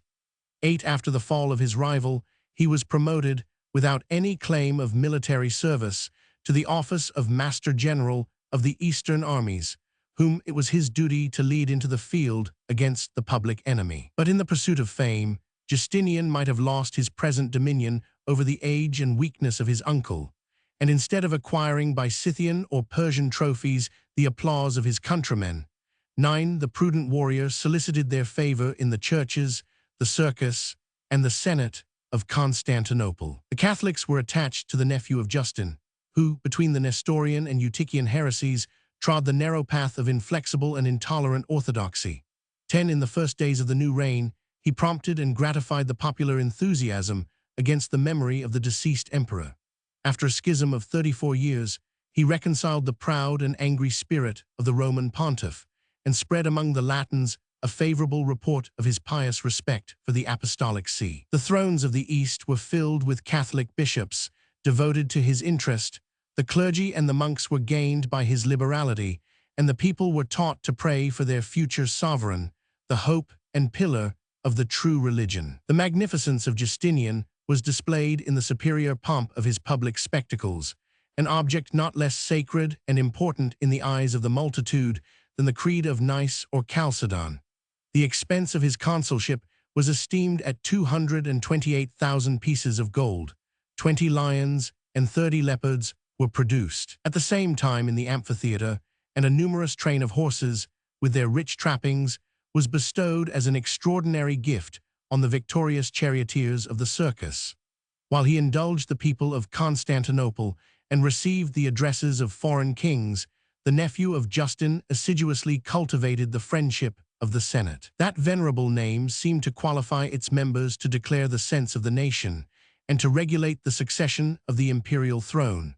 The feeble Anastasius had permitted the vigor of government to degenerate into the form or substance of an aristocracy, and the military officers who had obtained the senatorial rank were followed by their domestic guards, a band of veterans whose arms or acclamations might fix in a tumultuous moment the diadem of the East.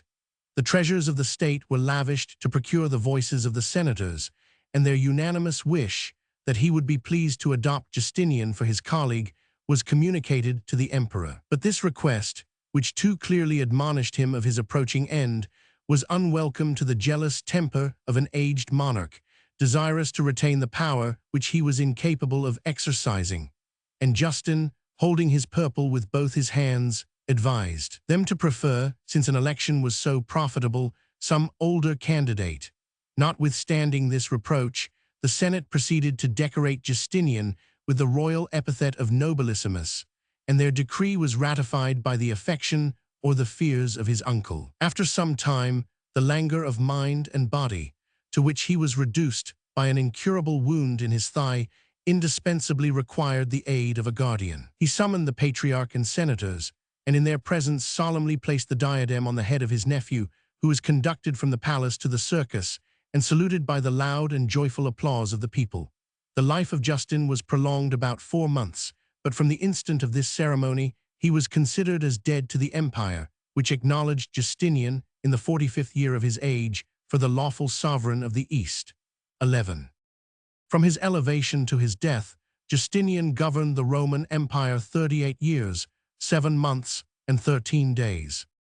The events of his reign, which excite our curious attention by their number, variety, and importance, are diligently related by the secretary of Belisarius, a rhetorician, whom eloquence had promoted to the rank of senator and praefect of Constantinople. According to the vicissitudes of courage or servitude, of favor or disgrace, Procopius XII successively composed the history, the panegyric, and the satire of his own times. The 8 books of the Persian, Vandalic, and Gothic wars, 13 which are continued in the 5 books of Agathias, deserve our esteem as a laborious and successful imitation of the Attic, or at least of the Asiatic, writers of ancient Greece. His facts are collected from the personal experience and free conversation of a soldier, a statesman, and a traveler. His style continually aspires and often attains to the merit of strength and elegance. His reflections, more especially in the speeches, which he too frequently inserts, contain a rich fund of political knowledge, and the historian, excited by the generous ambition of pleasing and instructing posterity, appears to disdain the prejudices of the people and the flattery of courts. The writings of Procopius XIV were read and applauded by his contemporaries. 15. But although he respectfully laid them at the foot of the throne, the pride of Justinian must have been wounded by the praise of a hero, who perpetually eclipses the glory of his inactive sovereign. The conscious dignity of independence was subdued by the hopes and fears of a slave, and the secretary of Belisarius labored for pardon and reward in the 6 books of the imperial edifices. He had dexterously chosen a subject of apparent splendor, in which he could loudly celebrate the genius, the magnificence, and the piety of a prince, who, both as a conqueror and legislator, had surpassed the puerile virtues of Themistocles and Cyrus. 16. Disappointment might urge the flatterer to secret revenge, and the first glance of favor might again tempt him to suspend and suppress a libel. 17. In which the Roman Cyrus is degraded into an odious and contemptible tyrant, in which both the emperor and his consort Theodora are seriously represented as 2 demons, who had assumed a human form for the destruction of mankind. 18. Such base inconsistency must doubtless sully the reputation and detract from the credit of Procopius. Yet, after the venom of his malignity has been suffered to exhale, the residue of the anecdotes, even the most disgraceful facts, some of which had been tenderly hinted in his public history, are established by their internal evidence or the authentic monuments of the times. 1919-11. From these various materials, I shall now proceed to describe the reign of Justinian, which will deserve and occupy an ample space. The present chapter will explain the elevation and character of Theodora, the factions of the circus, and the peaceful administration of the sovereign of the East. In the 3 succeeding chapters, I shall relate the wars of Justinian, which achieved the conquest of Africa and Italy, and I shall follow the victories of Belisarius and Narses, without disguising the vanity of their triumphs or the hostile virtue of the Persian and Gothic heroes. The series of this and the following volume will embrace the jurisprudence and theology of the emperor, the controversies and sects which still divide the Oriental Church, the reformation of the Roman law which is obeyed or respected by the nations of modern Europe. 14. Return. The literary fate of Procopius has been somewhat unlucky. His book De Bello Gothico was stolen by Leonard Aretin and published Fulgini 1470 Venet, 1471 Apud Jansen, Mater Annal Typograph, Tom 1 edit, Posterior p. 290 304 279 299, in his own name C. Vossius de Hist, Lat. 53 100, and The Feeble Defense of the Venice Giornale de Letterati, Tom 19, p. 207. His works were mutilated by the first Latin translators, Christopher Persona, Giornale, Tom 19, p. 340-348, and Raphael de Volaterra, Hewitt, De Claris Interpretibus, p. 166, who did not even consult the Ms. of the Vatican Library, of which they were praefects, a lemon, in prefat anecdote, 3. The Greek text was not printed till 1607 by Hochelius of Augsburg, Dictionnaire de Bayle, Tom 2, p. 782. The Paris edition was imperfectly executed by Claude Maltret, a Jesuit of Toulouse, in 1663, far distant from the Louvre press and the Vatican Ms., from which, however, he obtained some supplements. His promised commentaries and 100 have never appeared. The Agathias of Leyden 1594 has been wisely reprinted by the Paris editor, with the Latin version of Bonaventura Vulcanius, a learned interpreter, Hewitt, p. 176. Note: Procopius forms a part of the new Byzantine collection under the superintendence of Dindorf. 1001. In the exercise of supreme power, the first act of Justinian was to divide it with the woman whom he loved, the famous Theodora, 20, whose strange elevation cannot be applauded as the triumph of female virtue. Under the reign of Anastasius, the care of the wild beasts maintained by the Green faction at Constantinople was entrusted to Acacius, a native of the Isle of Cyprus, who, from his employment, was surnamed the Master of the Bears. This honorable office was given after his death to another candidate, notwithstanding the diligence of his widow, who had already provided a husband and a successor. Acacius had left 3 daughters, Comedo, 21, Theodora, and Anastasia, the eldest of whom did not then exceed the age of 7 years. On a solemn festival, these helpless orphans were sent by their distressed and indignant mother, in the garb of suppliants, into the midst of the theater. The Green faction received them with contempt, the Blues with compassion, and this difference, which sunk deep into the mind of Theodora, was felt long afterwards in the administration of the empire. As they improved in age and beauty, the 3 sisters were successively devoted to the public and private pleasures of the Byzantine people. And Theodora, after following Comedo on the stage, in the dress of a slave, with a stool on her head, was at length permitted to exercise her independent talents. She neither danced, nor sung, nor played on the flute. Her skill was confined to the pantomime arts. She excelled in buffoon characters, and as often as the comedian swelled her cheeks, and complained with a ridiculous tone and gesture of the blows that were inflicted, the whole theater of Constantinople resounded with laughter and applause. The beauty of Theodora 22 was the subject of more flattering praise, and the source of more exquisite delight. Her features were delicate and regular. Her complexion, though somewhat pale, was tinged with a natural color. Every sensation was instantly expressed by the vivacity of her eyes. Her easy motions displayed the graces of a small but elegant figure, and either love or adulation might proclaim that painting and poetry were incapable of delineating the matchless excellence of her form. But this form was degraded by the facility with which it was exposed to the public eye and prostituted to licentious desire. Her venal charms were abandoned to a promiscuous crowd of citizens and strangers of every rank and of every profession. The fortunate lover who had been promised a night of enjoyment was often driven from her bed by a stronger or more wealthy favorite. And when she passed through the streets, her presence was avoided by all who wished to escape either the scandal or the temptation. The satirical historian has not blushed 23 to describe the naked scenes which Theodora was not ashamed to exhibit in the theater. 24. After exhausting the arts of sensual pleasure, 25. She most ungratefully murmured against the parsimony of nature. 26. But her murmurs, her pleasures, and her arts must be veiled in the obscurity of a learned language.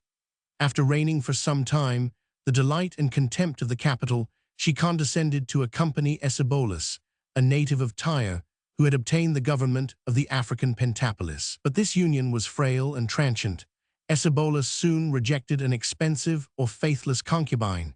She was reduced at Alexandria to extreme distress, and in her laborious return to Constantinople, every city of the East admired and enjoyed the fair Cyprian, whose merit appeared to justify her descent from the peculiar island of Venus. The vague commerce of Theodora and the most detestable precautions preserved her from the danger which she feared. Yet once, and once only, she became a mother.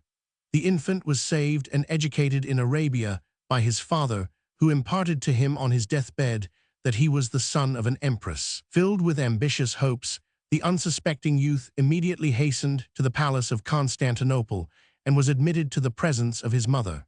As he was never more seen, even after the decease of Theodora, she deserves the foul imputation of extinguishing with his life a secret so offensive to her imperial virtue. 26:11. In the most abject state of her fortune and reputation, some vision, either of sleep or of fancy, had whispered to Theodora the pleasing assurance that she was destined to become the spouse of a potent monarch. Conscious of her approaching greatness, she returned from Paphlagonia to Constantinople, assumed, like a skillful actress, a more decent character, relieved her poverty by the laudable industry of spinning wool, and affected a life of chastity and solitude in a small house, which she afterwards changed into a magnificent temple. 27. Her beauty, assisted by art or accident, soon attracted, captivated, and fixed the patrician Justinian, who already reigned with absolute sway under the name of his uncle. Perhaps she contrived to enhance the value of a gift which she had so often lavished on the meanest of mankind. Perhaps she inflamed, at first by modest delays, and at last by sensual allurements, the desires of a lover who, from nature or devotion, was addicted to long vigils and abstemious diet. When his first transports had subsided, she still maintained the same ascendant over his mind, by the more solid merit of temper and understanding. Justinian delighted to ennoble and enrich the object of his affection. The treasures of the East were poured at her feet, and the nephew of Justin was determined, perhaps by religious scruples, to bestow on his concubine the sacred and legal character of a wife. But the laws of Rome expressly prohibited the marriage of a senator with any female who had been dishonored by a servile origin or theatrical profession. The Empress Lupicina, or Euphemia, a barbarian of rustic manners, but of irreproachable virtue, refused to accept a prostitute for her niece. And even Vigilantia, the superstitious mother of Justinian, though she acknowledged the wit and beauty of Theodora, was seriously apprehensive lest the levity and arrogance of that artful paramour might corrupt the piety and happiness of her son. These obstacles were removed by the inflexible constancy of Justinian. He patiently expected the death of the empress. He despised the tears of his mother, who soon sunk under the weight of her affliction, and a law was promulgated in the name of the Emperor Justin, which abolished the rigid jurisprudence of antiquity. A glorious repentance, the words of the edict, was left open for the unhappy females who had prostituted their persons on the theater, and they were permitted to contract a legal union with the most illustrious of the Romans. 28. This indulgence was speedily followed by the solemn nuptials of Justinian and Theodora. Her dignity was gradually exalted with that of her lover, and as soon as Justin had invested his nephew with the purple, the Patriarch of Constantinople placed the diadem on the heads of the Emperor and Empress of the East. But the usual honors, which the severity of Roman manners had allowed to the wives of princes, could not satisfy either the ambition of Theodora or the fondness of Justinian. He seated her on the throne as an equal and independent colleague in the sovereignty of the empire, and an oath of allegiance was imposed on the governors of the provinces in the joint names of Justinian and Theodora. 29. The Eastern world fell prostrate before the genius and fortune of the daughter of Acacius. The prostitute who, in the presence of innumerable spectators, had polluted the theater of Constantinople, was adored as a queen in the same city by grave magistrates, orthodox bishops, victorious generals, and captive monarchs. 30. Chapter 40. Reign of Justinian. Part 2. Those who believe that the female mind is totally depraved by the loss of chastity will eagerly listen to all the invectives of private envy or popular resentment which have dissembled the virtues of Theodora, exaggerated her vices, and condemned with rigor the venal or voluntary sins of the youthful harlot. From a motive of shame or contempt, she often declined the servile homage of the multitude, escaped from the odious light of the capital, and passed the greatest part of the year in the palaces and gardens, which were pleasantly seated on the sea-coast of the Propontis and the Bosphorus. Her private hours were devoted to the prudent, as well as grateful care of her beauty, the luxury of the bath and table, and the long slumber of the evening and the morning. Her secret apartments were occupied by the favorite women and eunuchs, whose interests and passions she indulged at the expense of justice.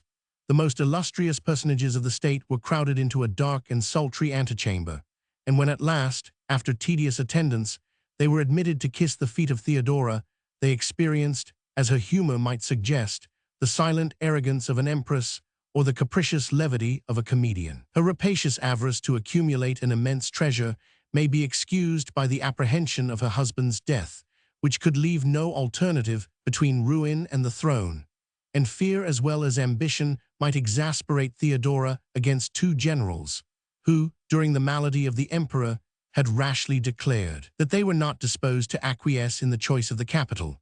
But the reproach of cruelty, so repugnant even to her softer vices, has left an indelible stain on the memory of Theodora. Her numerous spies observed and zealously reported every action or word or look injurious to their royal mistress. Whomsoever they accused were cast into her peculiar prisons, 31 inaccessible to the inquiries of justice, and it was rumored that the torture of the rack or scourge had been inflicted in the presence of the female tyrant, insensible to the voice of prayer or of pity. 32 Some of these unhappy victims perished in deep, unwholesome dungeons, while others were permitted, after the loss of their limbs, their reason, or their fortunes, to appear in the world, the living monuments of her vengeance, which was commonly extended to the children of those whom she had suspected or injured. The senator or bishop, whose death or exile Theodora had pronounced, was delivered to a trusty messenger, and his diligence was quickened by a menace from her own mouth. If you fail in the execution of my commands, I swear by him who liveth forever that your skin shall be flayed from your body. 33. If the creed of Theodora had not been tainted with heresy, her exemplary devotion might have atoned, in the opinion of her contemporaries, for pride, avarice, and cruelty. But if she employed her influence to assuage the intolerant fury of the emperor, the present age will allow some merit to her religion, and much indulgence to her speculative errors.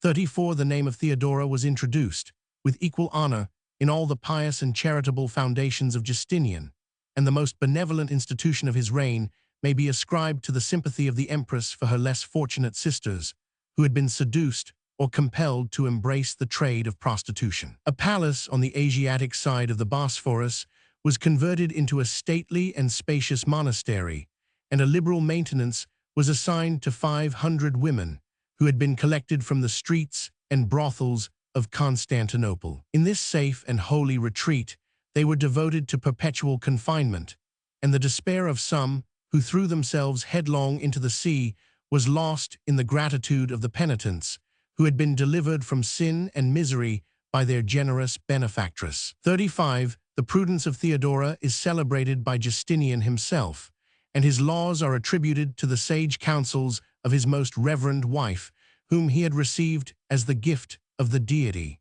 36 Her courage was displayed amidst the tumult of the people and the terrors of the court. Her chastity, from the moment of her union with Justinian, is founded on the silence of her implacable enemies, and although the daughter of Acacius might be satiated with love, yet some applause is due to the firmness of a mind which could sacrifice pleasure and habit to the stronger sense, either of duty or interest. The wishes and prayers of Theodora could never obtain the blessing of a lawful son, and she buried an infant daughter, the sole offspring of her marriage. 37 Notwithstanding this disappointment, her dominion was permanent and absolute. She preserved, by art or merit, the affections of Justinian, and their seeming dissensions were always fatal to the courtiers who believed them to be sincere. Perhaps her health had been impaired by the licentiousness of her youth, but it was always delicate, and she was directed by her physicians to use the Pythian warm baths. In this journey, the empress was followed by the Praetorian Praefect, the great treasurer, several counts and patricians, and a splendid train of 4,000 attendants. The highways were repaired at her approach. A palace was erected for her reception, and as she passed through Bithynia, she distributed liberal alms to the churches, the monasteries, and the hospitals that they might implore heaven for the restoration of her health. 38 At length, in the 24th year of her marriage, and the 22nd of her reign, she was consumed by a cancer. 39 And the irreparable loss was deplored by her husband, who, in the room of a theatrical prostitute, might have selected the purest and most noble virgin of the East. 40. 2. A material difference may be observed in the games of antiquity. The most eminent of the Greeks were actors, the Romans were merely spectators. The Olympic Stadium was open to wealth, merit, and ambition, and if the candidates could depend on their personal skill and activity, they might pursue the footsteps of Diomed and Menelaus and conduct their own horses in the rapid career. 41, 10, 20, 40 chariots were allowed to start at the same instant. A crown of leaves was the reward of the victor, and his fame, with that of his family and country, was chanted in lyric strains more durable than monuments of brass and marble. But a senator, or even a citizen conscious of his dignity, would have blushed to expose his person or his horses in the circus of Rome. The games were exhibited at the expense of the republic, the magistrates, or the emperors, but the reins were abandoned to servile hands, and if the profits of a favorite charioteer sometimes exceeded those of an advocate, they must be considered as the effects of popular extravagance and the high wages of a disgraceful profession. The race, in its first institution, was a simple contest of two chariots, whose drivers were distinguished by white and red liveries. Two additional colors, a light green and a cerulean blue, were afterwards introduced, and as the races were repeated 25 times, 100 chariots contributed in the same day to the pomp of the circus. The four factions soon acquired a legal establishment and a mysterious origin, and their fanciful colors were derived from the various appearances of nature in the 4 seasons of the year: the red dogstar of summer, the snows of winter, the deep shades of autumn, and the cheerful verdure of the spring. 42. Another interpretation preferred the elements to the seasons, and the struggle of the green and blue was supposed to represent the conflict of the earth and sea. Their respective victories announced either a plentiful harvest or a prosperous navigation, and the hostility of the husbandmen and mariners was somewhat less absurd than the blind ardor of the Roman people, who devoted their lives and fortunes to the color which they had espoused. Such folly was disdained and indulged by the wisest princes, but the names of Caligula, Nero, Vitellius, Verus, Commodus, Caracalla, and Elagabalus were enrolled in the blue or green factions of the circus. They frequented their stables, applauded their favorites, chastised their antagonists, and deserved the esteem of the populace by the natural or affected imitation of their manners. The bloody and tumultuous contest continued to disturb the public festivity till the last age of the spectacles of Rome, and Theodoric, from a motive of justice or affection, interposed his authority to protect the Greens against the violence of a consul and a patrician who were passionately addicted to the blue faction of the circus. 43.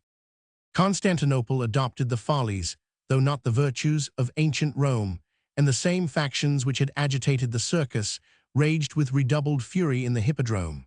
Under the reign of Anastasius, this popular frenzy was inflamed by religious zeal, and the Greens, who had treacherously concealed stones and daggers under baskets of fruit, massacred, at a solemn festival, 3,000 of their blue adversaries. 44. From this capital, the pestilence was diffused into the provinces and cities of the East, and the sportive distinction of two colors produced two strong and irreconcilable factions, which shook the foundations of a feeble government. 45. The popular dissensions, founded on the most serious interest or holy pretense, have scarcely equaled the obstinacy of this wanton discord, which invaded the peace of families, divided friends and brothers, and tempted the female sex, though seldom seen in the circus, to espouse the inclinations of their lovers or to contradict the wishes of their husbands.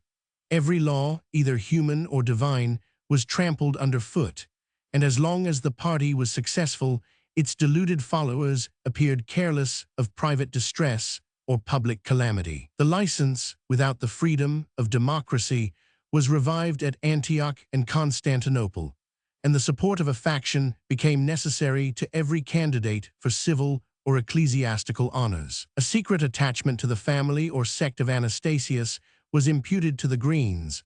The Blues were zealously devoted to the cause of orthodoxy and Justinian. 46. And their grateful patron protected, above 5 years, the disorders of a faction whose seasonable tumults overawed the palace, the senate, and the capitals of the East. Insolent with royal favor, the Blues affected to strike terror by a peculiar and barbaric dress, the long hair of the Huns, their close sleeves and ample garments, a lofty step, and a sonorous voice. In the day they concealed their two-edged poniards, but in the night they boldly assembled in arms and in numerous bands, prepared for every act of violence and rapine. Their adversaries of the Green faction, or even inoffensive citizens, were stripped and often murdered by these nocturnal robbers, and it became dangerous to wear any gold buttons or girdles, or to appear at a late hour in the streets of a peaceful capital. A daring spirit, rising with impunity, proceeded to violate the safeguard of private houses, and fire was employed to facilitate the attack or to conceal the crimes of these factious rioters. No place was safe or sacred from their depredations. To gratify either avarice or revenge, they profusely spilt the blood of the innocent. Churches and altars were polluted by atrocious murders, and it was the boast of the assassins that their dexterity could always inflict a mortal wound with a single stroke of their dagger. The dissolute youth of Constantinople adopted the blue livery of disorder. The laws were silent, and the bonds of society were relaxed. Creditors were compelled to resign their obligations, judges to reverse their sentence, masters to enfranchise their slaves, fathers to supply the extravagance of their children, noble matrons were prostituted to the lust of their servants, beautiful boys were torn from the arms of their parents, and wives, unless they preferred a voluntary death, were ravished in the presence of their husbands. 47. The despair of the Greens, who were persecuted by their enemies and deserted by the magistrates, assumed the privilege of defense, perhaps of retaliation, but those who survived the combat were dragged to execution, and the unhappy fugitives, escaping to woods and caverns, preyed without mercy on the society from whence they were expelled. Those ministers of justice who had courage to punish the crimes and to brave the resentment of the Blues became the victims of their indiscreet zeal. A prefect of Constantinople fled for refuge to the Holy Sepulchre, a count of the East was ignominiously whipped, and a governor of Cilicia was hanged by the order of Theodora on the tomb of two assassins whom he had condemned for the murder of his groom and a daring attack upon his own life. 48. An aspiring candidate may be tempted to build his greatness on the public confusion, but it is the interest as well as duty of a sovereign to maintain the authority of the laws. The first edict of Justinian, which was often repeated and sometimes executed, announced his firm resolution to support the innocent and to chastise the guilty of every denomination and color. Yet the balance of justice was still inclined in favor of the Blue faction by the secret affection, the habits, and the fears of the emperor. His equity, after an apparent struggle, submitted without reluctance to the implacable passions of Theodora, and the empress never forgot or forgave the injuries of the comedian. At the accession of the younger Justin, the proclamation of equal and rigorous justice indirectly condemned the partiality of the former reign. Ye Blues, Justinian is no more, ye Greens, he is still alive. 49.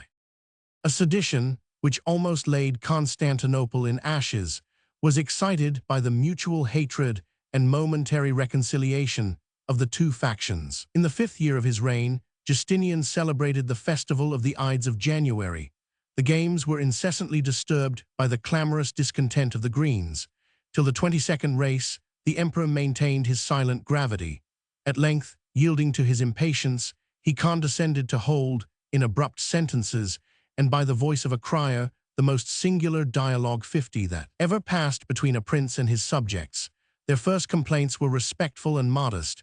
They accused the subordinate ministers of oppression and proclaimed their wishes for the long life and victory of the emperor. Be patient and attentive, ye insolent railers, exclaimed Justinian. Be mute, ye Jews, Samaritans, and Manichaeans. The Greens still attempted to awaken his compassion. We are poor, we are innocent, we are injured, we dare not pass through the streets. A general persecution is exercised against our name and color. Let us die, O Emperor, but let us die by your command and for your service. But the repetition of partial and passionate invectives degraded, in their eyes, the majesty of the purple. They renounced allegiance to the prince who refused justice to his people, lamented that the father of Justinian had been born, and branded his son with the opprobrious names of a homicide, an ass, and a perjured tyrant. Do you despise your lives? Cried the indignant monarch. The Blues rose with fury from their seats. Their hostile clamors thundered in the hippodrome, and their adversaries, deserting the unequal contest, spread terror and despair through the streets of Constantinople. At this dangerous moment, 7 notorious assassins of both factions, who had been condemned by the prefect, were carried round the city and afterwards transported to the place of execution in the suburb of Pera. 4 were immediately beheaded, a 5th was hanged. But when the same punishment was inflicted on the remaining 2, the rope broke, they fell alive to the ground, the populace applauded their escape, and the monks of St. Canan, issuing from the neighboring convent, conveyed them in a boat to the sanctuary of the church. 51, as one of these criminals was of the blue and the other of the green livery, the 2 factions were equally provoked by the cruelty of their oppressor or the ingratitude of their patron, and a short truce was concluded till they had delivered their prisoners and satisfied their revenge. The palace of the prefect, who withstood the seditious torrent, was instantly burnt, his officers and guards were massacred, the prisons were forced open, and freedom was restored to those who could only use it for the public destruction. A military force, which had been dispatched to the aid of the civil magistrate, was fiercely encountered by an armed multitude, whose numbers and boldness continually increased, and the Heruli, the wildest barbarians in the service of the empire, overturned the priests and their relics, which, from a pious motive, had been rashly interposed to separate the bloody conflict. The tumult was exasperated by this sacrilege. The people fought with enthusiasm in the cause of God. The women, from the roofs and windows, showered stones on the heads of the soldiers, who darted firebrands against the houses, and the various flames, which had been kindled by the hands of citizens and strangers, spread without control over the face of the city. The conflagration involved the cathedral of St. Sophia, the baths of Zeuxippus, a part of the palace, from the first entrance to the altar of Mars, and the long portico from the palace to the Forum of Constantine. A large hospital, with the sick patients, was consumed, many churches and stately edifices were destroyed, and an immense treasure of gold and silver was either melted or lost. From such scenes of horror and distress, the wise and wealthy citizens escaped over the Bosphorus to the Asiatic side, and during 5 days Constantinople was abandoned to the factions, whose watchword, Nika, vanquish, has given a name to this memorable sedition. 52. As long as the factions were divided, the triumphant blues and desponding greens appeared to behold with the same indifference the disorders of the state. They agreed to censure the corrupt management of justice and the finance, and the 2 responsible ministers, the artful Tribonian and the rapacious John of Cappadocia, were loudly arraigned as the authors of the public misery. The peaceful murmurs of the people would have been disregarded. They were heard with respect when the city was in flames. The quaestor and the prefect were instantly removed, and their offices were filled by 2 senators of blameless integrity. After this popular concession, Justinian proceeded to the hippodrome to confess his own errors and to accept the repentance of his grateful subjects. But they distrusted his assurances, though solemnly pronounced in the presence of the Holy Gospels, and the emperor, alarmed by their distrust, retreated with precipitation to the strong fortress of the palace. The obstinacy of the tumult was now imputed to a secret and ambitious conspiracy, and a suspicion was entertained that the insurgents, more especially the Green faction, had been supplied with arms and money by Hypatius and Pompey, 2 patricians, who could neither forget with honor nor remember with safety that they were the nephews of the Emperor Anastasius. Capriciously trusted, disgraced, and pardoned by the jealous levity of the monarch, they had appeared as loyal servants before the throne, and during 5 days of the tumult, they were detained as important hostages, till at length, the fears of Justinian prevailing over his prudence, he viewed the 2 brothers in the light of spies, perhaps of assassins, and sternly commanded them to depart from the palace. After a fruitless representation that obedience might lead to involuntary treason, they retired to their houses, and in the morning of the 6th day, Hypatius was surrounded and seized by the people, who, regardless of his virtuous resistance and the tears of his wife, transported their favorite to the Forum of Constantine, and instead of a diadem, placed a rich collar on his head. If the usurper, who afterwards pleaded the merit of his delay, had complied with the advice of his senate, and urged the fury of the multitude, their first irresistible effort might have oppressed or expelled his trembling competitor. The Byzantine palace enjoyed a free communication with the sea, vessels lay ready at the garden stairs, and a secret resolution was already formed to convey the emperor with his family and treasures to a safe retreat at some distance from the capital. Justinian was lost if the prostitute whom he raised from the theater had not renounced the timidity as well as the virtues of her sex. In the midst of a council, where Belisarius was present, Theodora alone displayed the spirit of a hero, and she alone, without apprehending his future hatred, could save the emperor from the imminent danger and his unworthy fears. "If flight," said the consort of Justinian, "were the only means of safety, yet I should disdain to fly. Death is the condition of our birth, but they who have reigned should never survive the loss of dignity and dominion.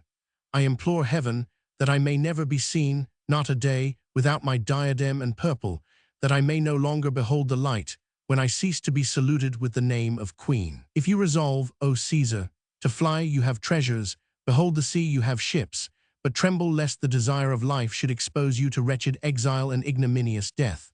For my own part, I adhere to the maxim of antiquity that the throne is a glorious sepulchre. The firmness of a woman restored the courage to deliberate and act, and courage soon discovers the resources of the most desperate situation. It was an easy and a decisive measure to revive the animosity of the factions.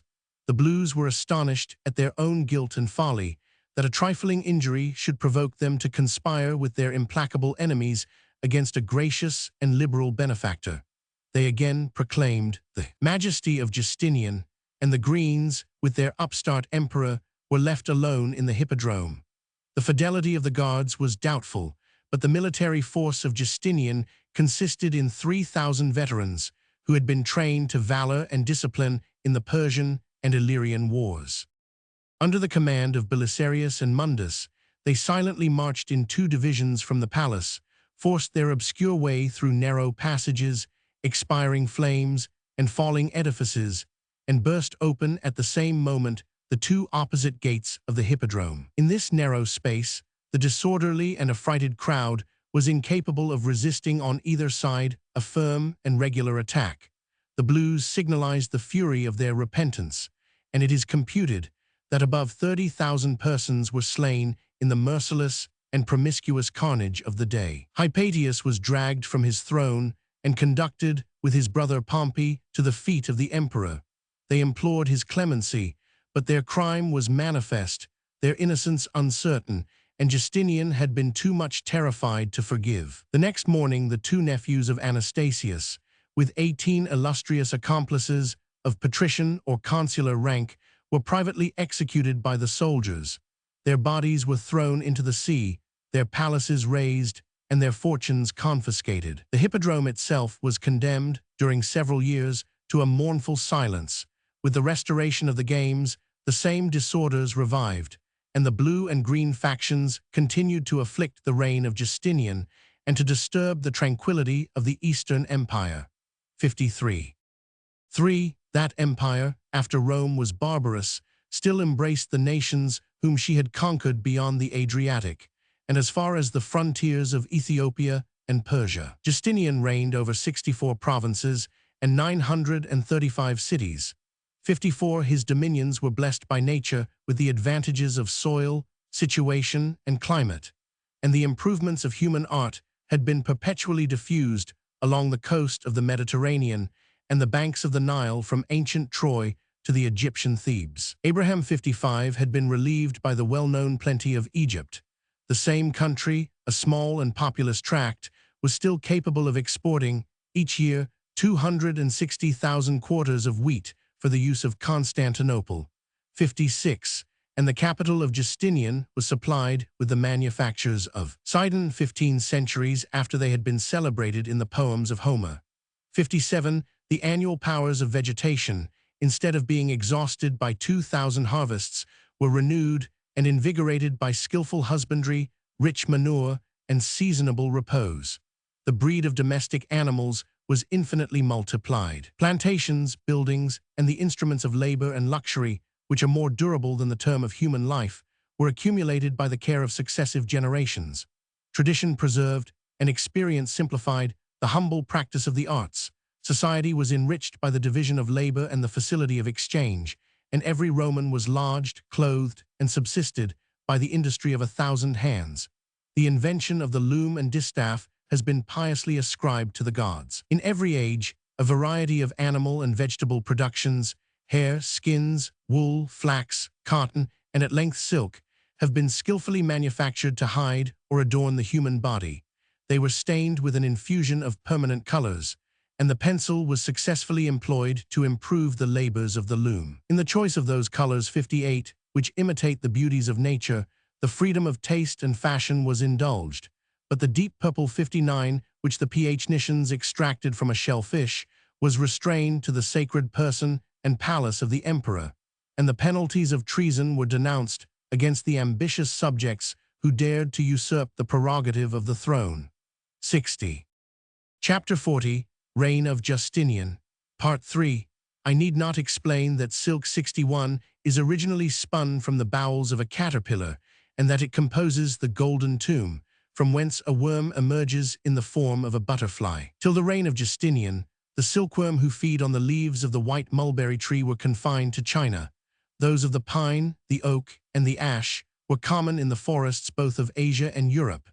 But as their education is more difficult and their produce more uncertain, they were generally neglected, except in the little island of Chios, near the coast of Attica. A thin gauze was procured from their webs, and this seam manufacture, the invention of a woman for female use, was long admired both in the East and at Rome. Whatever suspicions may be raised by the garments of the Medes and Assyrians, Virgil is the most ancient writer, who expressly mentions the soft wool which was combed from the trees of the Seers or Chinese. 62. And this natural error, less marvelous than the truth, was slowly corrected by the knowledge of a valuable insect, the first artificer of the luxury of nations. That rare and elegant luxury was censured in the reign of Tiberius by the gravest of the Romans, and Pliny, in affected though forcible language, has condemned the thirst of gain, which explores the last confines of the earth, for the pernicious purpose of exposing to the public eye naked draperies and transparent matrons. 63. 11. A dress which showed the turn of the limbs and color of the skin might gratify vanity or provoke desire. The silks which had been closely woven in China were sometimes unraveled by the Phoenician women, and the precious materials were multiplied by a looser texture and the intermixture of linen threads. 64. 200 years after the age of Pliny, the use of pure or even of mixed silks was confined to the female sex, till the opulent citizens of Rome and the provinces were insensibly familiarized with the example of Elagabalus, the first who, by this effeminate habit, had sullied the dignity of an emperor and a man. Aurelian complained that a pound of silk was sold at Rome for 12 ounces of gold, but the supply increased with the demand, and the price diminished with the supply. If accident or monopoly sometimes raised the value even above the standard of Aurelian, the manufacturers of Tyre and Berytus were sometimes compelled, by the operation of the same causes, to content themselves with a 9th part of that extravagant rate. 65. A law was thought necessary to discriminate the dress of comedians from that of senators, and of the silk exported from its native country, the far greater part was consumed by the subjects of Justinian. They were still more intimately acquainted with a shellfish of the Mediterranean, surnamed the silkworm of the sea. The fine wool or hair by which the mother-of-pearl affixes itself to the rock is now manufactured for curiosity rather than use, and a robe obtained from the same singular materials was the gift of the Roman emperor to the satraps of Armenia. 66. A valuable merchandise of small bulk is capable of defraying the expense of land carriage, and the caravans traversed the whole latitude of Asia in 243 days, from the Chinese Ocean to the sea-coast of Syria. Silk was immediately delivered to the Romans by the Persian merchants, 67, who frequented the fairs of Armenia and Nisibis. But this trade, which in the intervals of truce was oppressed by avarice and jealousy, was totally interrupted by the long wars of the rival monarchies. The great king might proudly number Sogdiana and even Serica among the provinces of his empire, but his real dominion was bounded by the Oxus, and his useful intercourse with the Sogdates beyond the river depended on the pleasure of their conquerors, the White Huns and the Turks, who successively reigned over that industrious people. Yet the most savage dominion has not extirpated the seeds of agriculture and commerce in a region which is celebrated as one of the four gardens of Asia. The cities of Samarkand and Bachara are advantageously seated for the exchange of its various productions, and their merchants purchased from the Chinese 68 the raw or manufactured silk, which they transported into Persia for the use of the Roman Empire. In the vain capital of China, the Sogdian caravans were entertained as the suppliant embassies of tributary kingdoms, and if they returned in safety, the bold adventure was rewarded with exorbitant gain. But the difficult and perilous march from Samarkand to the first town of Shensi could not be performed in less than 60, 80, or 100 days. As soon as they had passed the Jaxartes, they entered the desert, and the wandering hordes, unless they are restrained by armies and garrisons, have always considered the citizen and the traveler as the objects of lawful rapine. To escape the Tartar robbers and the tyrants of Persia, the silk caravans explored a more southern road. They traversed the mountains of Thibet, descended the streams of the Ganges or the Indus, and patiently expected, in the ports of Gujarat and Malabar, the annual fleets of the West. 69 But the dangers of the desert were found less intolerable than toil, hunger, and the loss of time. The attempt was seldom renewed, and the only European who has passed that unfrequented way applauds his own diligence, that in 9 months after his departure from Pekin, he reached the mouth of the Indus. The ocean, however, was open to the free communication of mankind. From the great river to the Tropic of Cancer, the provinces of China were subdued and civilized by the emperors of the north. They were filled about the time of the Christian era with cities and men, mulberry trees and their precious inhabitants. And if the Chinese, with the knowledge of the compass, had possessed the genius of the Greeks or Phoenicians, they might have spread their discoveries over the southern hemisphere. I am not qualified to examine, and I am not disposed to believe, their distant voyages to the Persian Gulf or the Cape of Good Hope, but their ancestors might equal the labors and success of the present race, and the sphere of their navigation might extend from the Isles of Japan to the Straits of Malacca, the pillars, if we may apply that name, of an oriental Hercules. 70 Without losing sight of land, they might sail along the coast to the extreme promontory of Achin, which is annually visited by 10 or 12 ships laden with the productions, the manufactures, and even the artificers of China. The island of Sumatra and the opposite peninsula are faintly delineated 71 as the regions of gold and silver, and the trading cities named in the geography of Ptolemy may indicate that this wealth was not solely derived from the mines. The direct interval between Sumatra and Ceylon is about 300 leagues. The Chinese and Indian navigators were conducted by the flight of birds and periodical winds, and the ocean might be securely traversed in square-built ships, which, instead of iron, were sewed together with the strong thread of the coconut. Ceylon, Serendib, or Taprobana, was divided between two hostile princes, one of whom possessed the mountains, the elephants, and the luminous carbuncle, and the other enjoyed the more solid riches of domestic industry, foreign trade, and the capacious harbor of Trinquimale, which received and dismissed the fleets of the east and west. In this hospitable isle, at an equal distance, as it was computed, from their respective countries, the silk merchants of China, who had collected in their voyages aloes, cloves, nutmeg, and sandal wood, maintained a free and beneficial commerce with the inhabitants of the Persian Gulf. The subjects of the great king exalted, without a rival, his power and magnificence, and the Roman, who confounded their vanity by comparing his paltry coin with a gold medal of the Emperor Anastasius, had sailed to Ceylon in an Ethiopian ship as a simple passenger. 72. As silk became of indispensable use, the Emperor Justinian saw with concern that the Persians had occupied by land and sea the monopoly of this important supply, and that the wealth of his subjects was continually drained by a nation of enemies and idolaters. An active government would have restored the trade of Egypt and the navigation of the Red Sea, which had decayed with the prosperity of the empire, and the Roman vessels might have sailed, for the purchase of silk, to the ports of Ceylon, of Malacca, or even of China. Justinian embraced a more humble expedient, and solicited the aid of his Christian allies, the Ethiopians of Abyssinia, who had recently acquired the arts of navigation, the spirit of trade, and the seaport of Adulis, 73-73-11, still decorated with the trophies of a Grecian conqueror. Along the African coast, they penetrated to the equator in search of gold, emeralds, and aromatics, but they wisely declined an unequal competition in which they must be always prevented by the vicinity of the Persians to the markets of India, and the emperor submitted to the disappointment till his wishes were gratified by an unexpected event. The gospel had been preached to the Indians. A bishop already governed the Christians of St. Thomas on the Pepper coast of Malabar. A church was planted in Ceylon, and the missionaries pursued the footsteps of commerce to the extremities of Asia.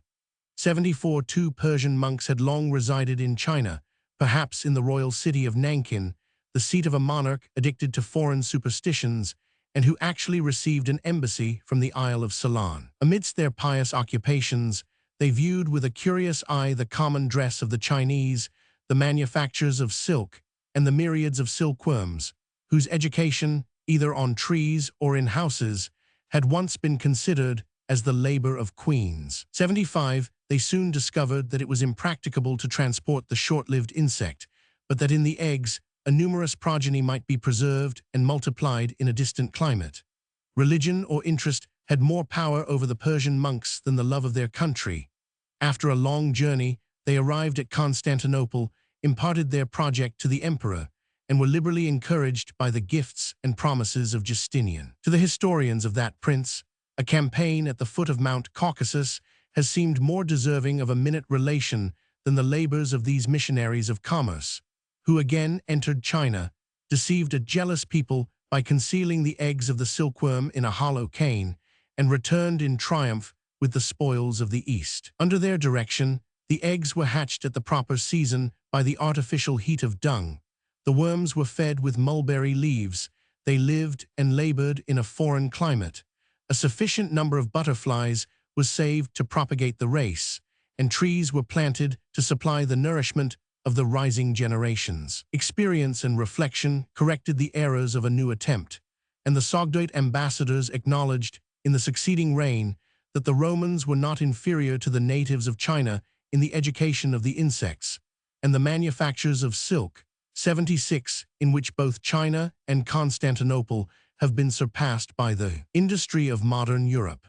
I am not insensible of the benefits of elegant luxury, yet I reflect with some pain that if the importers of silk had introduced the art of printing, already practiced by the Chinese, the comedies of Menander and the entire decades of Livy would have been perpetuated in the editions of the 6th century. A larger view of the globe might at least have promoted the improvement of speculative science, but the Christian geography was forcibly extracted from texts of Scripture, and the study of nature was the surest symptom of an unbelieving mind. The Orthodox faith confined the habitable world to one temperate zone and represented the earth as an oblong surface, 400 days' journey in length, 200 in breadth, encompassed by the ocean and covered by the solid crystal of the firmament. 77.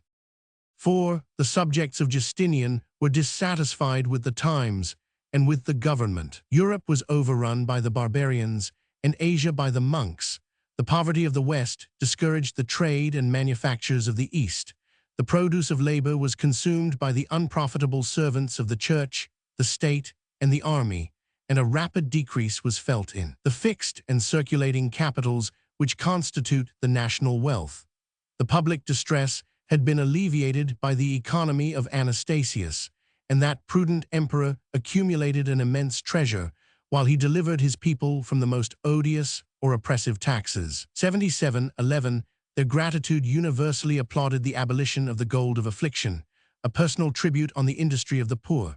78. But more intolerable, as it should seem, in the form than in the substance, since the flourishing city of Edessa paid only 140 pounds of gold, which was collected in 4 years from 10,000 artificers. 79. Yet such was the parsimony which supported this liberal disposition, that in a reign of 27 years, Anastasius saved, from his annual revenue, the enormous sum of 13 millions sterling, or 320,000 pounds of gold. 80. His example was neglected, and his treasure was abused by the nephew of Justin. The riches of Justinian were speedily exhausted by alms and buildings, by ambitious wars and ignominious treaties. His revenues were found inadequate to his expenses. Every art was tried to extort from the people the gold and silver which he scattered with a lavish hand from Persia to France. 81. His reign was marked by the vicissitudes, or rather by the combat, of rapaciousness and avarice, of splendor and poverty. He lived with the reputation of hidden treasures. 82. And bequeathed to his successor the payment of his debts. 83. Such a character has been justly accused by the voice of the people and of posterity, but public discontent is credulous, private malice is bold, and a lover of truth will peruse with a suspicious eye the instructive anecdotes of Procopius. The secret historian represents only the vices of Justinian, and those vices are darkened by his malevolent pencil. Ambiguous actions are imputed to the worst motives. Error is confounded with guilt, accident with design, and laws with abuses. The partial injustice of a moment is dexterously applied as the general maxim of a reign of 32 years. The emperor alone is made responsible for the faults of his officers, the disorders of the times, and the corruption of his subjects, and even the calamities of nature, plagues, earthquakes, and inundations are imputed to the prince of the demons, who had mischievously assumed the form of Justinian. 84.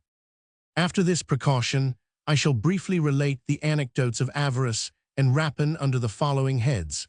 1. Justinian was so profuse that he could not be liberal. The civil and military officers, when they were admitted into the service of the palace, obtained an humble rank and a moderate stipend. They ascended by seniority to a station of affluence and repose.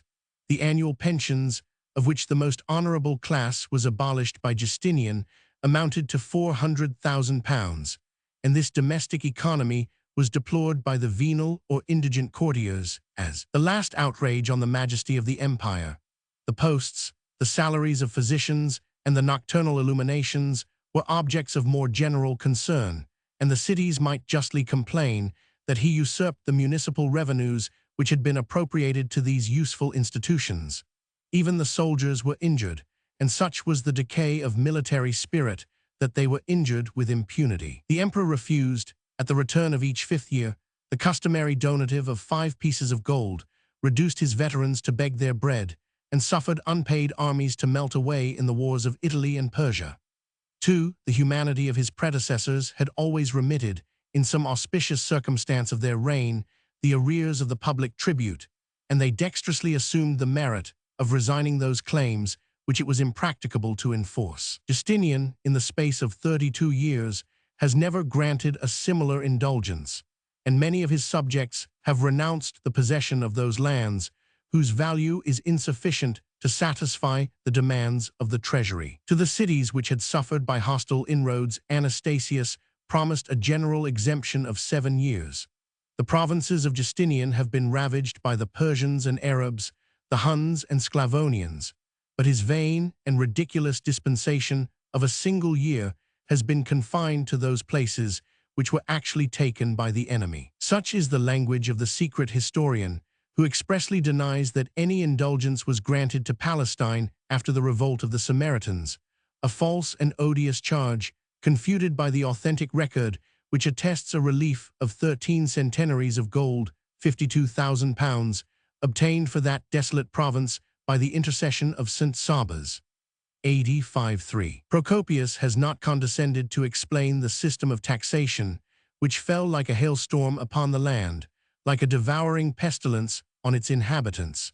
But we should become the accomplices of his malignity if we imputed to Justinian alone the ancient, though rigorous, principle that a whole district should be condemned to sustain the partial loss of the persons or property of individuals.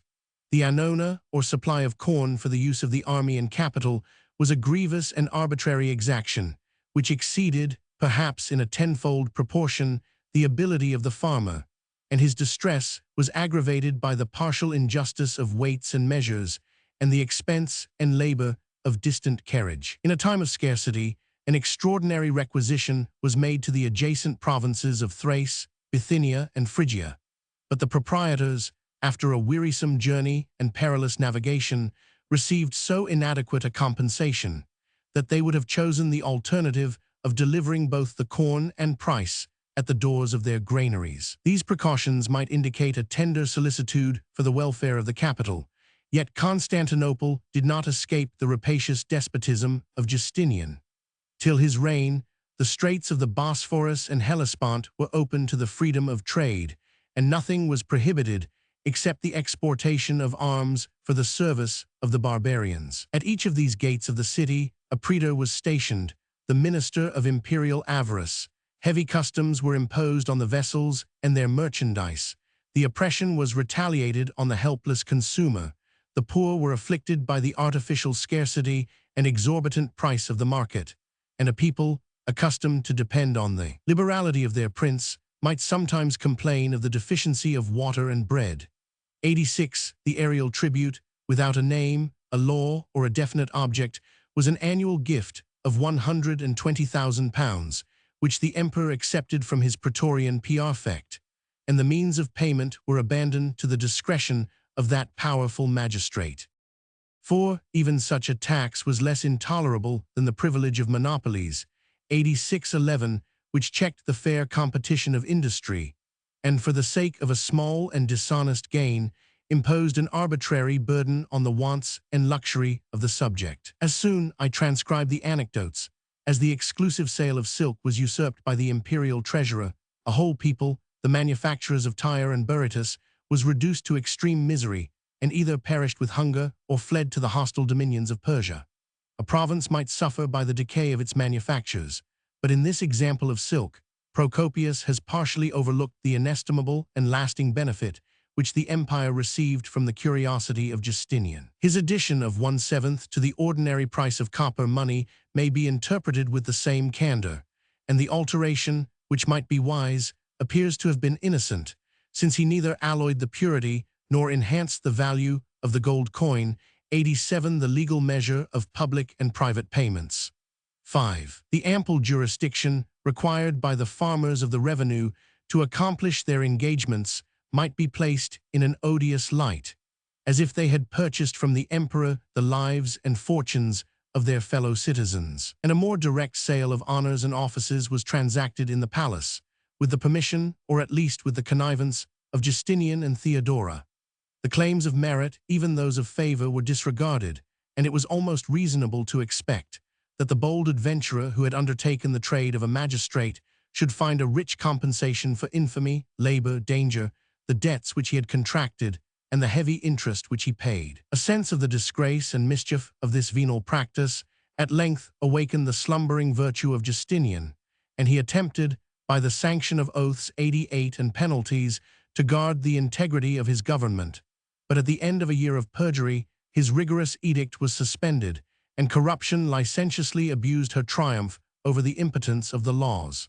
6. The testament of Eulalius, Count of the Domestics, declared the emperor his sole heir, on condition, however, that he should discharge his debts and legacies, allow to his 3 daughters a decent maintenance, and bestow each of them in marriage with a portion of 10 pounds of gold. But the splendid fortune of Eulalius had been consumed by fire, and the inventory of his goods did not exceed the trifling sum of 564 pieces of gold. A similar instance, in Grecian history, admonished the emperor of the honorable part prescribed for his imitation. He checked the selfish murmurs of the treasury, applauded the confidence of his friend, discharged the legacies and debts, educated the 3 virgins under the eye of the Empress Theodora, and doubled the marriage portion which had satisfied the tenderness of their father. 89. The humanity of a prince, for princes cannot be generous, is entitled to some praise, yet even in this act of virtue we may discover the inveterate custom of supplanting the legal or natural heirs, which Procopius imputes to the reign of Justinian. His charge is supported by eminent names and scandalous examples. Neither widows nor orphans were spared, and the art of soliciting or extorting or supposing testaments was beneficially practiced by the agents of the palace. This base and mischievous tyranny invades the security of private life, and the monarch who has indulged an appetite for gain will soon be tempted to anticipate the moment of succession, to interpret wealth as an evidence of guilt, and to proceed from the claim of inheritance to the power of confiscation. 7. Among the forms of rapine, a philosopher may be permitted to name the conversion of pagan or heretical riches to the use of the faithful, but in the time of Justinian, this holy plunder was condemned by the sectaries alone, who became the victims of his orthodox avarice. 90. Chapter 40, Reign of Justinian, Part 4. Dishonor might be ultimately reflected on the character of Justinian, but much of the guilt, and still more of the profit, was intercepted by the ministers, who were seldom promoted for their virtues and not always selected for their talents. 91. The merits of Tribonian the Quaestor will hereafter be weighed in the reformation of the Roman law, but the economy of the East was subordinate to the Praetorian Praefect, and Procopius has justified his anecdotes by the portrait which he exposes in his public history of the notorious vices of John of Cappadocia. 92. 921. His knowledge was not borrowed from the schools. 93. And his style was scarcely legible, but he excelled in the powers of native genius to suggest the wisest counsels and to find expedients in the most desperate situations. The corruption of his heart was equal to the vigor of his understanding. Although he was suspected of magic and pagan superstition, he appeared insensible to the fear of God or the reproaches of man, and his aspiring fortune was raised on the death of thousands, the poverty of millions, the ruins of cities, and the desolation of provinces. From the dawn of light to the moment of dinner, he assiduously labored to enrich his master and himself at the expense of the Roman world. The remainder of the day was spent in sensual and obscene pleasures. 931, and the silent hours of the night were interrupted by the perpetual dread of the justice of an assassin. His abilities, perhaps his vices, recommended him to the lasting friendship of Justinian. The emperor yielded with reluctance to the fury of the people. His victory was displayed by the immediate restoration of their enemy, and they felt above 10 years under his oppressive administration that he was stimulated by revenge, rather than instructed by misfortune. Their murmurs served only to fortify the resolution of Justinian, but the Praefect, in the insolence of favor, provoked the resentment of Theodora, disdained a power before which every knee was bent, and attempted to sow the seeds of discord between the emperor and his beloved consort. Even Theodora herself was constrained to dissemble, to wait a favorable moment, and by an artful conspiracy to render John of Cappadocia the accomplice of his own destruction. 932, at a time when Belisarius, unless he had been a hero, must have shown himself a rebel. His wife Antonina, who enjoyed the secret confidence of the empress, communicated his feigned discontent to Euphemia, the daughter of the Praefect.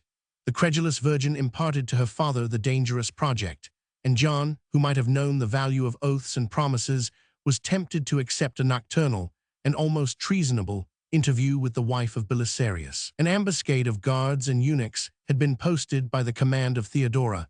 They rushed with drawn swords to seize or to punish the guilty minister. He was saved by the fidelity of his attendants, but instead of appealing to a gracious sovereign who had privately warned him of his danger, he pusillanimously fled to the sanctuary of the church. The favorite of Justinian was sacrificed to conjugal tenderness or domestic tranquility. The conversion of a Praefect into a priest extinguished his ambitious hopes, but the friendship of the emperor alleviated his disgrace, and he retained in the mild exile of Cyzicus an ample portion of his riches. Such imperfect revenge could not satisfy the unrelenting hatred of Theodora. The murder of his old enemy, the bishop of Cyzicus, afforded a decent pretense, and John of Cappadocia, whose actions had deserved 1,000 deaths, was at last condemned for a crime of which he was innocent. A great minister, who had been invested with the honors of consul and patrician, was ignominiously scourged like the vilest of malefactors. A tattered cloak was the sole remnant of his fortunes.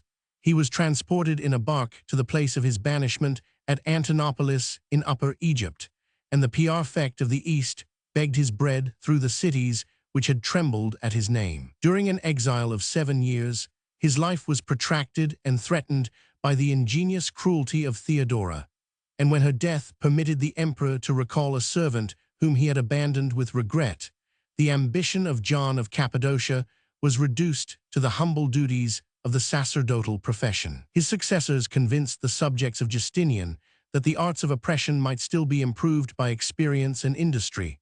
The frauds of a Syrian banker were introduced into the administration of the finances, and the example of the prefect was diligently copied by the quaestor, the public and private treasurer, the governors of provinces, and the principal magistrates of the Eastern Empire. 94. 5. The edifices of Justinian were cemented with the blood and treasure of his people, but those stately structures appeared to announce the prosperity of the empire and actually displayed the skill of their architects. Both the theory and practice of the arts, which depend on mathematical science and mechanical power, were cultivated under the patronage of the emperors. The fame of Archimedes was rivaled by Proclus and Anthemius, and if their miracles had been related by intelligent spectators, they might now enlarge the speculations instead of exciting the distrust of philosophers. A tradition has prevailed that the Roman fleet was reduced to ashes in the port of Syracuse by the burning glasses of Archimedes. 95. And it is asserted that a similar expedient was employed by Proclus to destroy the Gothic vessels in the harbor of Constantinople, and to protect his benefactor Anastasius against the bold enterprise of Vitalian. 96. A machine was fixed on the walls of the city, consisting of a hexagon mirror of polished brass, with many smaller and movable polygons to receive and reflect the rays of the meridian sun, and a consuming flame was darted to the distance, perhaps of 200 feet. 97. The truth of these two extraordinary facts is invalidated by the silence of the most authentic historians, and the use of burning glasses was never adopted in the attack or defense of places. 98. Yet the admirable experiments of a French philosopher 99 have demonstrated the possibility of such a mirror. And since it is possible, I am more disposed to attribute the art to the greatest mathematicians of antiquity than to give the merit of the fiction to the idle fancy of a monk or a sophist. According to another story, Proclus applied sulfur to the destruction of the Gothic fleet. 100. In a modern imagination, the name of sulfur is instantly connected with the suspicion of gunpowder, and that suspicion is propagated by the secret arts of his disciple Anthemius. 101. A citizen of Tralles in Asia had 5 sons, who were all distinguished in their respective professions by merit and success. Olympius excelled in the knowledge and practice of the Roman jurisprudence. Dioscorus and Alexander became learned physicians, but the skill of the former was exercised for the benefit of his fellow citizens, while his more ambitious brother acquired wealth and reputation at Rome. The fame of Metrodorus, the grammarian, and of Anthemius, the mathematician and architect, reached the ears of the Emperor Justinian, who invited them to Constantinople. And while the one instructed the rising generation in the schools of eloquence, the other filled the capital and provinces with more lasting monuments of his art. In a trifling dispute relative to the walls or windows of their contiguous houses, he had been vanquished by the eloquence of his neighbor Zeno. But the orator was defeated in his turn by the master of mechanics, whose malicious, though harmless, stratagems are darkly represented by the ignorance of Agathias. In a lower room, Anthemius arranged several vessels or cauldrons of water, each of them covered by the wide bottom of a leathern tube, which rose to a narrow top and was artificially conveyed among the joists and rafters of the adjacent building. A fire was kindled beneath the cauldron. The steam of the boiling water ascended through the tubes. The house was shaken by the efforts of imprisoned air, and its trembling inhabitants might wonder that the city was unconscious of the earthquake which they had felt. At another time, the friends of Zeno, as they sat at table, were dazzled by the intolerable light which flashed in their eyes from the reflecting mirrors of Anthemius. They were astonished by the noise which he produced from the collision of certain minute and sonorous particles, and the orator declared in tragic style to the Senate that a mere mortal must yield to the power of an antagonist who shook the earth with the trident of Neptune and imitated the thunder and lightning of Jove himself. The genius of Anthemius and his colleague Isidore the Milesian was excited and employed by a prince whose taste for architecture had degenerated into a mischievous and costly passion. His favorite architects submitted their designs and difficulties to Justinian, and discreetly confessed how much their laborious meditations were surpassed by the intuitive knowledge of celestial inspiration of an emperor, whose views were always directed to the benefit of his people, the glory of his reign, and the salvation of his soul. 102. The principal church, which was dedicated by the founder of Constantinople to St. Sophia, or the Eternal Wisdom, had been twice destroyed by fire, after the exile of John Chrysostom and during the Nika of the blue and green factions. No sooner did the tumult subside than the Christian populace deplored their sacrilegious rashness, but they might have rejoiced in the calamity had they foreseen the glory of the new temple, which at the end of 40 days was strenuously undertaken by the piety of Justinian. 103. The ruins were cleared away. A more spacious plan was described, and as it required the consent of some proprietors of ground, they obtained the most exorbitant terms from the eager desires and timorous conscience of the monarch. Anthemius formed the design, and his genius directed the hands of 10,000 workmen, whose payment in pieces of fine silver was never delayed beyond the evening. The emperor himself, clad in a linen tunic, surveyed each day their rapid progress and encouraged their diligence by his familiarity, his zeal, and his rewards. The new cathedral of St. Sophia was consecrated by the Patriarch 5 years, 11 months, and 10 days from the first foundation, and in the midst of the solemn festival Justinian exclaimed with devout vanity, "Glory be to God, who hath thought me worthy to accomplish so great a work. I have vanquished thee, O Solomon." 104. But the pride of the Roman Solomon, before 20 years had elapsed, was humbled by an earthquake, which overthrew the eastern part of the dome. Its splendor was again restored by the perseverance of the same prince, and in the 36th year of his reign, Justinian celebrated the second dedication of a temple which remains, after 12 centuries, a stately monument of his fame. The architecture of St. Sophia, which is now converted into the principal mosque, has been imitated by the Turkish sultans, and that venerable pile continues to excite the fond admiration of the Greeks and the more rational curiosity of European travelers. The eye of the spectator is disappointed by an irregular prospect of half-domes and shelving roofs. The western front, the principal approach, is destitute of simplicity and magnificence, and the scale of dimensions has been much surpassed by several of the Latin cathedrals. But the architect who first erected an aerial cupola is entitled to the praise of bold design and skillful execution. The dome of St. Sophia, illuminated by 24 windows, is formed with so small a curve that the depth is equal only to 1/6 of its diameter. The measure of that diameter is 115 feet, and the lofty center, where a crescent has supplanted the cross, rises to the perpendicular height of 180 feet above the pavement. The circle which encompasses the dome lightly reposes on 4 strong arches, and their weight is firmly supported by 4 massy piles, whose strength is assisted, on the northern and southern sides, by 4 columns of Egyptian granite. A Greek cross, inscribed in a quadrangle, represents the form of the edifice. The exact breadth is 243 feet, and 269 may be assigned for the extreme length from the sanctuary in the east to the 9 western doors, which open into the vestibule, and from thence into the narthex or exterior portico. That portico was the humble station of the penitents. The nave or body of the church was filled by the congregation of the faithful, but the 2 sexes were prudently distinguished, and the upper and lower galleries were allotted for the more private devotion of the women.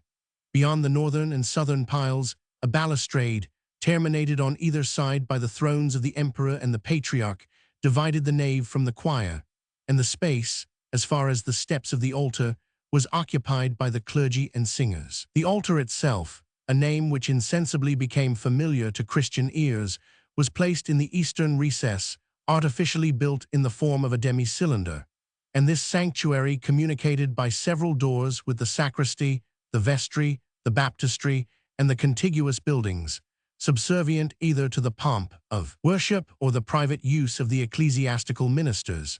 The memory of past calamities inspired Justinian with a wise resolution that no wood, except for the doors, should be admitted into the new edifice, and the choice of the materials was applied to the strength, the lightness, or the splendor of the respective parts. The solid piles which contained the cupola were composed of huge blocks of freestone, hewn into squares and triangles, fortified by circles of iron, and firmly cemented by the infusion of lead and quicklime. But the weight of the cupola was diminished by the levity of its substance, which consists either of pumice stone that floats in the water or of bricks from the Isle of Rhodes 5 times less ponderous than the ordinary sort. The whole frame of the edifice was constructed of brick, but those base materials were concealed by a crust of marble, and the inside of St. Sophia, the cupola, the 2 larger and the 6 smaller semidomes, the walls, the 100 columns, and the pavement, delight even the eyes of barbarians with a rich and variegated picture. A poet, 105, who beheld the primitive luster of St. Sophia enumerates the colors, the shades, and the spots of 10 or 12 marbles, jaspers, and porphyries, which nature had profusely diversified, and which were blended and contrasted as it were by a skillful painter. The triumph of Christ was adorned with the last spoils of paganism, but the greater part of these costly stones was extracted from the quarries of Asia Minor, the isles and continent of Greece, Egypt, Africa, and Gaul. 8 columns of porphyry, which Aurelian had placed in the Temple of the Sun, were offered by the piety of a Roman matron. 8 others of green marble were presented by the ambitious zeal of the magistrates of Ephesus. Both are admirable by their size and beauty, but every order of architecture disclaims their fantastic capital. A variety of ornaments and figures was curiously expressed in mosaic, and the images of Christ, of the Virgin, of saints, and of angels, which have been defaced by Turkish fanaticism, were dangerously exposed to the superstition of the Greeks. According to the sanctity of each object, the precious metals were distributed in thin leaves or in solid masses. The balustrade of the choir, the capitals of the pillars, the ornaments of the doors and galleries were of gilt bronze. The spectator was dazzled by the glittering aspect of the cupola. The sanctuary contained 40,000 pounds weight of silver, and the holy vases and vestments of the altar were of the purest gold, enriched with inestimable gems. Before the structure of the church had arisen 2 cubits above the ground, 45,200 pounds were already consumed, and the whole expense amounted to 320,000.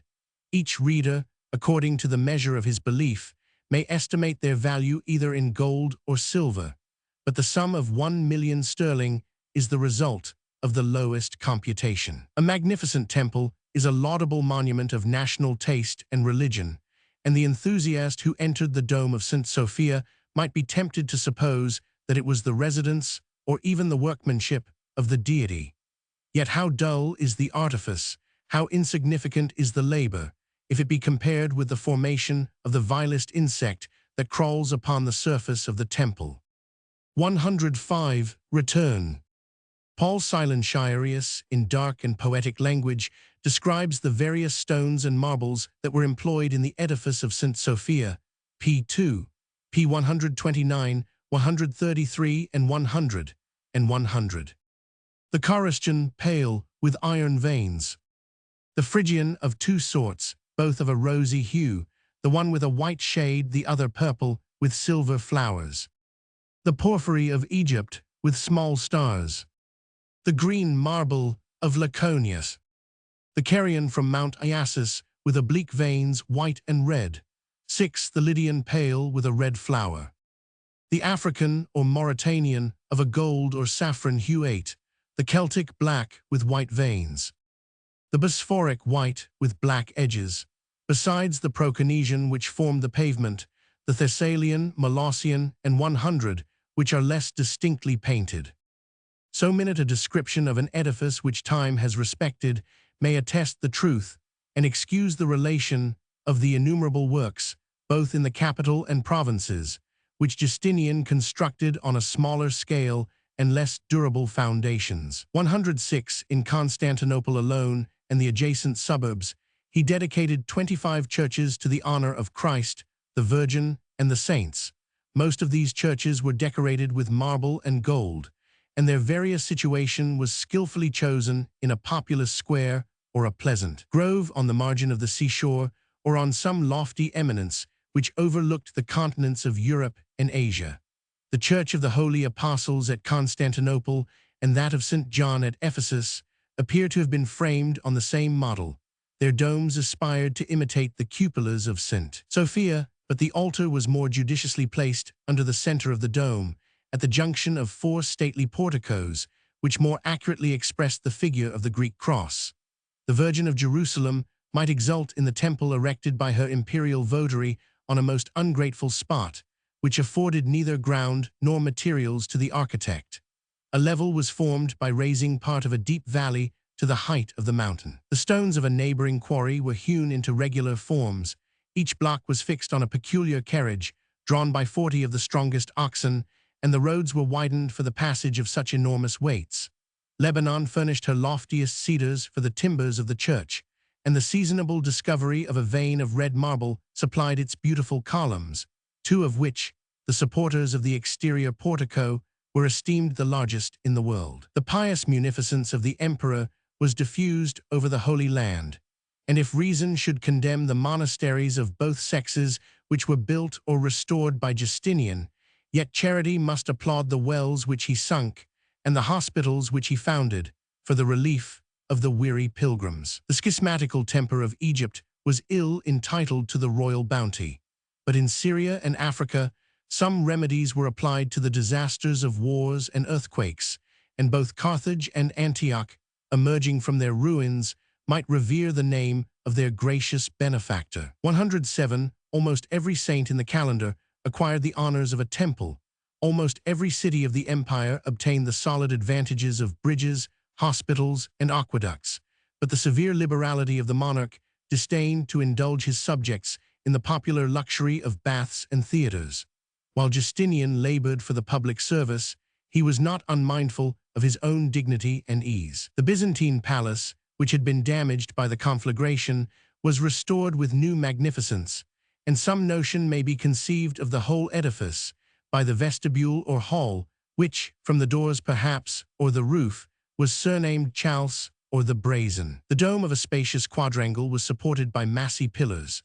The pavement and walls were encrusted with many-colored marbles, the emerald green of Laconia, the fiery red, and the white Phrygian stone, intersected with veins of a sea-green hue.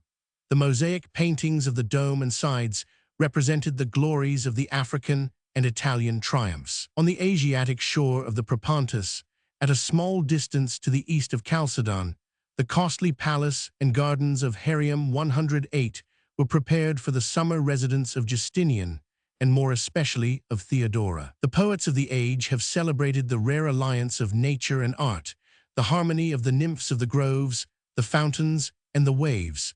Yet the crowd of attendants who followed the court complained of their inconvenient lodgings. 109. And the nymphs were too often alarmed by the famous Porphyrio, a whale of 10 cubits in breadth and 30 in length, who was stranded at the mouth of the river Sangaris after he had infested more than half a century the seas of Constantinople. 110. The fortifications of Europe and Asia were multiplied by Justinian, but the repetition of those timid and fruitless precautions exposes to a philosophically eye the debility of the empire. 111. From Belgrade to the Euxine, from the conflux of the Save to the mouth of the Danube, a chain of above 80 fortified places was extended along the banks of the great river. Single watchtowers were changed into spacious citadels. Vacant walls, which the engineers contracted or enlarged according to the nature of the ground, were filled with colonies or garrisons. A strong fortress defended the ruins of Trajan's Bridge. 112. And several military stations affected to spread beyond the Danube the pride of the Roman name. But that name was divested of its terrors. The barbarians, in their annual inroads, passed and contemptuously repassed before these useless bulwarks, and the inhabitants of the frontier, instead of reposing under the shadow of the general defense, were compelled to guard, with incessant vigilance, their separate habitations. The solitude of ancient cities was replenished.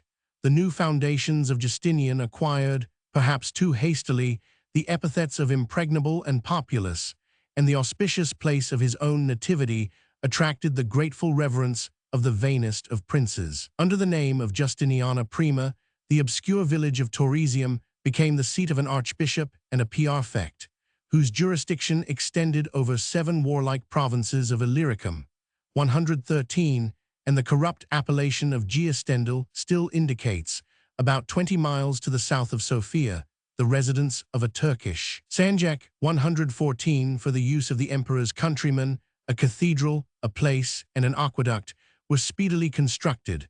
The public and private edifices were adapted to the greatness of a royal city, and the strength of the walls resisted, during the lifetime of Justinian, the unskillful assaults of the Huns and Sclavonians. Their progress was sometimes retarded, and their hopes of rapine were disappointed by the innumerable castles which, in the provinces of Dacia, Epirus, Thessaly, Macedonia, and Thrace, appeared to cover the whole face of the country. 600 of these forts were built or repaired by the emperor, but it seems reasonable to believe that the far greater part consisted only of a stone or brick tower in the midst of a square or circular area which was surrounded by a wall and ditch and afforded in a moment of danger some protection to the peasants and cattle of the neighboring villages.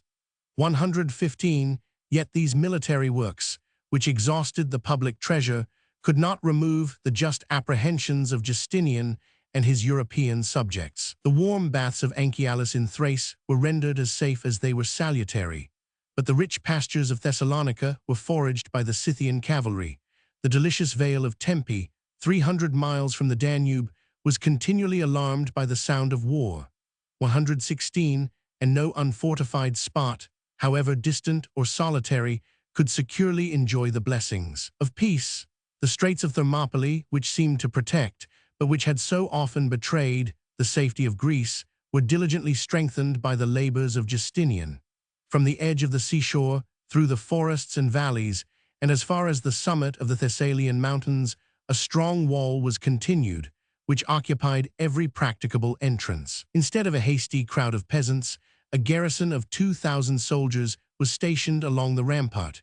Granaries of corn and reservoirs of water were provided for their use, and by a precaution that inspired the cowardice which it foresaw, convenient fortresses were erected for their retreat. The walls of Corinth, overthrown by an earthquake, and the moldering bulwarks of Athens and Plataea were carefully restored. The barbarians were discouraged by the prospect of successive and painful sieges, and the naked cities of Peloponnesus were covered by the fortifications of the Isthmus of Corinth.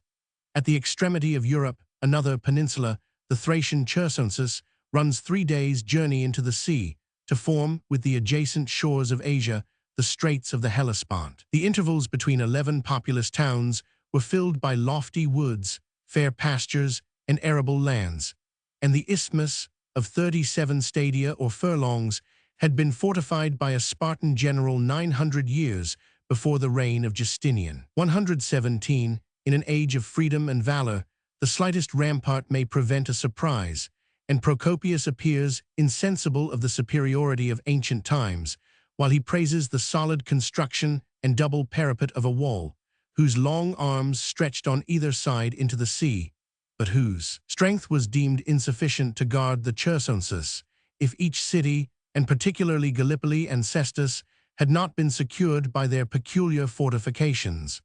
The long wall, as it was emphatically styled, was a work as disgraceful in the object as it was respectable in the execution. The riches of a capital diffused themselves over the neighboring country, and the territory of Constantinople, a paradise of nature, was adorned with the luxurious gardens and villas of the senators and opulent citizens. But their wealth served only to attract the bold and rapacious barbarians. The noblest of the Romans, in the bosom of peaceful indolence, were led away into Scythian captivity, and their sovereign might view from his palace the hostile flames which were insolently spread to the gates of the imperial city. At the distance only of 40 miles, Anastasius was constrained to establish a last frontier. His long wall, of 60 miles from the Propontis to the Euxine, proclaimed the impotence of his arms, and as the danger became more imminent, new fortifications were added by the indefatigable prudence of Justinian. 118. Asia Minor, after the submission of the Isaurians, 119 remained without enemies and without fortifications. Those bold savages, who had disdained to be the subjects of Gallienus, persisted 230 years in a life of independence and rapine. The most successful princes respected the strength of the mountains and the despair of the natives. Their fierce spirit was sometimes soothed with gifts, and sometimes restrained by terror, and a military count, with 3 legions, fixed his permanent and ignominious station in the heart of the Roman provinces.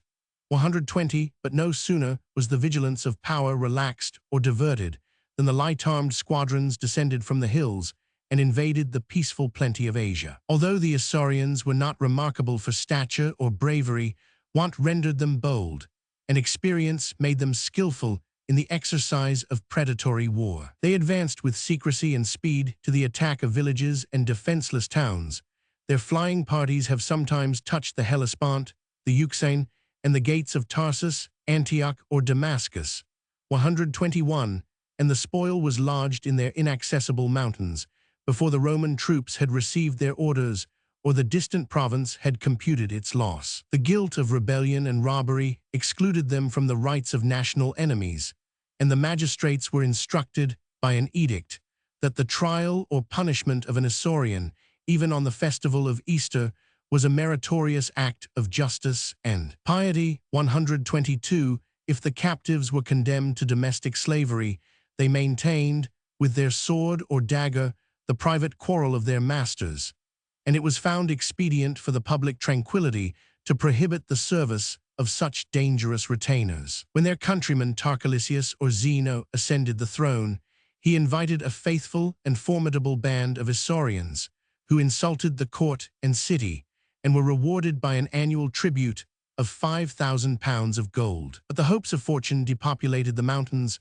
luxury enervated the hardiness of their minds and bodies, and in proportion as they mixed with mankind, they became less qualified for the enjoyment of poor and solitary freedom. After the death of Zeno, his successor Anastasius suppressed their pensions, exposed their persons to the revenge of the people, banished them from Constantinople, and prepared to sustain a war, which left only the alternative of victory or servitude. A brother of the last emperor usurped the title of Augustus. His cause was powerfully supported by the arms, the treasures, and the magazines collected by Zeno, and the native Isaurians must have formed the smallest portion of the 150,000 barbarians. Under his standard, which was sanctified, for the first time, by the presence of a fighting bishop, their disorderly numbers were vanquished in the plains of Phrygia by the valor and discipline of the Goths, but a war of 6 years almost exhausted the courage of the emperor. 123, the Isaurians retired to their mountains. Their fortresses were successively besieged and ruined. Their communication with the sea was intercepted. The bravest of their leaders died in arms. The surviving chiefs, before their execution, were dragged in chains through the hippodrome. A colony of their youth was transplanted into Thrace, and the remnant of the people submitted to the Roman government. Yet some generations elapsed before their minds were reduced to the level of slavery. The populous villages of Mount Taurus were filled with horsemen and archers. They resisted the imposition of tributes, but they recruited the armies of Justinian, and his civil magistrates, the proconsul of Cappadocia, the count of Isauria, and the praetors of Lycaonia and Pisidia, were invested with military power to restrain the licentious practice of rapes and assassinations. 124. Chapter 40, Reign of Justinian, Part 5.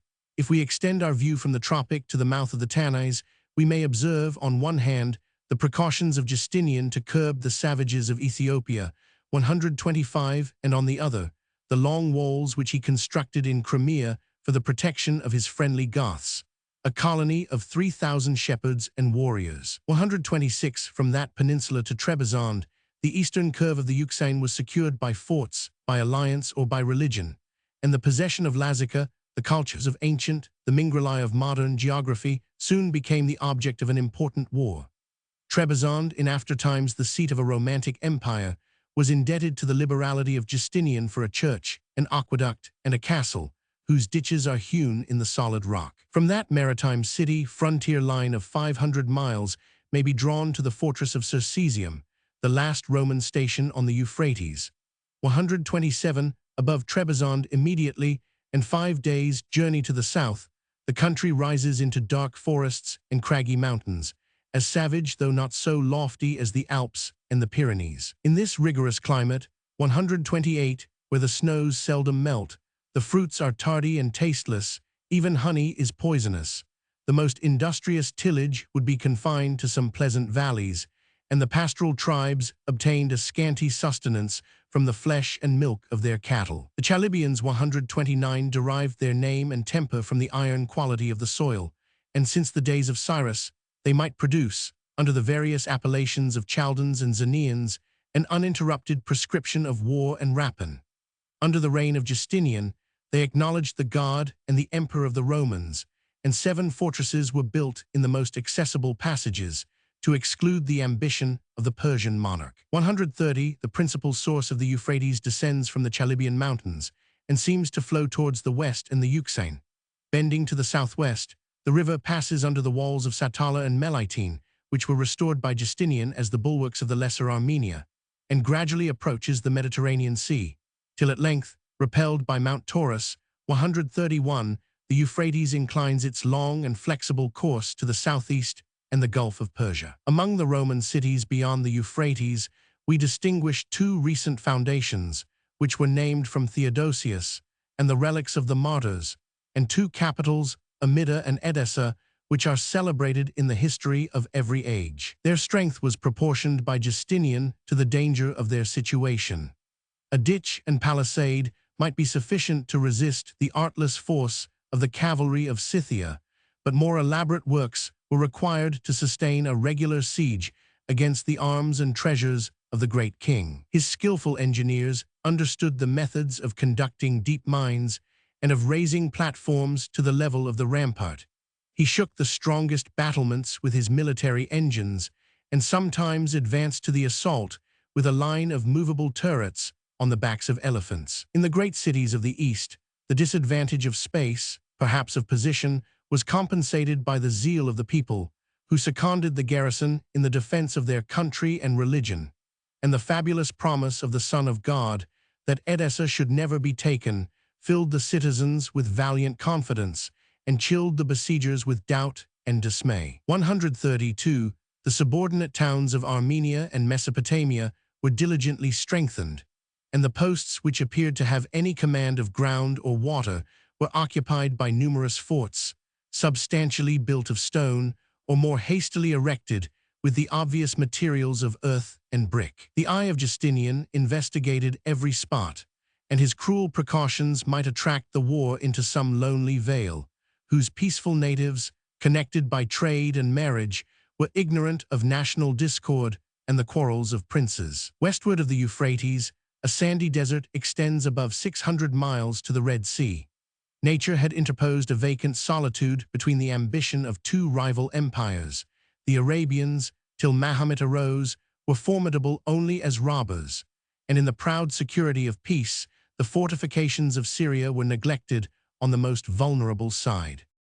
But the national enmity, at least the effects of that enmity, had been suspended by a truce, which continued above 80 years. An ambassador from the Emperor Zeno accompanied the rash and unfortunate Peroses, 1321, in his expedition against the Nephthalites, 1322, or White Huns, whose conquests had been stretched from the Caspian to the heart of India, whose throne was enriched with emeralds, 133, and whose cavalry was supported by a line of 2,000 elephants. 134, the Persians 1341 were twice circumvented, in a situation which made valor useless and flight impossible, and the double victory of the Huns was achieved by military stratagem. They dismissed their royal captive after he had submitted to adore the majesty of a barbarian, and the humiliation was poorly evaded by the casuistical subtlety of the Magi, who instructed Peroses to direct his attention to the rising sun. 1342, the indignant successor of Cyrus forgot his danger and his gratitude. He renewed the attack with headstrong fury and lost both his army and his life. 135, the death of Peroses abandoned Persia to her foreign and domestic enemies. 1351, and 12 years of confusion elapsed before his son Cabades, or Kobad, could embrace any designs of ambition or revenge. The unkind parsimony of Anastasius was the motive or pretense of a Roman war. 136, the Huns and Arabs marched under the Persian standard, and the fortifications of Armenia and Mesopotamia were at that time in a ruinous or imperfect condition. The emperor returned his thanks to the governor and people of Martyropolis for the prompt surrender of a city which could not be successfully defended, and the conflagration of Theodosiopolis might justify the conduct of their prudent neighbors. Amida sustained a long and destructive siege. At the end of 3 months, the loss of 50,000 of the soldiers of Cabades was not balanced by any prospect of success, and it was in vain that the Magi deduced a flattering prediction from the indecency of the women 1361 on the ramparts, who had revealed their most secret charms to the eyes of the assailants. At length, in a silent night, they ascended the most accessible tower, which was guarded only by some monks, oppressed, after the duties of a festival, with sleep and wine. Scaling ladders were applied at the dawn of day. The presence of Cabades, his stern command, and his drawn sword compelled the Persians to vanquish, and before it was sheathed, 80,000 of the inhabitants had expiated the blood of their companions. After the siege of Amida, the war continued 3 years, and the unhappy frontier tasted the full measure of its calamities. The gold of Anastasius was offered too late. The number of his troops was defeated by the number of their generals. The country was stripped of its inhabitants, and both the living and the dead were abandoned to the wild beasts of the desert. The resistance of Edessa and the deficiency of spoil inclined the mind of Cabades to peace.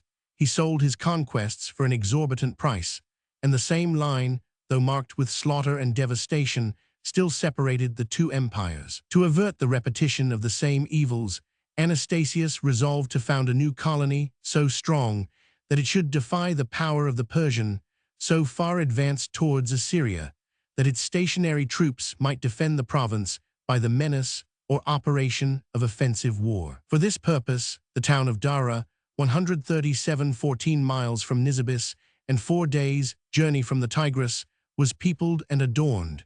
The hasty works of Anastasius were improved by the perseverance of Justinian, and without insisting on places less important, the fortifications of Dara may represent the military architecture of the age. The city was surrounded with 2 walls, and the interval between them, of 50 paces, afforded a retreat to the cattle of the besieged. The inner wall was a monument of strength and beauty. It measured 60 feet from the ground, and the height of the towers was 100 feet. The loopholes, from whence an enemy might be annoyed with missile weapons, were small but numerous. The soldiers were planted along the rampart, under the shelter of double galleries, and a third platform, spacious and secure, was raised on the summit of the towers.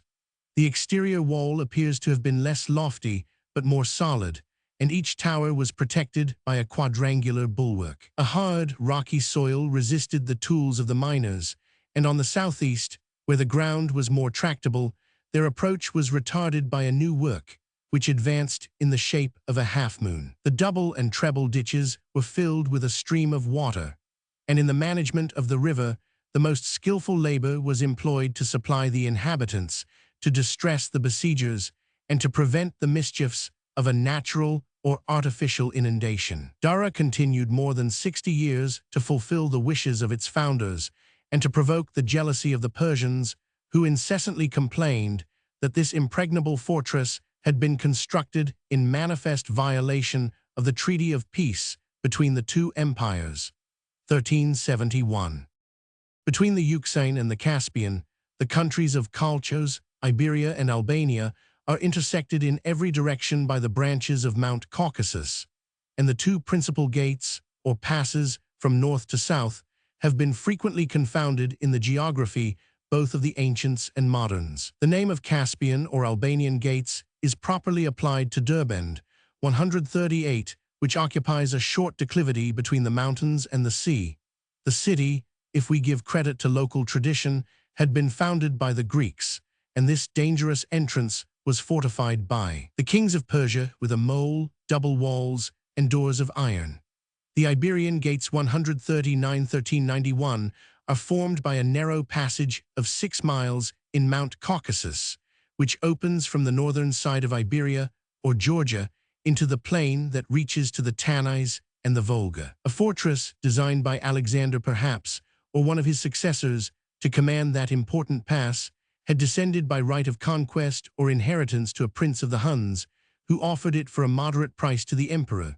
But while Anastasius paused, while he timorously computed the cost and the distance, a more vigilant rival interposed, and Cabades forcibly occupied the Straits of Caucasus. The Albanian and Iberian gates excluded the horsemen of Scythia from the shortest and most practicable roads, and the whole front of the mountains was covered by the rampart of Gog and Magog, the long wall which has excited the curiosity of an Arabian caliph 140 and a Russian conqueror. 141, according to a recent description, huge stones, 7 feet thick and 21 feet in length or height, are artificially joined without iron or cement to compose a wall, which runs above 300 miles from the shores of Derbend, over the hills, and through the valleys of Dagestan and Georgia.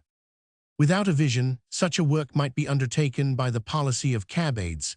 Without a miracle, it might be accomplished by his son, so formidable to the Romans under the name of Chosroes, so dear to the Orientals under the appellation of Nushirwan. The Persian monarch held in his hand the keys both of peace and war, but he stipulated in every treaty that Justinian should contribute to the expense of a common barrier, which equally protected the two empires from the inroads of the Scythians. 142.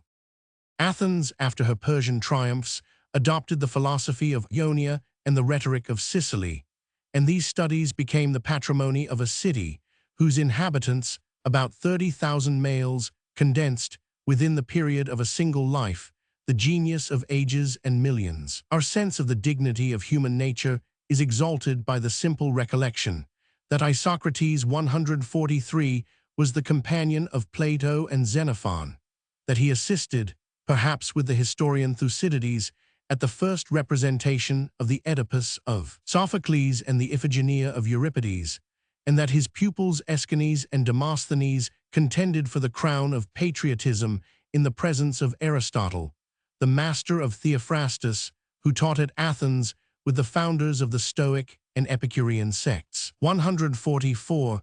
The ingenuous youth of Attica enjoyed the benefits of their domestic education, which was communicated without envy to the rival cities. 2,000 disciples heard the lessons of Theophrastus. 145. The schools of rhetoric must have been still more populous than those of philosophy, and a rapid succession of students diffused the fame of their teachers as far as the utmost limits of the Grecian language and name. Those limits were enlarged by the victories of Alexander. The arts of Athens survived her freedom and dominion, and the Greek colonies which the Macedonians planted in Egypt and scattered over Asia undertook long and frequent pilgrimages to worship the Muses in their favorite temple on the banks of the Ilissus. The Latin conquerors respectfully listened to the instructions of their subjects and captives. The names of Cicero and Horace were enrolled in the schools of Athens, and after the perfect settlement of the Roman Empire, the natives of Italy, of Africa, and of Britain conversed in the groves of the Academy with their fellow students of the East. The studies of philosophy and eloquence are congenial to a popular state, which encourages the freedom of inquiry and submits only to the force of persuasion. In the republics of Greece and Rome, the art of speaking was the powerful engine of patriotism or ambition, and the schools of rhetoric poured forth a colony of statesmen and legislators. When the liberty of public debate was suppressed, the orator, in the honorable profession of an advocate, might plead the cause of innocence and justice. He might abuse his talents in the more profitable trade of panegyric, and the same precepts continued to dictate the fanciful declamations of the sophist and the chaster beauties of historical composition. The systems which profess to unfold the nature of God, of man, and of the universe entertain the curiosity of the philosophically student, and according to the temper of his mind, he might doubt with the skeptics or decide with the Stoics, sublimely speculate with Plato, or severely argue with Aristotle. The pride of the adverse sex had fixed an unattainable term of moral happiness and perfection, but the race was glorious and salutary. The disciples of Zeno, and even those of Epicurus, were taught both to act and to suffer, and the death of Petronius was not less effectual than that of Seneca. To humble a tyrant by the discovery of his impotence. The light of science could not indeed be confined within the walls of Athens. Her incomparable writers addressed themselves to the human race. The living masters emigrated to Italy and Asia. Berytus, in later times, was devoted to the study of the law. Astronomy and physics were cultivated in the Museum of Alexandria, but the Attic schools of rhetoric and philosophy maintained their superior reputation from the Peloponnesian War to the reign of Justinian. Athens, though situate in a barren soil, possessed a pure air, a free navigation, and the monuments of ancient art. That sacred retirement was seldom disturbed by the business of trade or government, and the last of the Athenians were distinguished by their lively wit, the purity of their taste and language, their social manners, and some traces, at least in discourse, of the magnanimity of their fathers. In the suburbs of the city, the Academy of the Platonists, the Lyceum of the Peripatetics, the Portico of the Stoics, and the Garden of the Epicureans were planted with trees and decorated with statues, and the philosophers, instead of being immured in a cloister, delivered their instructions in spacious and pleasant walks, which, at different hours, were consecrated to the exercises of the mind and body. The genius of the founders still lived in those venerable seats. The ambition of succeeding to the masters of human reason excited a generous emulation, and the merit of the candidates was determined, on each vacancy, by the free voices of an enlightened people. The Athenian professors were paid by their disciples. According to their mutual wants and abilities, the price appears to have varied, and Isocrates himself, who derides the avarice of the sophists, required, in his school of rhetoric, about 30 pounds from each of his 100 pupils. The wages of industry are just and honorable, yet the same Isocrates shed tears at the first receipt of a stipend. The Stoic might blush when he was hired to preach the contempt of money, and I should be sorry to discover that Aristotle or Plato so far degenerated from the example of Socrates as to exchange knowledge for gold.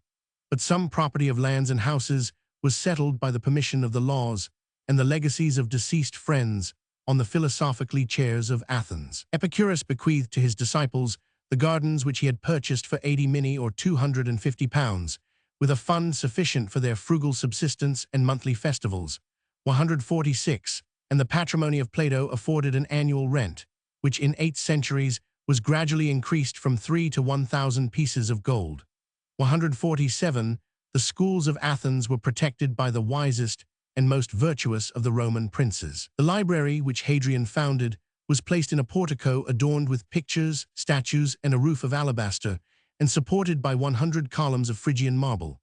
The public salaries were assigned by the generous spirit of the Antonines, and each professor of politics, of rhetoric, of the Platonic, the Peripatetic, the Stoic, and the Epicurean philosophy received an annual stipend of 10,000 drachmae, or more than 300 pounds sterling. 148 after the death of Marcus, these liberal donations and the privileges attached to the thrones of science were abolished and revived, diminished and enlarged. But some vestige of royal bounty may be found under the successors of Constantine, and their arbitrary choice of an unworthy candidate might tempt the philosophers of Athens to regret the days of independence and poverty. 149. It is remarkable that the impartial favor of the Antonines was bestowed on the 4 adverse sects of philosophy, which they considered as equally useful, or at least as equally innocent. Socrates had formerly been the glory and the reproach of his country, and the first lessons of Epicurus so strangely scandalized the pious ears of the Athenians that by his exile and that of his antagonists, they silenced all vain disputes concerning the nature of the gods. But in the ensuing year they recalled the hasty decree, restored the liberty of the schools, and were convinced by the experience of ages that the moral character of philosophers is not affected by the diversity of their theological speculations. 150. The Gothic arms were less fatal to the schools of Athens than the establishment of a new religion, whose ministers superseded the exercise of reason, resolved every question by an article of faith, and condemned the infidel or skeptic to eternal flames. In many a volume of laborious controversy, they exposed the weakness of the understanding and the corruption of the heart, insulted human nature in the sages of antiquity, and proscribed the spirit of philosophical inquiry, so repugnant to the doctrine or at least to the temper of an humble believer. The surviving sects of the Platonists, whom Plato would have blushed to acknowledge, extravagantly mingled a sublime theory with the practice of superstition and magic. And as they remained alone in the midst of a Christian world, they indulged a secret rancor against the government of the church and state, whose severity was still suspended over their heads. About a century after the reign of Julian, 151 Proclus 152 was permitted to teach in the philosophically chair of the Academy, and such was his industry that he frequently, in the same day, pronounced 5 lessons and composed 700 lines. His sagacious mind explored the deepest questions of morals and metaphysics, and he ventured to urge 18 arguments against the Christian doctrine of the creation of the world. But in the intervals of study, he personally conversed with Pan, Aesculapius, and Minerva, in whose mysteries he was secretly initiated, and whose prostrate statues he adored, in the devout persuasion that the philosopher, who is a citizen of the universe, should be the priest of its various deities. An eclipse of the sun announced his approaching end, and his life, with that of his scholar Isidore, 153, compiled by 2 of their most learned disciples, exhibits a deplorable picture of the second childhood of human reason. Yet the golden chain, as it was fondly styled, of the Platonic succession, continued 44 years from the death of Proclus to the edict of Justinian, 154, which imposed a perpetual silence on the schools of Athens, and excited the grief and indignation of the few remaining votaries of Grecian science and superstition. 7 friends and philosophers, Diogenes and Hermias, Eulalius and Priscian, Damasius, Isidore and Simplicius, who dissented from the religion of their sovereign, embraced the resolution of seeking in a foreign land the freedom which was denied in their native country. They had heard, and they credulously believed, that the Republic of Plato was realized in the despotic government of Persia, and that a patriot king reigned ever the happiest and most virtuous of nations. They were soon astonished by the natural discovery that Persia resembled the other countries of the globe, that Chosroes, who affected the name of a philosopher, was vain, cruel, and ambitious, that bigotry and a spirit of intolerance prevailed among the magi, that the nobles were haughty, the courtiers servile, and the magistrates unjust, that the guilty sometimes escaped, and that the innocent were often oppressed. The disappointment of the philosophers provoked them to overlook the real virtues of the Persians, and they were scandalized, more deeply perhaps than became their profession, with the plurality of wives and concubines, the incestuous marriages, and the custom of exposing dead bodies to the dogs and vultures, instead of hiding them in the earth or consuming them with fire. Their repentance was expressed by a precipitate return, and they loudly declared that they had rather die on the borders of the empire than enjoy the wealth and favor of the barbarian. From this journey, however, they derived a benefit which reflects the purest luster on the character of Chosroes. He required that the 7 sages who had visited the court of Persia should be exempted from the penal laws which Justinian enacted against his pagan subjects, and this privilege, expressly stipulated in a treaty of peace, was guarded by the vigilance of a powerful mediator. 155, Simplicius and his companions ended their lives in peace and obscurity, and as they left no disciples, they terminate the long list of Grecian philosophers who may be justly praised, notwithstanding their defects, as the wisest and most virtuous of their contemporaries. The writings of Simplicius are now extant. His physical and metaphysical commentaries on Aristotle have passed away with the fashion of the times, but his moral interpretation of Epictetus is preserved in the Library of Nations, as a classic book, most excellently adapted to direct the will, to purify the heart, and to confirm the understanding by a just confidence in the nature both of God and man.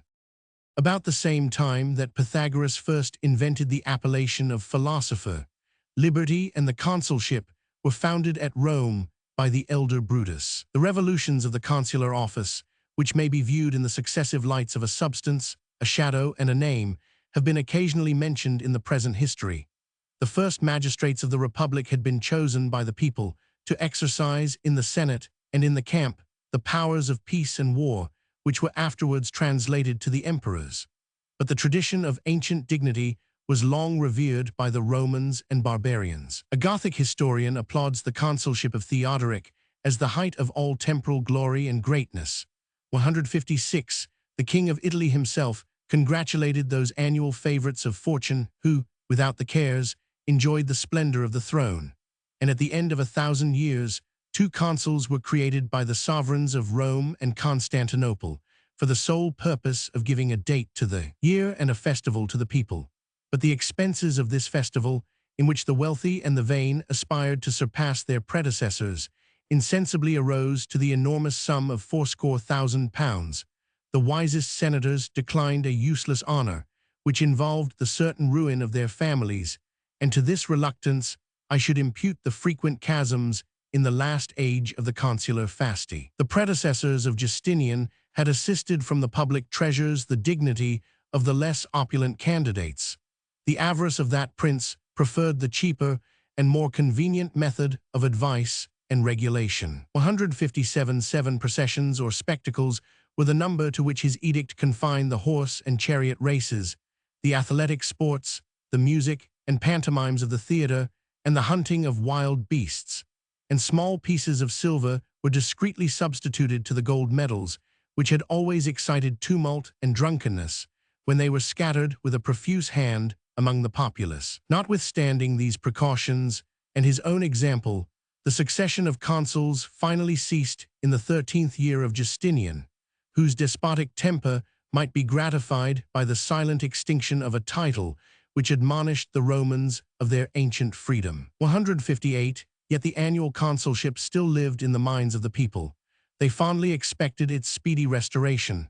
They applauded the gracious condescension of successive princes, by whom it was assumed in the first year of their reign. And 3 centuries elapsed after the death of Justinian before that obsolete dignity which had been suppressed by custom could be abolished by law.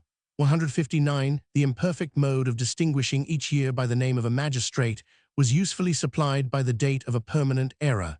The creation of the world, according to the Septuagint version, was adopted by the Greeks. 160, and the Latins, since the age of Charlemagne, have computed their time from the birth of Christ. 161. Chapter 41, Conquests of Justinian, Character of Belisarius. Part 1, Conquests of Justinian in the West. Character and first campaigns of Belisarius. He invades and subdues the Vandal kingdom of Africa, his triumph. The Gothic War. He recovers Sicily, Naples, and Rome. Siege of Rome by the Goths. Their retreat and losses. Surrender of Ravenna. Glory of Belisarius. His domestic shame and misfortunes.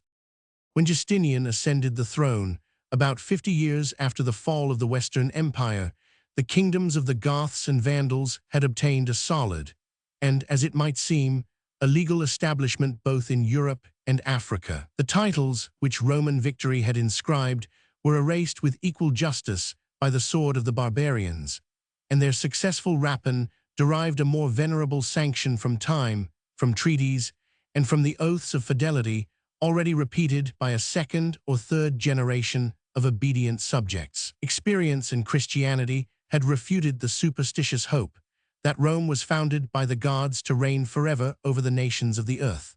But the proud claim of perpetual and indefeasible dominion, which her soldiers could no longer maintain, was firmly asserted by her statesmen and lawyers, whose opinions have been sometimes revived and propagated in the modern schools of jurisprudence. After Rome herself had been stripped of the imperial purple, the princes of Constantinople assumed the sole and sacred scepter of the monarchy, demanded, as their rightful inheritance, the provinces which had been subdued by the consuls or possessed by the Caesars, and feebly aspired to deliver their faithful subjects of the West from the usurpation of heretics and barbarians.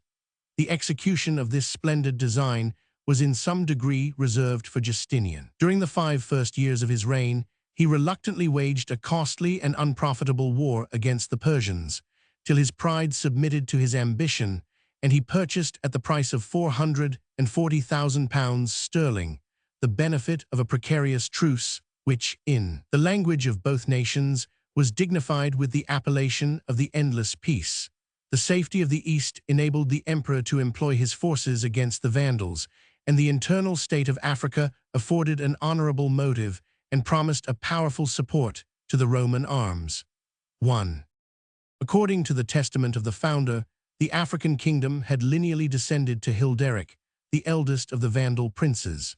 A mild disposition inclined the son of a tyrant, the grandson of a conqueror, to prefer the counsels of clemency and peace, and his accession was marked by the salutary edict, which restored 200 bishops to their churches and allowed the free profession of the Athanasian Creed. 2. But the Catholics accepted, with cold and transient gratitude, a favor so inadequate to their pretensions, and the virtues of Hilderic offended the prejudices of his countrymen. The Arian clergy presumed to insinuate that he had renounced the faith, and the soldiers more loudly complained that he had degenerated from the courage of his ancestors.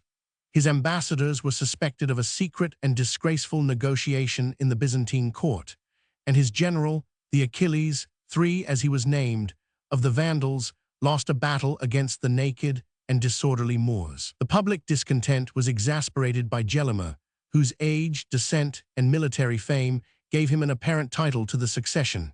He assumed, with the consent of the nation, the reins of government, and his unfortunate sovereign sunk without a struggle from the throne to a dungeon, where he was strictly guarded with a faithful counselor, and his unpopular nephew, the Achilles of the Vandals. But the indulgence which Hilderic had shown to his Catholic subjects had powerfully recommended him to the favor of Justinian, who, for the benefit of his own sect, could acknowledge the use and justice of religious toleration. Their alliance, while the nephew of Justin remained in a private station, was cemented by the mutual exchange of gifts and letters, and the Emperor Justinian asserted the cause of royalty and friendship. In 2 successive embassies, he admonished the usurper to repent of his treason, or to abstain, at least, from any further violence which might provoke the displeasure of God and of the Romans, to reverence the laws of kindred and succession, and to suffer an infirm old man peaceably to end his days, either on the throne of Carthage or in the palace of Constantinople. The passions, or even the prudence, of Gelimer compelled him to reject these requests, which were urged in the haughty tone of menace and command, and he justified his ambition in a language rarely spoken in the Byzantine court, by alleging the right of a free people to remove or punish their chief magistrate, who had failed in the execution of the kingly office. After this fruitless expostulation, the captive monarch was more rigorously treated. His nephew was deprived of his eyes, and the cruel Vandal, confident in his strength and distance, derided the vain threats and slow preparations of the Emperor of the East. Justinian resolved to deliver or revenge his friend, Gelimer to maintain his usurpation, and the war was preceded, according to the practice of civilized nations, by the most solemn protestations that each party was sincerely desirous of peace. The report of an African war was grateful only to the vain and idle populace of Constantinople, whose poverty exempted them from tribute, and whose cowardice was seldom exposed to military service. But the wiser citizens, who judged of the future by the past, revolved in their memory the immense loss, both of men and money, which the empire had sustained in the expedition of Basiliscus. The troops, which after 5 laborious campaigns had been recalled from the Persian frontier, dreaded the sea, the climate, and the arms of an unknown enemy. The ministers of the finances computed, as far as they might compute, the demands of an African war, the taxes which must be found and levied to supply those insatiate demands, and the danger lest their own lives, or at least their lucrative employments, should be made responsible for the deficiency of the supply. Inspired by such selfish motives, for we may not suspect him of any zeal for the public good, John of Cappadocia ventured to oppose in full counsel the inclinations of his master. Confessed that a victory of such importance could not be too dearly purchased, but he represented in a grave discourse the certain difficulties and the uncertain event. "You undertake," said the prefect, "to besiege Carthage. By land the distance is not less than 140 days' journey. On the sea, a whole year 4 must elapse before you can receive any intelligence from your fleet. If Africa should be reduced, it cannot be preserved without the additional conquest of Sicily and Italy. Success will impose the obligations of new labors. A single misfortune will attract the barbarians into the heart of your exhausted empire." Justinian felt the weight of this salutary advice.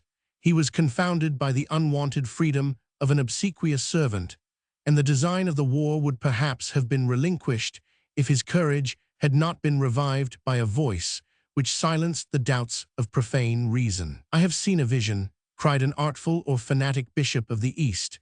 "It is the will of heaven, O Emperor, that you should not abandon your holy enterprise for the deliverance of the African Church. The God of battles will march before your standard and disperse your enemies who are the enemies of his Son." The emperor might be tempted, and his counselors were constrained, to give credit to this seasonable revelation, but they derived more rational hope from the revolt, which the adherents of Hilderic or Athanasius had already excited on the borders of the Vandal monarchy. Pudentius, an African subject, had privately signified his loyal intentions, and a small military aid restored the province of Tripoli to the obedience of the Romans. The government of Sardinia had been entrusted to Godas, a valiant barbarian.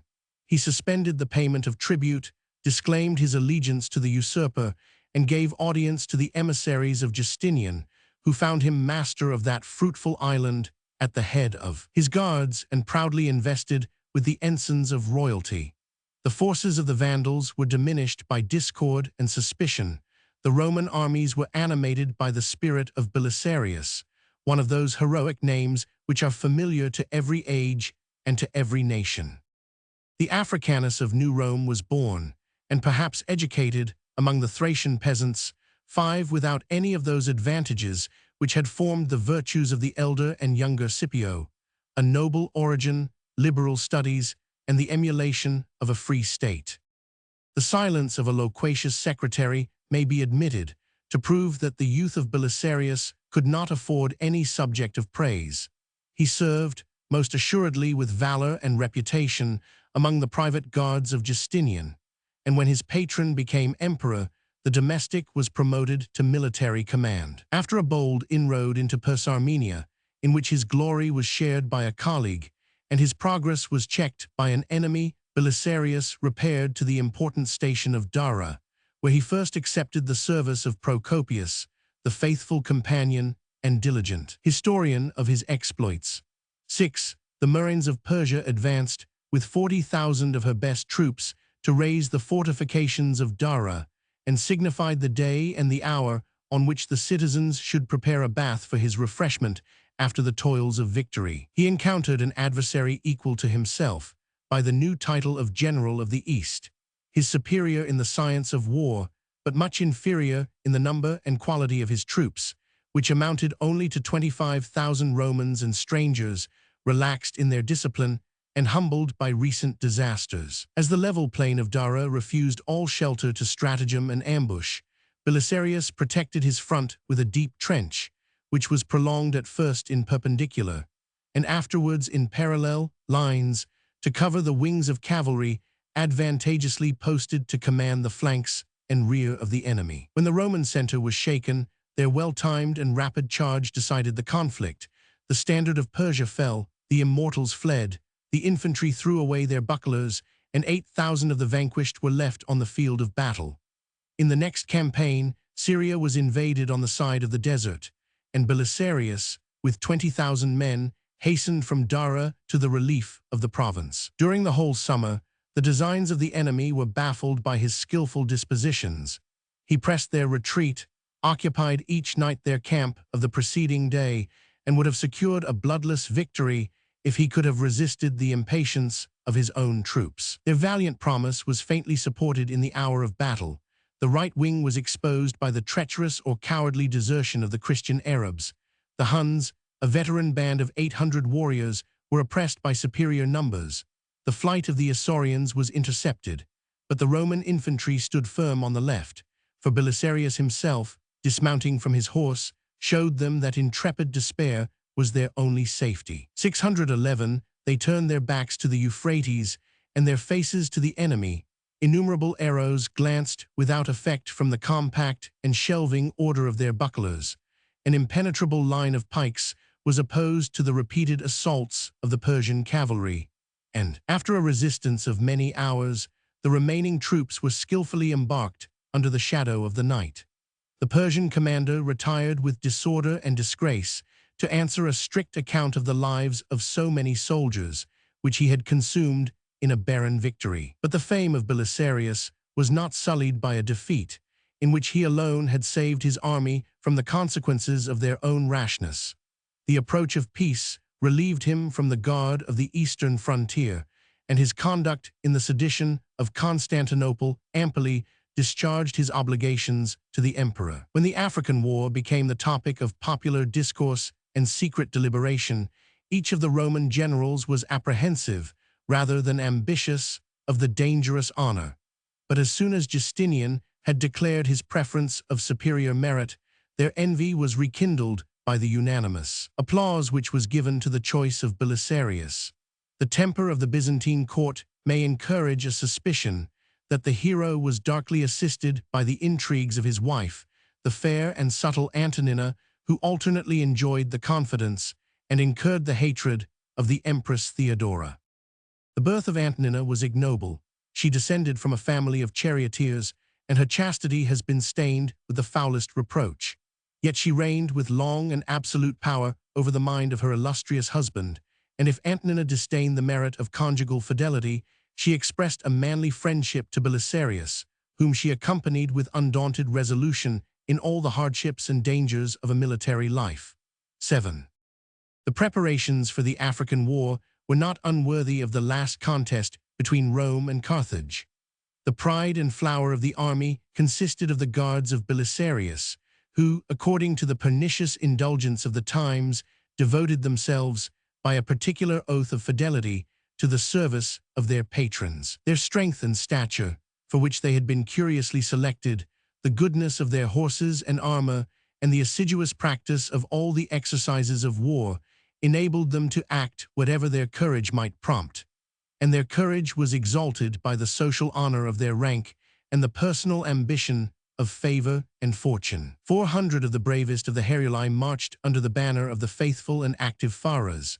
Their untractable valor was more highly prized than the tame submission of the Greeks and Syrians, and of such importance was it deemed to procure a reinforcement of 600 Massagetae, or Huns, that they were allured by fraud and deceit to engage in a naval expedition. 5,000 horse and 10,000 foot were embarked at Constantinople for the conquest of Africa, but the infantry, for the most part levied in Thrace and Isauria, yielded to the more prevailing use and reputation of the cavalry, and the Scythian bow was the weapon on which the armies of Rome were now reduced to place their principal dependence. From a laudable desire to assert the dignity of his theme, Procopius defends the soldiers of his own time against the morose critics, who confined that respectable name to the heavy-armed warriors of antiquity, and maliciously observed that the word archer is introduced by Homer VIII as a term of contempt. Such contempt might perhaps be due to the naked youths who appeared on foot in the fields of Troy, and lurking behind a tombstone or the shield of a friend, drew the bowstring to their breast, 9, and dismissed a feeble and lifeless arrow. But our archers, pursues the historian, are mounted on horses, which they manage with admirable skill. Their head and shoulders are protected by a casque or buckler. They wear greaves of iron on their legs, and their bodies are guarded by a coat of mail. On their right side hangs a quiver, a sword on their left, and their hand is accustomed to wield a lance or javelin in closer combat. Their bows are strong and weighty. They shoot in every possible direction, advancing, retreating to the front, to the rear, or to either flank, and as they are taught to draw the bowstring not to the breast, but to the right ear, firm indeed must be the armor that can resist the rapid violence of their shaft.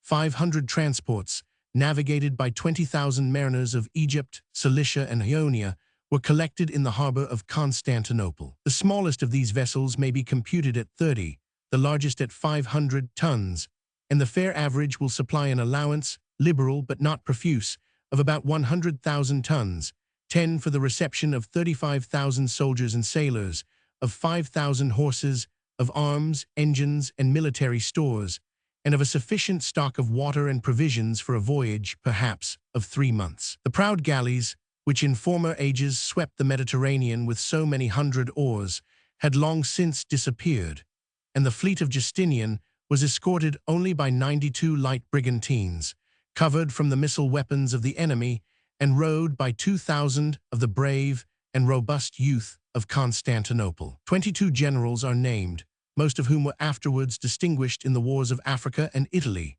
But the supreme command, both by land and sea, was delegated to Belisarius alone, with a boundless power of acting according to his discretion, as if the emperor himself were present.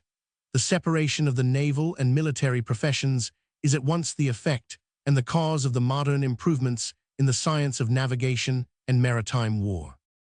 In the 7th year of the reign of Justinian, and about the time of the summer solstice, the whole fleet of 600 ships was ranged in martial pomp before the gardens of the palace. The patriarch pronounced his benediction, the emperor signified his last commands, the general's trumpet gave the signal of departure, and every heart, according to its fears or wishes, explored with anxious curiosity the omens of misfortune and success. The first halt was made at Perinthus or Heraclea, where Belisarius waited 5 days to receive some Thracian horses, a military gift of his sovereign. From thence the fleet pursued their course through the midst of the Propontis, but as they struggled to pass the straits of the Hellespont, an unfavorable wind detained them 4 days at Abydos, where the general exhibited a memorable lesson of firmness and severity. 2 of the Huns, who in a drunken quarrel had slain one of their fellow soldiers, were instantly shown to the army suspended on a lofty gibbet. The national indignity was resented by their countrymen, who disclaimed the servile laws of the empire and asserted the free privilege of Scythia, where a small fine was allowed to expiate the hasty sallies of intemperance and anger. Their complaints were specious, their clamors were loud, and the Romans were not averse to the example of disorder and impunity. But the rising sedition was appeased by the authority and eloquence of the general, and he represented to the assembled troops the obligation of justice, the importance of discipline, the rewards of piety and virtue, and the unpardonable guilt of murder, which, in his apprehension, was aggravated rather than excused by the vice of intoxication. 11. In the navigation from the Hellespont to Peloponnesus, which the Greeks, after the siege of Troy, had performed in 4 days. 12. The fleet of Belisarius was guided in their course by his master galley, conspicuous in the day by the redness of the sails, and in the night by the torches blazing from the masthead. It was the duty of the pilots, as they steered between the islands and turned the capes of Malea and Taenarium, to preserve the just order and regular intervals of such a multitude of ships. As the wind was fair and moderate, their labors were not unsuccessful, and the troops were safely disembarked at Methone on the Messenian coast, to repose themselves for a while after the fatigues of the sea. In this place they experienced how avarice, invested with authority, may sport with the lives of thousands which are bravely exposed for the public service. According to military practice, the bread or biscuit of the Romans was twice prepared in the oven, and the diminution of 1/4 was cheerfully allowed for the loss of weight. To gain this miserable profit, and to save the expense of wood, the Prefect John of Cappadocia had given orders that the flour should be slightly baked by the same fire which warmed the baths of Constantinople, and when the sacks were opened, a soft and moldy paste was distributed to the army. Such unwholesome food, assisted by the heat of the climate and season, soon produced an epidemical disease which swept away 500 soldiers. Their health was restored by the diligence of Belisarius, who provided fresh bread at Methone and boldly expressed his just and humane indignation. The emperor heard his complaint, the general was praised, but the minister was not punished. From the port of Methone, the pilots steered along the western coast of Peloponnesus as far as the Isle of Zacynthus or Zante before they undertook the voyage, in their eyes a most arduous voyage, of 100 leagues over the Ionian Sea. As the fleet was surprised by a calm, 16 days were consumed in the slow navigation, and even the general would have suffered the intolerable hardship of thirst if the ingenuity of Antonina had not preserved the water in glass bottles, which she buried deep in the sand in a part of the ship impervious to the rays of the sun. At length, the harbor of Corcana, 13 on the southern side of Sicily, afforded a secure and hospitable shelter. The Gothic officers who governed the island in the name of the daughter and grandson of Theodoric obeyed their imprudent orders to receive the troops of Justinian like friends and allies. Provisions were liberally supplied, the cavalry was remounted, 14 and Procopius soon returned from Syracuse with correct information of the state and designs of the Vandals. His intelligence determined Belisarius to hasten his operations, and his wise impatience was seconded by the winds. The fleet lost sight of Sicily, passed before the Isle of Malta, discovered the capes of Africa, ran along the coast with a strong gale from the northeast, and finally cast anchor at the promontory of Caput Vada, about 5 days' journey to the south of Carthage. 15. If Gelimer had been informed of the approach of the enemy, he must have delayed the conquest of Sardinia for the immediate defense of his person and kingdom. A detachment of 5,000 soldiers and 120 galleys would have joined the remaining forces of the Vandals, and the descendant of Genseric might have surprised and oppressed a fleet of deep-laden transports, incapable of action, and of light brigantines that seemed only qualified for flight. Belisarius had secretly trembled when he overheard his soldiers, in the passage, emboldening each other to confess their apprehensions. If they were once on shore, they hoped to maintain the honor of their arms, but if they should be attacked at sea, they did not blush to acknowledge that they wanted courage to contend at the same time with the winds, the waves, and the barbarians. 16. The knowledge of their sentiments decided Belisarius to seize the first opportunity of landing them on the coast of Africa, and he prudently rejected, in a council of war, the proposal of sailing with the fleet and army into the port of Carthage. 1611. 3 months after their departure from Constantinople, the men and horses, the arms and military stores were safely disembarked, and 5 soldiers were left as a guard on board each of the ships, which were disposed in the form of a semicircle. The remainder of the troops occupied a camp on the seashore, which they fortified according to ancient discipline with a ditch and rampart, and the discovery of a source of fresh water, while it allayed the thirst, excited the superstitious confidence of the Romans.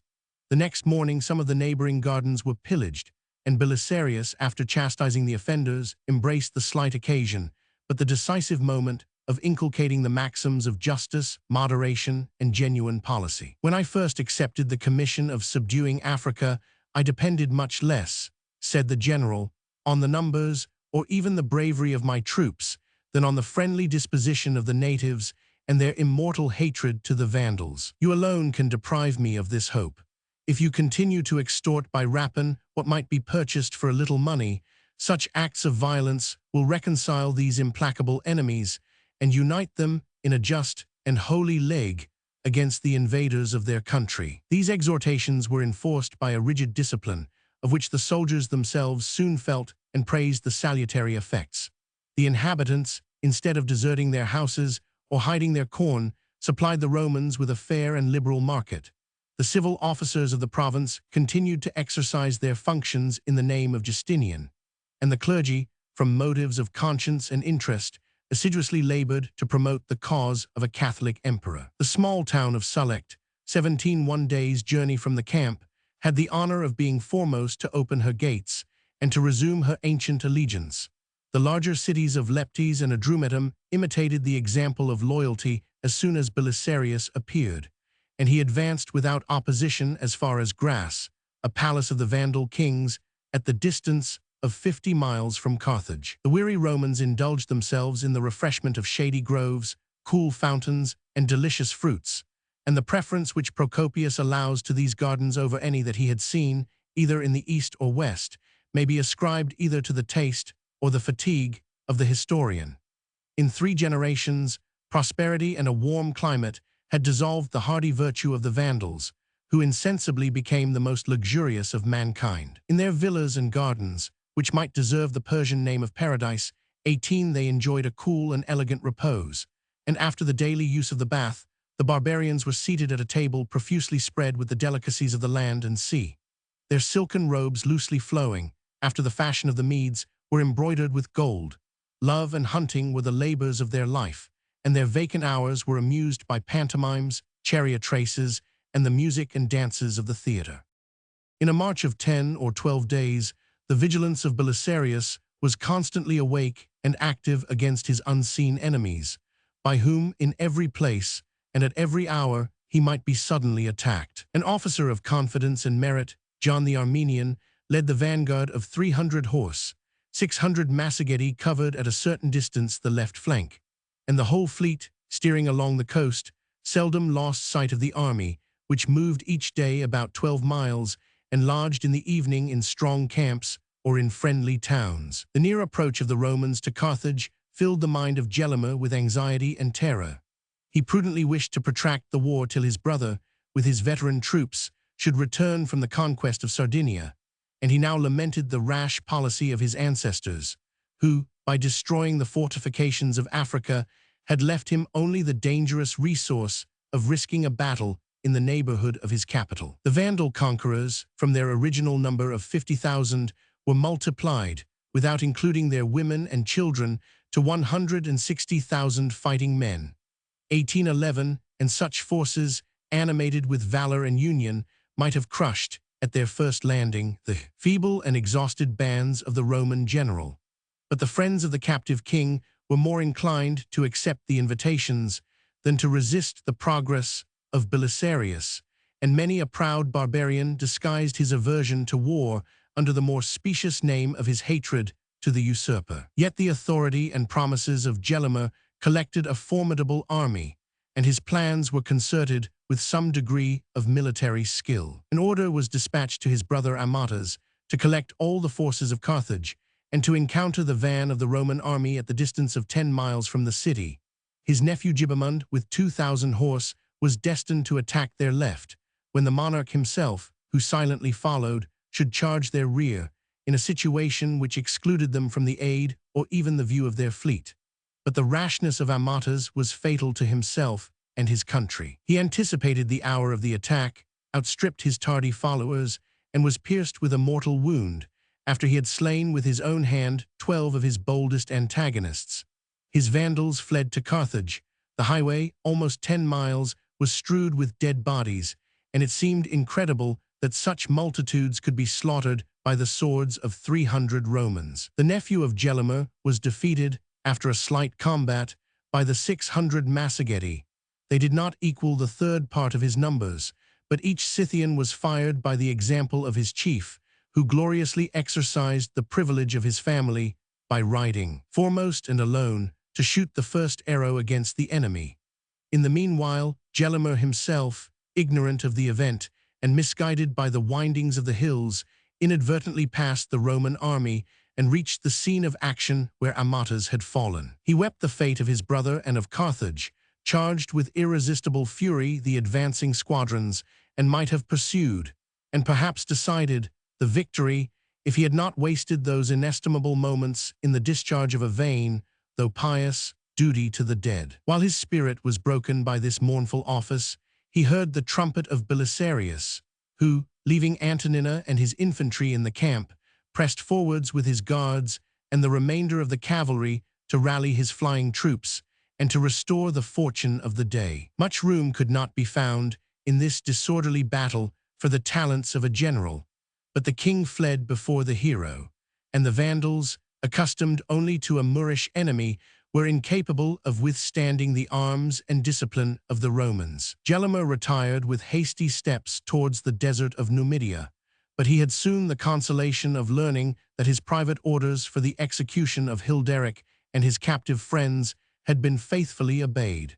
The tyrant's revenge was useful only to his enemies. The death of a lawful prince excited the compassion of his people. His life might have perplexed the victorious Romans, and the lieutenant of Justinian, by a crime of which he was innocent, was relieved from the painful alternative of forfeiting his honor or relinquishing his conquests. Chapter 41. Conquests of Justinian, Character of Belisarius. Part 2. As soon as the tumult had subsided, the several parts of the army informed each other of the accidents of the day, and Belisarius pitched his camp on the field of victory, to which the 10th milestone from Carthage had applied the Latin appellation of Decimus. From a wise suspicion of the stratagems and resources of the Vandals, he marched the next day in order of battle, halted in the evening before the gates of Carthage, and allowed a night of repose, that he might not, in darkness and disorder, expose the city to the license of the soldiers, or the soldiers themselves to the secret ambush of the city. But as the fears of Belisarius were the result of calm and intrepid reason, he was soon satisfied that he might confide, without danger, in the peaceful and friendly aspect of the capital. Carthage blazed with innumerable torches, the signals of the public joy. The chain was removed that guarded the entrance of the port. The gates were thrown open, and the people, with acclamations of gratitude, hailed and invited their Roman deliverers. The defeat of the Vandals and the freedom of Africa were announced to the city on the eve of St. Cyprian, when the churches were already adorned and illuminated for the festival of the martyr, whom 3 centuries of superstition had almost raised to a local deity. The Arians, conscious that their reign had expired, resigned the temple to the Catholics, who rescued their saint from profane hands, performed the holy rites, and loudly proclaimed the creed of Athanasius and Justinian. One awful hour reversed the fortunes of the contending parties. The suppliant Vandals, who had so lately indulged the vices of conquerors, sought an humble refuge in the sanctuary of the church, while the merchants of the East were delivered from the deepest dungeon of the palace by their affrighted keeper, who implored the protection of his captives, and showed them, through an aperture in the wall, the sails of the Roman fleet. After their separation from the army, the naval commanders had proceeded with slow caution along the coast till they reached the Hermaean promontory, and obtained the first intelligence of the victory of Belisarius. Faithful to his instructions, they would have cast anchor about 20 miles from Carthage, if the more skillful seamen had not represented the perils of the shore and the signs of an impending tempest. Still ignorant of the revolution, they declined, however, the rash attempt of forcing the chain of the port, and the adjacent harbor and suburb of Mandracium were insulted only by the rapine of a private officer, who disobeyed and deserted his leaders. But the imperial fleet, advancing with a fair wind, steered through the narrow entrance of the Goletta, and occupied, in the deep and capacious lake of Tunis, a secure station about 5 miles from the capital. No sooner was Belisarius informed of their arrival, than he dispatched orders that the greatest part of the mariners should be immediately landed to join the triumph, and to swell the apparent numbers of the Romans. Before he allowed them to enter the gates of Carthage, he exhorted them, in a discourse worthy of himself and the occasion, not to disgrace the glory of their arms, and to remember that the Vandals had been the tyrants, but that they were the deliverers of the Africans, who must now be respected as the voluntary and affectionate subjects of their common sovereign. The Romans marched through the streets in close ranks, prepared for battle if an enemy had appeared. The strict order maintained by the general imprinted on their minds the duty of obedience, and in an age in which custom and impunity almost sanctified the abuse of conquest, the genius of one man repressed the passions of a victorious army. The voice of menace and complaint was silent. The trade of Carthage was not interrupted. While Africa changed her master and her government, the shops continued open and busy, and the soldiers, after sufficient guards had been posted, modestly departed to the houses which were allotted for their reception. Belisarius fixed his residence in the palace, seated himself on the throne of Genseric, accepted and distributed the barbaric spoil, granted their lives to the suppliant Vandals, and labored to repair the damage which the suburb of Mandracium had sustained in the preceding night. At supper he entertained his principal officers with the form and magnificence of a royal banquet. 20. The victor was respectfully served by the captive officers of the household, and in the moments of festivity, when the impartial spectators applauded the fortune and merit of Belisarius, his envious flatterers secretly shed their venom on every word and gesture which might alarm the suspicions of a jealous monarch. One day was given to these pompous scenes, which may not be despised as useless if they attracted the popular veneration. But the active mind of Belisarius, which in the pride of victory could suppose a defeat, had already resolved that the Roman Empire in Africa should not depend on the chance of arms or the favor of the people. The fortifications of Carthage 2011 had alone been exempted from the general proscription, but in the reign of 95 years they were suffered to decay by the thoughtless and indolent Vandals. A wiser conqueror restored, with incredible dispatch, the walls and ditches of the city. His liberality encouraged the workmen. The soldiers, the mariners, and the citizens vied with each other in the salutary labor. And Gelimer, who had feared to trust his person in an open town, beheld with astonishment and despair the rising strength of an impregnable fortress. That unfortunate monarch, after the loss of his capital, applied himself to collect the remains of an army scattered, rather than destroyed, by the preceding battle. and the hopes of pillage attracted some Moorish bands to the standard of Gelimer. He encamped in the fields of Bulla, 4 days' journey from Carthage, insulted the capital, which he deprived of the use of an aqueduct, proposed a high reward for the head of every Roman, affected to spare the persons and property of his African subjects, and secretly negotiated with the Arian sectaries and the Confederate Huns. Under these circumstances, the conquest of Sardinia served only to aggravate his distress.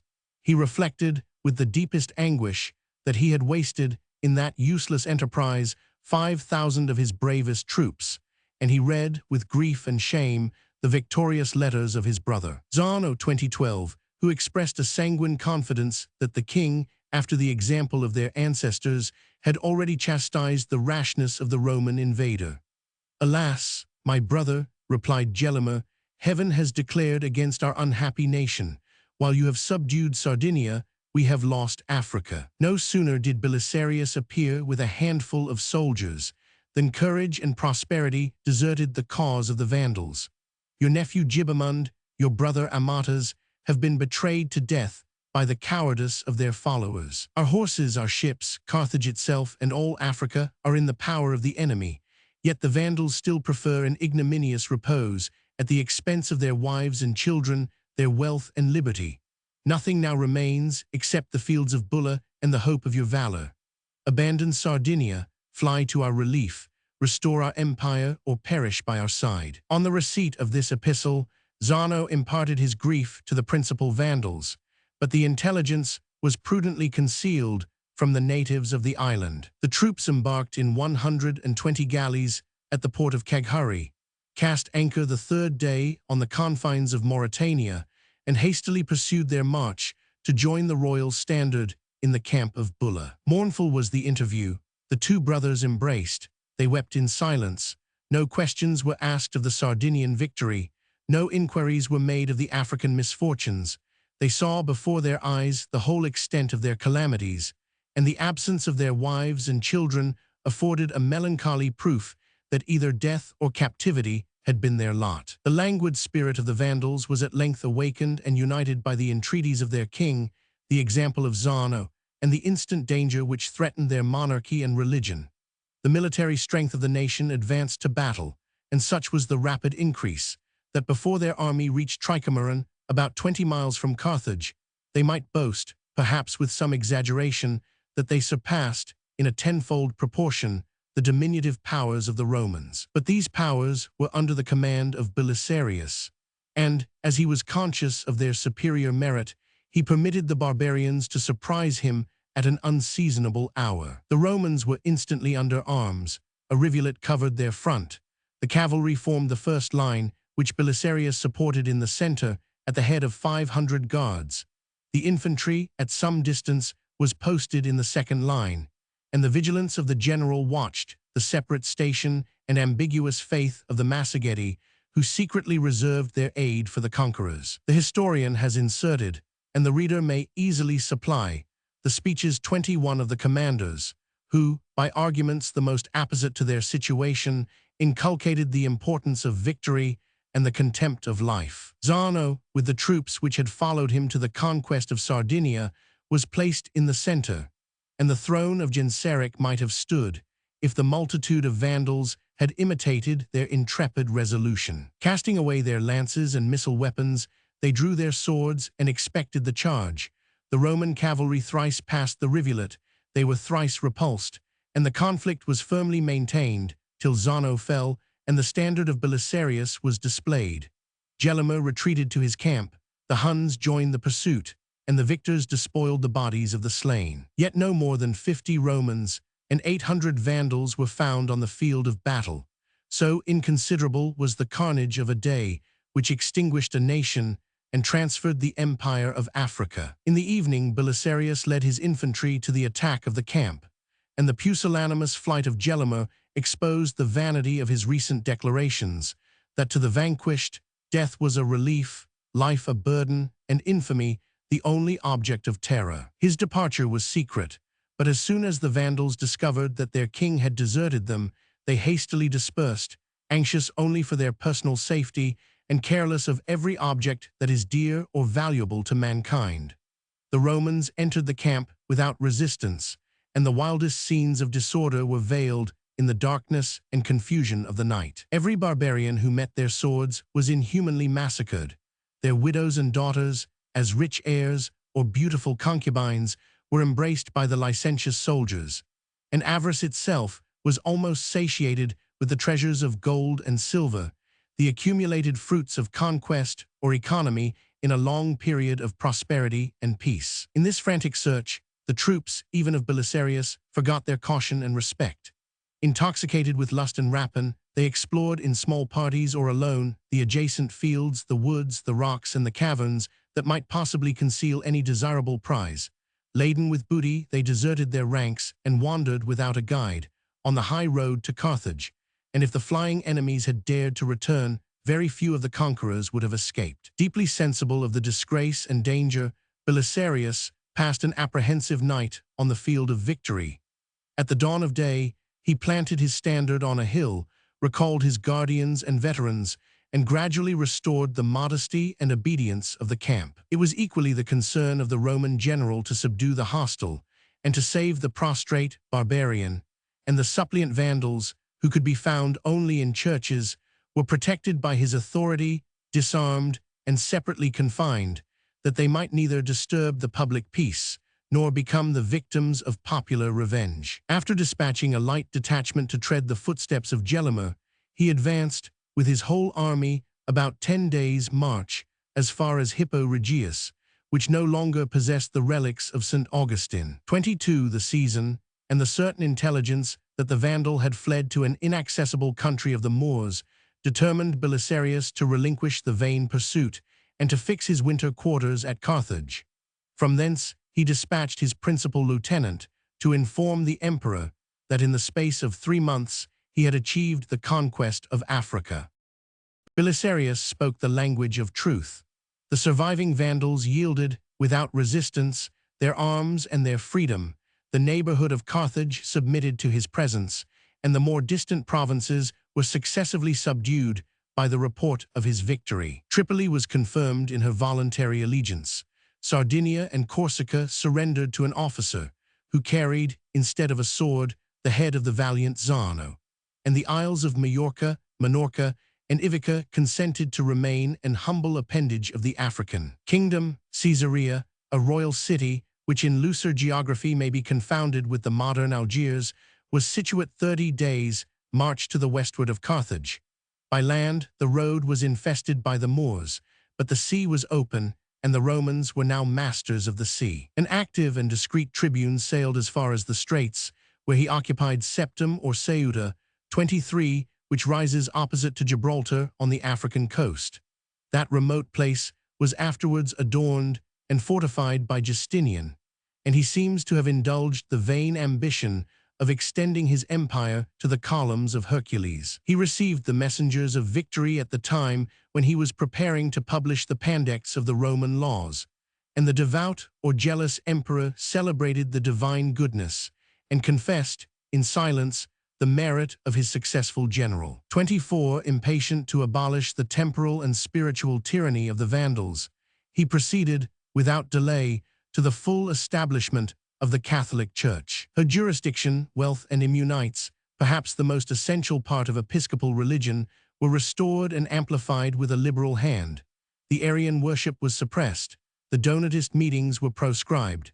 25. And the Synod of Carthage, by the voice of 217 bishops, 26 applauded the just measure of pious retaliation. On such an occasion, it may not be presumed that many Orthodox prelates were absent, but the comparative smallness of their number, which in ancient councils had been twice or even thrice multiplied, most clearly indicates the decay both of the church and state. While Justinian approved himself the defender of the faith, he entertained an ambitious hope that his victorious lieutenant would speedily enlarge the narrow limits of his dominion to the space which they occupied before the invasion of the Moors and Vandals, and Belisarius was instructed to establish 5 dukes or commanders in the convenient stations of Tripoli, Leptis, Cirta, Caesarea, and Sardinia, and to compute the military force of Palatines or borderers that might be sufficient for the defense of Africa.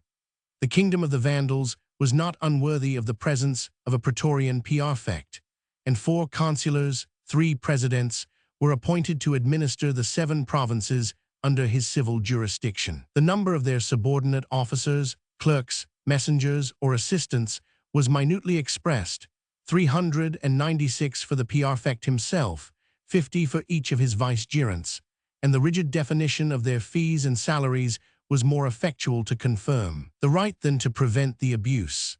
These magistrates might be oppressive, but they were not idle, and the subtle questions of justice and revenue were infinitely propagated under the new government, which professed to revive the freedom and equity of the Roman Republic. The conqueror was solicitous to extract a prompt and plentiful supply from his African subjects, and he allowed them to claim, even in the 3rd degree, and from the collateral line, the houses and lands of which their families had been unjustly despoiled by the Vandals. After the departure of Belisarius, who acted by a high and special commission, no ordinary provision was made for a master general of the forces, but the office of Praetorian Prefect was entrusted to a soldier.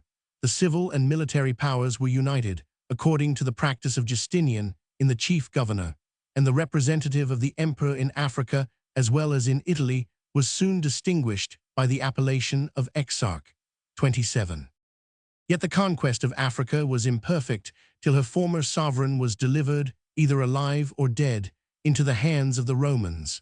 Doubtful of the event, Gelimer had given secret orders that a part of his treasure should be transported to Spain, where he hoped to find a secure refuge at the court of the king of the Visigoths. But these intentions were disappointed by accident, treachery, and the indefatigable pursuit of his enemies, who intercepted his flight from the seashore and chased the unfortunate monarch with some faithful followers to the inaccessible mountain of Papua, 28, in the inland country of Numidia. He was immediately besieged by Phares, an officer whose truth and sobriety were the more applauded, as such qualities could seldom be found among the Heruli, the most corrupt of the barbarian tribes.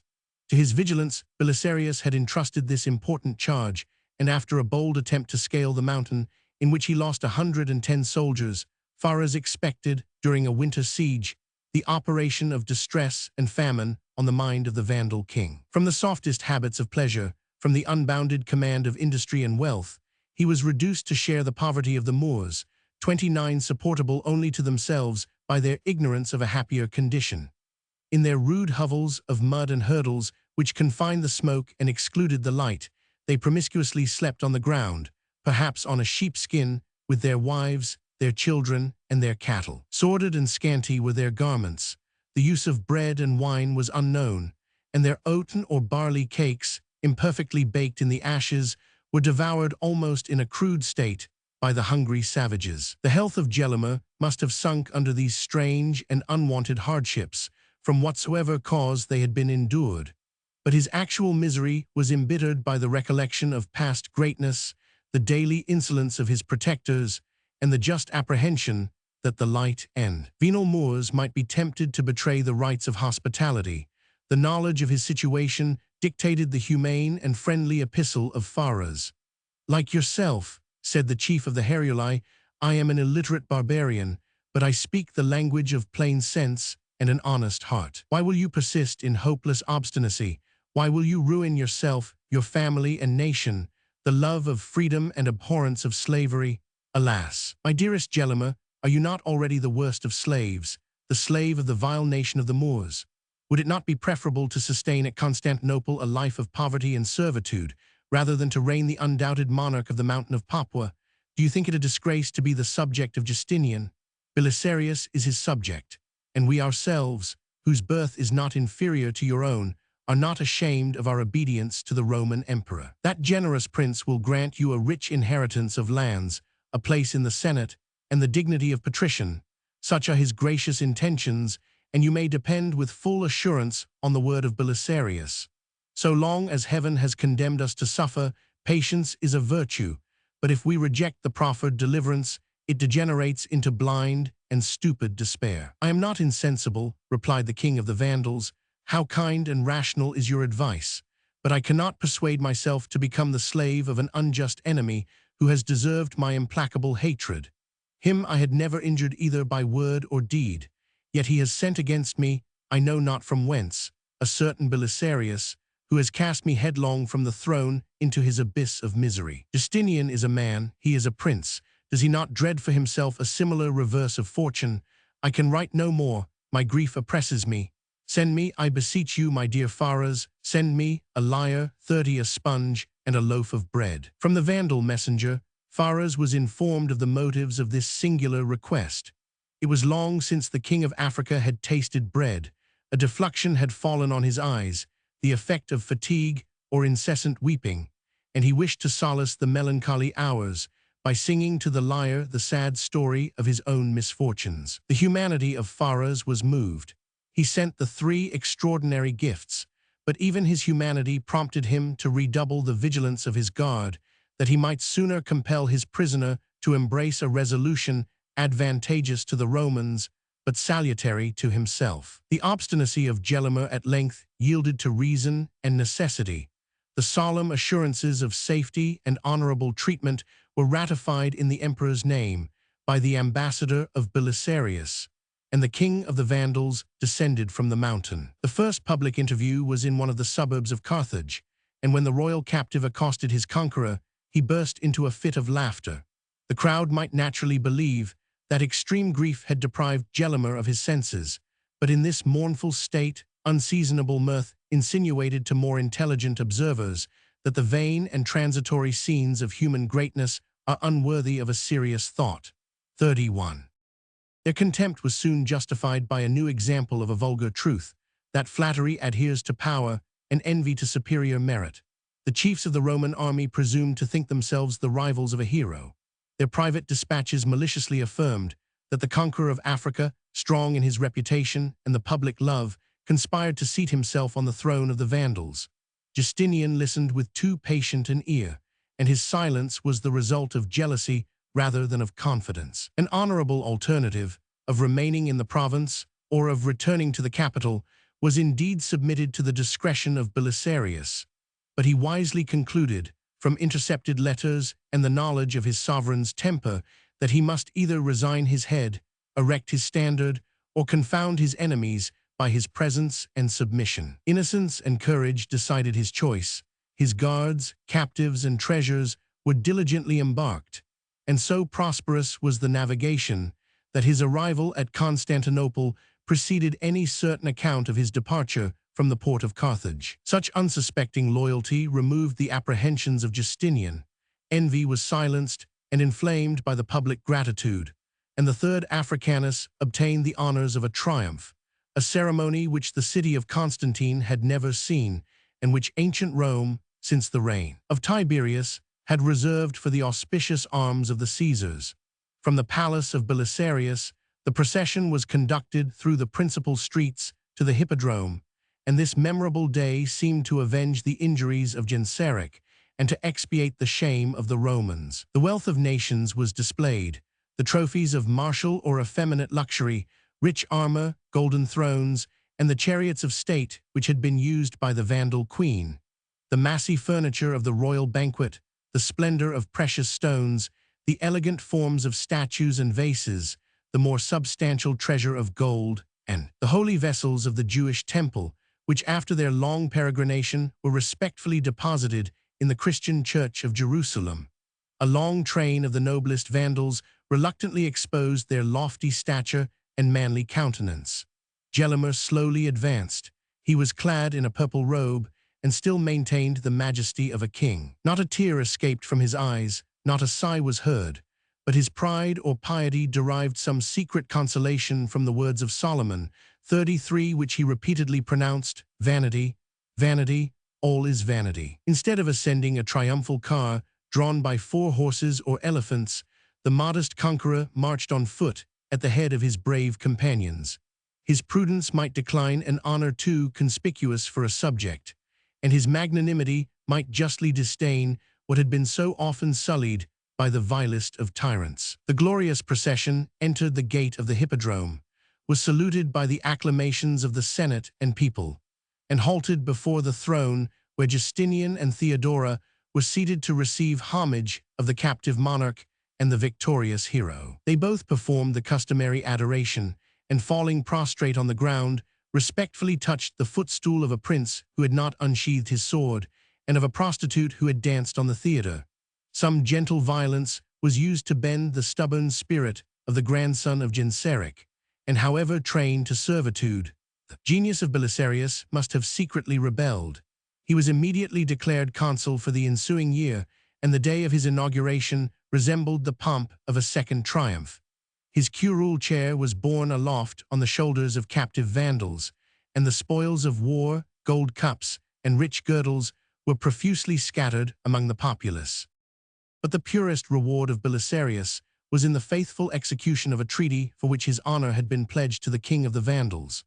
The religious scruples of Gelimer, who adhered to the Arian heresy, were incompatible with the dignity of senator or patrician, but he received from the emperor an ample estate in the province of Galatia, where the abdicated monarch retired, with his family and friends, to a life of peace, of affluence, and perhaps of content. The daughters of Hilderic were entertained with the respectful tenderness due to their age and misfortune, and Justinian and Theodora accepted the honor of educating and enriching the female descendants of the great Theodosius.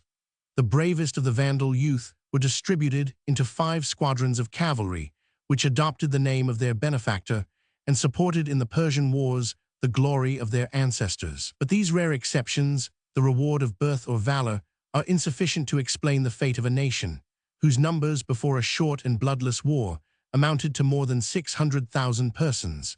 After the exile of their king and nobles, the servile crowd might purchase their safety by abjuring their character, religion, and language, and their degenerate posterity would be insensibly mingled with the common herd of African subjects. Yet even in the present age, and in the heart of the Moorish tribes, a curious traveler has discovered the white complexion and long flaxen hair of a northern race. 35, and it was formerly believed that the boldest of the Vandals fled beyond the power or even the knowledge of the Romans to enjoy their solitary freedom on the shores of the Atlantic Ocean. Africa had been their empire, it became their prison, nor could they entertain a hope or even a wish of returning to the banks of the Elbe, where their brethren, of a spirit less adventurous, still wandered in their native forests. It was impossible for cowards to surmount the barriers of unknown seas and hostile barbarians. It was impossible for brave men to expose their nakedness and defeat before the eyes of their countrymen, to describe the kingdoms which they had lost, and to claim a share of the humble inheritance, which, in a happier hour, they had almost unanimously renounced. In the country between the Elbe and the Oder, several populous villages of Lusatia are inhabited by the Vandals.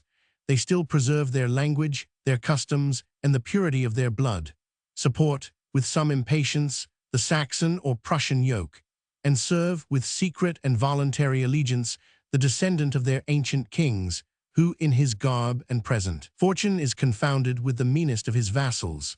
The name and situation of this unhappy people might indicate their descent from one common stock with the conquerors of Africa, but the use of a Sclavonian dialect more clearly represent them as the last remnant of the new colonies, who succeeded to the genuine Vandals, already scattered or destroyed in the age of Procopius. If Belisarius had been tempted to hesitate in his allegiance, he might have urged, even against the emperor himself, the indispensable duty of saving Africa from an enemy more barbarous than the Vandals. The origin of the Moors is involved in darkness. They were ignorant of the use of letters. Their limits cannot be precisely defined. A boundless continent was open to the Libyan shepherds. The change of seasons and pastures regulated their motions, and their rude huts and slender furniture were transported with the same case as their arms, their families, and their cattle, which consisted of sheep, oxen, and camels. During the vigor of the Roman power, they observed a respectful distance from Carthage and the seashore. Under the feeble reign of the Vandals, they invaded the cities of Numidia, occupied the seacoast from Tangier to Caesarea, and pitched their camps, with impunity, in the fertile province of Byzantium. The formidable strength and artful conduct of Belisarius secured the neutrality of the Moorish princes, whose vanity aspired to receive, in the emperor's name, the ensigns of their regal dignity. They were astonished by the rapid event and trembled in the presence of their conqueror. But his approaching departure soon relieved the apprehensions of a savage and superstitious people. The number of their wives allowed them to disregard the safety of their infant hostages, and when the Roman general hoisted sail in the port of Carthage, he heard the cries and almost beheld the flames of the desolated province. Yet he persisted in his resolution, and leaving only a part of his guards to reinforce the feeble garrisons, he entrusted the command of Africa to the eunuch Solomon 43, who proved himself not unworthy to be the successor of Belisarius. In the first invasion, some detachments, with 2 officers of merit, were surprised and intercepted, but Solomon speedily assembled his troops, marched from Carthage into the heart of the country, and in 2 great battles destroyed 60,000 of the barbarians. The Moors depended on their multitude, their swiftness, and their inaccessible mountains, and the aspect and smell of their camels are said to have produced some confusion in the Roman cavalry. But as soon as they were commanded to dismount, they derided this contemptible obstacle. As soon as the columns ascended the hills, the naked and disorderly crowd was dazzled by glittering arms and regular evolutions, and the menace of their female prophets was repeatedly fulfilled, that the Moors should be discomfited by a beardless antagonist. The victorious eunuch advanced 13 days' journey from Carthage to besiege Mount Orasius, 45 the citadel, and at the same time the Garden of Numidia. That range of hills, a branch of the great Atlas, contains, within a circumference of 120 miles, a rare variety of soil and climate. The intermediate valleys and elevated plains abound with rich pastures, perpetual streams, and fruits of a delicious taste and uncommon magnitude. This fair solitude is decorated with the ruins of Lambessa, a Roman city, once the seat of a legion, and the residence of 40,000 inhabitants. The Ionic temple of Sculapius is encompassed with Moorish huts, and the cattle now graze in the midst of an amphitheater under the shade of Corinthian columns. A sharp perpendicular rock rises above the level of the mountain, where the African princes deposited their wives and treasure, and a proverb is familiar to the Arabs, that the man may eat fire who dares to attack the craggy cliffs and inhospitable natives of Mount Orasius. This hardy enterprise was twice attempted by the eunuch Solomon. From the first, he retreated with some disgrace, and in the second, his patience and provisions were almost exhausted, and he must again have retired if he had not yielded to the impetuous courage of his troops, who audaciously scaled, to the astonishment of the Moors, the mountain, the hostile camp, and the summit of the Geminian rock. A citadel was erected to secure this important conquest and to remind the barbarians of their defeat, and as Solomon pursued his march to the west, the long-lost province of Mauritanian Sitafi was again annexed to the Roman Empire. The Moorish War continued several years after the departure of Belisarius, but the laurels which he resigned to a faithful lieutenant may be justly ascribed to his own triumph. The experience of past faults, which may sometimes correct the mature age of an individual, is seldom profitable to the successive generations of mankind. The nations of antiquity, careless of each other's safety, were separately vanquished and enslaved by the Romans. This awful lesson might have instructed the barbarians of the West to oppose, with timely counsels and confederate arms, the unbounded ambition of Justinian. Yet the same error was repeated, the same consequences were felt, and the Goths, both of Italy and Spain, insensible of their approaching danger, beheld with indifference, and even with joy, the rapid downfall of the Vandals. After the failure of the royal line, Theudes, a valiant and powerful chief, ascended the throne of Spain, which he had formerly administered in the name of Theodoric and his infant grandson. Under his command, the Visigoths besieged the fortress of Ceuta on the African coast, but while they spent the Sabbath day in peace and devotion, the pious security of their camp was invaded by a sally from the town, and the king himself, with some difficulty and danger, escaped from the hands of a sacrilegious enemy. It was not long before his pride and resentment were gratified by a suppliant embassy from the unfortunate Gelimer, who implored, in his distress, the aid of the Spanish monarch. But instead of sacrificing these unworthy passions to the dictates of generosity and prudence, Theudes amused the ambassadors till he was secretly informed of the loss of Carthage, and then dismissed them with obscure and contemptuous advice, to seek in their native country true knowledge of the state of the Vandals. The long continuance of the Italian war delayed the punishment of the Visigoths, and the eyes of Theudes were closed before they tasted the fruits of his mistaken policy. After his death, the scepter of Spain was disputed by a civil war. The weaker candidate solicited the protection of Justinian and ambitiously subscribed a treaty of alliance, which deeply wounded the independence and happiness of his country. Several cities, both on the ocean and the Mediterranean, were ceded to the Roman troops, who afterwards refused to evacuate those pledges, as it should seem, either of safety or payment. And as they were fortified by perpetual supplies from Africa, they maintained their impregnable stations, for the mischievous purpose of inflaming the civil and religious factions of the barbarians. 70 years elapsed before this painful thorn could be extirpated from the bosom of the monarchy, and as long as the emperors retained any share of these remote and useless possessions, their vanity might number Spain in the list of their provinces, and the successors of Alaric in the rank of their vassals. The error of the Goths who reigned in Italy was less excusable than that of their Spanish brethren, and their punishment was still more immediate and terrible. From a motive of private revenge, they enabled their most dangerous enemy to destroy their most valuable ally. A sister of the great Theodoric had been given in marriage to Thrasimund, the African king. 49 On this occasion, the fortress of Lilybum 50 in Sicily was resigned to the Vandals, and the Princess Amalafrida was attended by a martial train of 1,000 nobles and 5,000 Gothic soldiers, who signalized their valor in the Moorish wars. Their merit was overrated by themselves, and perhaps neglected by the Vandals. They viewed the country with envy and the conquerors with disdain, but their real or fictitious conspiracy was prevented by a massacre. The Goths were oppressed, and the captivity of Amalafrida was soon followed by her secret and suspicious death. The eloquent pen of Cassiodorus was employed to reproach the Vandal court with the cruel violation of every social and public duty.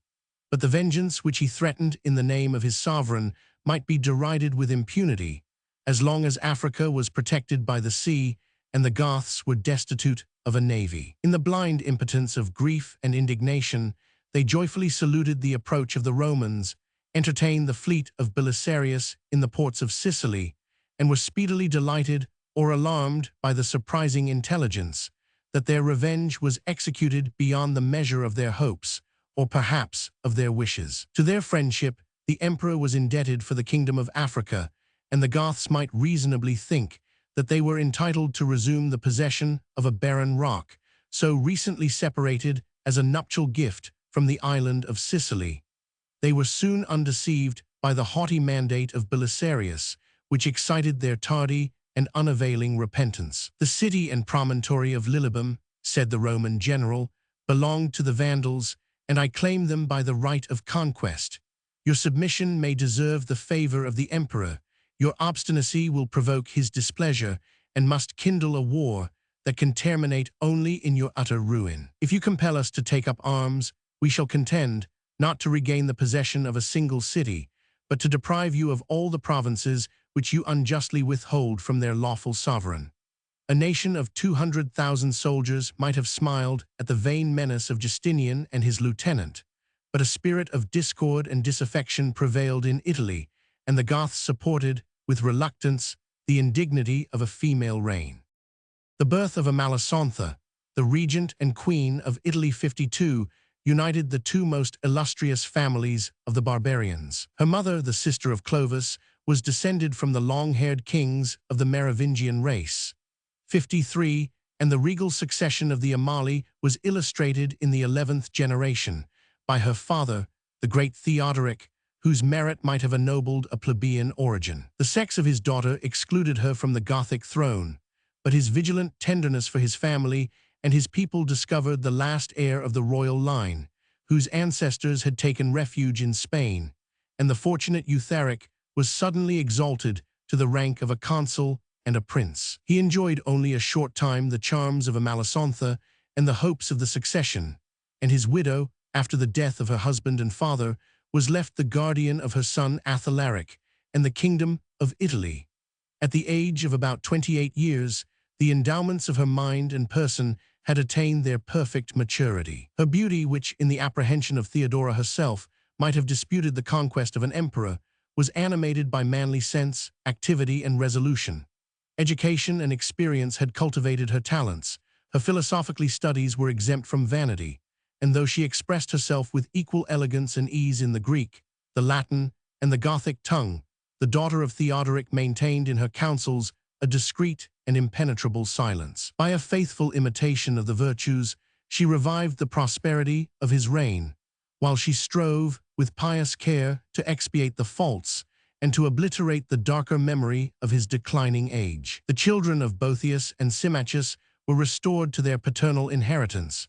Her extreme lenity never consented to inflict any corporal or pecuniary penalties on her Roman subjects, and she generously despised the clamors of the Goths, who, at the end of 40 years, still considered the people of Italy as their slaves or their enemies. Her salutary measures were directed by the wisdom and celebrated by the eloquence of Cassiodorus. She solicited and deserved the friendship of the emperor, and the kingdoms of Europe respected, both in peace and war, the majesty of the Gothic throne. But the future happiness of the Queen and of Italy depended on the education of her son, who was destined, by his birth, to support the different and almost incompatible characters of the chief of a barbarian camp and the first magistrate of a civilized nation. From the age of 10 years 54, Athalaric was diligently instructed in the arts and sciences, either useful or ornamental for a Roman prince, and 3 venerable Goths were chosen to instill the principles of honor and virtue into the mind of their young king. But the pupil who is insensible of the benefits must abhor the restraints of education, and the solicitude of the queen, which affection rendered anxious and severe, offended the untractable nature of her son and his subjects. On a solemn festival, when the Goths were assembled in the palace of Ravenna, the royal youth escaped from his mother's apartment, and with tears of pride and anger, complained of a blow which his stubborn disobedience had provoked her to inflict. The barbarians resented the indignity which had been offered to their king, accused the regent of conspiring against his life and crown, and imperiously demanded that the grandson of Theodoric should be rescued from the dastardly discipline of women and pedants, and educated, like a valiant Goth, in the society of his equals and the glorious ignorance of his ancestors. To this rude clamor, importunately urged as the voice of the nation, Amalasontha was compelled to yield her reason and the dearest wishes of her heart. The king of Italy was abandoned to wine, to women, and to rustic sports, and the indiscreet contempt of the ungrateful youth betrayed the mischievous designs of his favorites and her enemies. Encompassed with domestic foes, she entered into a secret negotiation with the Emperor Justinian, obtained the assurance of a friendly reception, and had actually deposited at Dyrrhachium, in Epirus, a treasure of 40,000 pounds of gold. Happy would it have been for her fame and safety if she had calmly retired from barbarous faction to the peace and splendor of Constantinople. But the mind of Amalasontha was inflamed by ambition and revenge, and while her ships lay at anchor in the port, she waited for the success of a crime which her passions excused or applauded as an act of justice. 3 of the most dangerous malcontents had been separately removed under the pretense of trust and command to the frontiers of Italy. They were assassinated by her private emissaries, and the blood of these noble Goths rendered the Queen Mother absolute in the court of Ravenna and justly odious to a free people. But if she had lamented the disorders of her son, she soon wept his irreparable loss, and the death of Athalaric, who, at the age of 16, was consumed by premature intemperance, left her destitute of any firm support or legal authority. Instead of submitting to the laws of her country, which held as a fundamental maxim that the succession could never pass from the lance to the distaff, the daughter of Theodoric conceived the impracticable design of sharing, with one of her cousins, the regal title, and of reserving in her own hands the substance of supreme power. He received the proposal with profound respect and affected gratitude, and the eloquent Cassiodorus announced to the Senate and the Emperor that Amalasontha and Theodatus had ascended the throne of Italy. His birth for his mother was the sister of Theodoric, might be considered as an imperfect title, and the choice of Amalasontha was more strongly directed by her contempt of his avarice and pusillanimity, which had deprived him of the love of the Italians and the esteem of the barbarians. But Theodatus was exasperated by the contempt which he deserved. Her justice had repressed and reproached the oppression which he exercised against his Tuscan neighbors, and the principal Goths, united by common guilt and resentment, conspired to instigate his slow and timid disposition. The letters of congratulation were scarcely dispatched before the Queen of Italy was imprisoned in a small island of the Lake of Bolsena, 55, where, after a short confinement, she was strangled in the bath, by the order, or with the connivance of the new king, who instructed his turbulent subjects to shed the blood of their sovereigns. Justinian beheld with joy the dissensions of the Goths, and the mediation of an ally concealed, and promoted the ambitious views of the conqueror. His ambassadors, in their public audience, demanded the fortress of Lilybum, 10 barbarian fugitives, and a just compensation for the pillage of a small town on the Illyrian borders. But they secretly negotiated with Theodatus to betray the province of Tuscany and tempted Amalasontha to extricate herself from danger and perplexity by a free surrender of the kingdom of Italy. A false and servile epistle was subscribed by the reluctant hand of the captive queen, but the confession of the Roman senators who were sent to Constantinople revealed the truth of her deplorable situation, and Justinian, by the voice of a new ambassador, most powerfully interceded for her life and liberty. Yet the secret instructions of the same minister were adapted to serve the cruel jealousy of Theodora, who dreaded the presence and superior charms of a rival. He prompted, with artful and ambiguous hints, the execution of a crime so useful to the Romans.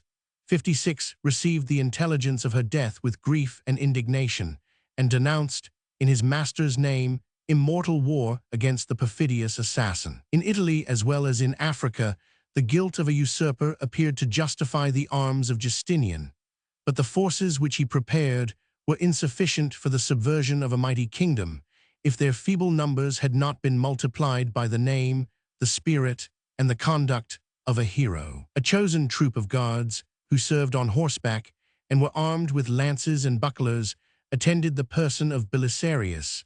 His cavalry was composed of 200 Huns, 300 Moors, and 4,000 Confederates, and the infantry consisted of only 3,000 Isaurians. Steering the same course as in his former expedition, the Roman consul cast anchor before Catana in Sicily to survey the strength of the island and to decide whether he should attempt the conquest or peaceably pursue his voyage for the African coast. He found a fruitful land and a friendly people. Notwithstanding the decay of agriculture, Sicily still supplied the granaries of Rome. The farmers were graciously exempted from the oppression of military quarters, and the Goths, who trusted the defense of the island to the inhabitants, had some reason to complain that their confidence was ungratefully betrayed. Instead of soliciting and expecting the aid of the King of Italy, they yielded to the first summons a cheerful obedience, and this province, the first fruits of the Punic War, was again, after a long separation, united to the Roman Empire. The Gothic garrison of Palermo, which alone attempted to resist, was reduced, after a short siege, by a singular stratagem. Belisarius introduced his ships into the deepest recess of the harbor. Their boats were laboriously hoisted with ropes and pulleys to the topmast head, and he filled them with archers, who, from that superior station, commanded the ramparts of the city. After this easy, though successful campaign, the conqueror entered Syracuse in triumph, at the head of his victorious bands, distributing gold medals to the people, on the day which so gloriously terminated the year of the consulship. He passed the winter season in the palace of ancient kings, amidst the ruins of a Grecian colony, which once extended to a circumference of 22 miles, 58, but in the spring, about the festival of Easter, the prosecution of his designs was interrupted by a dangerous revolt of the African forces.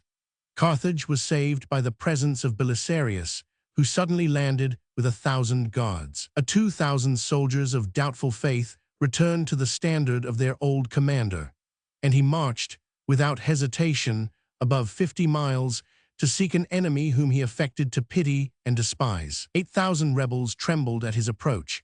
They were routed at the first onset by the dexterity of their master, and this ignoble victory would have restored the peace of Africa if the conqueror had not been hastily recalled to Sicily to appease a sedition which was kindled during his absence in his own camp. Disorder and disobedience were the common malady of the times. The genius to command and the virtue to obey resided only in the mind of Belisarius. 55a. Return. Amalasontha was not alive when this new ambassador, Peter of Thessalonica, arrived in Italy. He could not then secretly contribute to her death, but says 1000. De Saint Croix, it is not beyond probability that Theodora had entered into some criminal intrigue with Gundolina, for that wife of Theodatus wrote to implore her protection, reminding her of the confidence which she and her husband had always placed in her former promises. See on Amalasontha and the authors of her death an excellent dissertation of 1000. De Saint Croix in the Archives littéraires published by 1000. Gutenberg, No. 50, T17, p. 216, g. 58a. Return. 100. There was no room on board for more. Gibbon has again been misled by Cousin's translation. Lord Mann, p. 157 1000, chapter 41, Conquests of Justinian, Character of Belisarius, Part 3. Although Theodatus descended from a race of heroes, he was ignorant of the art and averse to the dangers of war. Although he had studied the writings of Plato and Tully, philosophy was incapable of purifying his mind from the basest passions, avarice, and fear. He had purchased a scepter by ingratitude and murder. At the first menace of an enemy, he degraded his own majesty and that of a nation which already disdained their unworthy sovereign. Astonished by the recent example of Gelimer, he saw himself dragged in chains through the streets of Constantinople. The terrors which Belisarius inspired were heightened by the eloquence of Peter, the Byzantine ambassador, and that bold and subtle advocate persuaded him to sign a treaty too ignominious to become the foundation of a lasting peace. It was stipulated that in the acclamations of the Roman people, the name of the emperor should be always proclaimed before that of the Gothic king, and that as often as the statue of Theodatus was erected in brass on marble, the divine image of Justinian should be placed on its right hand. Instead of conferring, the king of Italy was reduced to solicit the honors of the Senate, and the consent of the emperor was made indispensable before he could execute, against a priest or senator, the sentence either of death or confiscation. The feeble monarch resigned the possession of Sicily, offered, as the annual mark of his dependence, a crown of gold of the weight of 300 pounds, and promised to supply, at the requisition of his sovereign, 3,000 Gothic auxiliaries for the service of the empire. Satisfied with these extraordinary concessions, the successful agent of Justinian hastened his journey to Constantinople. But no sooner had he reached the Alban Villa, 60, than he was recalled by the anxiety of Theodatus, and the dialogue which passed between the king and the ambassador deserves to be represented in its original simplicity. Are you of opinion that the emperor will ratify this treaty? Perhaps. If he refuses, what consequence will ensue? War. Will such a war be just or reasonable? Most assuredly, every to his character. What is your meaning? You are a philosopher. Justinian is emperor of the Romans. It would all become the disciple of Plato to shed the blood of thousands in his private quarrel. The successor of Augustus should vindicate his rights and recover by arms the ancient provinces of his empire. This reasoning might not convince, but it was sufficient to alarm and subdue the weakness of Theodatus, and he soon descended to his last offer, that for the poor equivalent of a pension of 48,000 pounds sterling, he would resign the kingdom of the Goths and Italians and spend the remainder of his days in the innocent pleasures of philosophy and agriculture.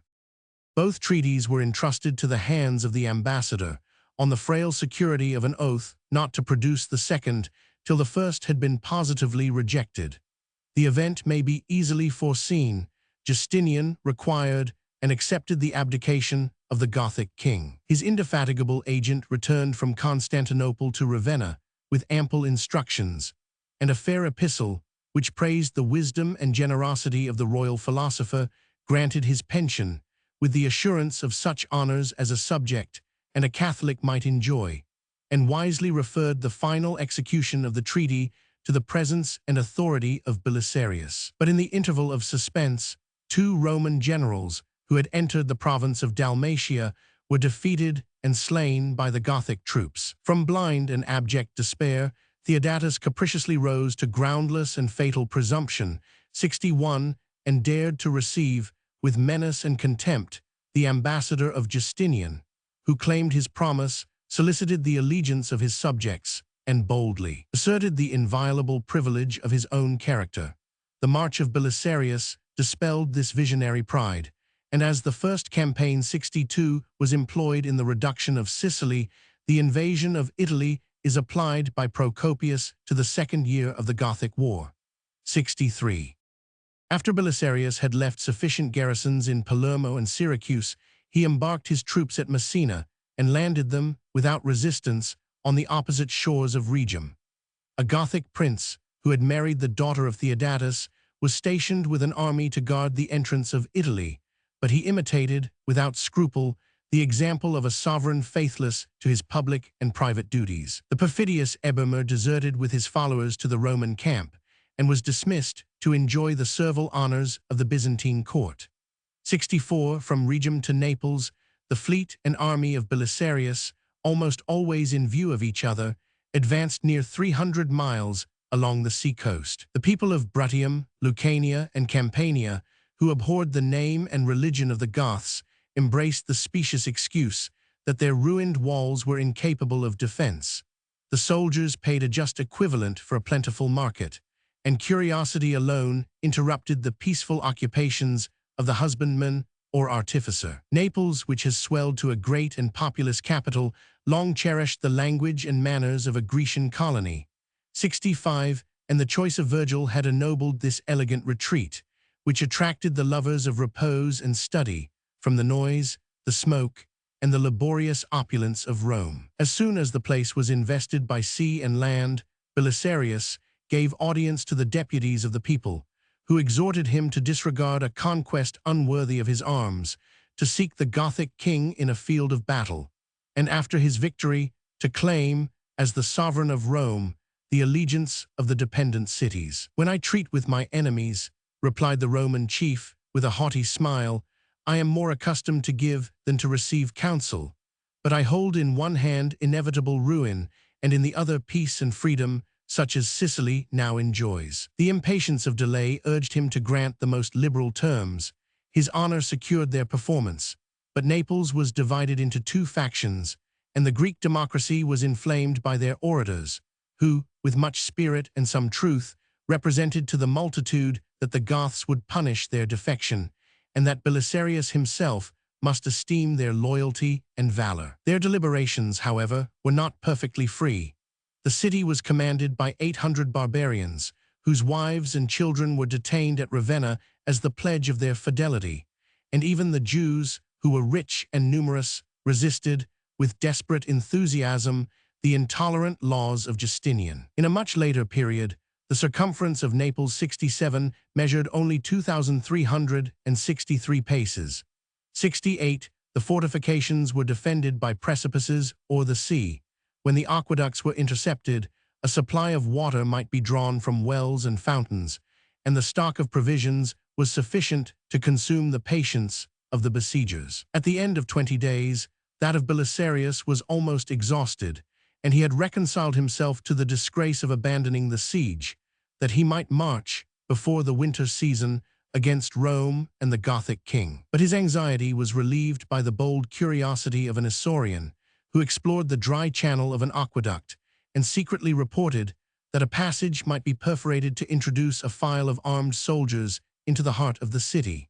When the work had been silently executed, the humane general risked the discovery of his secret by a last and fruitless admonition of the impending danger. In the darkness of the night, 400 Romans entered the aqueduct, raised themselves by a rope, which they fastened to an olive tree, into the house or garden of a solitary matron, sounded their trumpets, surprised the sentinels, and gave admittance to their companions, who on all sides scaled the walls and burst open the gates of the city. Every crime which is punished by social justice was practiced as the rites of war.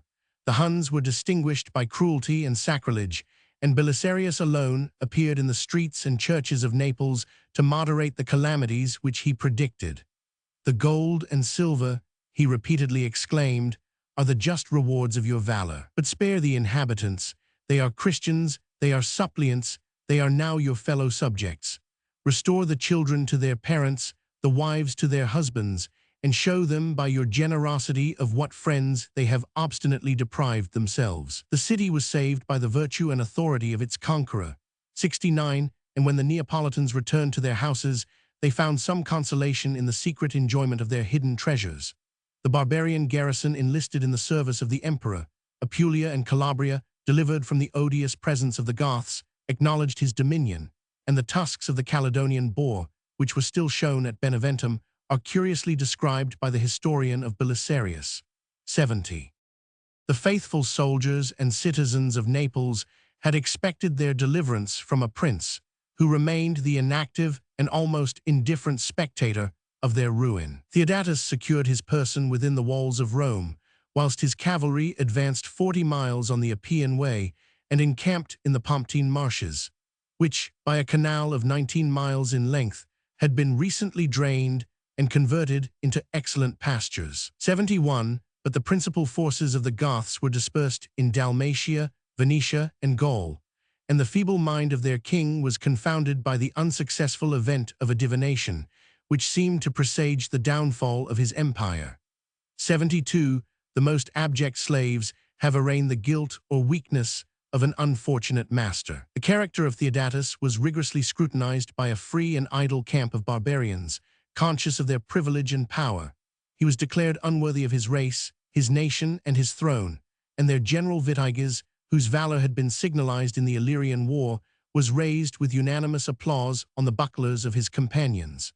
On the first rumor, the abdicated monarch fled from the justice of his country, but he was pursued by private revenge. A Goth whom he had injured in his love overtook Theodatus on the Flaminian Way, and regardless of his unmanly cries, slaughtered him as he lay prostrate on the ground like a victim, says the historian, at the foot of the altar. The choice of the people is the best and purest title to reign over them, yet such is the prejudice of every age that Vitiges impatiently wished to return to Ravenna, where he might seize, with the reluctant hand of the daughter of Amalasontha, some faint shadow of hereditary right.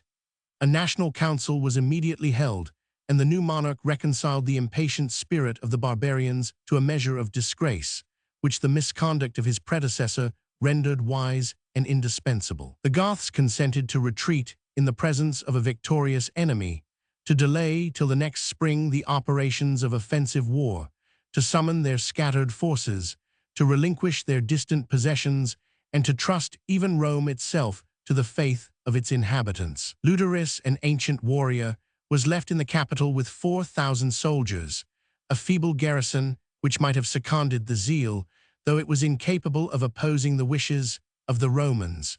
But a momentary enthusiasm of religion and patriotism was kindled in their minds. They furiously exclaimed that the apostolic throne should no longer be profaned by the triumph or toleration of Arianism, that the tombs of the Caesars should no longer be trampled by the savages of the north, and without reflecting that Italy must sink into a province of Constantinople, they fondly hailed the restoration of a Roman emperor as a new era of freedom and prosperity. The deputies of the Pope and clergy, of the Senate and people, invited the lieutenant of Justinian to accept their voluntary allegiance and to enter the city, whose gates would be thrown open for his reception. As soon as Belisarius had fortified his new conquests, Naples and Cumae, he advanced about 20 miles to the banks of the Vulturnus, contemplated the decayed grandeur of Capua, and halted at the separation of the Latin and Appian ways. The work of the censor, after the incessant use of 9 centuries, still preserved its primeval beauty, and not a flaw could be discovered in the large polished stones, of which that solid, though narrow road was so firmly compacted. 73. Belisarius, however, preferred the Latin way, which, at a distance from the sea and the marshes, skirted in a space of 120 miles along the foot of the mountains. His enemies had disappeared. When he made his entrance through the Asinarian Gate, the garrison departed without molestation along the Flaminian Way, and the city, after 60 years' servitude, was delivered from the yoke of the barbarians. Leudaris alone, from a motive of pride or discontent, refused to accompany the fugitives, and the Gothic chief, himself a trophy of the victory, was sent with the keys of Rome to the throne of the Emperor Justinian. 74. The first days, which coincided with the Old Saturnalia, were devoted to mutual congratulation and the public joy, and the Catholics prepared to celebrate, without a rival, the approaching festival of the Nativity of Christ. In the familiar conversation of a hero, the Romans acquired some notion of the virtues which history ascribed to their ancestors. They were edified by the apparent respect of Belisarius for the successor of St. Peter, and his rigid discipline secured in the midst of war the blessings of tranquility and justice. They applauded the rapid success of his arms, which overran the adjacent country as far as Narni, Perusia, and Spoleto, but they trembled, the Senate, the clergy, and the unwarlike people, as soon as they understood that he had resolved, and would speedily be reduced, to sustain a siege against the powers of the Gothic monarchy. The designs of Vitiges were executed during the winter season with diligence and effect. From their rustic habitations, from their distant garrisons, the Goths assembled at Ravenna for the defense of their country, and such were their numbers that, after an army had been detached for the relief of Dalmatia, 150,000 fighting men marched under the royal standard. According to the degrees of rank or merit, the Gothic king distributed arms and horses, rich gifts, and liberal promises.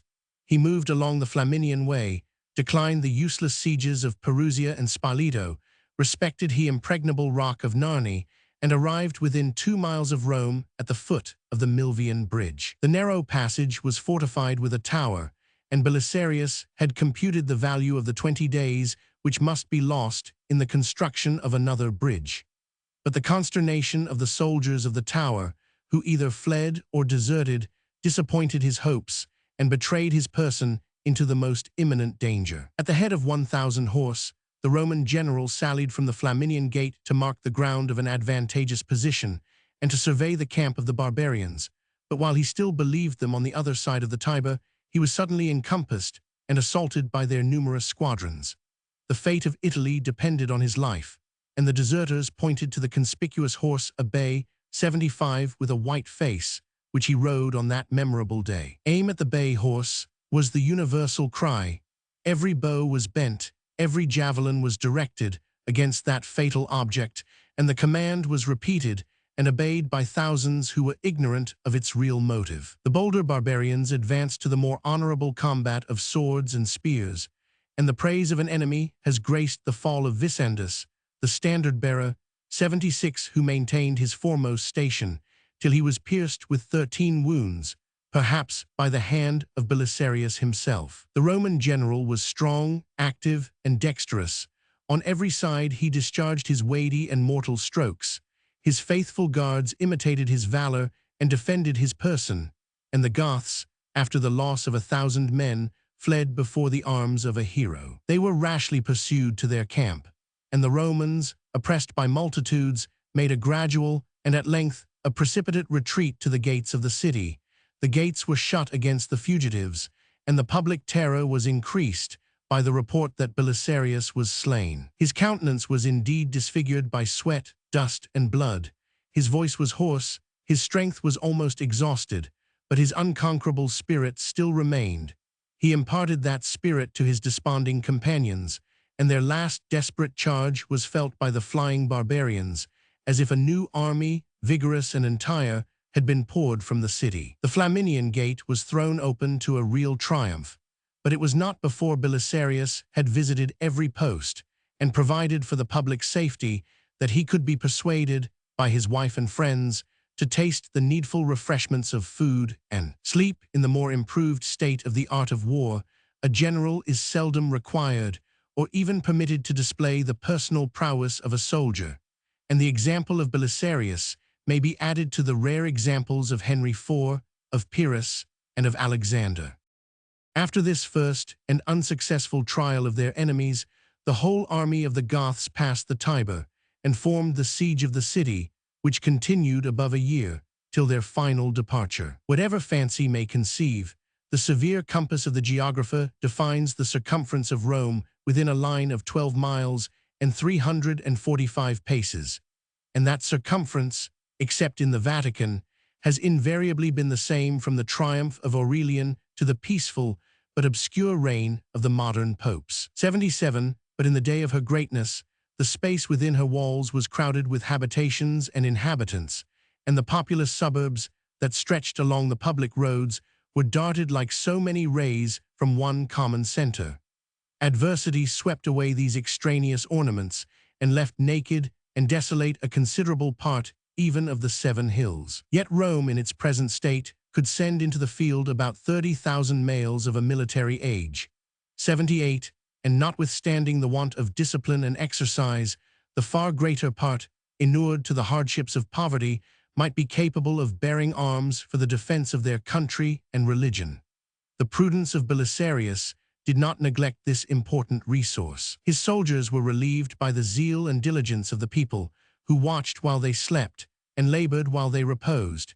He accepted the voluntary service of the bravest and most indigent of the Roman youth, and the companies of townsmen sometimes represented, in a vacant post, the presence of the troops which had been drawn away to more essential duties. But his just confidence was placed in the veterans who had fought under his banner in the Persian and African wars, and although that gallant band was reduced to 5,000 men, he undertook, with such contemptible numbers, to defend a circle of 12 miles against an army of 150,000 barbarians. In the walls of Rome, which Belisarius constructed or restored, the materials of ancient architecture may be discerned.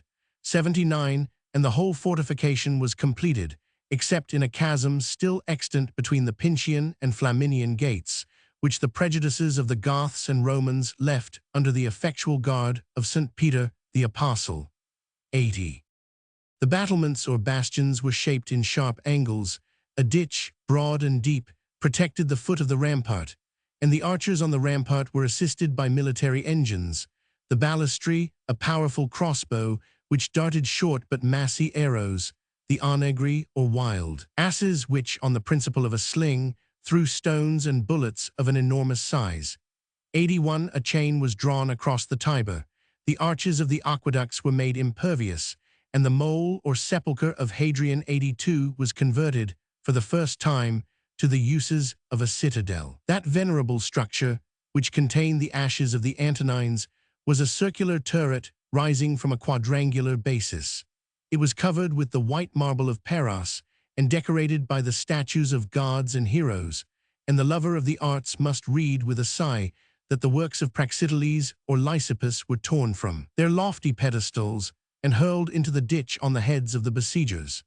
83. To each of his lieutenants Belisarius assigned the defense of a gate, with the wise and peremptory instruction that whatever might be the alarm, they should steadily adhere to their respective posts and trust their general for the safety of Rome. The formidable host of the Goths was insufficient to embrace the ample measure of the city. Of the 14 gates, 7 only were invested from the Praenestine to the Flaminian Way, and Vitiges divided his troops into 6 camps, each of which was fortified with a ditch and rampart. On the Tuscan side of the river, a 7th encampment was formed in the field or circus of the Vatican, for the important purpose of commanding the Milvian Bridge and the course of the Tiber, but they approached with devotion the adjacent church of St. Peter, and the threshold of the Holy Apostles was respected during the siege by a Christian enemy. In the ages of victory, as often as the Senate decreed some distant conquest, the consul denounced hostilities by unbarring, in solemn pomp, the gates of the temple of Janus. 84. Domestic war now rendered the admonition superfluous, and the ceremony was superseded by the establishment of a new religion. But the brazen temple of Janus was left standing in the forum, of a size sufficient only to contain the statue of the god, 5 cubits in height, of a human form, but with 2 faces directed to the east and west. The double gates were likewise of brass, and a fruitless effort to turn them on their rusty hinges revealed the scandalous secret that some Romans were still attached to the superstition of their ancestors. 18 days were employed by the besiegers to provide all the instruments of attack which antiquity had invented. Fascines were prepared to fill the ditches, scaling ladders to ascend the walls. The largest trees of the forest supplied the timbers of 4 battering rams. Their heads were armed with iron, they were suspended by ropes, and each of them was worked by the labor of 50 men. The lofty wooden turrets moved on wheels or rollers, and formed a spacious platform of the level of the rampart. On the morning of the 19th day, a general attack was made from the Praenestine Gate to the Vatican. 7 Gothic columns, with their military engines, advanced to the assault, and the Romans, who lined the ramparts, listened with doubt and anxiety to the cheerful assurances of their commander. As soon as the enemy approached the ditch, Belisarius himself drew the first arrow, and such was his strength and dexterity that he transfixed the foremost of the barbarian leaders. A shout of applause and victory was reached along the wall. He drew a second arrow, and the stroke was followed with the same success and the same acclamation. The Roman general then gave the word that the archers should aim at the teams of oxen. They were instantly covered with mortal wounds. The towers which they drew remained useless and immovable, and a single moment disconcerted the laborious projects of the king of the Goths. After this disappointment, Vitiges still continued, or feigned to continue, the assault of the Salarian Gate, that he might divert the attention of his adversary, while his principal forces more strenuously attacked the Praenestine Gate and the sepulchre of Hadrian, at the distance of 3 miles from each other. Near the former, the double walls of the Vivarium 85 were low or broken.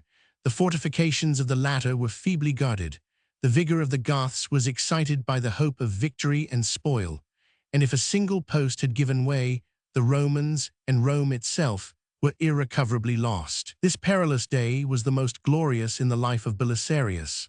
Amidst tumult and dismay, the whole plan of the attack and defense was distinctly present to his mind. He observed the changes of each instant, weighed every possible advantage, transported his person to the scenes of danger, and communicated his spirit in calm and decisive orders. The contest was fiercely maintained from the morning to the evening. The Goths were repulsed on all sides, and each Roman might boast that he had vanquished 30 barbarians if the strange disproportion of numbers were not counterbalanced by the merit of one man. 30,000 Goths, according to the confession of their own chiefs, perished in this bloody action, and the multitude of the wounded was equal to that of the slain. When they advanced to the assault, their close disorder suffered not a javelin to fall without effect, and as they retired, the populace of the city joined the pursuit, and slaughtered with impunity the backs of their flying enemies. Belisarius instantly sallied from the gates, and while the soldiers chanted his name and victory, the hostile engines of war were reduced to ashes. Such was the loss and consternation of the Goths, that from this day the siege of Rome degenerated into a tedious and indolent blockade, and they were incessantly harassed by the Roman general, who, in frequent skirmishes, destroyed above 5,000 of their bravest troops. Their cavalry was unpracticed in the use of the bow, their archers served on foot, and this divided force was incapable of contending with their adversaries, whose lances and arrows at a distance or at hand were alike formidable. The consummate skill of Belisarius embraced the favorable opportunities, and as he chose the ground and the moment, as he pressed the charge or sounded the retreat, 86 the squadrons which he detached were seldom unsuccessful. These partial advantages diffused an impatient ardor among the soldiers and people, who began to feel the hardships of a siege and to disregard the dangers of a general engagement. Each plebeian conceived himself to be a hero, and the infantry, who, since the decay of discipline, were rejected from the line of battle, aspired to the ancient honors of the Roman legion. Belisarius praised the spirit of his troops, condemned their presumption, yielded to their clamors, and prepared the remedies of a defeat, the possibility of which he alone had courage to suspect. In the quarter of the Vatican, the Romans prevailed, and if the irreparable moments had not been wasted in the pillage of the camp, they might have occupied the Milvian bridge and charged in the rear of the Gothic host. On the other side of the Tiber, Belisarius advanced from the Pincian and Salarian gates. But his army, 4,000 soldiers perhaps, was lost in a spacious plain. They were encompassed and oppressed by fresh multitudes, who continually relieved the broken ranks of the barbarians. The valiant leaders of the infantry were unskilled to conquer. they died. The retreat, a hasty retreat, was covered by the prudence of the general, and the victors started back with affright from the formidable aspect of an armed rampart. The reputation of Belisarius was unsullied by a defeat, and the vain confidence of the Goths was not less serviceable to his designs than the repentance and modesty of the Roman troops. Chapter 41. Conquests of Justinian, Character of Belisarius. Part 4.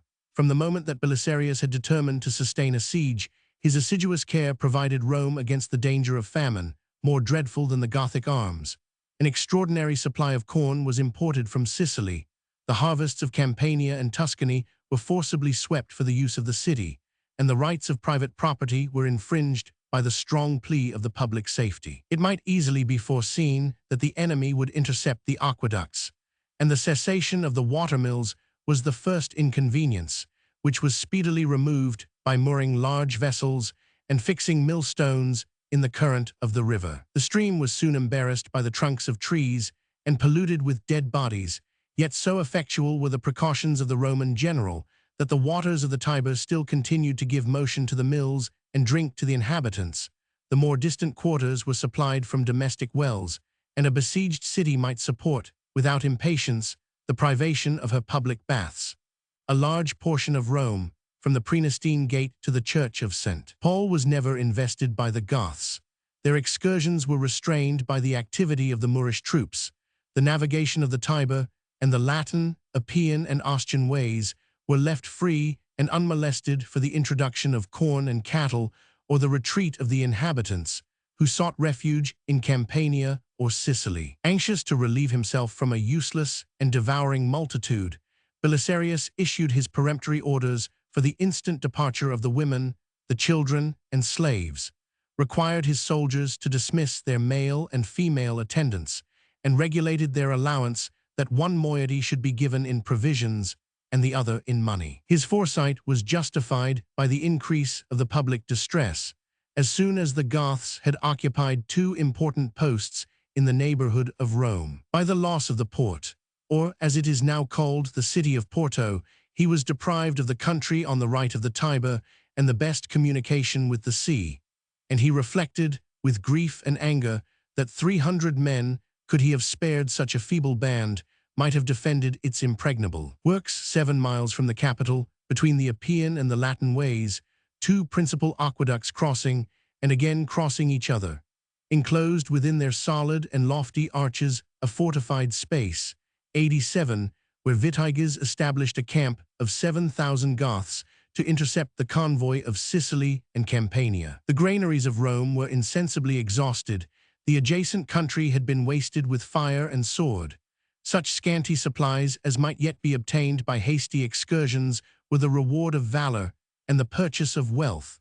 The forage of the horses and the bread of the soldiers never failed, but in the last months of the siege, the people were exposed to the miseries of scarcity, unwholesome food, 88, and contagious disorders.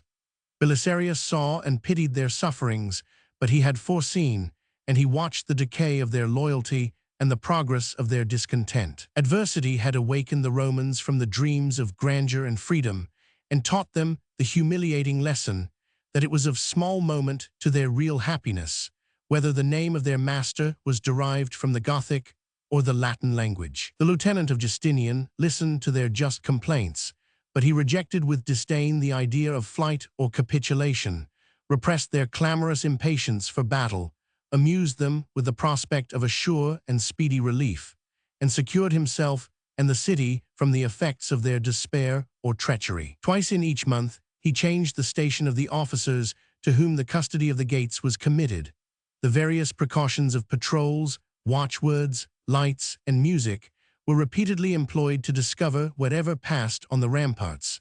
Outguards were posted beyond the ditch, and the trusty vigilance of dogs supplied the more doubtful fidelity of mankind. A letter was intercepted, which assured the king of the Goths that the Asinarian Gate, adjoining to the Lateran Church, should be secretly opened to his troops.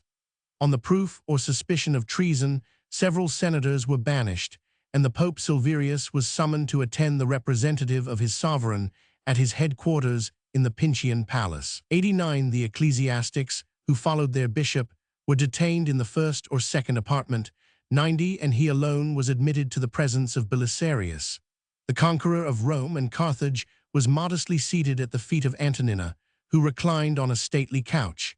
The general was silent, but the voice of reproach and menace issued from the mouth of his imperious wife. Accused by credible witnesses and the evidence of his own subscription, the successor of St. Peter was despoiled of his pontifical ornaments, clad in the mean habit of a monk, and embarked, without delay, for a distant exile in the East. 9011, at the emperor's command, the clergy of Rome proceeded to the choice of a new bishop, and after a solemn invocation of the Holy Ghost, elected the deacon Vigilius, who had purchased the papal throne by a bribe of 200 pounds of gold. The profit, and consequently the guilt, of this simony was imputed to Belisarius, but the hero obeyed the orders of his wife. Antonina served the passions of the empress, and Theodora lavished her treasures in the vain hope of obtaining a pontiff hostile or indifferent to the Council of Chalcedon. 91. The epistle of Belisarius to the emperor announced his victory, his danger, and his resolution. According to your commands, we have entered the dominions of the Goths, and reduced to your obedience Sicily, Campania, and the city of Rome, but the loss of these conquests will be more disgraceful than their acquisition was glorious. Hitherto, we have successfully fought against the multitudes of the barbarians, but their multitudes may finally prevail. Victory is the gift of providence, but the reputation of kings and generals depends on the success or the failure of their designs. Permit me to speak with freedom. If you wish that we should live, send us subsistence. If you desire that we should conquer, send us arms, horses, and men. The Romans have received us as friends and deliverers, but in our present distress, they will be either betrayed by their confidence, or we shall be oppressed by their treachery and hatred. For myself, my life is consecrated to your service. It is yours to reflect whether my death in this situation will contribute to the glory and prosperity of your reign. Perhaps that reign would have been equally prosperous if the peaceful master of the East had abstained from the conquest of Africa and Italy. But as Justinian was ambitious of fame, he made some efforts, they were feeble and languid, to support and rescue his victorious general. A reinforcement of 1,600 Sclavonians and Huns was led by Martin and Valerian, and as they reposed during the winter season in the harbors of Greece, the strength of the men and horses was not impaired by the fatigues of a sea voyage, and they distinguished their valor in the first sally against the besiegers. About the time of the summer solstice, Euthalius landed at Terracina with large sums of money for the payment of the troops. He cautiously proceeded along the Appian Way, and this convoy entered Rome through the gate Caepna, 92, while Belisarius, on the other side, diverted the attention of the Goths by a vigorous and successful skirmish. These seasonable aids, the use and reputation of which were dexterously managed by the Roman general, revived the courage, or at least the hopes, of the soldiers and people. The historian Procopius was dispatched with an important commission to collect the troops and provisions which Campania could furnish or Constantinople had sent, and the secretary of Belisarius was soon followed by Antonina herself, 93, who boldly traversed the posts of the enemy and returned with the oriental succors to the relief of her husband and the besieged city. A fleet of 3,000 Isaurians cast anchor in the Bay of Naples and afterwards at Ostia. Above 2,000 horse, of whom a part were Thracians, landed at Tarentum, and after the junction of 500 soldiers of Campania and a train of wagons laden with wine and flour, they directed their march on the Appian Way, from Capua to the neighborhood of Rome. The forces that arrived by land and sea were united at the mouth of the Tiber. Antonina convened a council of war. It was resolved to surmount, with sails and oars, the adverse stream of the river, and the Goths were apprehensive of disturbing, by any rash hostilities, the negotiation to which Belisarius had craftily listened. They credulously believed that they saw no more than the vanguard of a fleet and army, which already covered the Ionian Sea and the plains of Campania, and the illusion was supported by the haughty language of the Roman general, when he gave audience to the ambassadors of Vitiges. After a specious discourse to vindicate the justice of his cause, they declared that for the sake of peace, they were disposed to renounce the possession of Sicily. The emperor is not less generous, replied his lieutenant with a disdainful smile, in return for a gift which you no longer possess. He presents you with an ancient province of the empire. He resigns to the Goths the sovereignty of the British island. Belisarius rejected with equal firmness and contempt the offer of a tribute, but he allowed the Gothic ambassadors to seek their fate from the mouth of Justinian himself, and consented, with seeming reluctance, to a truce of 3 months, from the winter solstice to the equinox of spring. Prudence might not safely trust either the oaths or hostages of the barbarians, and the conscious superiority of the Roman chief was expressed in the distribution of his troops.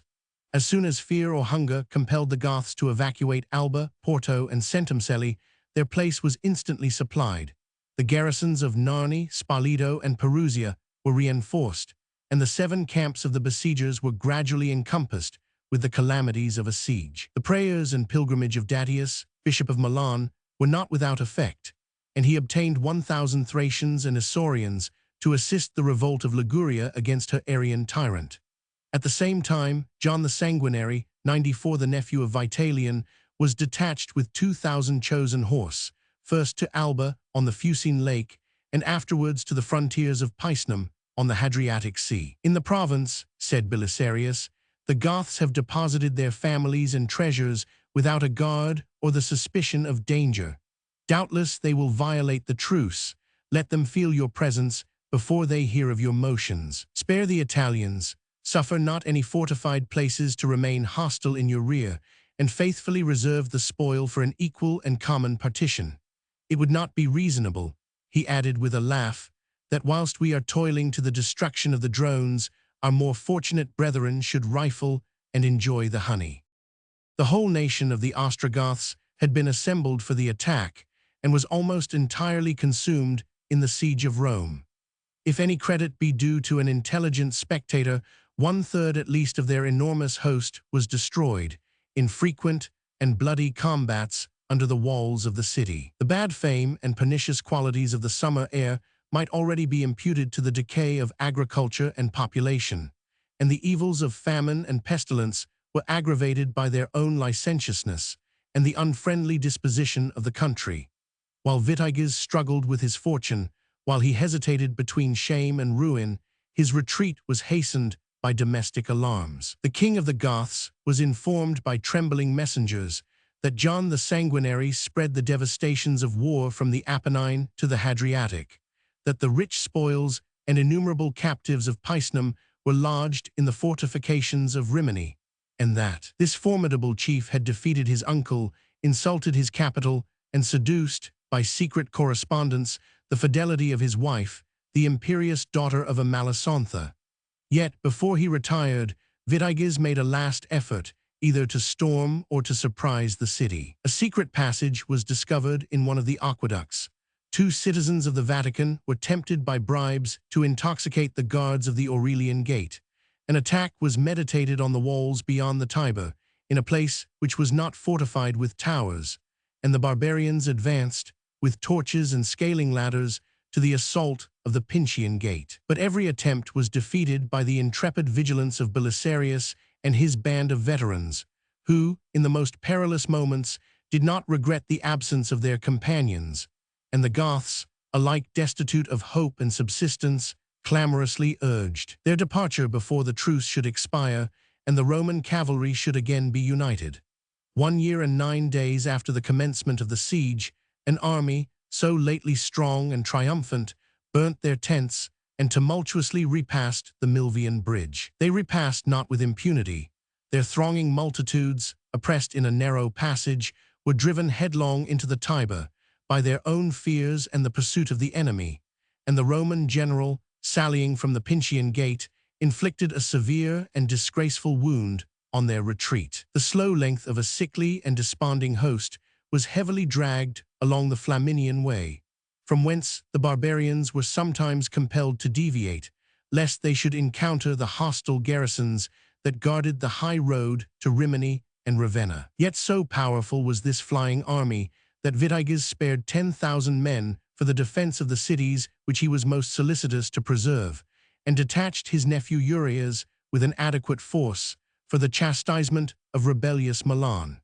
At the head of his principal army, he besieged Rimini, only 33 miles distant from the Gothic capital. A feeble rampart and a shallow ditch were maintained by the skill and valor of John the Sanguinary, who shared the danger and fatigue of the meanest soldier, and emulated, on a theater less illustrious, the military virtues of his great commander. The towers and battering engines of the barbarians were rendered useless, their attacks were repulsed, and the tedious blockade, which reduced the garrison to the last extremity of hunger, afforded time for the union and march of the Roman forces. A fleet, which had surprised Ancona, sailed along the coast of the Hadriatic to the relief of the besieged city. The eunuch Narses landed in Picenum with 2,000 Heruli and 5,000 of the bravest troops of the east. The rock of the Apennine was forced. 10,000 veterans moved round the foot of the mountains under the command of Belisarius himself, and a new army, whose encampment blazed with innumerable lights, appeared to advance along the Flaminian Way. Overwhelmed with astonishment and despair, the Goths abandoned the siege of Rimini, their tents, their standards, and their leaders, and Vitiges, who gave or followed the example of flight, never halted till he found a shelter within the walls and morasses of Ravenna. To these walls, and to some fortresses destitute of any mutual support, the Gothic monarchy was now reduced.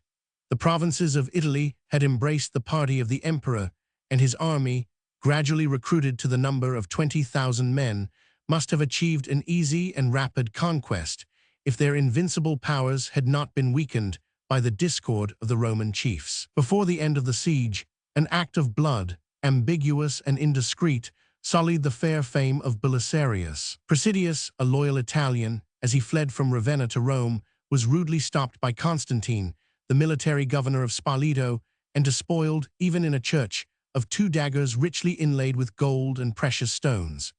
As soon as the public danger had subsided, Presidius complained of the loss and injury. His complaint was heard, but the order of restitution was disobeyed by the pride and avarice of the offender. Exasperated by the delay, Presidius boldly arrested the general's horse as he passed through the Forum, and with the spirit of a citizen, demanded the common benefit of the Roman laws.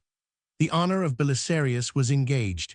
He summoned a council, claimed the obedience of his subordinate officer, and was provoked by an insolent reply to call hastily for the presence of his guards. Constantine, viewing their entrance as the signal of death, drew his sword and rushed on the general, who nimbly eluded the stroke and was protected by his friends, while the desperate assassin was disarmed, dragged into a neighboring chamber, and executed, or rather murdered, by the guards at the arbitrary command of Belisarius. 95. In this hasty act of violence, the guilt of Constantine was no longer remembered.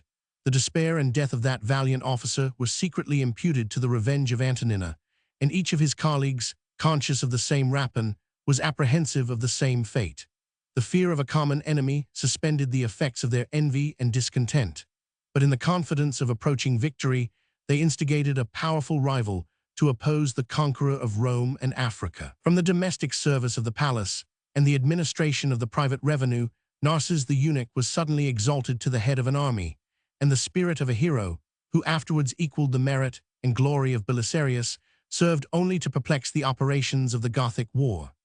To his prudent counsels, the relief of Rimini was ascribed by the leaders of the discontented faction, who exhorted Narses to assume an independent and separate command. The epistle of Justinian had indeed enjoined his obedience to the general, but the dangerous exception, as far as may be advantageous to the public service, reserved some freedom of judgment to the discreet favorite, who had so lately departed from the sacred and familiar conversation of his sovereign. In the exercise of this doubtful right, the eunuch perpetually dissented from the opinions of Belisarius, and after yielding with reluctance to the siege of Urbino, he deserted his colleague in the night and marched away to the conquest of the Aemilian province. The fierce and formidable bands of the Heruli were attached to the person of Narses. 10,000 Romans and Confederates were persuaded to march under his banners. Every malcontent embraced the fair opportunity of revenging his private or imaginary wrongs, and the remaining troops of Belisarius were divided and dispersed from the garrisons of Sicily to the shores of the Hadriatic. His skill and perseverance overcame every obstacle, Urbina was taken, the sieges of Fiesole, Orvieto, and Oximum were undertaken and vigorously prosecuted, and the eunuch Narses was at length recalled to the domestic cares of the palace. All dissensions were healed, and all opposition was subdued by the temperate authority of the Roman general, to whom his enemies could not refuse their esteem. And Belisarius inculcated the salutary lesson that the forces of the state should compose one body and be animated by one soul. But in the interval of discord, the Goths were permitted to breathe. An important season was lost, Milan was destroyed, and the northern provinces of Italy were afflicted by an inundation of the Franks. When Justinian first meditated the conquest of Italy, he sent ambassadors to the kings of the Franks, and adjured them, by the common ties of alliance and religion, to join in the holy enterprise against the Arians. The Goths, as their wants were more urgent, employed a more effectual mode of persuasion, and vainly strove, by the gift of lands and money, to purchase the friendship, or at least the neutrality, of a light and perfidious nation. But the arms of Belisarius and the revolt of the Italians had no sooner shaken the Gothic monarchy than Theodebert of Austrasia, the most powerful and warlike of the Merovingian kings, was persuaded to succor their distress by an indirect and seasonable aid. Without expecting the consent of their sovereign, 10,000 Burgundians, his recent subjects, descended from the Alps and joined the troops which Vitiges had sent to chastise the revolt of Milan. After an obstinate siege, the capital of Liguria was reduced by famine, but no capitulation could be obtained, except for the safe retreat of the Roman garrison. Datius, the Orthodox bishop, who had seduced his countrymen to rebellion 98 and ruin, escaped to the luxury and honors of the Byzantine court. 99, but the clergy, perhaps the Arian clergy, were slaughtered at the foot of their own altars by the defenders of the Catholic faith. 300,000 males were reported to be slain, 100 the female sex, and the more precious spoil was resigned to the Burgundians, and the houses, or at least the walls of Milan, were leveled with the ground. The Goths, in their last moments, were revenged by the destruction of a city, second only to Rome in size and opulence, in the splendor of its buildings, or the number of its inhabitants, and Belisarius sympathized alone in the fate of his deserted and devoted friends. Encouraged by this successful inroad, Theodebert himself, in the ensuing spring, invaded the plains of Italy with an army of 100,000 barbarians. 101, the king and some chosen followers, were mounted on horseback and armed with lances. The infantry, without bows or spears, were satisfied with a shield, a sword, and a double-edged battle-axe, which in their hands became a deadly and unerring weapon. Italy trembled at the march of the Franks, and both the Gothic prince and the Roman general, alike ignorant of their designs, solicited with hope and terror the friendship of these dangerous allies.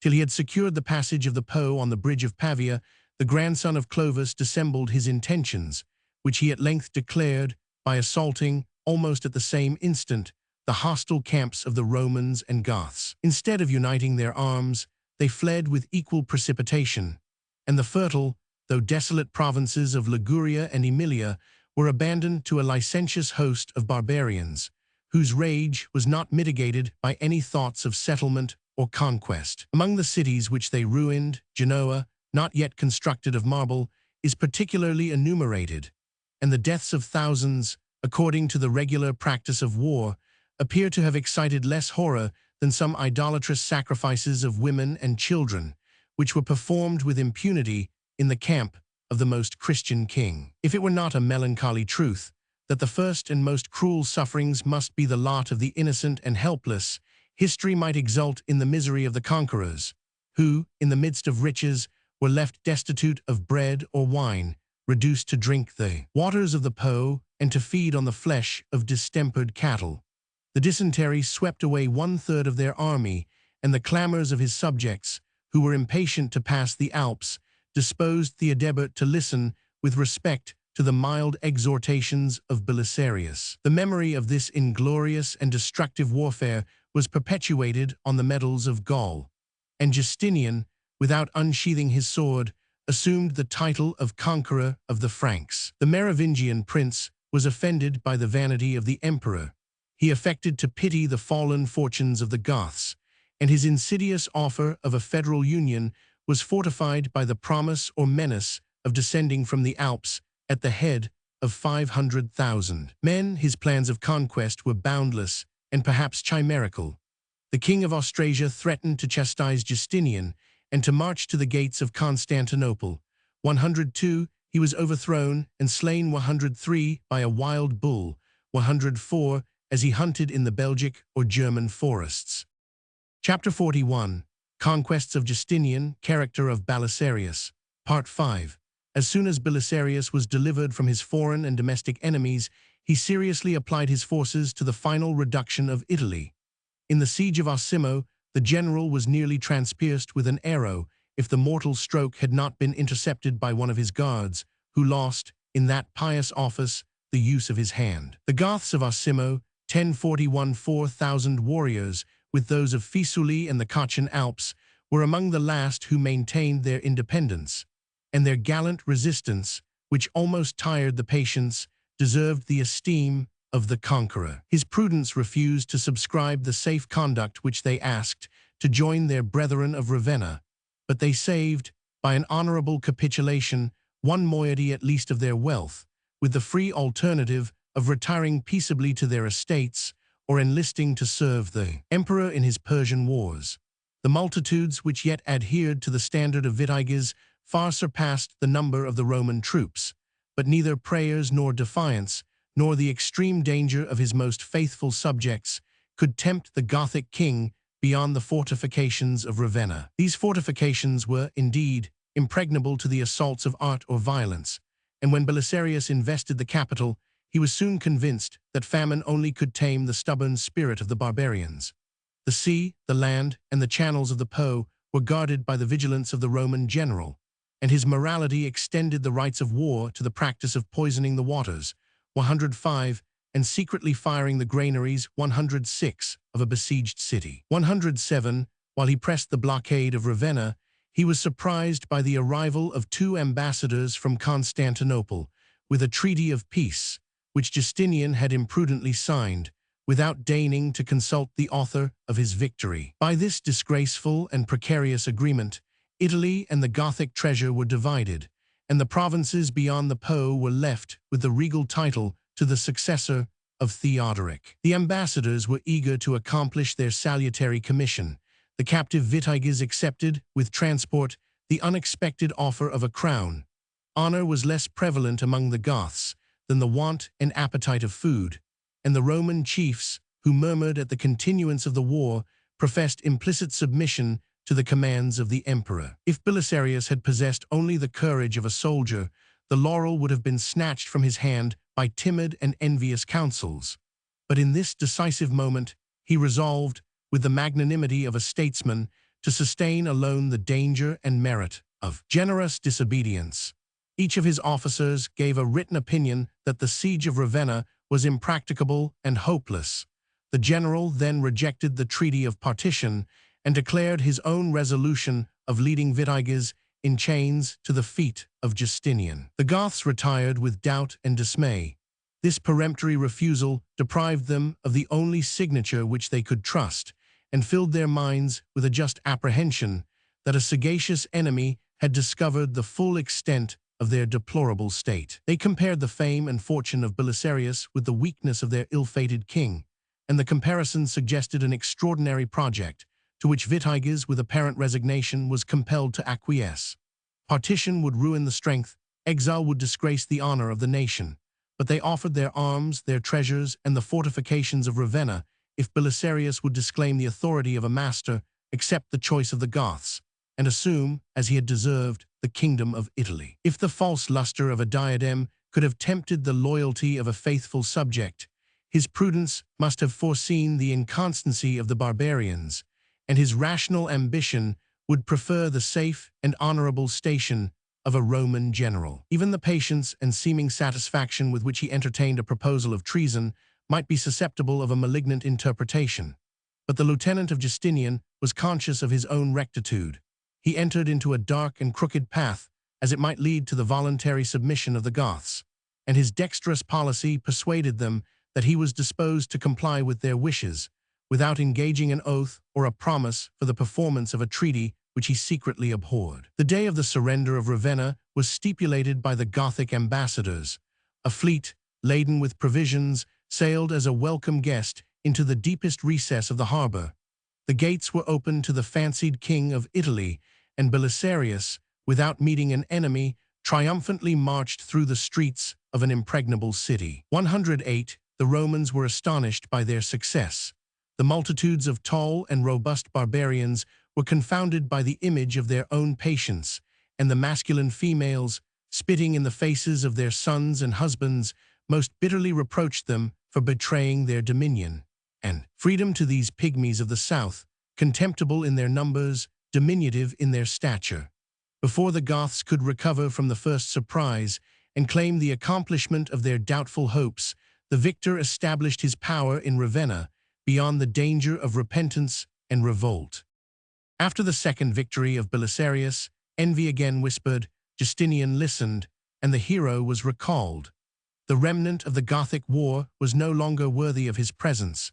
A gracious sovereign was impatient to reward his services and to consult his wisdom, and he alone was capable of defending the East against the innumerable armies of Persia. Belisarius understood the suspicion, accepted the excuse, embarked at Ravenna his spoils and trophies, and proved, by his ready obedience, that such an abrupt removal from the government of Italy was not less unjust than it might have been indiscreet. Emperor received with honorable courtesy both Vitiges and his more noble consort, and as the king of the Goths conformed to the Athanasian faith, he obtained, with a rich inheritance of land in Asia, the rank of senator and patrician. Every spectator admired, without peril, the strength and stature of the young barbarians. They adored the majesty of the throne and promised to shed their blood in the service of their benefactor.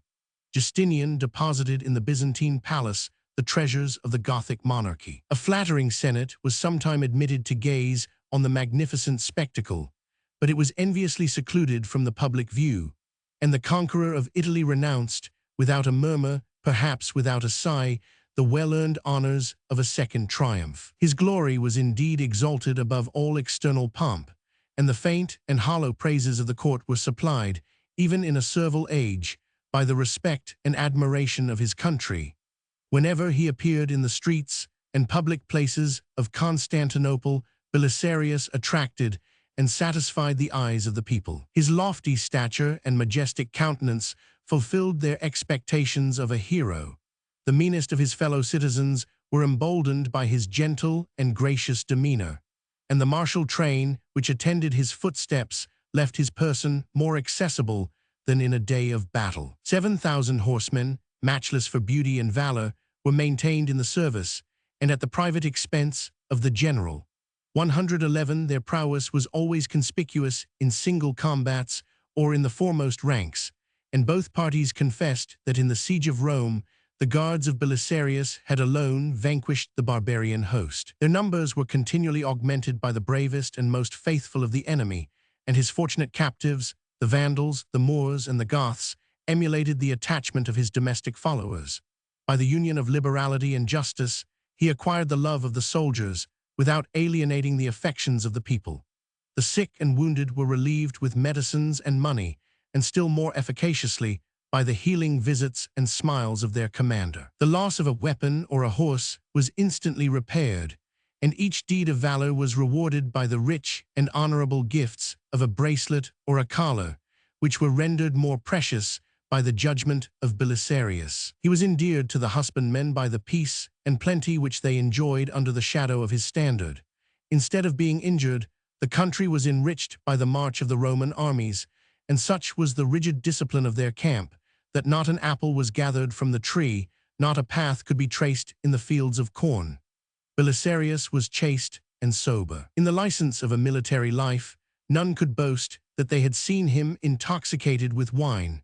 The most beautiful captives of Gothic or Vandal race were offered to his embraces, but he turned aside from their charms, and the husband of Antonina was never suspected of violating the laws of conjugal fidelity. The spectator and historian of his exploits has observed that amidst the perils of war, he was daring without rashness, prudent without fear, slow or rapid according to the exigencies of the moment, that in the deepest distress he was animated by real or apparent hope, but that he was modest and humble in the most prosperous fortune. By these virtues, he equaled or excelled the ancient masters of the military art. Victory, by sea and land, attended his arms. He subdued Africa, Italy, and the adjacent islands, led away captives the successors of Genseric and Theodoric, filled Constantinople with the spoils of their palaces, and in the space of 6 years recovered half the provinces of the Western Empire. In his fame and merit, in wealth and power, he remained without a rival, the first of the Roman subjects. The voice of envy could only magnify his dangerous importance, and the emperor might applaud his own discerning spirit, which had discovered and raised the genius of Belisarius. It was the custom of the Roman triumphs that a slave should be placed behind the chariot to remind the conqueror of the instability of fortune and the infirmities of human nature. Procopius, in his anecdotes, has assumed that servile and ungrateful office. The generous reader may cast away the libel, but the evidence of facts will adhere to his memory, and he will reluctantly confess that the fame and even the virtue of Belisarius were polluted by the lust and cruelty of his wife, and that hero deserved an appellation which may not drop from the pen of the decent historian. The mother of Antonina 112 was a theatrical prostitute, and both her father and grandfather exercised, at Thessalonica and Constantinople, the vile, though lucrative, profession of charioteers. In the various situations of their fortune, she became the companion, the enemy, the servant, and the favorite of the Empress Theodora. These loose and ambitious females had been connected by similar pleasures. They were separated by the jealousy of vice, and at length reconciled by the partnership of guilt. Before her marriage with Belisarius, Antonina had one husband and many lovers. Photius, the son of her former nuptials, was of an age to distinguish himself at the siege of Naples, and it was not till the autumn of her age and beauty, 113, that she indulged a scandalous attachment to a Thracian youth. Theodosius had been educated in the Eunomian heresy. The African voyage was consecrated by the baptism and auspicious name of the first soldier who embarked, and the proselyte was adopted into the family of his spiritual parents, 114 Belisarius and Antonina. Before they touched the shores of Africa, this holy kindred degenerated into sensual love, and as Antonina soon overleaped the bounds of modesty and caution, the Roman general was alone ignorant of his own dishonor. During their residence at Carthage, he surprised the two lovers in a subterraneous chamber, solitary, warm, and almost naked. Anger flashed from his eyes. "With the help of this young man," said the unblushing Antonina, "I was secreting our most precious effects from the knowledge of Justinian." The youth resumed his garments, and the pious husband consented to disbelieve the evidence of his own senses. From this pleasing and perhaps voluntary delusion, Belisarius was awakened at Syracuse by the officious information of Macedonia, and that female attendant, after requiring an oath for her security, produced 2 chamberlains who, like herself, had often beheld the adulteries of Antonina. A hasty flight into Asia saved Theodosius from the justice of an injured husband who had signified to one of his guards the order of his death. But the tears of Antonina and her artful seductions assured the credulous hero of her innocence, and he stooped, against his faith and judgment, to abandon those imprudent friends who had presumed to accuse or doubt the chastity of his wife. The revenge of a guilty woman is implacable and bloody. The unfortunate Macedonia, with the 2 witnesses, were secretly arrested by the minister of her cruelty. Their tongues were cut out, their bodies were hacked into small pieces, and their remains were cast into the sea of Syracuse. A rash though judicious saying of Constantine, "I would sooner have punished the adulteress than the boy," was deeply remembered by Antonina, and 2 years afterwards, when despair had armed that officer against his general, her sanguinary advice decided and hastened his execution. Even the indignation of Photius was not forgiven by his mother. The exile of her son prepared the recall of her lover, and Theodosius condescended to accept the pressing and humble invitation of the conqueror of Italy. In the absolute direction of his household, and in the important commissions of peace and war, 115, the favorite youth most rapidly acquired a fortune of £400,000, and after their return to Constantinople, the passion of Antonina, at least, continued ardent and unabated. But fear, devotion, and lassitude perhaps inspired Theodosius with more serious thoughts. He dreaded the busy scandal of the capital and the indiscreet fondness of the wife of Belisarius, escaped from her embraces, and retiring to Ephesus, shaved his head, and took refuge in the sanctuary of a monastic life. The despair of the new Ariadne could scarcely have been excused by the death of her husband. She wept, she tore her hair, she filled the palace with her cries. She had lost the dearest of friends, a tender, a faithful, a laborious friend. But her warm entreaties, fortified by the prayers of Belisarius, were insufficient to draw the holy monk from the solitude of Ephesus. It was not till the general moved forward for the Persian War that Theodosius could be tempted to return to Constantinople, and the short interval before the departure of Antonina herself was boldly devoted to love and pleasure. A philosopher may pity and forgive the infirmities of female nature, from which he receives no real injury, but contemptible is the husband who feels, and yet endures, his own infamy in that of his wife. Antonina pursued her son with implacable hatred, and the gallant Photius 116 was exposed to her secret persecutions in the camp beyond the Tigris. Enraged by his own wrongs, and by the dishonor of his blood, he cast away in his turn the sentiments of nature, and revealed to Belisarius the turpitude of a woman who had violated all the duties of a mother and a wife. From the surprise and indignation of the Roman general, his former credulity appears to have been sincere. He embraced the knees of the son of Antonina, adjured him to remember his obligations rather than his birth, and confirmed at the altar their holy vows of revenge and mutual defense. The dominion of Antonina was impaired by absence, and when she met her husband on his return from the Persian confines, Belisarius, in his first and transient emotions, confined her person and threatened her life. Photius was more resolved to punish and less prompt to pardon. He flew to Ephesus, extorted from a trusty eunuch of his mother the full confession of her guilt, arrested Theodosius and his treasures in the church of St. John the Apostle, and concealed his captives, whose execution was only delayed, in a secure and sequestered fortress of Cilicia. Such a daring outrage against public justice could not pass with impunity, and the cause of Antonina was espoused by the empress, whose favor she had deserved by the recent services of the disgrace of a prefect and the exile and murder of a pope. At the end of the campaign, Belisarius was recalled. He complied, as usual, with the imperial mandate. His mind was not prepared for rebellion. His obedience, however adverse to the dictates of honor, was consonant to the wishes of his heart, and when he embraced his wife at the command, and perhaps in the presence of the empress, the tender husband was disposed to forgive or to be forgiven. The bounty of Theodora reserved for her companion a more precious favor. "I have found," she said, "my dearest patrician, a pearl of inestimable value. It has not yet been viewed by any mortal eye, but the sight and the possession of this jewel are destined for my friend." 1161, as soon as the curiosity and impatience of Antonina were kindled, the door of a bedchamber was thrown open, and she beheld her lover, whom the diligence of the eunuchs had discovered in his secret prison. Her silent wonder burst into passionate exclamations of gratitude and joy, and she named Theodora her queen, her benefactress, and her savior. The monk of Ephesus was nourished in the palace with luxury and ambition, but instead of assuming, as he was promised, the command of the Roman armies, Theodosius expired in the first fatigues of an amorous interview.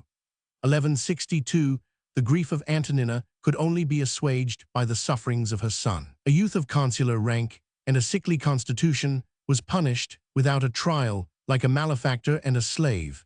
Yet such was the constancy of his mind that Photius sustained the tortures of the scourge and the rack, 1163, without violating the faith which he had sworn to. Belisarius, after this fruitless cruelty, the son of Antonina, while his mother feasted with the empress, was buried in her subterraneous prisons, which admitted not the distinction of night and day. He twice escaped to the most venerable sanctuaries of Constantinople, the churches of St. Sophia and of the Virgin, But his tyrants were insensible of religion as of pity, and the helpless youth, amidst the clamors of the clergy and people, was twice dragged from the altar to the dungeon. His third attempt was more successful. At the end of 3 years, the prophet Zechariah, or some mortal friend, indicated the means of an escape. He eluded the spies and guards of the empress, reached the holy sepulchre of Jerusalem, embraced the profession of a monk, and the abbot Photius was employed, after the death of Justinian, to reconcile and regulate the churches of Egypt. The son of Antonina suffered all that an enemy can inflict. Her patient husband imposed on himself the more exquisite misery of violating his promise and deserting his friend. In the succeeding campaign, Belisarius was again sent against the Persians. He saved the East, but he offended Theodora and perhaps the emperor himself. The malady of Justinian had countenanced the rumor of his death, and the Roman general, on the supposition of that probable event, spoke the free language of a citizen and a soldier. His colleague Buses, who concurred in the same sentiments, lost his rank, his liberty, and his health by the persecution of the empress. But the disgrace of Belisarius was alleviated by the dignity of his own character and the influence of his wife, who might wish to humble, but could not desire to ruin, the partner of her fortunes. Even his removal was colored by the assurance that the sinking state of Italy would be retrieved by the single presence of its conqueror.